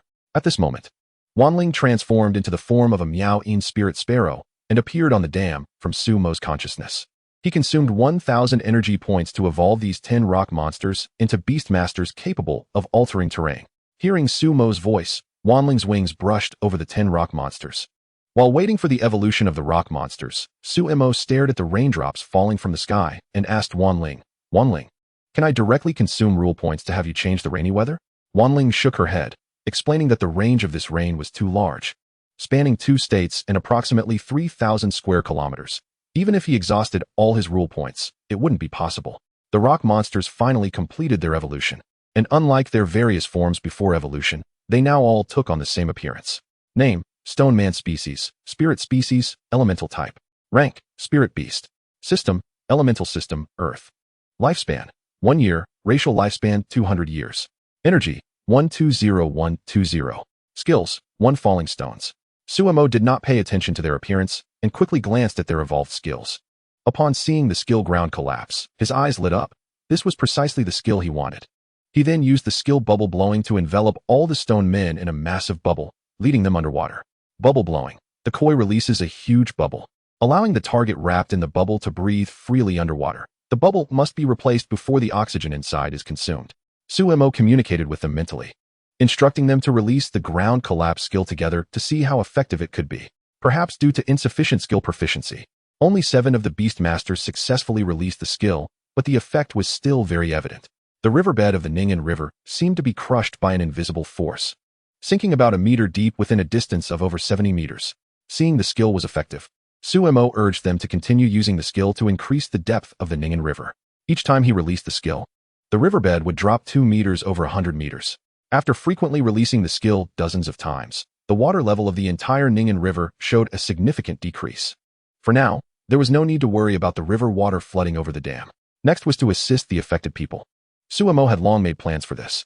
He first led the stone men to a previously observed low-lying area and instructed them to use the earth body skill to absorb the soil elements on the ground. As the stone men's bodies grew larger, the soil elements were continuously extracted, and a deep pit gradually formed beneath the 10 stone men. With water continuously flowing into the pit, the 10 stone men successfully grew into about 10-meter-tall behemoths. Sumo took a deep breath, waved his hand at the 10 deep pits, and the ground between them began to descend continuously, quickly merging into an even larger pit. Indeed, Sumo was preparing to artificially create a lake to channel the water that had nowhere to go into the artificial lake. Chapter 72. Disaster Relief in Progress. One artificial lake couldn't hold that much water, so more had to be built. Sumo led the Beastmasters to teleport between Ningzhou and Anzhou, continuously searching for low-lying areas to construct artificial lakes. Although the rain had not decreased, the people seeking shelter from the water keenly noticed that the water level was not rising, but rather falling. Moreover, Sumo also set up teleportation arrays at the bottom of each artificial lake. continuously transporting the water from the lakes to rivers in the drier northern regions over 1,000 kilometers away. This could truly be called a south-to-north water diversion project. For 2 full days, Suemo was busy with these tasks. The rain in the sky gradually diminished, now only a fine drizzle. The water on the ground was visibly depleting. The rescue forces dispatched by the court also rushed from nearby states. Had Suemo not dealt with the water level beforehand, no amount of manpower would have sufficed. In the face of such a natural disaster, human effort is always limited. But Suemo's efforts over the past 2 days had minimized the damage caused by the disaster. In Ningzhou, at the border area, Suemo met with the officials sent by Su Yuan for rescue, an old acquaintance of his, Secretary Zhang Wuwei. Seeing Suemo suddenly appear before him, Zhang Wuwei was somewhat surprised, but his primary concern was the disaster situation in Ningzhou and Anzhou. He was following Emperor Su Yuan's orders to wait for the gathering of rescue personnel and for the third prince who had gone to the disaster area for rescue. Your Highness, what is the current situation in Ningzhou and Anzhou? How are the casualties among the people? Suemo shook his head, saying, I haven't had time to observe the people's situation in the past 2 days. The accumulated water has been diverted, so there shouldn't be too many casualties. How is the gathering of personnel going? Zhang Wuwei's expression turned somewhat grim. Even with personnel drawn from nearby states, the time was too short. And now there were only 10,000 elite troops brought from the capital. Hearing this, Suemo breathed a sigh of relief. 10,000 personnel were enough. There was no need to wait for others. They could set off directly with those who followed him. Zhang Wuwei was somewhat surprised. Your Highness, we haven't gathered enough provisions yet. If we rashly enter, I fear we might also get stuck inside. Suemo understood his concern, but time was of the essence. If the Beastmasters could directly communicate with the people, he wouldn't have wasted time finding the rescue troops arranged by the court. I have already prepared the provisions. 10,000 personnel is more than enough. This time, the main rescue force is the Beastmasters, not humans. Zhang Wuwei no longer hesitated and ordered his subordinates to sound the assembly horn, then set off in formation. The initial road was somewhat easy to traverse. But as they moved deeper into Ningzhou, the roads became increasingly muddy, with some spots being a foot deep and others shallow.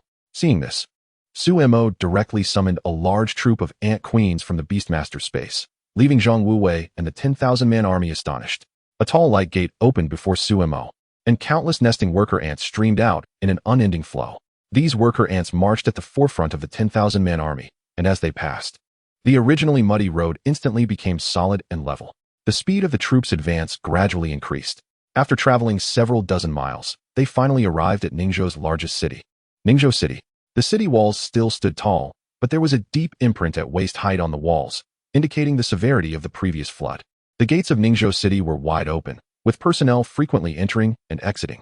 And Sumo's grand troop had not yet reached the city before many officials in Xia official attire were already waiting. They must have seen Sumo's long line from the city walls.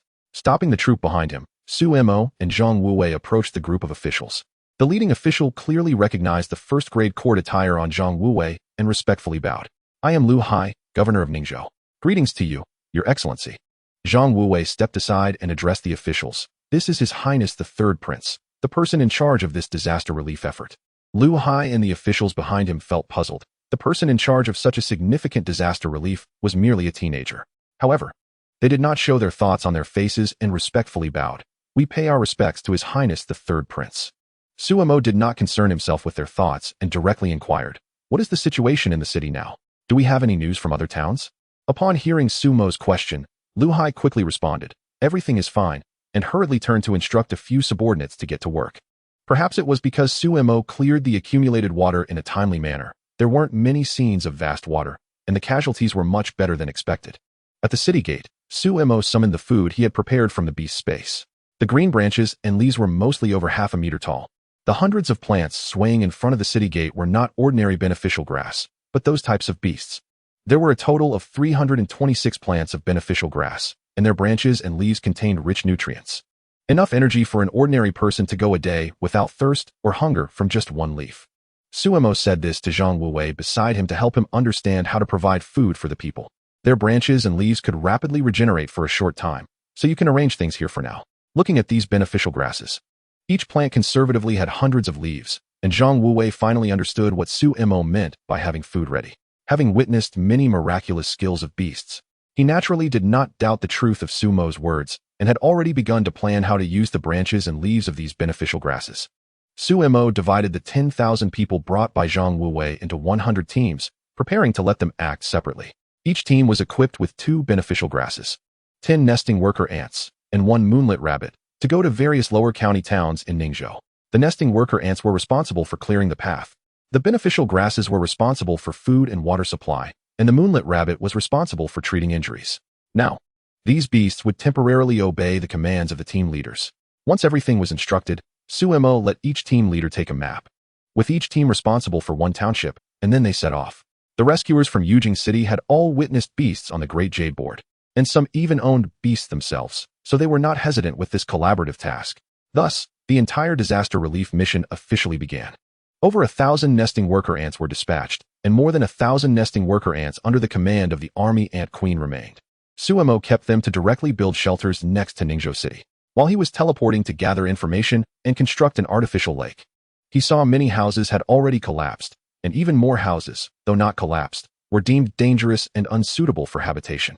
For the army ant queen, building houses was nothing unfamiliar, especially a 6-story 2 building as a temporary residence. It could be constructed in a day. Chapter 73, Clear Day. On the evening of February 7th, the 17th year of Hongwu, the rain that had stopped began to fall lightly again, and there was even a trend of it getting heavier. Sumo looked worriedly at the darkening sky. Even though he had done much work to clear the accumulated water, it only prevented vast flooding scenes. However, if it continued to rain like this, certain areas would definitely suffer from internal flooding and be submerged. Searching through his memory, Sumo suddenly remembered that the daylight golden chrysanthemum had a skill called daylight, which could simulate the sun. Thinking of this, he acted immediately, raising his hands in the air, consuming a large number of energy stones, and forming an illusory small sun in the sky, slowly rising. The golden light gradually covered the entire Ningzhou city and the surrounding area of about 10 miles. This was also the first time in 10 days that the disaster-stricken people had seen sunlight. The sunlight was indeed warm, under its illumination. People felt that their fatigue and chill had been significantly alleviated. Sumo looked at the rain still falling incessantly under the sun, feeling somewhat helpless. This did not change the reality of continuous rain in Ning and in states. Moreover, this skill consumed a large amount of energy stones from his inventory and could not be maintained for long. Wanling, how many rule points does it take for my mother's daylight golden chrysanthemum to evolve into a life-level beast? Sumo asked Wanling. No longer consuming energy stones to maintain the illusory sun. It requires 5,000 points. What about directly customizing a life-level beast? Sumo asked again. Wanling shook its head, appearing very calm. That would be expensive, requiring 20,000 rule points. Sumo helplessly checked his personal information. Beastmaster, Sumo. Rule points, 3,060 points. Daily gain, 745 points. Prosperity, 745. Able to breed beasts, 38 types. He currently had only 3,060 rule points. And to save enough for 5,000 points would take at least 4 days. However, even if the daylight golden chrysanthemum evolved, its skills might not truly solve the rain disaster. Sensing Sumo's dilemma, Wanling kindly explained, perhaps it doesn't need to fully evolve. We can consume some rule points to give it life-level skills without it reaching the life-level standard. After all, we only need the effect of its skills. Sumo's eyes lit up. This was indeed a solution, as the daylight golden chrysanthemum was currently the closest to life level and its skills were related to the sun. Li Qingwan was aware of Sumo's efforts in disaster relief, so when she heard that the key to the relief was her beast, the daylight golden chrysanthemum, she did not hesitate and directly summoned the daylight golden chrysanthemum in front of Sumo. The daylight golden chrysanthemum still appeared like a small sun, making people feel warmth and power from it. Consume 3,000 rule points to perform an incomplete evolution on the daylight golden chrysanthemum, Sumo said in his heart to Wanling. With 3,000 rule points deducted, Sumo instantly became a penniless person with only 60 rule points left. The evolution of a life beast was a significant leap in life level, but since this was only an incomplete evolution, the daylight golden chrysanthemum did not appear much different externally. The entire evolution process was completed before Li Qingwan even noticed. Name, Celestial Sun Chrysanthemum, pseudo. Species, Plant, Chrysanthemum. Rank, Life Beast, pseudo. System, Elemental System, Light System. Lifespan, 2 years, Species Lifespan. Energy, 100, 100. Skills, 1. Sun Absorption. 8. Celestial Sun Fall, Initial Understanding. 150 energy points. The Celestial Sun Chrysanthemum simulates the sunset of the sun, dropping the small sun towards the target. Seeing the newly added 7th skill, Sumo had no other skills in his eyes. This was exactly the weather-changing divine skill he had been looking forward to. Without lingering any longer, Sumo went to the beast arena, opened the warehouse, and took away 80 of the energy stones inside. A total of over 60,000 energy stones, which should be enough to support the release of the Clear Day skill. He informed the management group within the Beast Arena about taking away 80 of the energy stones from his inventory, and with a wave of his sleeve, he teleported away. Would February 8th in Ning and in States be a clear day? Looking at the pile of energy stones in his space, Suemo could confidently guarantee that tomorrow would definitely be a bright sunny day. For Wanling, who had never been human or had only acted according to the rules, there was some confusion about Sumo's actions. In Sumo's eyes, there seemed to be a flicker of light. Perhaps it was because he possessed the empathy of a human, or perhaps it was simply because he could do it. Not everything in the world is done for profit. Of course, this disaster relief effort would definitely have a significant positive impact on the popularization of our beasts. Empathy? Wanling silently pondered the meaning of this word in the conscious space. Could it be that because it had never been human, it could not possess such a mindset? Suemo arrived at the junction of Ning and in States, sitting cross-legged and floating in the air, waiting for 6 o'clock in the morning. Time gradually approached 6 o'clock, but the rain in the sky showed no signs of stopping, still falling down in torrents. At 6 o'clock, Suemo stood up in the air, realizing that he must consume energy stones to cast a skill that surpassed the life beast rank. Clear day. A large amount of energy stones in the storage space were consumed, transforming into the energy source for the skill sunny day, centered around Sumo's figure. The dark clouds gradually receded, revealing a golden sun behind them. The speed at which the clouds dissipated increased, and soon, the clouds over the Ning and in States completely disappeared. The rain that had fallen for nearly 2 weeks finally stopped. This is the power of a celestial level skill.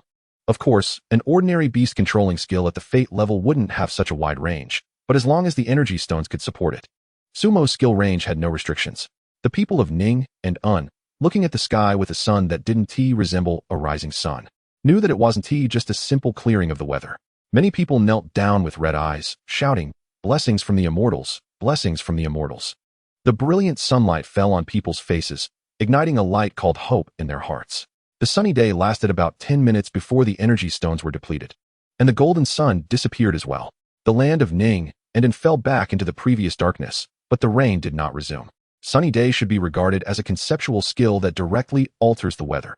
Even if it is not continuously released afterward, it still changes the weather conditions in that area. Sure enough, at 7:30, a normal red sun rose from the east. The rain in Ning and finally stopped. Chapter 74, Liangzhou. The weather cleared up. Fortunately, no irreparable disaster had formed yet, so the subsequent rescue work could be directly handed over to Zhang Wuwei and the beast-controlling personnel he dispatched. However, the matter of lying flat seemed unrelated to Suemo. According to Su Yin, an insider fighting in the northwest, King Liang of Liangzhou had officially raised the banner of rebellion. This matter wasn't particularly related to Suemo, but he was curious about what the slogan for the rebellion was.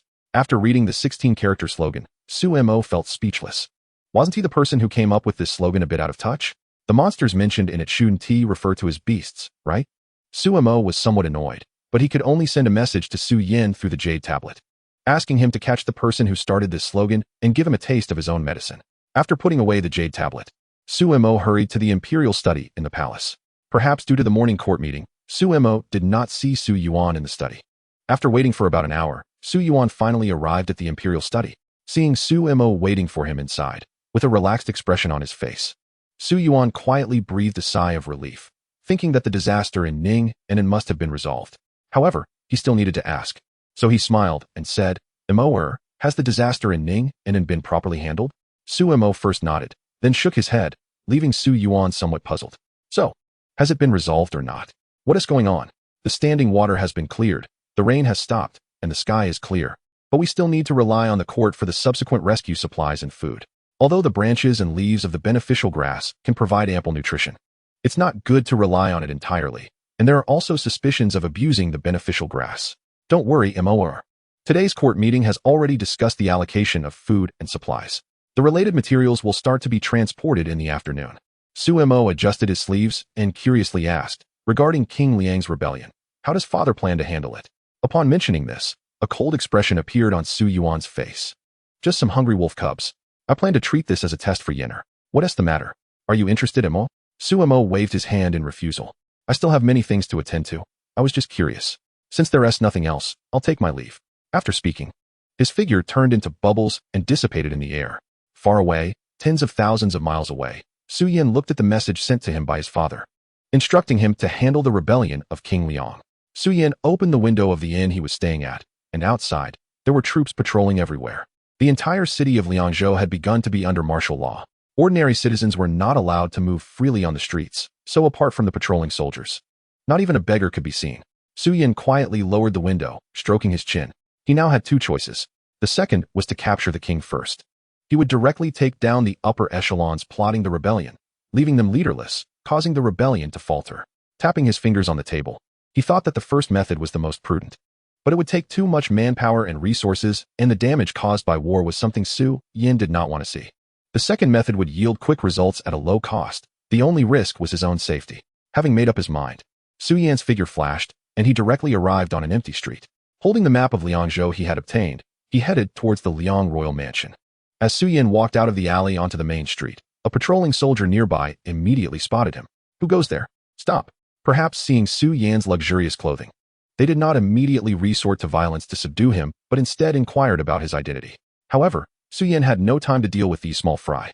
After confirming his direction, he used the spatial teleportation skill he had obtained from the treasure panda to rush to his destination. As for the soldiers who had just inquired about his identity, they were dumbfounded when they saw Su Yan vanish right before their eyes, thinking they had encountered something unclean in broad daylight. Upon reaching the vicinity of the Liang royal mansion, the guarding forces were even stronger, basically establishing a post every 5 steps and a sentry every 10 steps. Quite cautious, Su Yan thought to himself. He then set his teleportation target at the gatehouse sign of the Liang royal mansion. This location had a good view and was elevated, allowing him to overlook the entire royal mansion. Su Yan did not mind finding a comfortable position to sit down. Seeing that the patrolling guards below had not discovered him for a long time, he called out loudly, "Hey, down there, hurry and call your King Liang out. Your guarding strength is too weak. It basically allows others to come and go as they please." At some point, someone climbed up from above, causing the guards below to panic. However, someone quickly restored order. A young man in armor resembling a commander asked, "May I ask where you come from? Do you not know this is the Liang royal mansion? How dare you be so presumptuous here?" At the same time, soldiers from both sides moved to encircle Su Yan. Su Yan glanced at both sides, and then summoned a beast with a long body covered in dragon patterns. Name, Dragon Pattern Cloud Carp. Species, Animal, Pseudo-Dragon. Rank, Spirit Beast. System, Elemental Water. Lifespan, 2 years. Lifespan of the species, 160 years. Energy, 150150. Skills, 1. Tail Swing, Mastery. For energy points the koi swings its tail, dealing damage to the target. The beast Su Yan summoned was the Dragon Pattern Cloud Carp, evolved from the koi. Its body was elongated, more than a meter long, and now floating in the air. It truly had a hint of dragon-like grace. It seems you want to report to your master without a little lesson, Su Yan thought. Following his mental command, the Dragon Pattern Cloud Carp immediately conjured a dozen water arrows and shot down the soldiers approaching Su Yan from the gatehouse. The middle-aged man, resembling a young commander, upon seeing the Dragon Pattern Cloud Carp beside Su Yan, had his pupils shrink. "A monster? You came from Yujing City. Archers, shoot." Su Yan looked with great interest at the young general who referred to the Dragon Pattern Cloud Carp as a monster. It seemed that Yu Liangwang knew a lot about the news from Yujing City. "Since your master doesn't want to come out, then I'll go find him myself." The Dragon Pattern Cloud Carp seemed to dislike the middle-aged man's earlier term monster very much. It flew directly in front of him and swung its tail, sending him flying several meters away. As a large number of arrows were about to reach him, Su Yan's figure flickered and he teleported into the interior of the Wangfu. The middle-aged man, coughing up blood and prostrated on the ground, could only weakly watch as Su Yan and the beast disappeared from sight. At this moment, a huge wave surged in his heart. Is this the monster that the prince said was not much stronger than an ordinary person? After just one encounter, the nearly 100-strong team he led had no ability to fight back against this monster? Chapter 75, Liangwang. It's over. Su Yan wandered around the entire Liangwangfu as if he had entered a deserted realm. Whenever he encountered a guard who was foolish enough to try to stop him, the Dragon Pattern Cloud Carp would kindly reward him with a tail swipe. Front courtyard? No. Main hall? No. Back courtyard? No. Su Yan took a big circle around the Liangwangfu and did not see the figure of Liangwang. This old fellow is quite good at hiding. Su Yan mumbled to himself, while a beast appeared in his arms. Its fur was as white as snow, and it had tiny deer antlers on its forehead. It was Su Yan's first beast, the Wanpan Spirit Cat. Tear down the Liangwangfu. Without the slightest hesitation, the Wanpan Spirit Cat followed Su Yan's command. Above the Liangwangfu, a large amount of dark clouds gathered, and in no time, The previously sunny weather turned the Liang Wangfu into a shadowy area. Within the black clouds, a terrifying momentum was gathering. The family members and servants of the Liang Wangfu who were still inside were frightened and scattered in all directions. When there were no people left in the Liang Wangfu, the lightning that had been accumulating power in the dark clouds finally struck down. The lightning, as thick as a wrist, struck randomly throughout the Liang Wangfu, causing tiles on the roof to fly and walls to collapse. After half an hour of the lightning's baptism, the Liang Wangfu was no longer the imposing structure it once was. It was now in ruins, with broken walls and a scene of devastation everywhere. Su Yin calmly walked out of the ruins of the Liang Wangfu, a smile on his face, as if he were a nobleman enjoying a spring outing. The onlookers around, witnessing this scene, felt a chill in their hearts, and seeing it was Su Yin, they hurriedly distanced themselves even further. Suddenly, a cold and hard voice rang out. "Your Highness the Crown Prince, it's good to see you unharmed. To give me such a big surprise upon our first meeting is truly delightful." The crowd parted, revealing the voice's owner, a middle-aged man dressed in a python robe, exuding an aura of authority. Liang Wang snorted coldly. "Your Highness the Crown Prince has thrown himself into the net today, which saves me some effort. Capture him alive." Then Liang Wang waved his arm, signaling the dense soldiers behind him to advance and encircle Su Yin. Su Yin looked at the endless stream of soldiers behind Liang Wang, still in the mood to smile and speak. "Your Highness Liang Wang, you don't think these mortals can catch me, do you?"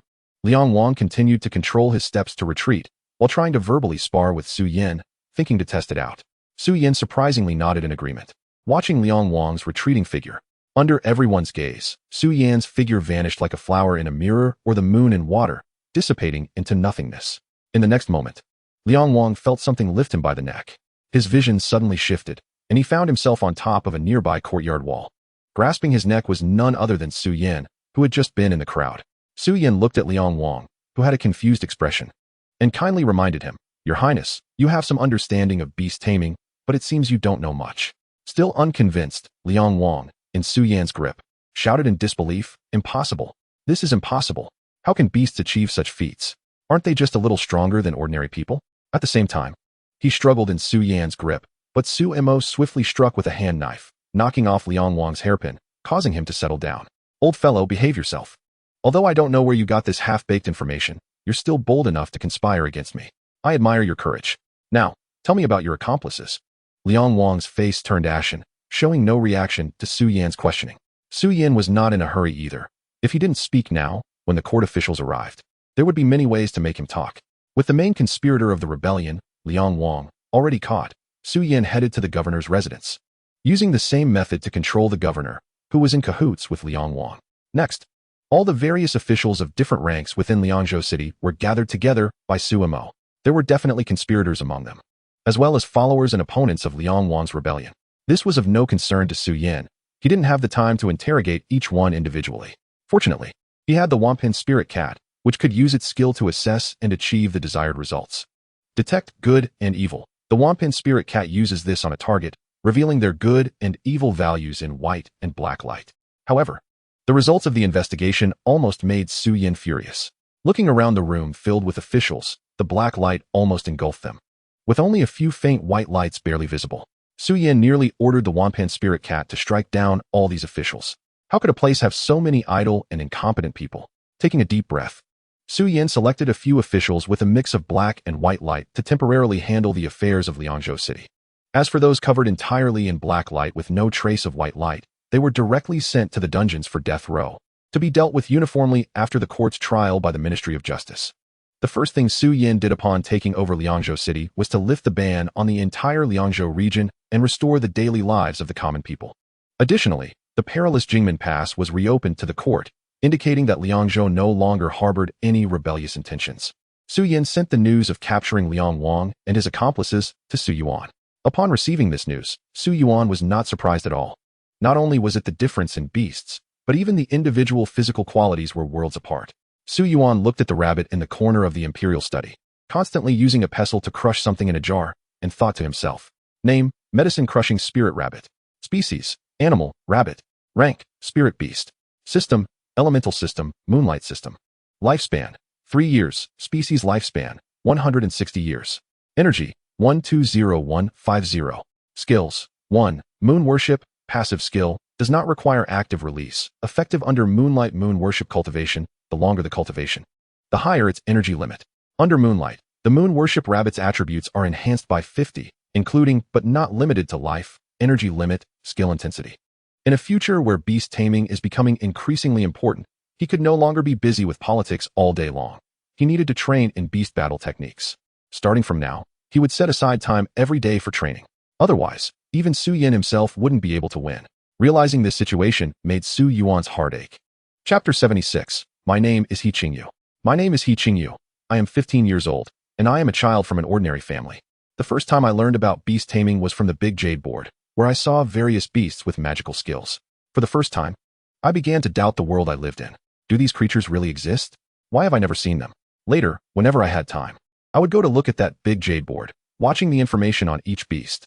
Sometimes, every time a new beast information was updated on the Big Jade board, it would make me happy for a long time. As the days passed, the news of the Beastmaster seemed to have only brushed past my world. Without changing my life at all, I was still the same ordinary farmer's girl as before. I watched as a colossal building rose from the ground, and heard other villagers casually mention that there were real Beastmasters inside, the kind that could truly breathe fire and spray water, just like the ones on the jade tablets. I felt both excited and a bit lost. The excitement came from the fact that these Beastmasters truly existed. They weren't just illusions, but were thriving in a world dozens of miles away that I had never been to. The sense of loss came from knowing that I ultimately had no way to see them with my own eyes. Nor could I truly own a Beastmaster of my own. They might just end up being fleeting figures in my dreams. The age limit was set between 10 and 20 years, with no gender requirements. Only I and my younger brother at home met the criteria. For the first time in my life, I voiced my desire at the dinner table. Father, I want to give it a try. My father did not refuse. Perhaps he also wanted me to take a chance. What if it could truly change my fate? Days passed by, counting them one by one, until the day of enrollment at the Beastmaster Academy finally arrived. It was still dawn when my father brought me and my younger brother to the town, where I heard they would start the assessments. There were so many people. Looking at the endless line, I suddenly felt anxious. With so many people, could I really become one of the lucky ones? When it was finally my turn, I followed the instructions and stood on the teleportation array, only to feel a dizzying spin, and the next moment, I found myself in an unfamiliar place. We still had to queue, but the line here was much longer, with even more people than in the town, all dressed in luxurious garments. However, that was not what I was concerned about. The Beastmasters. I finally saw them in real life. One appeared to be about my height, but its gaze was sharp, scanning the crowd. I had heard my younger brother mention that this type of Beastmaster was called a hunting dog. One hunting dog brushed past me, so close that I could almost feel its body heat. Even though I wanted to reach out and touch it, in this environment, I could only imagine it in my mind. The line moved quickly despite its length. By around 10 o'clock, it was finally my turn, and I encountered my second Beastmaster, whose name I did not know. However, its form was truly beautiful, completely free of any blemish. When I looked into its eyes, I felt as if I was being judged. Fortunately, I passed the test of the unknown cat-like Beastmaster and successfully entered the next round. With another teleportation array, I arrived at another assessment location. I learned that the task was to form a contract with at least one Beastmaster within an hour. I cannot explain the feeling, but I was finally able to come into contact with the Beastmasters I had long yearned for. Even if I didn't succeed, I felt I would have no regrets. This place called the Beastmaster Trading Center was truly vast, and the various Beastmasters inside dazzled me. As a country bumpkin entering the city, I had to quietly search for a Beastmaster willing to sign a contract with me. This was my first moment feeling like a lucky one in the world. Could it be that I was also favored by the Creator? In the entire village, I was the only one to contract with a Beastmaster, and I successfully contracted two at once. The big shots in town approached me and my father, friendly and eager to chat, with some even wanting to offer money as gifts. However, my father refused them all, as the virtues of a farmer's family are honesty and integrity. Upon returning home, my relatives came from nearby villages bearing gifts upon hearing the news. It was the first time I felt like the center of attention, but oddly, I just wanted to escape that environment. The second day of assessments began. The disaster started, and I couldn't help but marvel at the creativity of the examiners. The first disaster was a flood, and since I was good with water, I passed through it without much danger. With the help of a kind-hearted young nobleman, I managed to overcome the subsequent disasters as well. When the director announced that everyone in the arena had successfully become students of the Beastmaster Academy, I truly thought I was still dreaming. However, looking at the warm sun in the sky, didn't that mean my future life would also be bright? At the Beastmaster Academy, I witnessed many things that exceeded my understanding. There were talking small Beastmasters, furniture that could change temperature, and washing machines that cleaned clothes automatically. This was a life that seemed to be reserved for immortals, and now I, the daughter of a farmer, could enjoy it openly. I had to repeatedly reassure myself to feel justified in this new life. After settling the trivial matters at home, I found that there was really not much to arrange. I simply informed my family of the good news about passing the academy's assessment, packed a few belongings, and moved directly to the academy. On the first day of class, I encountered embarrassment when I realized I did not recognize the characters written by the teacher on the jade tablet. What was my feeling when I admitted I couldn't read? It was a mix of embarrassment and anxiety. Thankfully, there were other classmates who couldn't read either, and none of us were expelled for that reason. My name is Yu, a student at the Beastmaster Academy. The Beastmaster Academy welcomes your joining. Chapter 77, end of February. February 28th, Year 17 of Hongwu. On the last day of February, the class rankings at the Beastmaster Academy were finally about to be finalized. In the same Beastmaster battle classroom, which could easily serve as a training ground, the last battle of the day was taking place. The boy on the left was named Zhao Chaosheng, and beside him was a rock monster that could have its information checked on the jade tablet. Opposite Zhao Chaosheng stood a young man in his 20s, whose Beastmaster was a burrowing rock snake that could also check information. However, for the students of the Beastmaster Academy, whether or not they could check for information did not matter much. After nearly a month of intense battles, even the Beastmasters without information were familiar with each other's skills. Given the current rankings, Sun Xuemiao was far above Zhao Chaosheng. So Zhao Chaosheng decided to take the initiative and launch an attack. Name: Rock Monster. Species: Spirit Type, Elemental. Rank: Extraordinary. System: Elemental, Earth. Lifespan: 2 years. Racial lifespan: 70 years. Energy: 55. Skill: 1 Rockfall. Entry level: 5 energy points. The rock monster condenses soil elements to form a boulder, smashing it towards the target to cause significant damage. The appearance of the rock monster before it evolved into a stone man could be said to be bizarre, just like Zhao Chaosheng's, which was an irregularly shaped large rock. If there weren't facial features on one side of the rock, no one would suspect that this ordinary-looking stone was actually a Beastmaster. Mysterious fluctuations emanated from Sun Xuemiao's location. Prepared, Sun Xuemiao and his burrowing rock snake quickly dodged, easily avoiding the spikes that erupted from the ground. Since both of their Beastmasters were of the earth element, they were very sensitive to the fluctuations of earth elements, making it quite difficult for their attacks to have any effect. Name: Burrowing Rock Snake. Species: Animal, Snake. Rank: Extraordinary. System: Elemental, Earth. Lifespan: for years. Racial lifespan: 55 years. Energy: 50-50.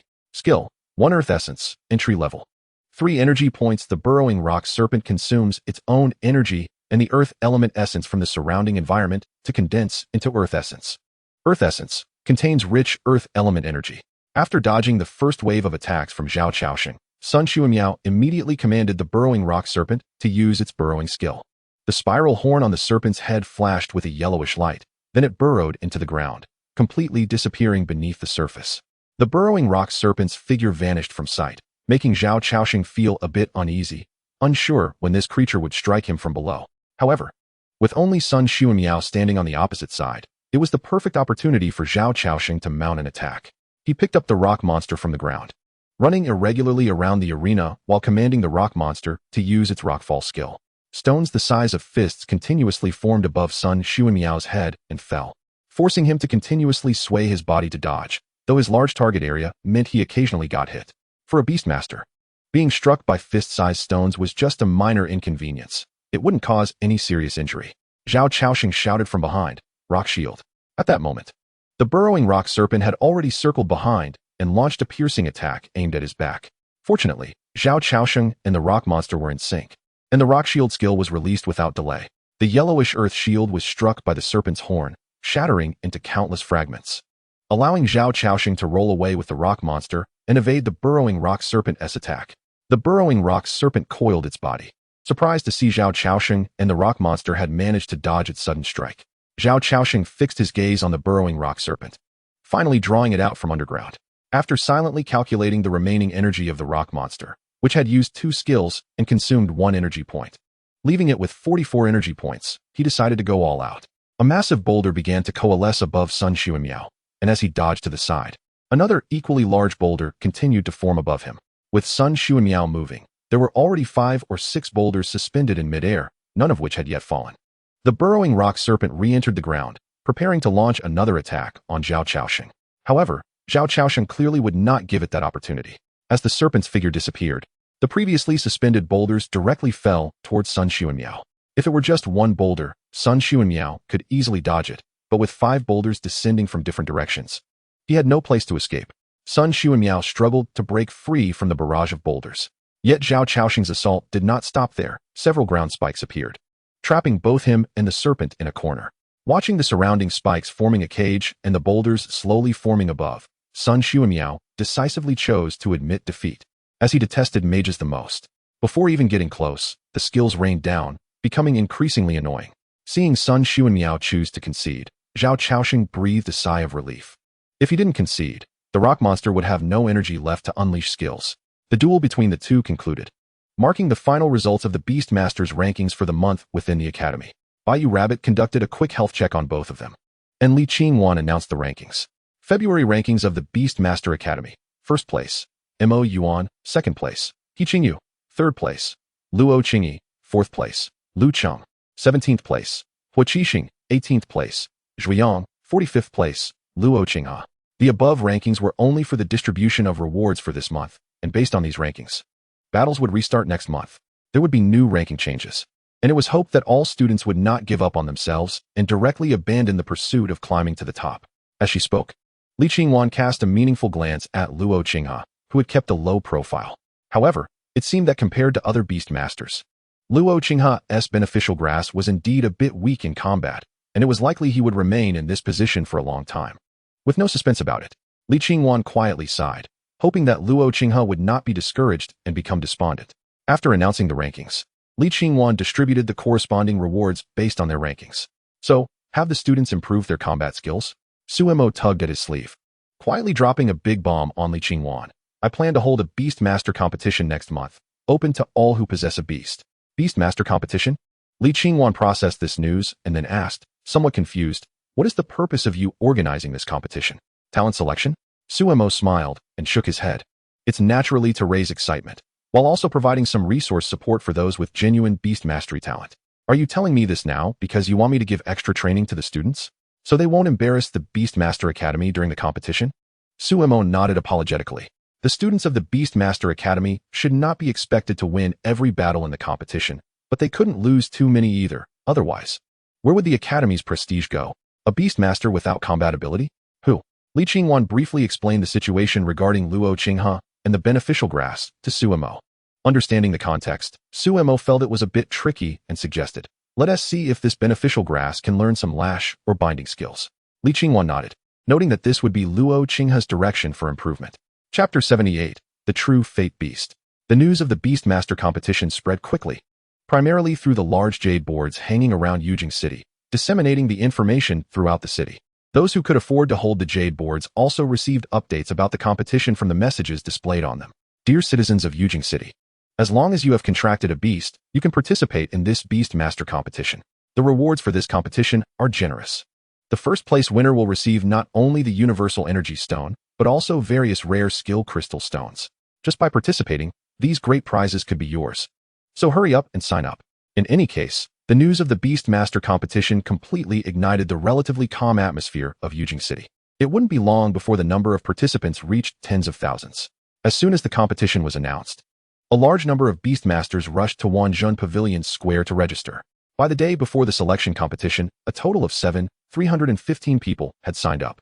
There were no age restrictions for participants, so it was normal to see middle-aged men in their 40s or 50s competing against teenagers in their teens. Alright, the time arrived for the official selection competition. The small square in front of Wanzhun Pavilion was now nearly filled with people, including participating Beastmasters, their cheering family members, and of course, many onlookers just wanting to join the excitement. The rules for the selection competition were simple. It was a best-of-3 format. Each registered Beastmaster could engage in up to 3 battles, and winning 2 would allow them to advance to the next round. The competition was proceeding normally until the first student from the Beastmaster Academy was recognized, causing the atmosphere to explode. People began to crowd around the area where the Beastmaster Academy was located, eager to see the difference between the Academy's students and ordinary Beastmasters. The student who was recognized was indeed the Crown Prince of Jingwang, Mo Yuan. He had garnered a lot of attention during the Beast Tamer Academy's enrollment last time, which made it easy for the surrounding crowd to recognize him now. Mo Yuan summoned his signature beast, the Lightning Peach Wood, and did not summon a second one, as the simple selection match did not require him to do so. His opponent was a young man with a remarkably plump golden-eating rat as his beast. When the referee announced the start of the match, Mo Yuan did not give his opponent a chance to react and directly commanded the Lightning Peach Wood to use the skill whip. Before the young man and his beast could respond, they were knocked off the competition stage. The first to react was the referee, a staff member from Wanjin Pavilion, who immediately announced Mo Yuan's victory. The surrounding crowd also reacted, cheering loudly, "Strong, so strong. Is this the power of a student from the Beast Tamer Academy?" Their combat power is on a completely different level. Mo Yuan listened to the cheers around him and thought to himself that it indeed was not on the same level. His opponent was too slow and the skill proficiency of his beast was very low. It was clear that he had been raised too well, and as a result, he was reluctant to endure the hardships of training skills. On this side, the Beast Tamer Academy student won easily, but there were also several dark horses emerging from the other battle stages.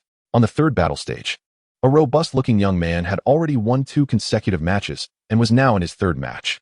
In the previous 2 rounds, he had also defeated his enemies with a single move, and others had not even seen the appearance of his beast before he charged and knocked them out of the competition area. He was currently the only competitor who had won 2 rounds relying solely on personal strength without using a beast. On the second floor of Wanjin Pavilion, in an office somewhere, Su Mo approached Li Qingwan, who was carefully observing the matches below. He saw the strong young man who had won his third match through personal combat skills. "Hey, this is a good seedling, not even using a beast. His combat skills are very proficient," Su Mo commented. Li Qingwan nodded. "I am now somewhat curious about what his beast is. However, it should not be too weak." Su Mo sat down with great interest, casually picking up a cleaned fruit. "Now this is interesting. Your student against him. Who will win or lose is really uncertain." Li Qingwan raised her eyebrows. "My student? Don't forget your identity as the director. However, it seems you haven't taught them anything yet? How could that be? The resources they use are all provided by me. Does it really matter whether I teach them anything or not?" Seeing Su Mo justifying himself, Li Qingwan was too lazy to argue with him. The strength of that young man among the students in the academy was also at the upper echelon. After all, the students had only just enrolled for a month, and there hadn't been much change in strength. Su Mo nodded in agreement. "Let us not talk about this for now. We'll know their strengths once they compete. You should summon your beast, the Sunlight Golden Chrysanthemum." Li Qingwan looked puzzled but still obediently complied. Sumo's purpose in having her summon the Sunlight Golden Chrysanthemum was naturally to complete the evolution that had not been fully finished last time. The state of the half-evolved Sunlight Golden Chrysanthemum was not very good. The outer manifestation was that its spirit was always wilted, with enough rule points accumulated. Today Su Mo was ready to use the greatly beneficial Sunlight Golden Chrysanthemum to make up for the remaining rule points. As over 3,000 rule points were deducted from Su Mo's account, the unfinished evolution of the Sunlight Golden Chrysanthemum began anew. The light cocoon enveloped its entire body. Although its form was not visible, Li Qingwan could clearly perceive through the contract that the aura of the Sunlight Golden Chrysanthemum was strengthening every moment. The transformation from a spirit beast to a life beast was a leap in life level. After becoming a life beast, the life level of the Beast Tamer would also change. The light cocoon slowly dissipated, revealing the evolved form of the Sunlight Golden Chrysanthemum. Its branches and leaves had all disappeared, leaving only a large petal floating in the air. Golden rays of light occasionally fell from the petal, which indicated that it had just completed its evolution and could not perfectly control the energy within. Name: Tianyang Chrysanthemum. Species: Plant Asteraceae. Rank: Life Beast. System: Elemental Light. Lifespan: 2 years. Species lifespan: 1,000 years. Energy: 1,200-1,200. Skill: 1. Sun Absorption. In terms of skills, there was not much difference from before. The only change was its appearance and physique. With the evolution of the Tianyang Chrysanthemum completed, its Beast Tamer would officially receive a gift from the Beast Taming Heavenly Tao. The invisible rules were changing Li Qingwan's body, her physical quality, and reaction intensity. From now on, Li Qingwan would completely break free from the lifespan limitations of ordinary people. Under normal circumstances, her lifespan could reach 500 years. The increase in lifespan meant that the Beast Tamer had taken their first step beyond the world, and the upper limit of energy contained in her body had reached 200, significantly enhancing her physical quality and reaction ability. Now, when Li Qingwan opened her eyes to see the world, it would feel completely different. Jumping from a 10-meter-high building would not pose any problem for her. Su Mo left space for Li Qingwan to familiarize herself with her new physical qualities. The life beast, Tianyang Chrysanthemum, was the first life beast in this world. More life beasts would appear in the future, but the emergence of life beasts was the real beginning of a threshold. How many beast tamers could possess life beast-level beasts? Sumo could only silently look forward to it. Chapter 79, Spirit Ape. The setting sun hung in the sky, casting the last rays of light over the quiet streets. The youthful and spirited voice of a boy startled a flock of birds, injecting life and vitality into the quiet alley. A woman called Aunt Wong stepped out of the courtyard, looking at the boy running in the alley, and gently asked, "Did you finish? Did you pass?" The boy's voice came from afar. "Aunt Wong, you don't even look at who I am. How could I not pass?" "Got it, Aunt Wong." The boy took 3 steps and made 2 strides to a pharmacy at the corner of the alley, barging in without hesitation. "Uncle Zhang, this is the herb I found on the way here," he said, handing over the herb-like item in his hand. Uncle Zhang, who was preparing herbs, glanced at it. "Put it on the table. The herbs you need will be getting fewer and fewer. Let Alon check your body. Make sure you didn't get hurt today." "Uncle Zhang, you're overthinking. Today's opponents are not my match. How could I get hurt?" The boy patted his chest and said, but he still did not refuse Uncle Zhang's kindness. He obediently sat there to let Alon check him. Alon was a spirit beast known as the medicine orchid. It placed one of its leaves on the boy's arm, and after a quarter of an hour, it waved its leaves, indicating that the boy's body was strong and without hidden injuries. The boy touched the leaves of the medicine orchid with his palm and sincerely thanked it. Then he turned to Uncle Zhang. "Uncle Zhang, if there's nothing else, I'll take my leave." Seeing that the boy was fine, Uncle Zhang did not keep him, waving his hand to let him go. The boy's agile figure turned around 2 more corners in the alley before arriving at his home. With a creak, accompanied by the sound of old hinges, the boy entered his small courtyard. At this moment, there was only a monkey-like creature dressed in human clothing in the yard, which fixed its gaze on the boy as he entered. Before the boy could greet the obviously monkey-like spirit beast, it quickly approached him and launched a punch. The boy seemed to have been prepared, firmly blocking the powerful punch with his left hand. The monkey changed its attack to a sweeping kick aimed at the boy's lower body, forcing the boy to retaliate with a kick. Inside the house, someone seemed to hear a commotion outside in the courtyard. He opened the door and saw a fight taking place in the yard. With a slightly helpless tone, he called out, "Xiao Wu, Sheng, you 2 stop for now and come eat." Xiao Wu referred to the young man, whose full name was Sun Xiu Wu. Sheng referred to the young man's beast, Sun Xiu Sheng. Upon hearing the voice of the middle-aged man inside the house, both the person and the beast exchanged glances and promptly ceased fighting, obediently washing their hands and entering the house for dinner. The simple meal of porridge, steamed buns, and vegetables was their dinner for the day. "How did the competition go today?" Sun Xiuwu's father, Sun Yuan, inquired. After hearing this, Sun Yuan looked at his son, whose body resembled that of a young calf, and thought to himself whether he should buy some meat to supplement his son's diet. Winning or losing wasn't important. What mattered most was health. Today you were lucky, you didn't encounter any formidable opponents. As family, we always worry a bit more. Dad, today it was just some weaklings pecking at each other. There wasn't much challenge. Tomorrow will probably be different. Sheng and I will need to fight together. Sun Xiuwu replied.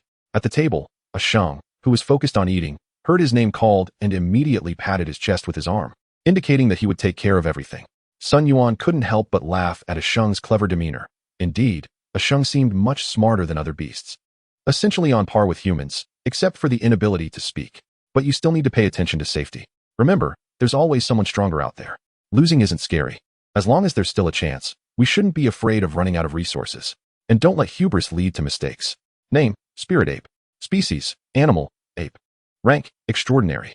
System, Martial. Lifespan, 3 years. Species lifespan, 60 years. Energy, 55-55. Sun Xiuwu, who had never seen detailed information about any other beast without holding a jade tablet, didn't think there was anything wrong with his beast skill information. Of course, one less skill didn't mean it was weak. It was just that this type of beast broke the common knowledge of academy students. But isn't common knowledge meant to be broken? Sun Xiuwu silently calculated that Sheng's favorite weapon was a stick, and he wondered if they would be allowed to bring weapons into the match tomorrow. After all, weapons provided a significant boost for both of them. However, even without weapons, he was confident that they could achieve a good ranking, given Sheng's exceptional martial skills.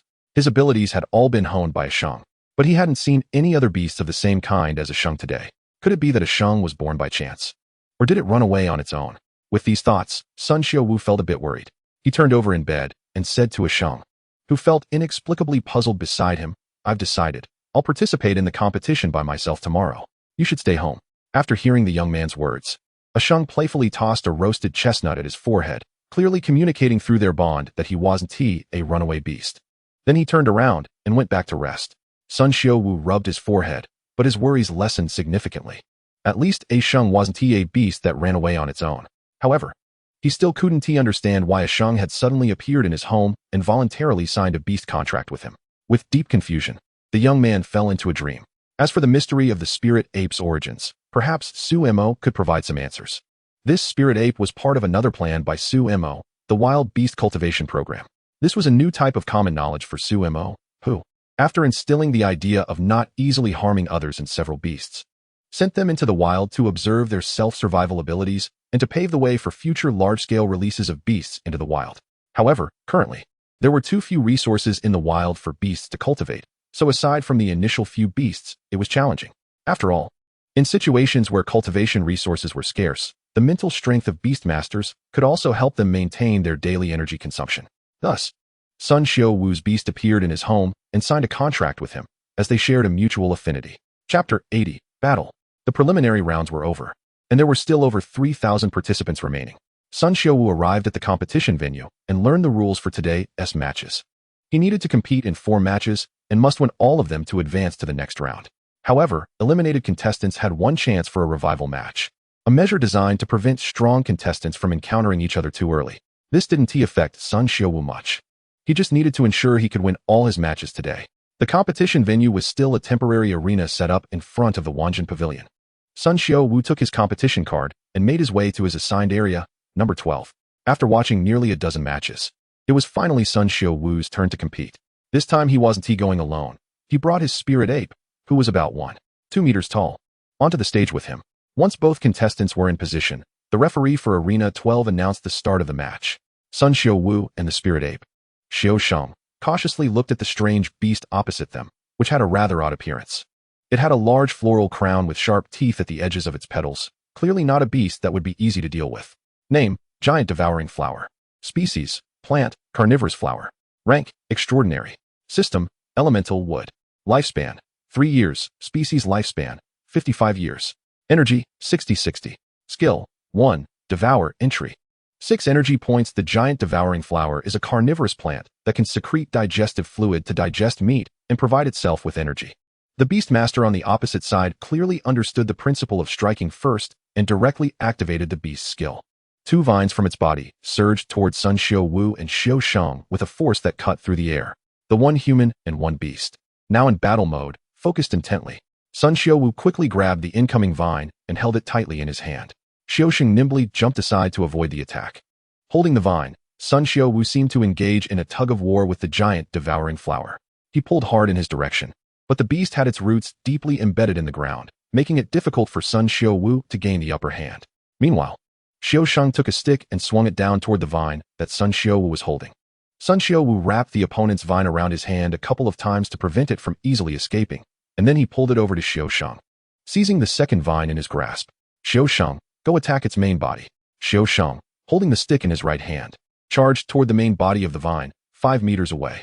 This was the biggest flaw of plant-type beasts. They were too easy to target as the main attack point, making it difficult for them to evade.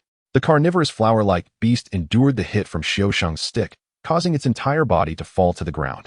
The Beastmaster of this plant beast was a girl around 16 or 17 years old, clearly lacking combat experience and too afraid to participate herself. She relied solely on her awareness to command her beast to use its next skill. It seemed that something was about to burst forth from the crown of the beast. Sun Xiaowu observed carefully and shouted. Xiao Sheng quickly dodged to the side. Upon hearing the command, Xiao Sheng swiftly jumped to the side. The next second, the ground where he had just stood was corroded by venom sprayed from the beast's crown, leaving a large patch destroyed. Wow, it even has poison. Sun Xiaowu couldn't help but feel a wave of fear. This beast actually had a skill related to venom. Fortunately, he reacted quickly. The next battle was straightforward. Knowing the attack pattern of the opponent's Beastmaster, Sun Xiaowu and Xiao Sheng directly abandoned its 2 vines and focused on attacking its main body. As for the Beastmaster, Sun Xiaowu chose to ignore her, demonstrating his gentlemanly demeanor by not attacking a defenseless woman. The first round of the competition was tougher than he had imagined, causing Sun Xiaowu to feel a bit anxious about the upcoming battles. However, he won the next 2 matches easily, which relieved his earlier concerns. As long as he won one more match, he would qualify for the main event and secure a guaranteed reward. Sun Xiaowu didn't have to wait long for his 4th match to begin. This time, his opponent was also a plant-type beast. To be honest, Sun Xiaowu had developed a bit of a psychological barrier against plant-type beasts. He was genuinely afraid that his opponent would catch him off guard with a venom attack. However, After careful observation, he discovered that this beast was just a simple vine, with no mouth-like structure, so he quietly relaxed. Name: ground vine. Species: plant vine type. Rank: extraordinary. Element: elemental wood. Lifespan: 2 years. Species lifespan: 70 years. Energy: 55-55. Skills: 1. Constriction, initial insight. For energy points, the ground vine wraps around the target with immense strength. After the referee announced the start, the Beastmaster of the ground vine shouted to her beast, "Use spikes and whip to attack that monkey." The ground vine reacted accordingly, elongating its slender body, which then sprouted numerous small spikes. It transformed into a whip-like shadow and struck towards the spirit monkey Xiaosheng. Xiaosheng raised the wooden stick in his hand to block the whip strike from the ground vine. He also used his innate skill, giantization. In the blink of an eye, the spirit monkey Xiaosheng grew to twice its original size, becoming a little giant that required Sun Xiaowu to look up at. The onlookers gasped in astonishment, as it was their first time witnessing a skill that enlarged one's body. From a visual standpoint, it was indeed quite cool. Ignoring the audience's reactions, the counterattack by Sun Xiaowu and Xiaosheng officially began. As Xiaosheng's body increased in size, his strength and weight also rose correspondingly. He gently pulled on the ground vine's body, tossing it into the air. Meanwhile, Sun Xiaowu quickly charged towards the opponent's Beastmaster, who seemed to lack any real combat experience. She merely curled up on the ground, protecting her head while passively enduring the blows. After throwing a couple of punches, Sun Xiaowu found it uninteresting and stopped. Xiaosheng then bundled the ground vine together and threw it out of the competition arena, declaring Sun Xiaowu the winner of this match. Of course, Xiaosheng had also sustained some injuries. His palm was scratched with several small wounds by the ground vine spikes. However, after the match, the waiting Bayou Rabbit provided simple treatment, and now even the marks from his injuries were no longer visible. After the staff registered Sun Xiaowu's card, they reminded him to come on time for the main event of the Beastmaster competition tomorrow, during which he would receive a reward of 50 energy stones.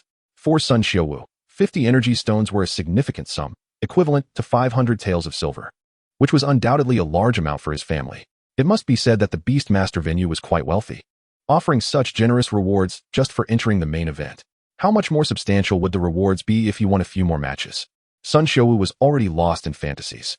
Chapter 81, The Evergreen Pine. On the second day of the preliminary rounds, in the afternoon, Su Mo arrived at Li Yong's office and keenly noticed that his beast, the longevity pine, had undergone significant changes. Has your longevity pine evolved? Su Mo curiously asked Li Yong. I don't know how it happened, but it just evolved naturally over the past few days.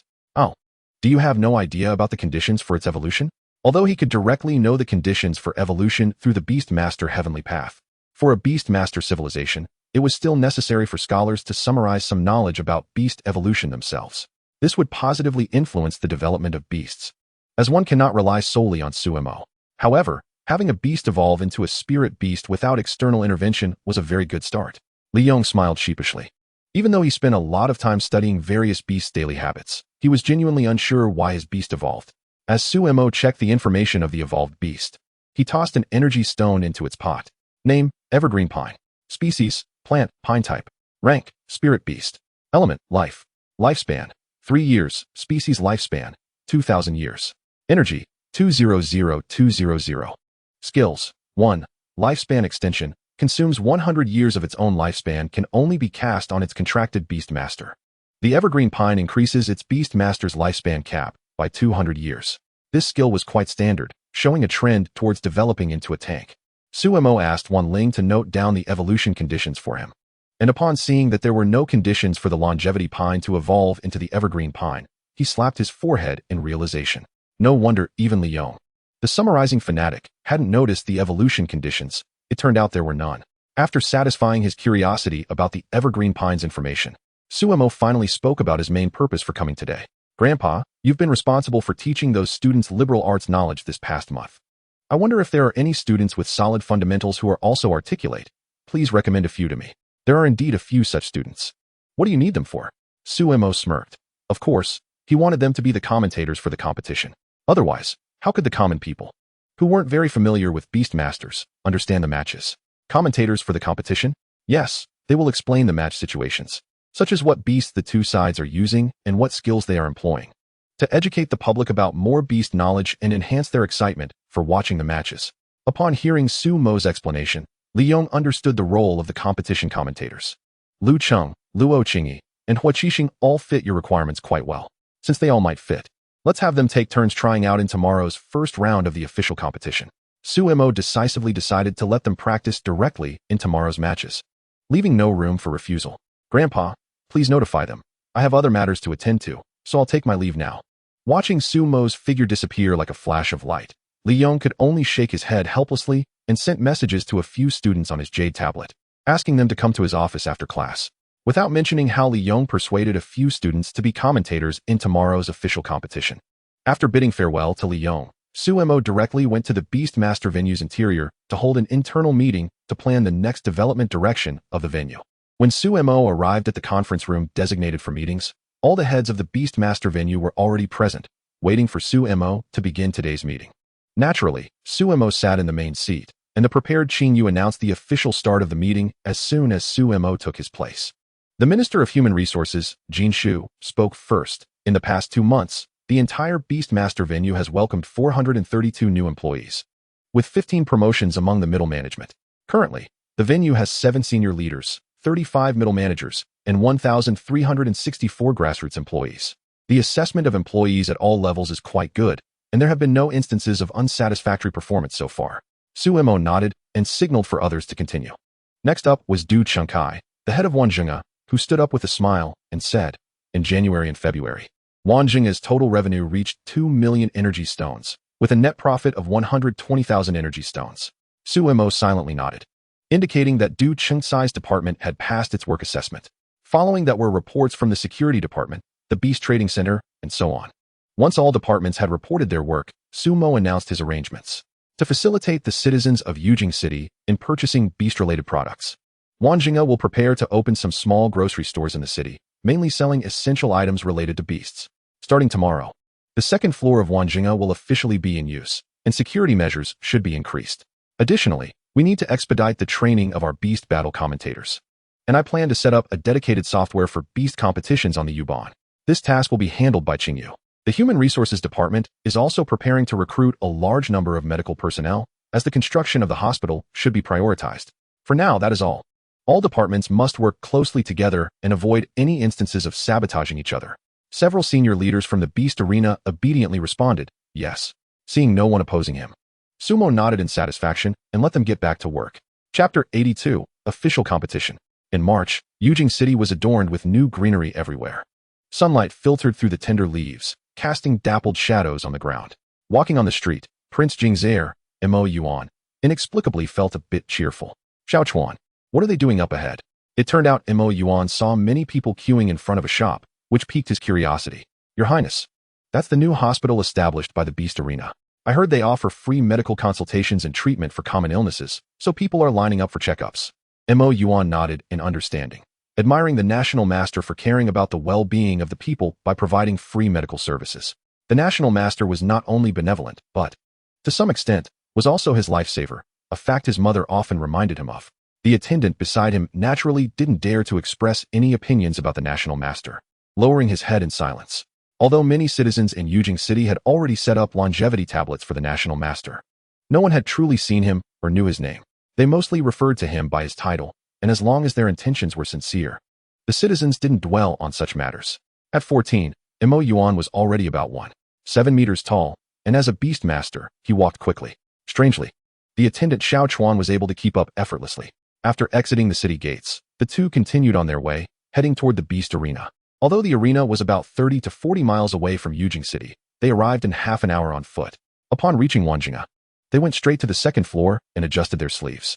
As soon as they entered the Eastern Beast Battle Arena, chosen for the competition, they were swept up in the enthusiastic atmosphere inside.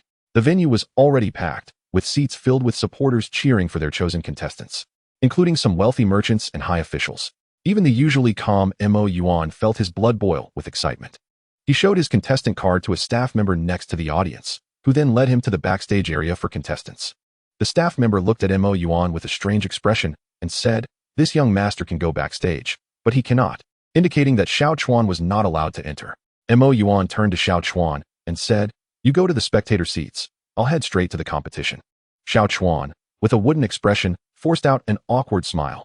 "All right, Your Highness, I'll cheer for you from the audience." Mo Yuan noticed Xiao Chuan's smile seemed somewhat forced as he hurriedly followed the staff member through a hidden door to the backstage area, leaving Xiao Chuan with a blank expression, wondering why his master was in such a hurry. Once backstage, Mo Yuan carefully observed his surroundings and made his way to the resting area, where he sat down next to his acquaintance, Hua Qixing. Hua Qixing had seen him long ago and greeted him with a smile. "Why did you arrive so late today? The match is about to start drawing lots." Mo Yuan calmed his racing heart and replied, "The weather is nice today, so I took my time on the way. I heard you contracted your second beast?" Hua Qixing's expression stiffened, and he chuckled. "Your news is too well informed, but this second beast is my secret weapon and will only be released at a critical moment." Mo Yuan was merely making casual conversation and had no desire to pry into Hua Qixing's privacy, so he didn't press further. At that moment, the large screen in front of the contestants' resting area lit up. The 4 giant screens hanging above the venue also illuminated simultaneously, displaying the same images as the contestants backstage. In the center of the screen appeared 2 young people, a man and a woman. "Good morning, everyone. Welcome to the first Beastmaster Battle Tournament. I am the commentator. Lu Cheng, the handsome guy here." The man spoke first. The gentle woman beside him introduced herself. "I am the commentator, Luo Qingyi." As their voices echoed throughout the venue, the previously noisy crowd gradually quieted down.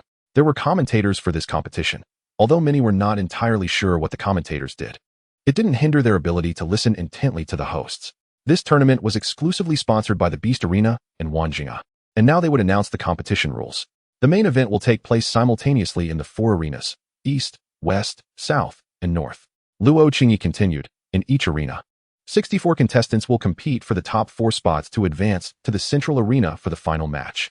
The competition format is as follows. 64 contestants will be divided into groups of 16, forming 4 groups, with the top 2 from each group advancing.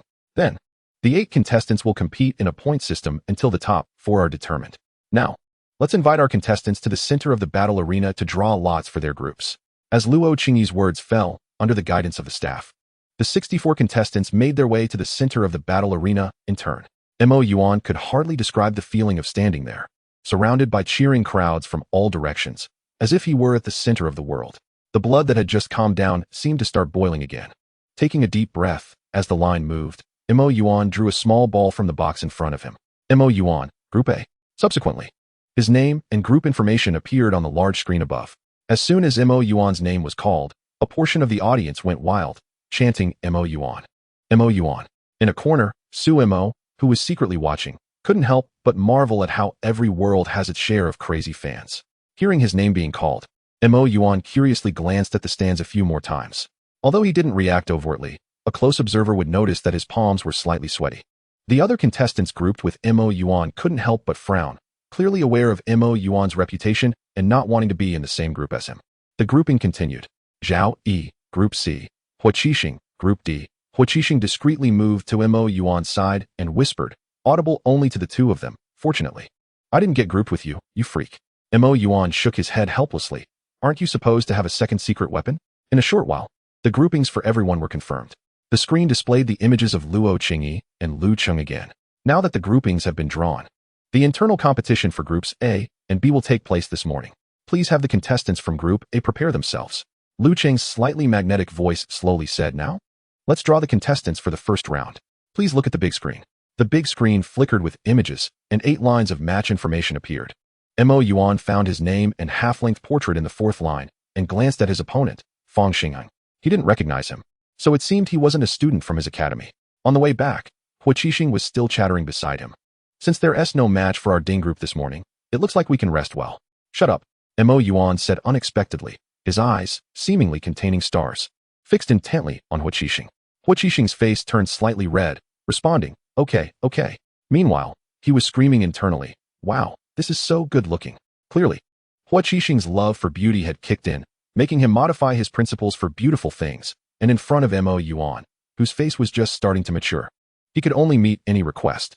Mo Yuan looked at Hua Qixing's reaction with curiosity, but didn't think much of it, directly closing his eyes to rest and prepare for the upcoming match. Chapter 83, Shadow Bat, Empty Shell. As the first match officially began, the screen above the battle arena would also broadcast the match scenes in real time, allowing the audience to see more clearly. Next, we are about to enter our first match.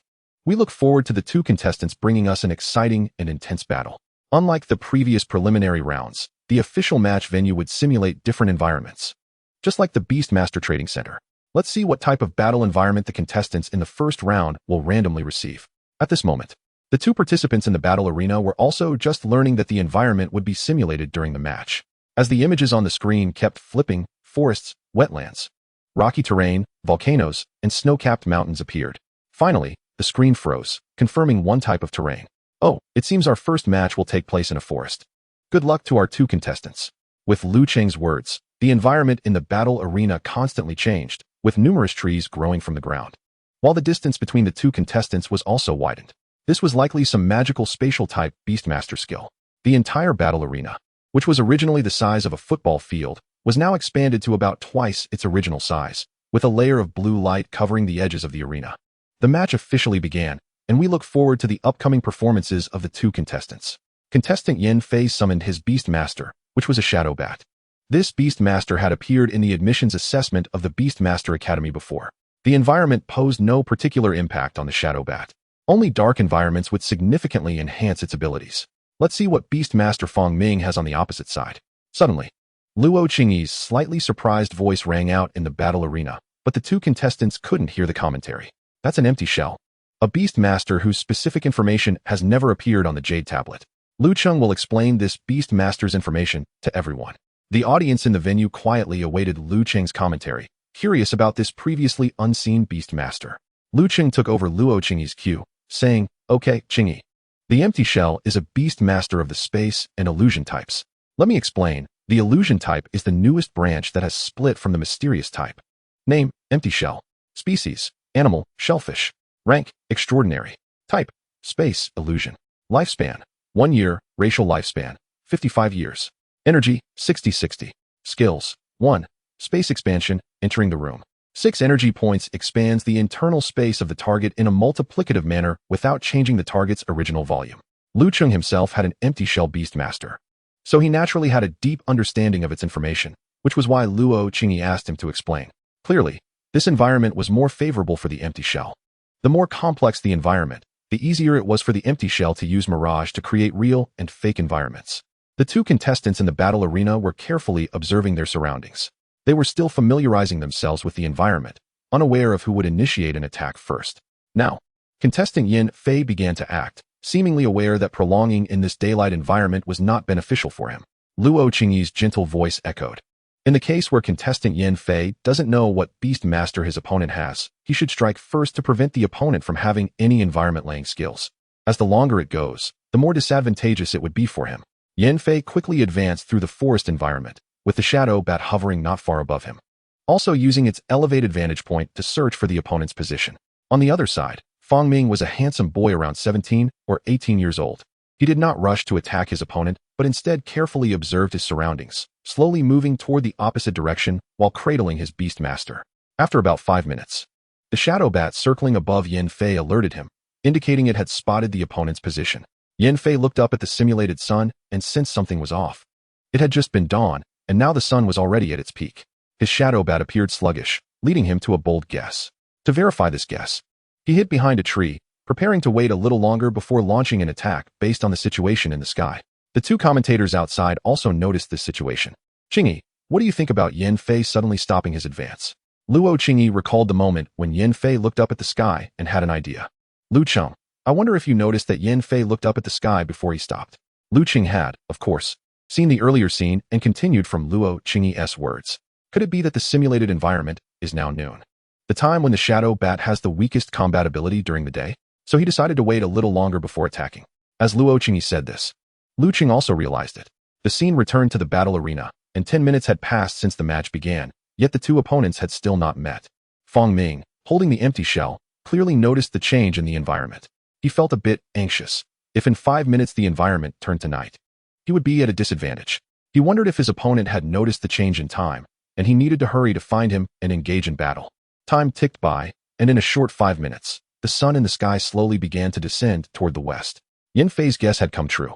A smile forming at the corners of his mouth. It seemed his home advantage was about to arrive. Yin Fei knew he had to defeat Fong Ming within the next 15 minutes, or else he would have to wait another 15 minutes to return to his own territory. The shadow bat flew back up high to search for Fong Ming's position. Like Yin Fei's decision in the daylight, Fong Ming was also hiding under a tree, minimizing his presence to avoid being discovered. Silence enveloped the entire forest. However, in the night environment, the Shadow Bat's attributes were enhanced, and it quickly spotted Fong Ming's figure. Shadow Body, Entry Level, 5 energy points. Shadow Bats can fully utilize their talents in the shadows, gaining a 50 enhancement in physical attributes and skill damage in shadow environments. Under Yin Fei's command, they launched an attack.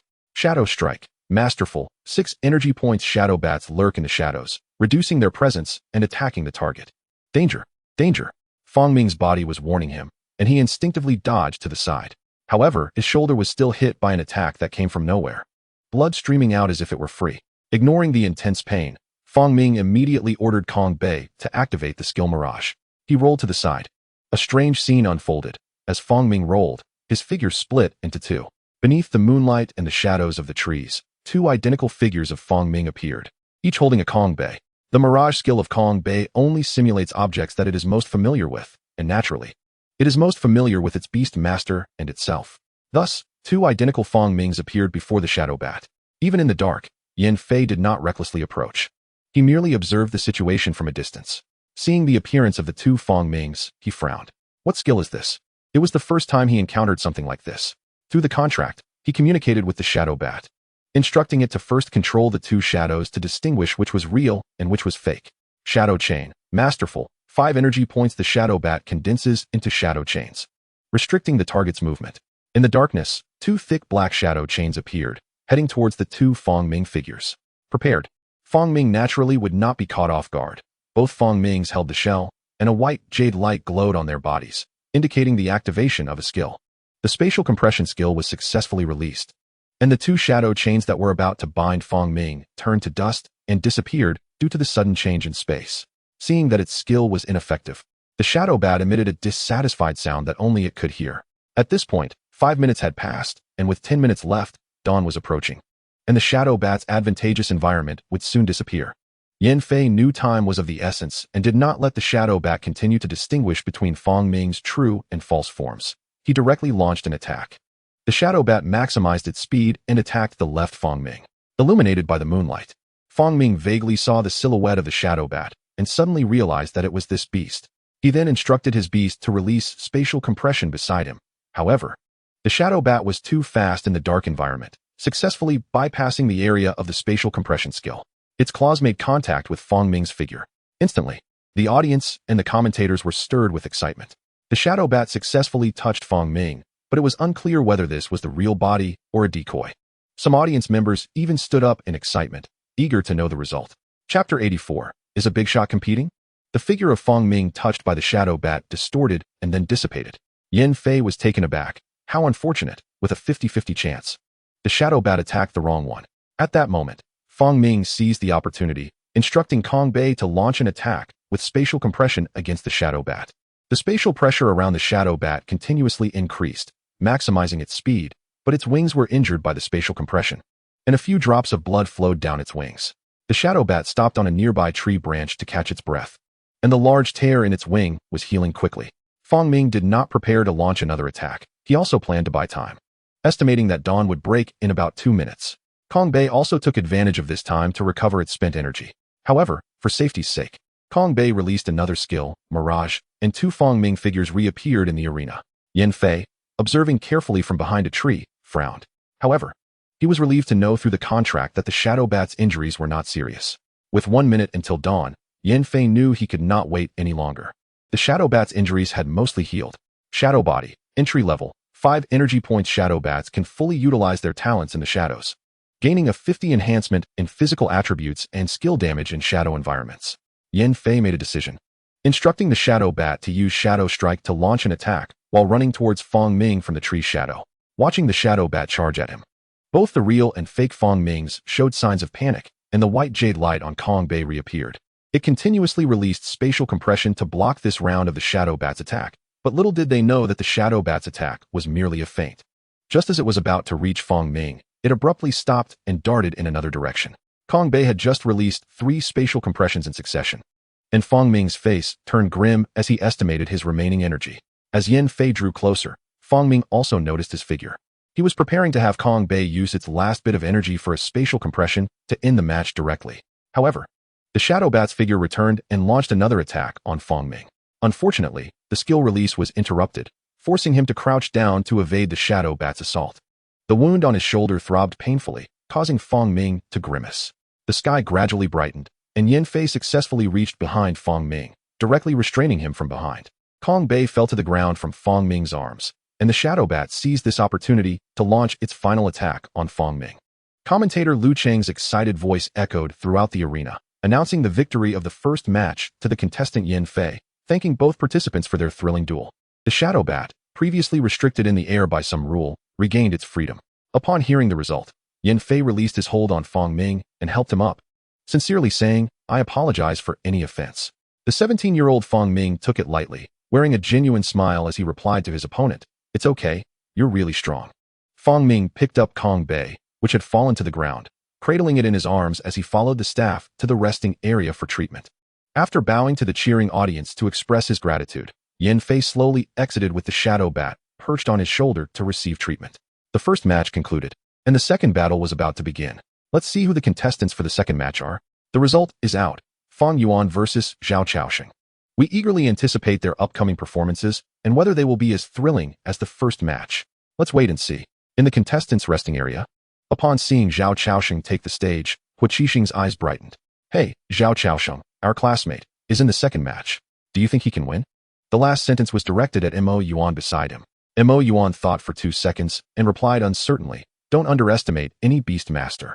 I heard that many prominent figures who were among the first to obtain beasts are also participating in this competition. I wonder if they will be very strong after training for 2 more months?"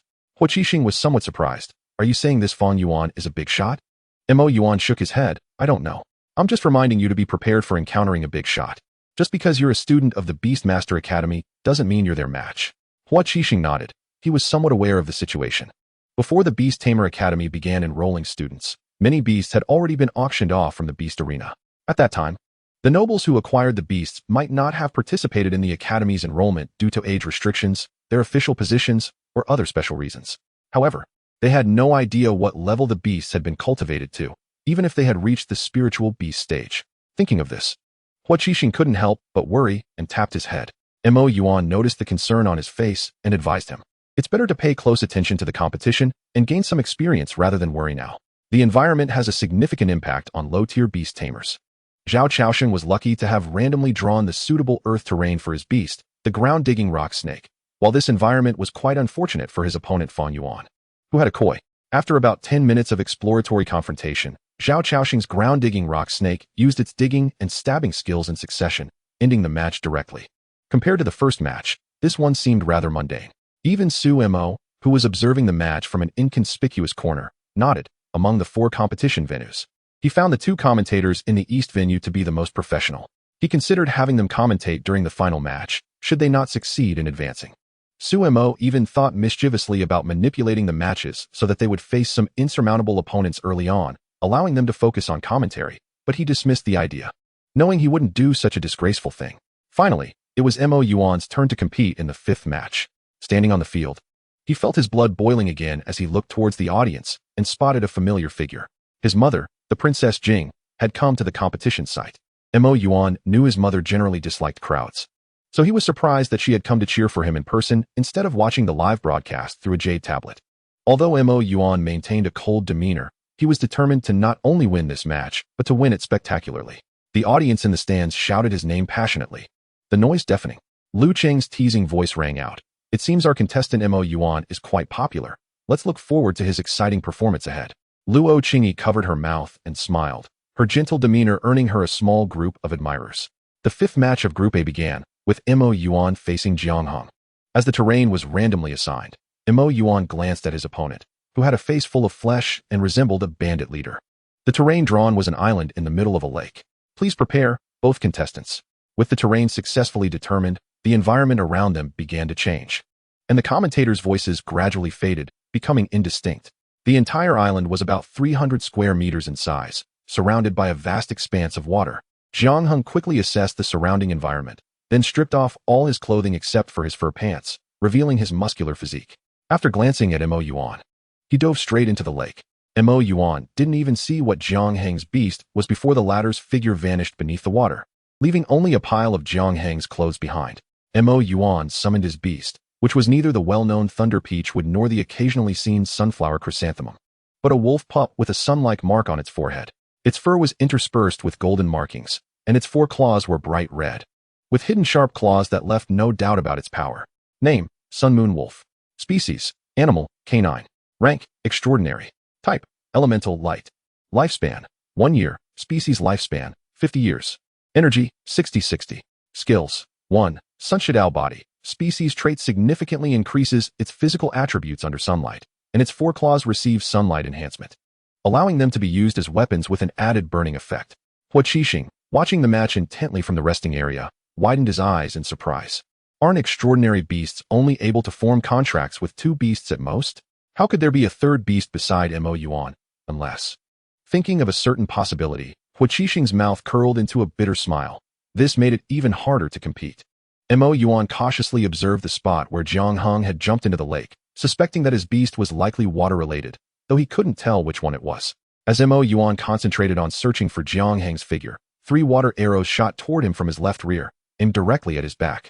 If they hit, it would mean an early end to his match. The Sun Moon Wolf, sensing the attack, instantly appeared behind Mo Yuan, its claws shimmering with golden light as it shattered the 3 water arrows, which turned into a splash as they hit the ground. As if he had anticipated this, Mo Yuan's expression remained calm. However, the Sun Moon Wolf looked angry as it unleashed a sun wheel towards the direction of the water arrows, exploding in the water. With the splashes of water, it was clear that Jiang Heng had already adjusted his position after missing his attack. Mo Yuan gently patted the Sun Moon Wolf's head, then focused on contemplating his current situation, wondering why his opponent had not shown himself after being underwater for so long. Could it be a koi?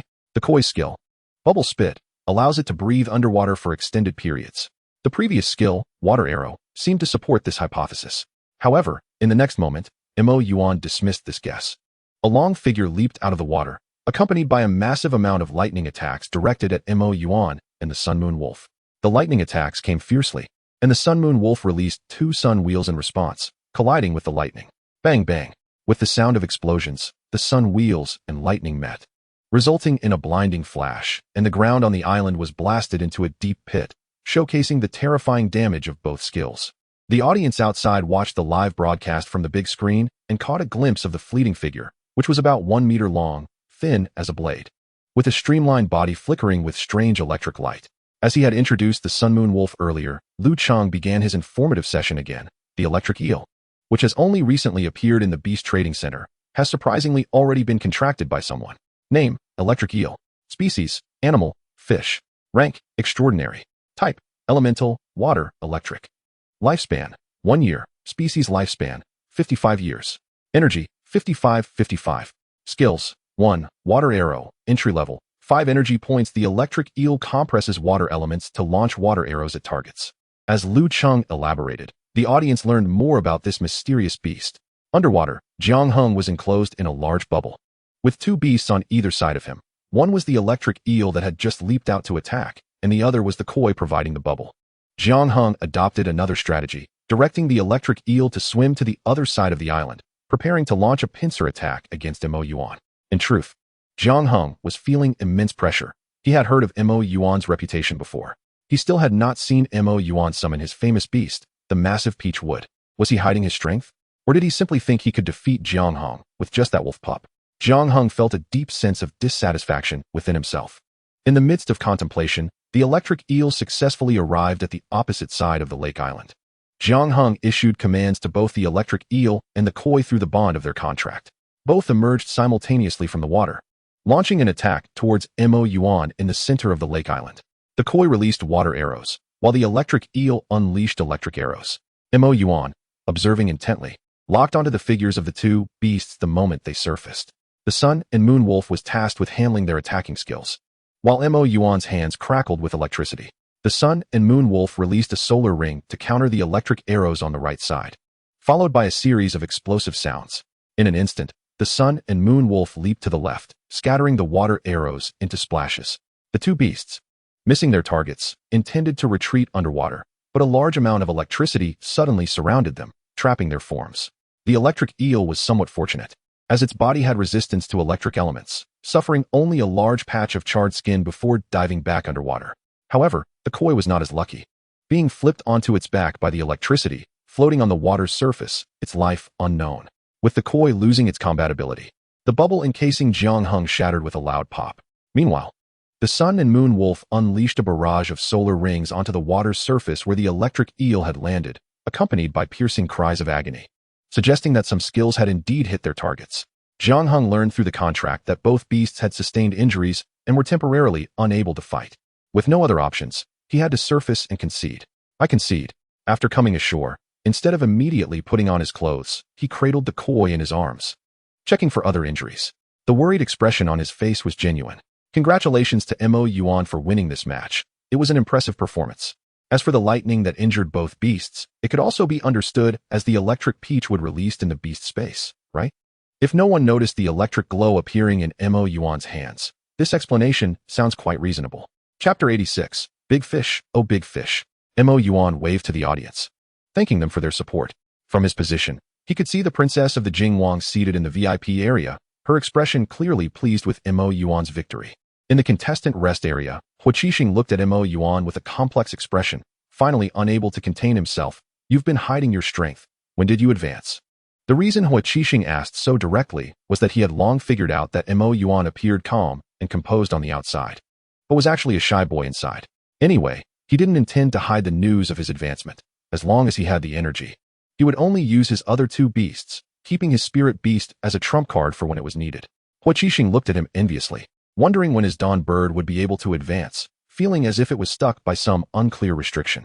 The threshold for spirit beast advancement was quite low.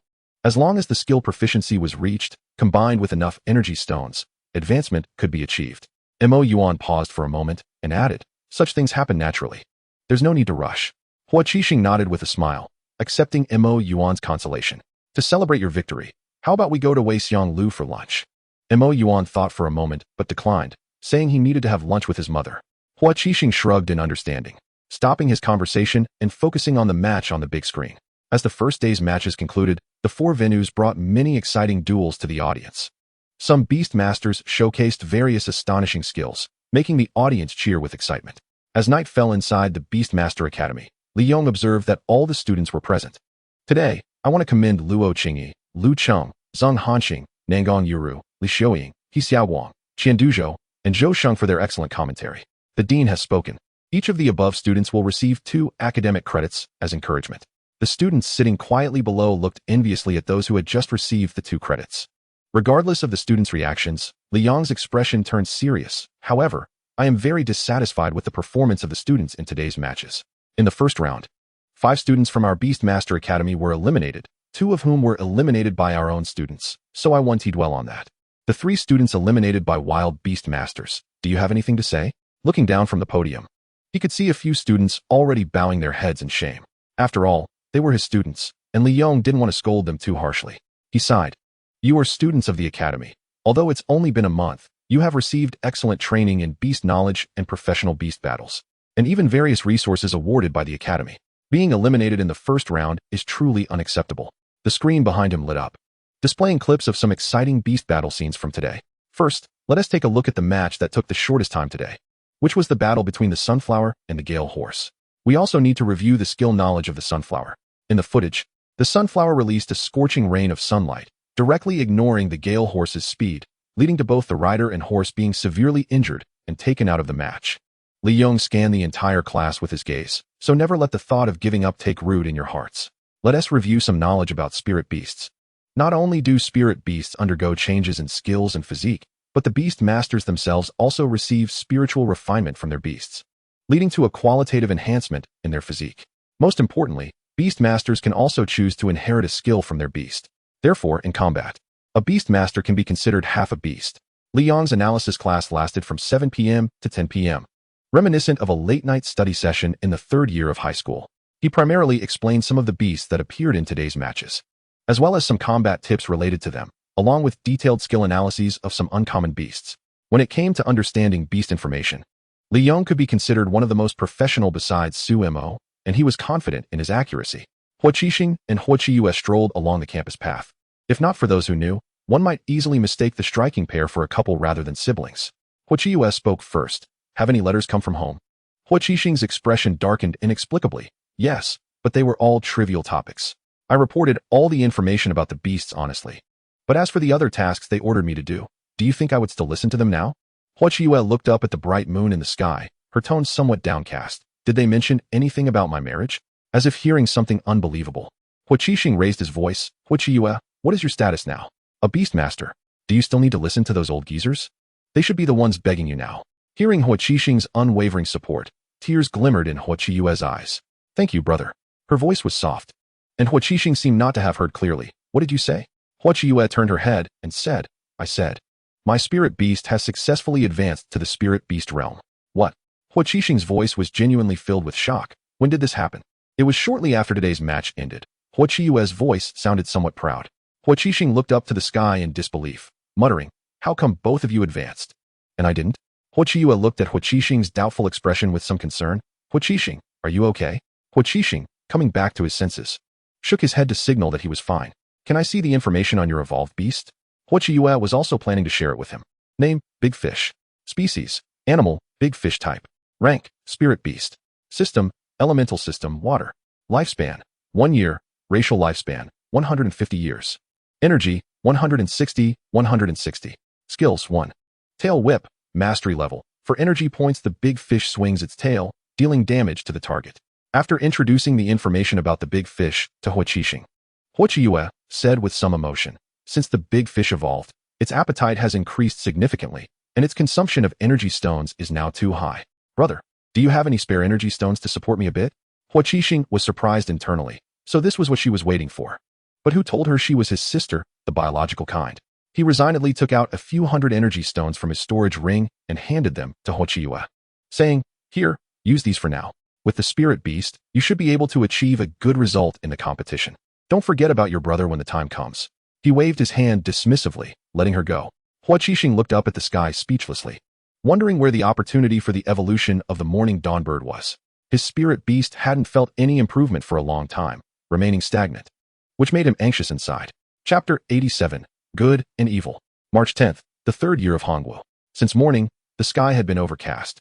In the Golden Luan Hall, when Emperor Su Yuan announced a certain matter, the atmosphere in the court dropped to freezing point.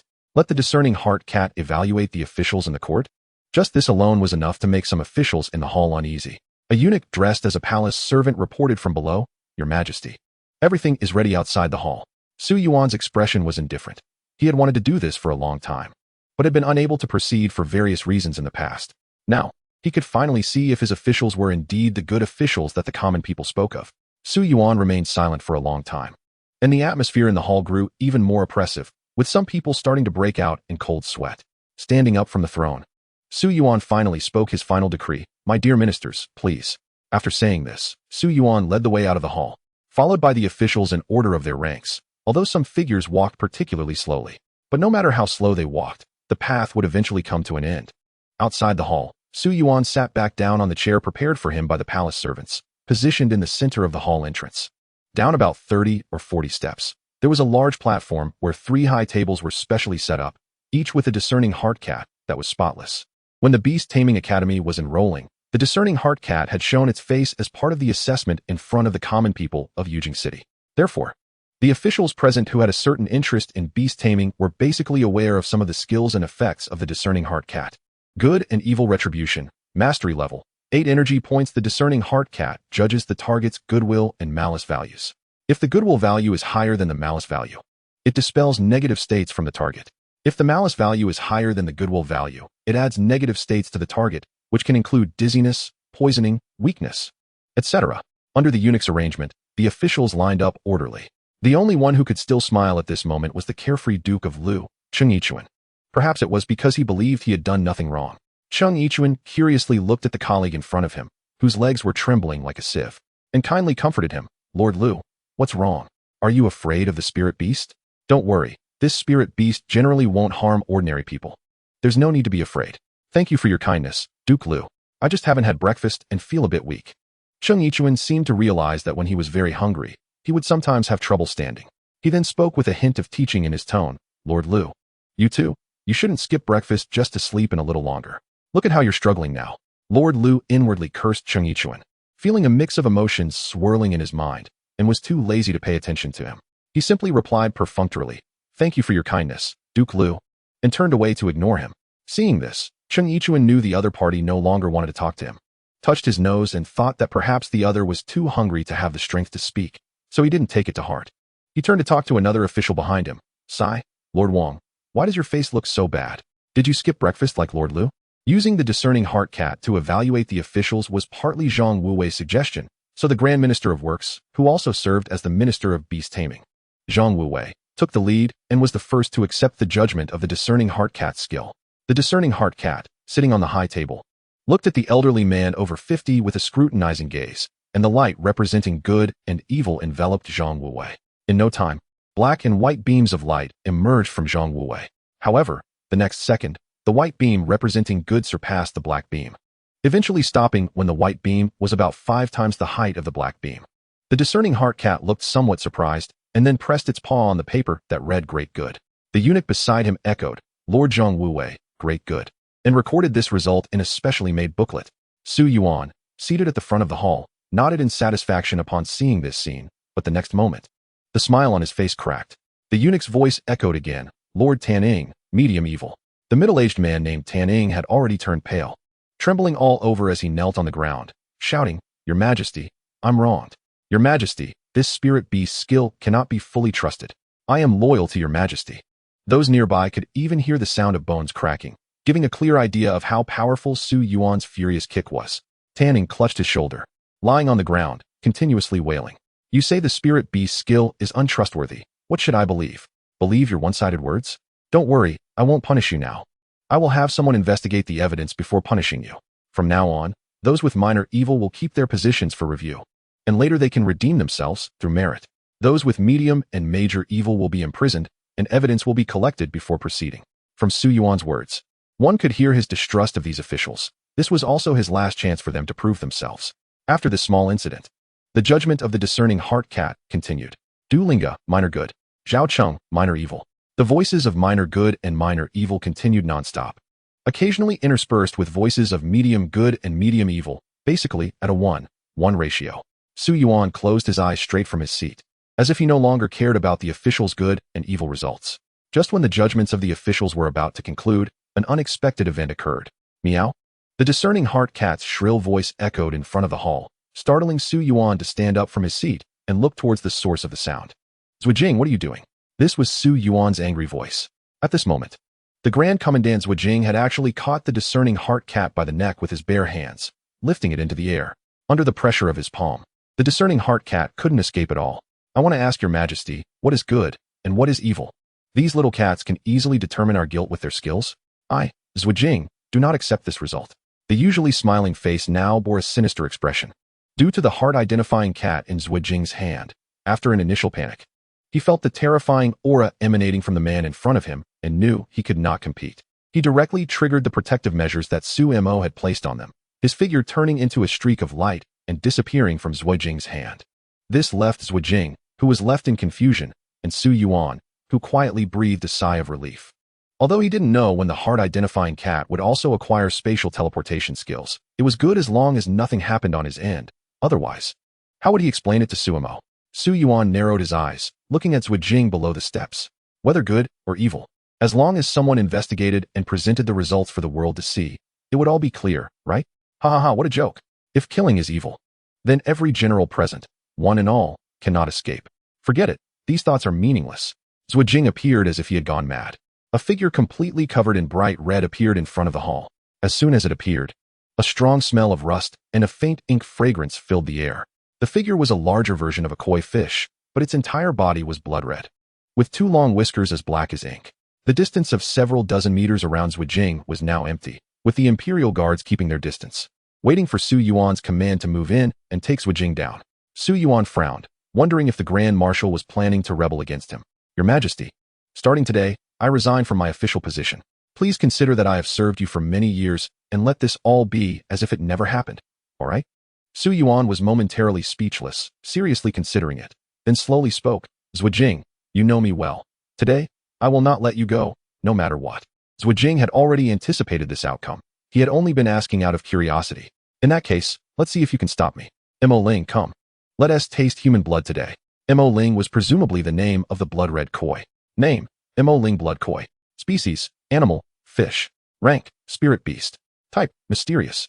Lifespan, 2 years. Species lifespan, 150 years. Energy, 160160. Skills, one tail whip, expert level. For energy points, Mo Ling blood koi swings its tail to deal damage to the target. Note, Mo Ling blood koi is bloodthirsty and combative. Do not provoke it lightly. The Mo Ling blood koi glared at the entire scene, hovering above Zui Jing's head. 3 spirit beasts appeared beside Su Yuan, and Su Yin, who had been serving him, also summoned his spirit beast. A great battle was about to break out. Chapter 88, Su Yuan versus Zui Jing. Su Yuan patted Su Yin on the shoulder and said softly, "Let me handle this." Su Yin nodded and stepped back with his 3 spirit beasts, leaving space for Su Yuan and his 3 spirit beasts. The medicine spirit rabbit, a rabbit holding a pestle with a moon mark on its forehead.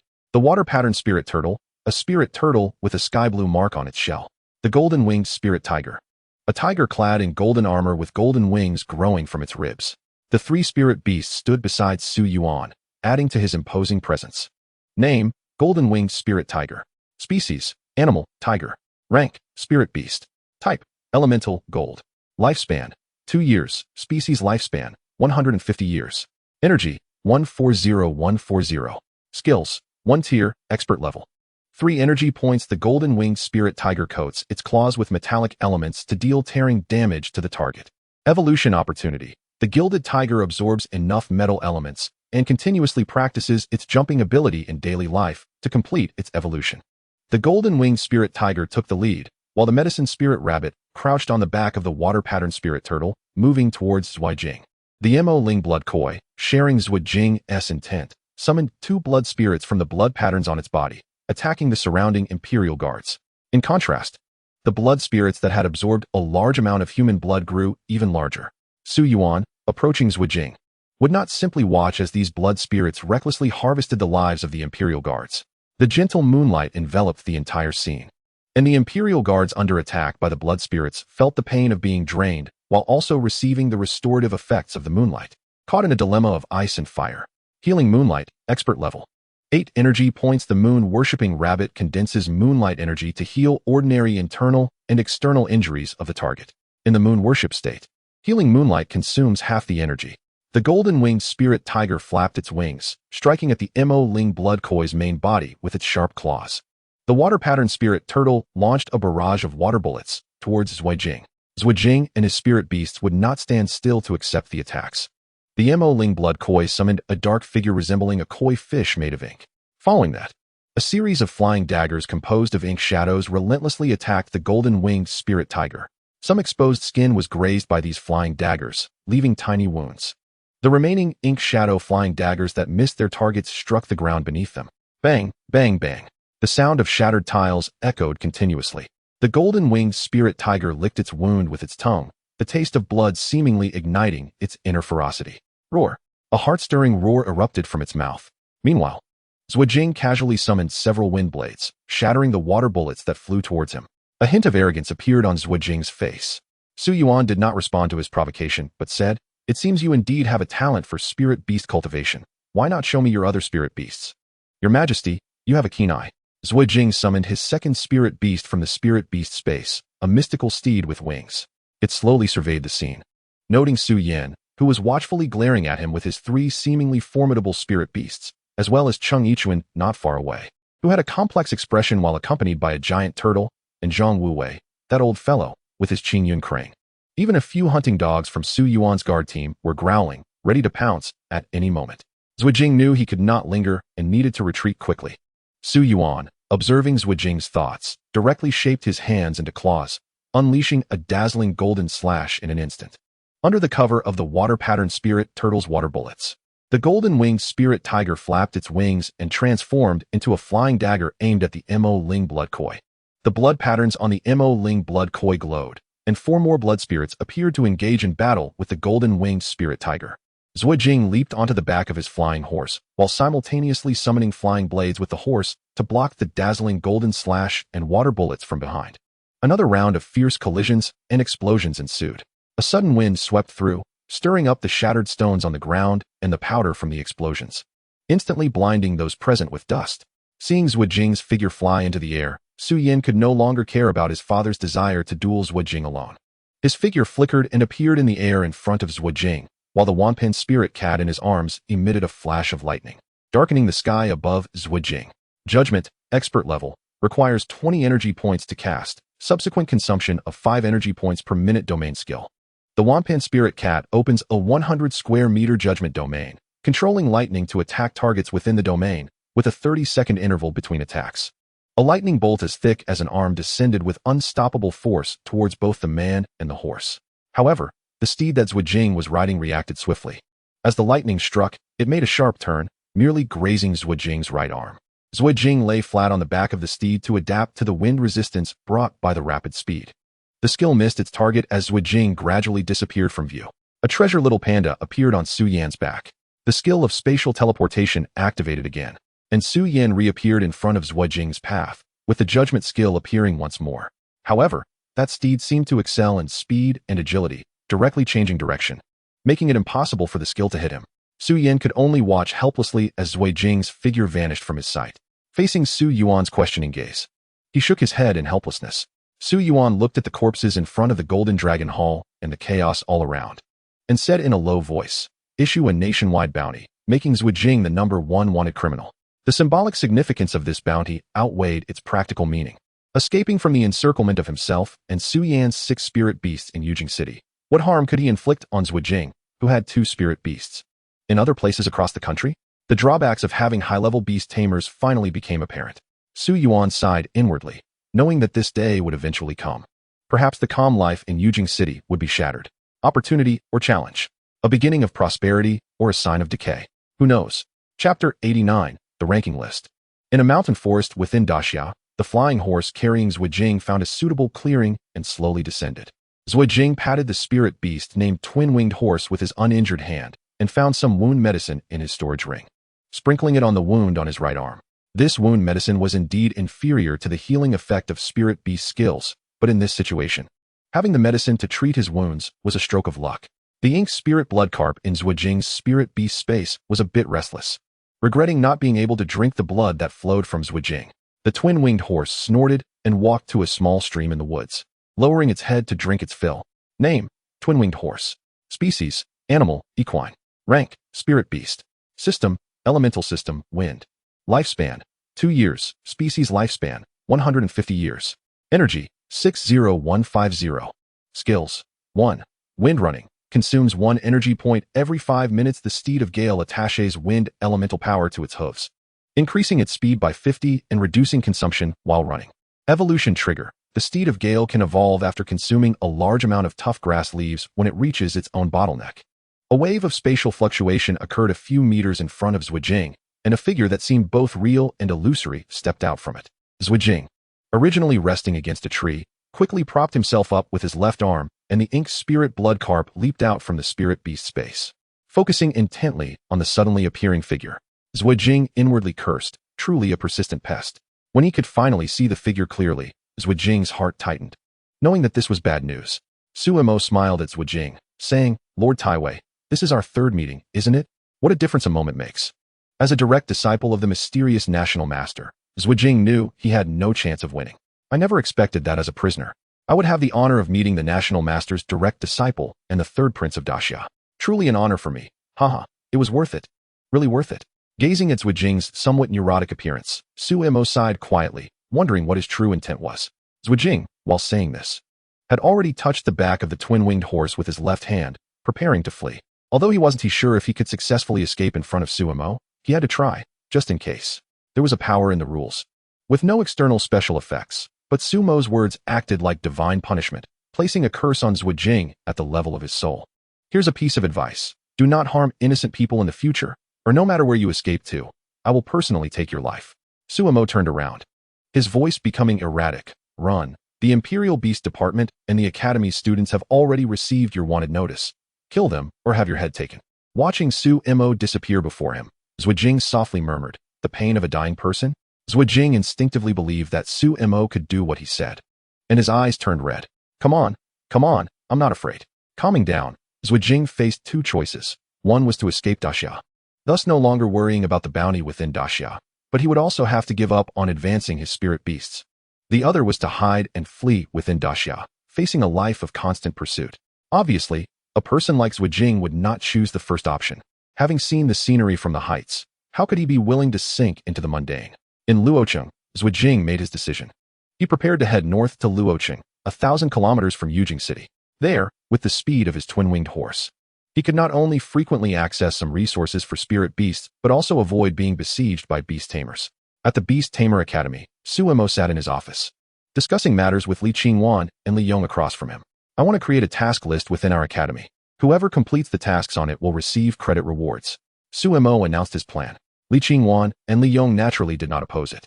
But they raised some questions. Who will issue the tasks? Also, we need to discuss the criteria for credit evaluation. Otherwise, if the rewards aren't attractive enough, no one will take the initiative to complete the tasks. With a smile, Su Mo replied, in the future, all rare resources in the Academy's Resource Exchange Center will no longer be exchangeable for energy stones, but will all be exchanged for credits. Li Qingwan and Li Yong's eyes brightened at this. This way, the students will definitely be more motivated to complete tasks. Li Yong nodded in agreement. That's right.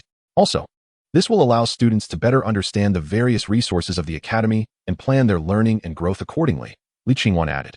Furthermore, not only the Academy can issue tasks on the task list, any individual can issue their own tasks as long as they provide credits. And other students can consider their own situations to take them on. Li Qingwan and Li Yong nodded. This was a great idea that would allow students' credits to flow. Moreover, the resources from the resource pool would continually attract students to spend their credits, thereby encouraging them to keep taking on tasks. One more thing. You two teachers will have a quota of 1,000 credits each month to issue tasks to students. Various types are allowed, such as errands or looking after spirit beasts. Li Yong quietly raised a point he had been holding back for a long time. Dean, shouldn't we recruit some more teachers? With just the two of us handling everything, it's really a bit overwhelming. Su Mo scratched his head. This was indeed a problem. Although there were only 45 students now and everything was simple, there were indeed many tasks. Just like the Resource Exchange Center, cafeteria, infirmary, and security team, all of them were currently being handled by spirit beasts. After all, spirit beasts are not human. In the face of some urgent matters, they are not as flexible as humans in handling tasks. Therefore, Li Yong and Li Qingwan often had to deal with emergencies. Let us keep an eye on it. Just wait a little longer. After sending them off, Su Mo was joined by Wan Ling, who transformed into a dream butterfly, its colorful wings gently flapping, creating mesmerizing light and shadows that spread like ripples in the air. Wan Ling, we can prepare for the update of the Jade Tablet now. The myriad spirits danced around Su Mo, casting large shadows of light. After playing for a while, they finally heeded Su Mo's words and prepared a long-awaited update for the content on the Jade Tablet. The 13th version of the Jade Tablet has been launched.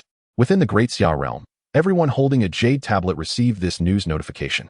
They couldn't wait to open their Jade Tablets to see what new content had been added. The upcoming competition would take place in 2 days.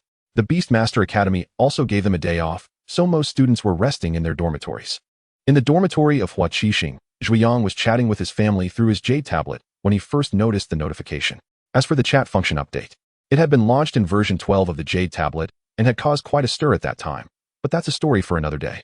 Brother Hua. The Jade Tablet features have been updated again, he reminded Huaqixing beside him, who then focused on looking at the update on his Jade Tablet. Huaqixing was sitting on a soft sofa, watching competition videos on the large Jade Tablet in the dormitory. After a month, he had become quite adept at using the various furniture in the dormitory. This time, the update on the Jade Tablet introduced a leaderboard application.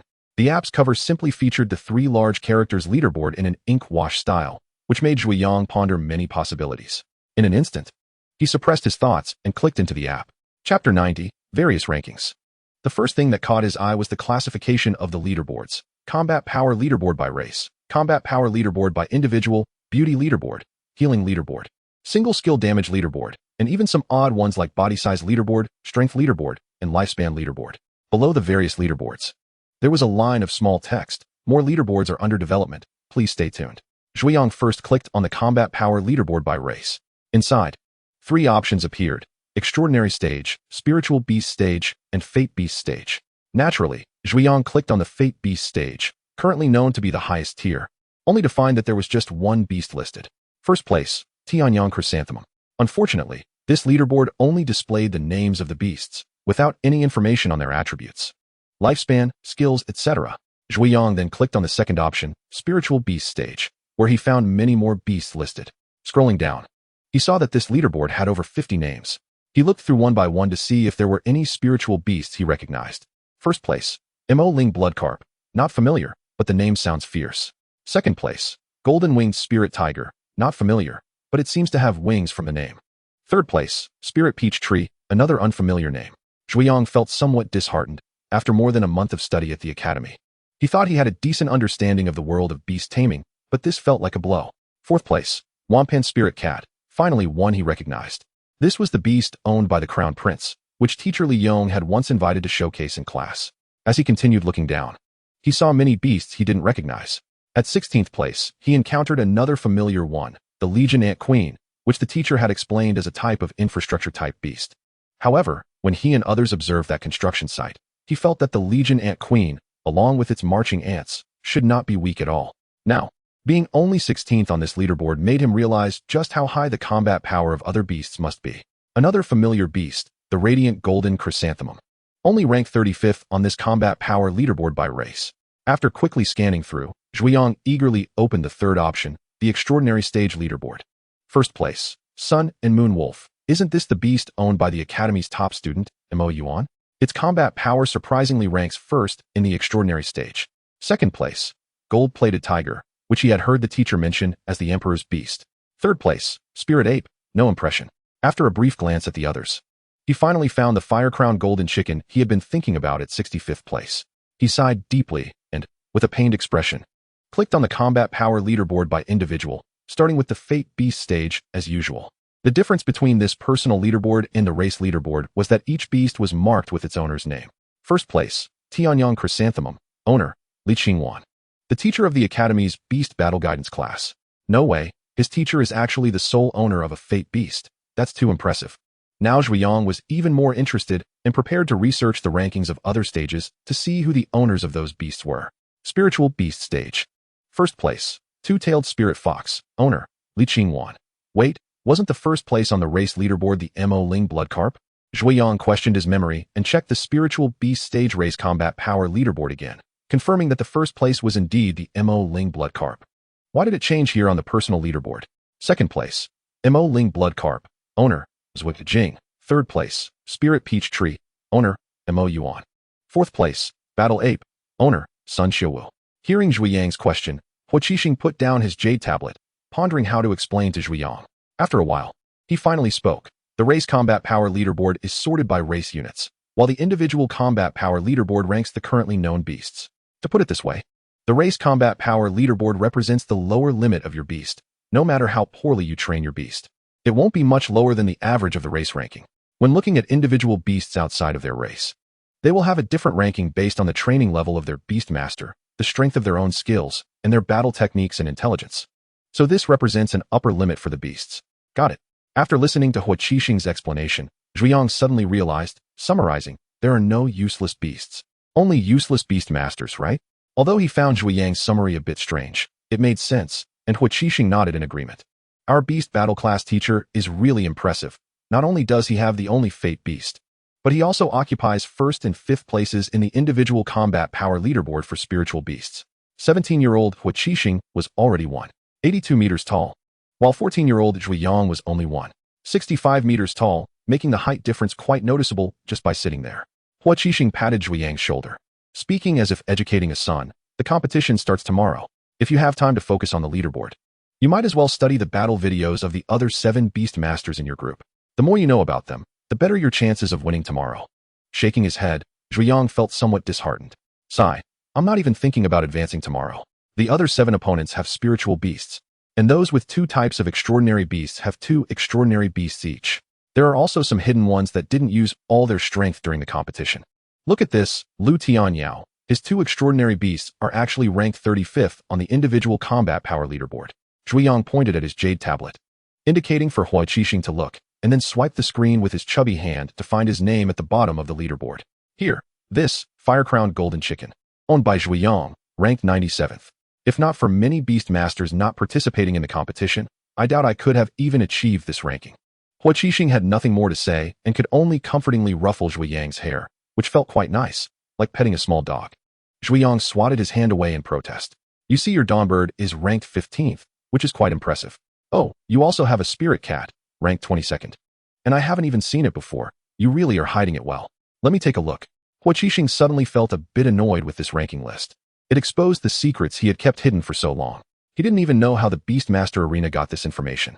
With Zhuiyang pestering him to see the spirit cat, Hua Qixing had no choice but to summon it to show him. Hua Qixing's spirit cat was colorful and looked very different from the spirit cats Zhuiyang had seen before. Not only did its eyes shimmer with 5 colors, red, blue, gold, green, and yellow, like ink wash spreading across its body, but it also exuded an air of nobility and elegance as it jumped onto the sofa and laid down gracefully. Zhuiyang was mesmerized. It was truly the first time he had seen such a beautiful spirit cat. Chapter 91, Advancing Contestants. In the 17th year of Hongwu. On March 15th, today was the quarterfinals of the 4 battle arenas in the East, West, South, and North. Perhaps influenced by yesterday's ranking list. Or maybe because the competition was getting tougher, all the participants brought their full strength to the matches. Especially the Beastmasters with spirit beasts, who summoned their spirit beasts directly and used powerful skills to defeat their opponents as quickly as possible, trying to avoid exposing more information about their spirit beasts. Mo Yuan's spirit peach tree, Duke Chung Ichuan's swamp spirit turtle, and Sun Xiao Wu's battle ape were among them. These spirit beasts, which had never shown themselves in public before, delighted the audience. After a fierce competition, the matches finally concluded. The 4 who advanced from the Eastern Arena were Academy student Mo Yuan, Academy student Hua Qixing, Academy student Nangong Yuru, and Academy student He Xiaoguang. From the Western Arena, the qualifiers were Duke Chung Ichuan, King Kong Su Yun, Prince Su Yan, and Prince Ningzher Sui Bai. All the qualifiers from the Western Arena were prominent figures who had previously acquired spirit beasts, while the Academy students were completely eliminated. The competition here was the most intense, with various battles of spirit beasts already unfolding, making it the most worthwhile arena in terms of ticket prices. From the Northern Arena, the ones who advanced were Academy student He Qingyu, Academy student Qian Duzhou, free agent Sun Xiao Wu, and Academy student Luo Qingyi. From the Southern Arena, Academy student Hua Qiyue, Academy student Lu Cheng, free agent Lu Tianyao, and free agent Zheng Yi. Thus, the list of participants from the Central Battle Arena was finally revealed, 9 Academy students and 7 free agents, all looking quite formidable. These Beastmasters had at least 2 spirit beasts, with the weakest having 2 extraordinary tier spirit beasts, and their skills had some unique aspects. Li Yong looked at the final list of qualifiers with a sigh. It seemed quite difficult for these Academy students to take first place. The few from the Western Arena were all spirit beast owners, and Su Yan even had 3 spirit beasts. The strongest one from the Academy, Mo Yuan, had only 1 spirit beast and 2 extraordinary spirit beasts. No, Su Yan is my great-grandson. How could I think about how my students could defeat him? Li Yong then thought, young people should experience some setbacks. It's not embarrassing to lose to the Crown Prince of Daxia. This might not be a bad thing for the Academy students.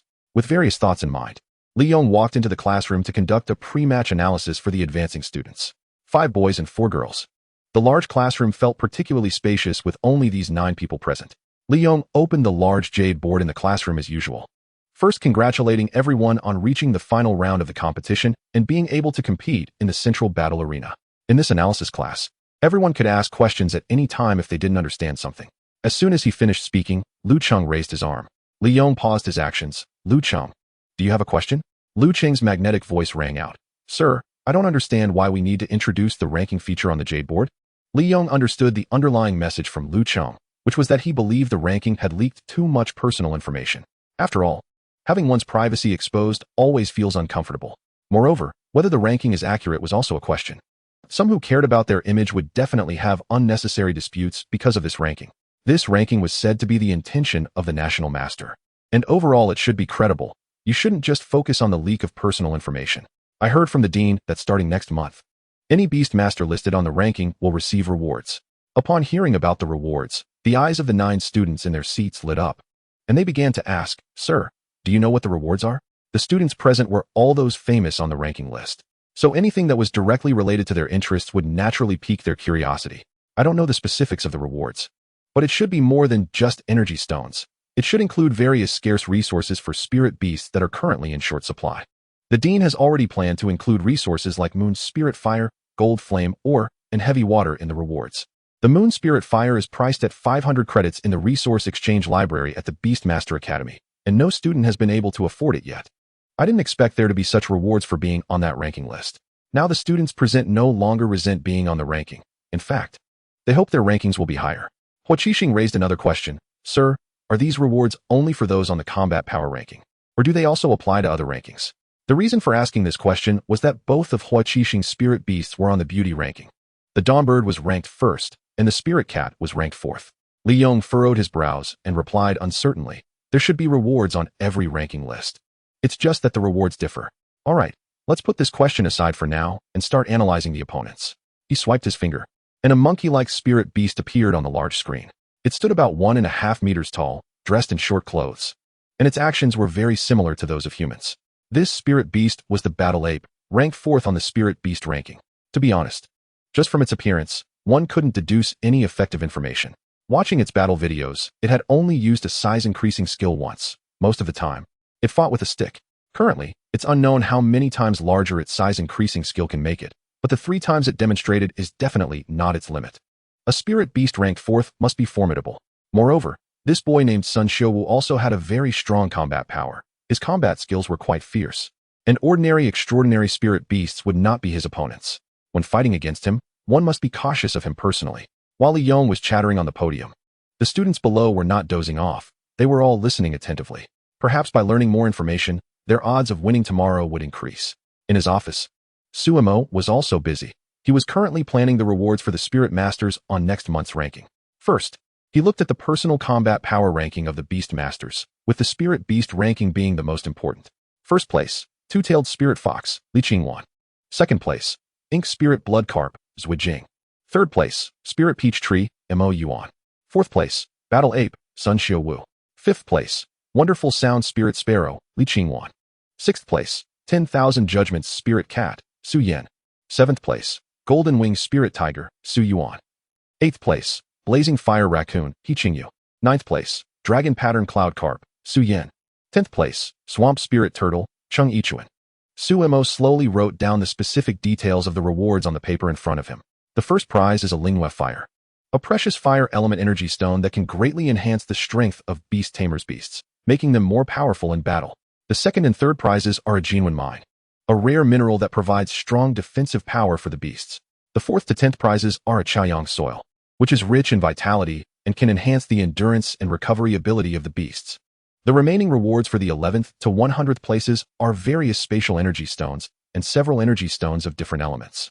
Although these energy stones are not as precious as the rewards for the top few places, they are still rare treasures. Suemo looked at the reward list he had written with satisfaction, believing that these rewards would greatly motivate the beast tamers and promote the development of beast civilization.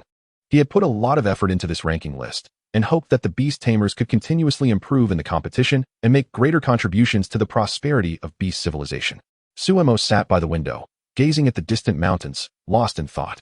He remembered the Zhuijing he had once released and wondered if it could serve its purpose as a sharpening stone for the students of the Beast Taming Academy.